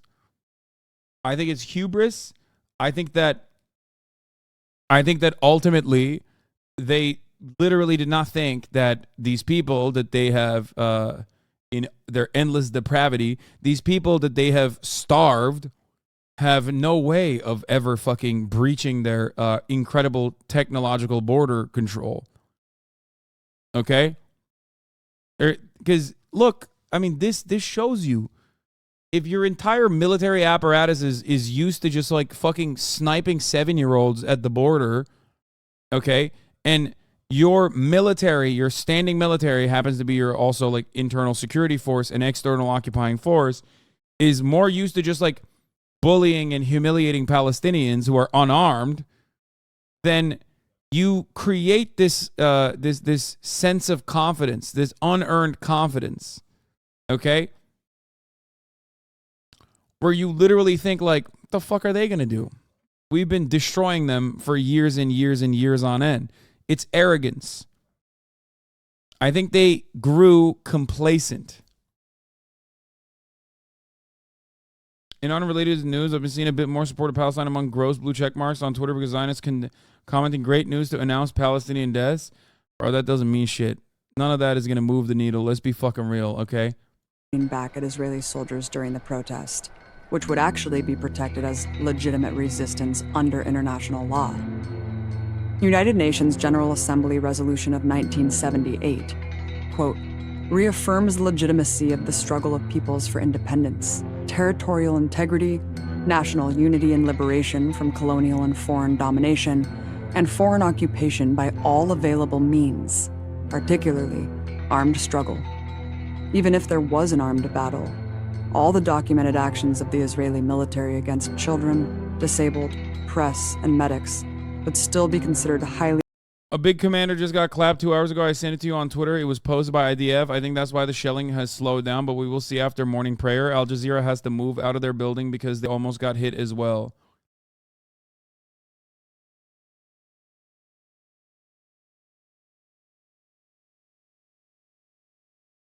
Yeah, they are they're bombing they're engaging in battle on two fronts now with Hezbollah in Lebanon as well. Haaretz is calling for Netanyahu to resign. Haaretz also literally fucking wrote the Haaretz editorial board yesterday, like while the dead were still being counted, said the blood is on Israel's hands, that their endless need for conquest and their operations in the West Bank is directly responsible for the bloodshed from the Palestinians. It is violent retaliation, and that is because of Netanyahu and the far-right government's actions. And they are right. And do you agree with that? Fuck yes, I agree with that. Are you fucking kidding me? I've been saying this from the jump. Of course I agree with that. Haaretz is liberal, not conservative, but it's still, a Zionist paper. Like, this is a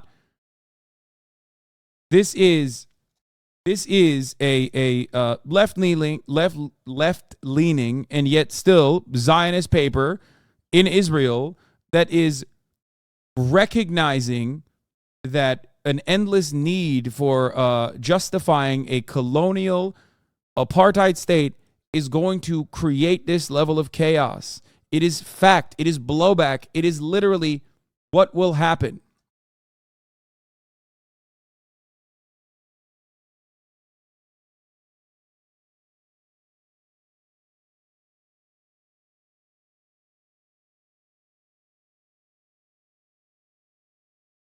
Can you read my full comment you jumped to conclusions on earlier? This is Israel's 9/11 event. They're allowed a terrorist event to happen. Paratroopers shooting up international peace rave to get the messages to rally behind Israel. Wait, I didn't ban you. Fizz did, and then you got unbanned. Led to mass bombing of innocent people in Gaza. There are media and influencers around the world demanding Israel bomb Gaza off the face of the earth. No, I told you it was not a peace rave, but you're right. Well, you're not right. I don't think that they would have. I don't think that they did it on purpose. I think that it was negligence and it was callousness. It was arrogance. From Al Jazeera released 8 minutes ago, we have received reports from witnesses in Gaza that 5 people, including at least 2 journalists, have been killed in an Israeli air attack on a residential building in the western parts of the enclave. The Turkish Anadolu Agency has identified 2 journalists as Said Al-Tawil and Mohammed Sub. We will bring you more on this soon.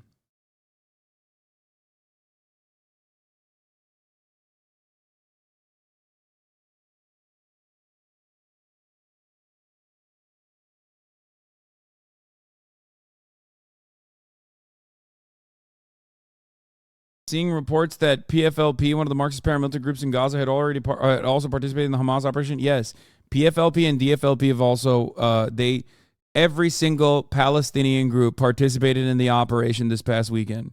I've been trying to tell you this. I don't know why people are not recognizing this, but yes, that's why if you see red bandanas, if you see the red bandanas, that means it's PFLP or DFLP, Democratic a Popular Front for the Liberation of Palestine, Democratic Front for the Liberation of Palestine. It was not simply just Hamas. Now, of course, they are much smaller.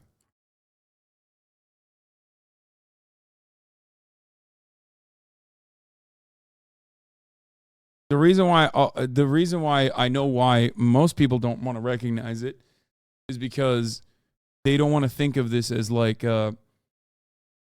they don't want to think of this as a military operation that is anti-colonial in nature. They want to reduce this to like the violent Islamist group Hamas behaving this way, and that's understandable because it is still led predominantly by Hamas.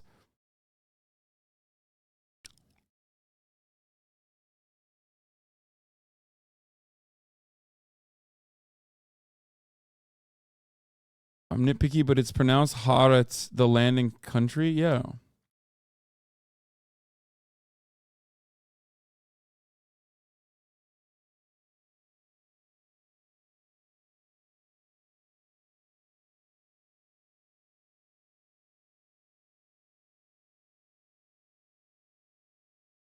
Hamas' surprise attack against Israel is the worst failure in this country's history. It is more serious even than the failure of Yom Kippur. The surprise was greater, the concept adhered to more stupid, the neglect more terrible, the blow to morale worse, the chaos crazier, the shock stronger, and the number of civilians murdered is the highest ever.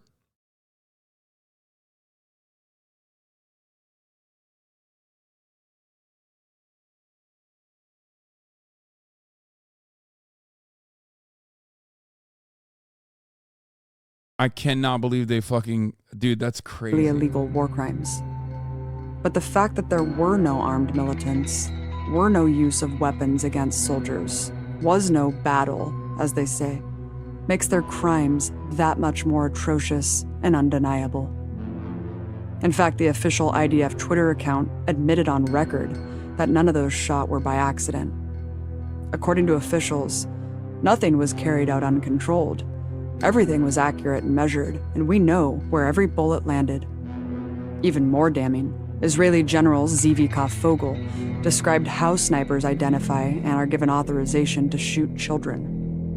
אני לא אחמד טיבי, אני צביקה פוגל, אני יודע איך ההוראות האלה מתקבלות, אני יודע איך צלף מבצע את הירי, אני יודע כמה אישורים הוא צריך לפני שהוא That's the difference between a disorganized group of paramilitary operatives versus an organized military, an occupying force with a chain of command and rules of engagement. That's when the situation becomes way more dire. You understand? Because he's correct, obviously. Like, they know who they're shooting. They know why they're doing it. Like, that's where it is not unintentional. All these casualties, all these people that were murdered are murdered in a premeditated capacity. לקבל אישור לפתוח באש. זה לא גחמה של צלף כזה או אחר שמזהה עכשיו גוף קטן של ילד ומחליט שהוא יורה. מישהו מסמן לו היטב את המטרה ואומר לו בדיוק למה צריך לירות ומה האיום מאותו אחד. ולצערי הרב, לעתים כשיורים בגוף קטן והתכוונת לפגוע לו ביד או בכתף, שטח מדינת ישראל ולהרוג... דינו מוות? דינו מוות. מבחינתי כן, אם אפשר לראות פה רק כדי לעצור אותו ברגל או ביד, נהדר. אבל אם זה יותר מזה, אז כן, אם זה... אתה רוצה לבדוק אותי אדם של מי יותר סמיך? שלנו או שלהם? كنت حامل أنا علم. No, there's no tactical possibility that Hamas can win the conflict. No, of course not. Also, even if Hezbollah joins the battle and brings Israel into a two-front war, okay, or even if Iran joins, you still have the entirety of the Western nations' military power. It's just not. There is no. There is no real way out of this. Like I said, the only people who control everything in this situation, who control all the levers of power to stop the violence, it's the Israeli government.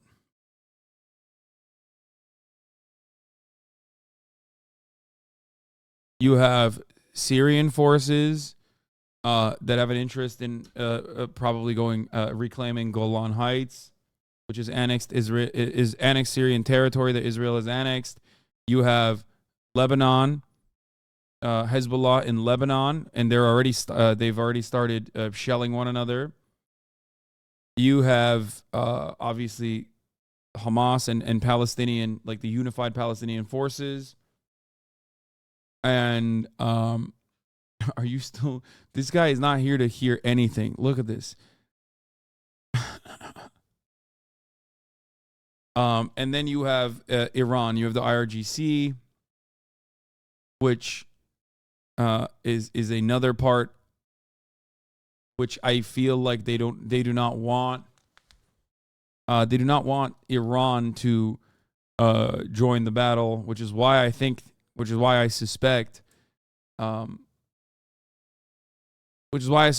both the American State Department and the IDF has said Iran is not involved in this last attack. Iran itself has said that they're not involved, but they support it and celebrate it. I don't know.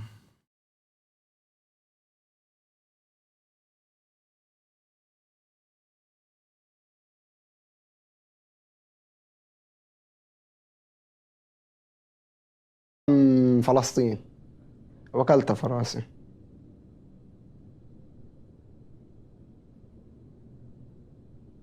في تاريخ 16/4 أنا اتصابت في الركبة، الرجل اليمين قنبلة غاز. روحت ومن المستشفى روحت على الدار والحمد لله صرت منيح تمام التمام. الجمعة اللي بعدها طلعنا مع الشباب كمان مرة. وصلنا غاد أكلت طلق مدخل ومخرج في رجلي الشمال. 8/5 احنا رحنا على منطقة ملكة مع الشباب. كنت حامل علم فلسطين زي الشباب. كنت يعني بطالب حق العودة مع الشباب زيهم يعني. فأكلت الطلق في راسي. وتم يعني أنا أكلت الطلق في راسي جوا وبرا هيك. وصبت 55 غرزة في الراس جوا وبرا يعني. وبعديها عملنا عملية لتخريج الشظايا من الراس. بعدها بكم من يوم تخريج الشظايا من الراس. هم هدفهم يعني يشيلوا الشباب من قطاع غزة، يعني خلص يدمروا مستقبل الشباب عشان لا يدافعوا عن الوطن بعد هيك ولا يقربوا على السجل الفاصل، لأنه خلص يعني مدن الشباب وقعت فيش حد بضل يدافع عن فلسطين. Beyond these broadly defined war crimes, there are specific categories that are protected under the Geneva Conventions. Again, these are categories that are protected during an actual war between armies, making violations on unarmed protests even more egregious.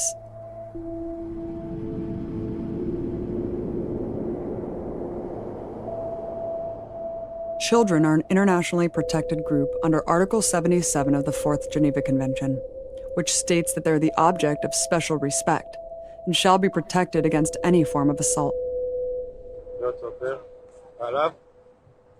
Oh, this is the fucking... Oh, yeah, oh, God, this is so fucked up. Oh, Jesus, this one is the worst. This is probably the worst fucking video.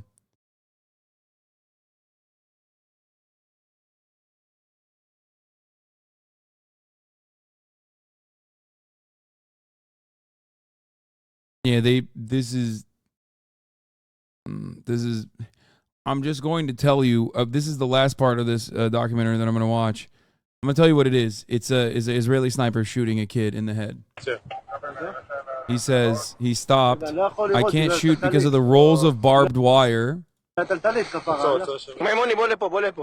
come here, come here, come here. There's a little kid over there. Give it to him. No. But he's ducking all the time, like, you know, making it harder to shoot. Take out the one of the pink. Not pink. I'm on the one of the blue. Yes! בן של זונה. איזה סרטון, הנה, תרוצו לפנות אותו. בטח שצילמתי את זה. Yeah, of course I filmed it.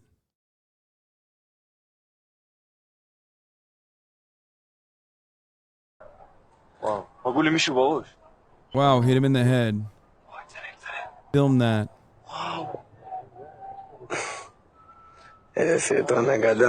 What a legendary video. What? I didn't see it. He flew into the air and his leg was like, sons of bitches. May 14th, 14-year-old Wisal Sheikh Khalil was shot in the head 100 meters away after she had approached the fence to hang a Palestinian flag. She died instantly. June 29th, 11-year-old Yasser Abu Najah was chanting national slogans at the fence with 2 other kids. He was shot in the head as he hid behind a bin 200 meters from the fence. September 28th. I mean, I think that's a good enough place to at least put a pause on this documentary. We will return to it tomorrow. But, you know, when you see that, I think you understand that this violence cannot be harnessed and be left in a vacuum. You can't like contain this kind of violent maintenance of an apartheid state. You can't. You know what I mean? You can't do that.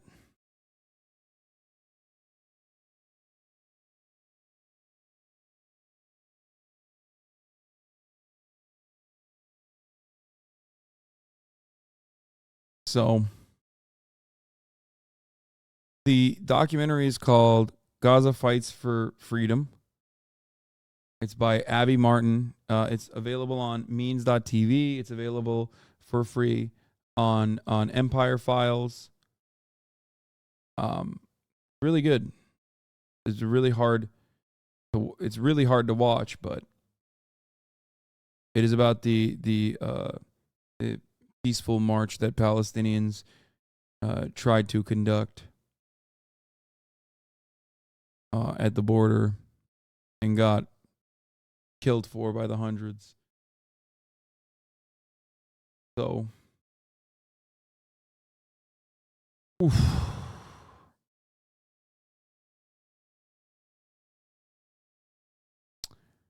Yeah. But remember, that never gets coverage. That's never gotten coverage. That will never get coverage. And the kind of coverage that it got in mainstream media, you saw leading up to the actual atrocities. The kind of coverage that it got in mainstream media was, look at these Palestinians bringing this on themselves. They got us to kill them. They got us to shoot them with sniper rifles where every bullet was accounted for. It's completely unjustifiable. And this is only starting. It's only starting. And if you've been in the dark this entire time about this issue, you know, it's just, I don't know what to tell you. It is one of, I mean, there are not often many black or white circumstances in the world where there's like a good and clear evil and evil behavior. Now, obviously, it's still born out of material conditions, but The Palestinian people are very resilient. They've withstood a tremendous amount of violence and oppression and humiliation. They've withstood an apartheid state for a very long time, with the world mostly turning a blind eye.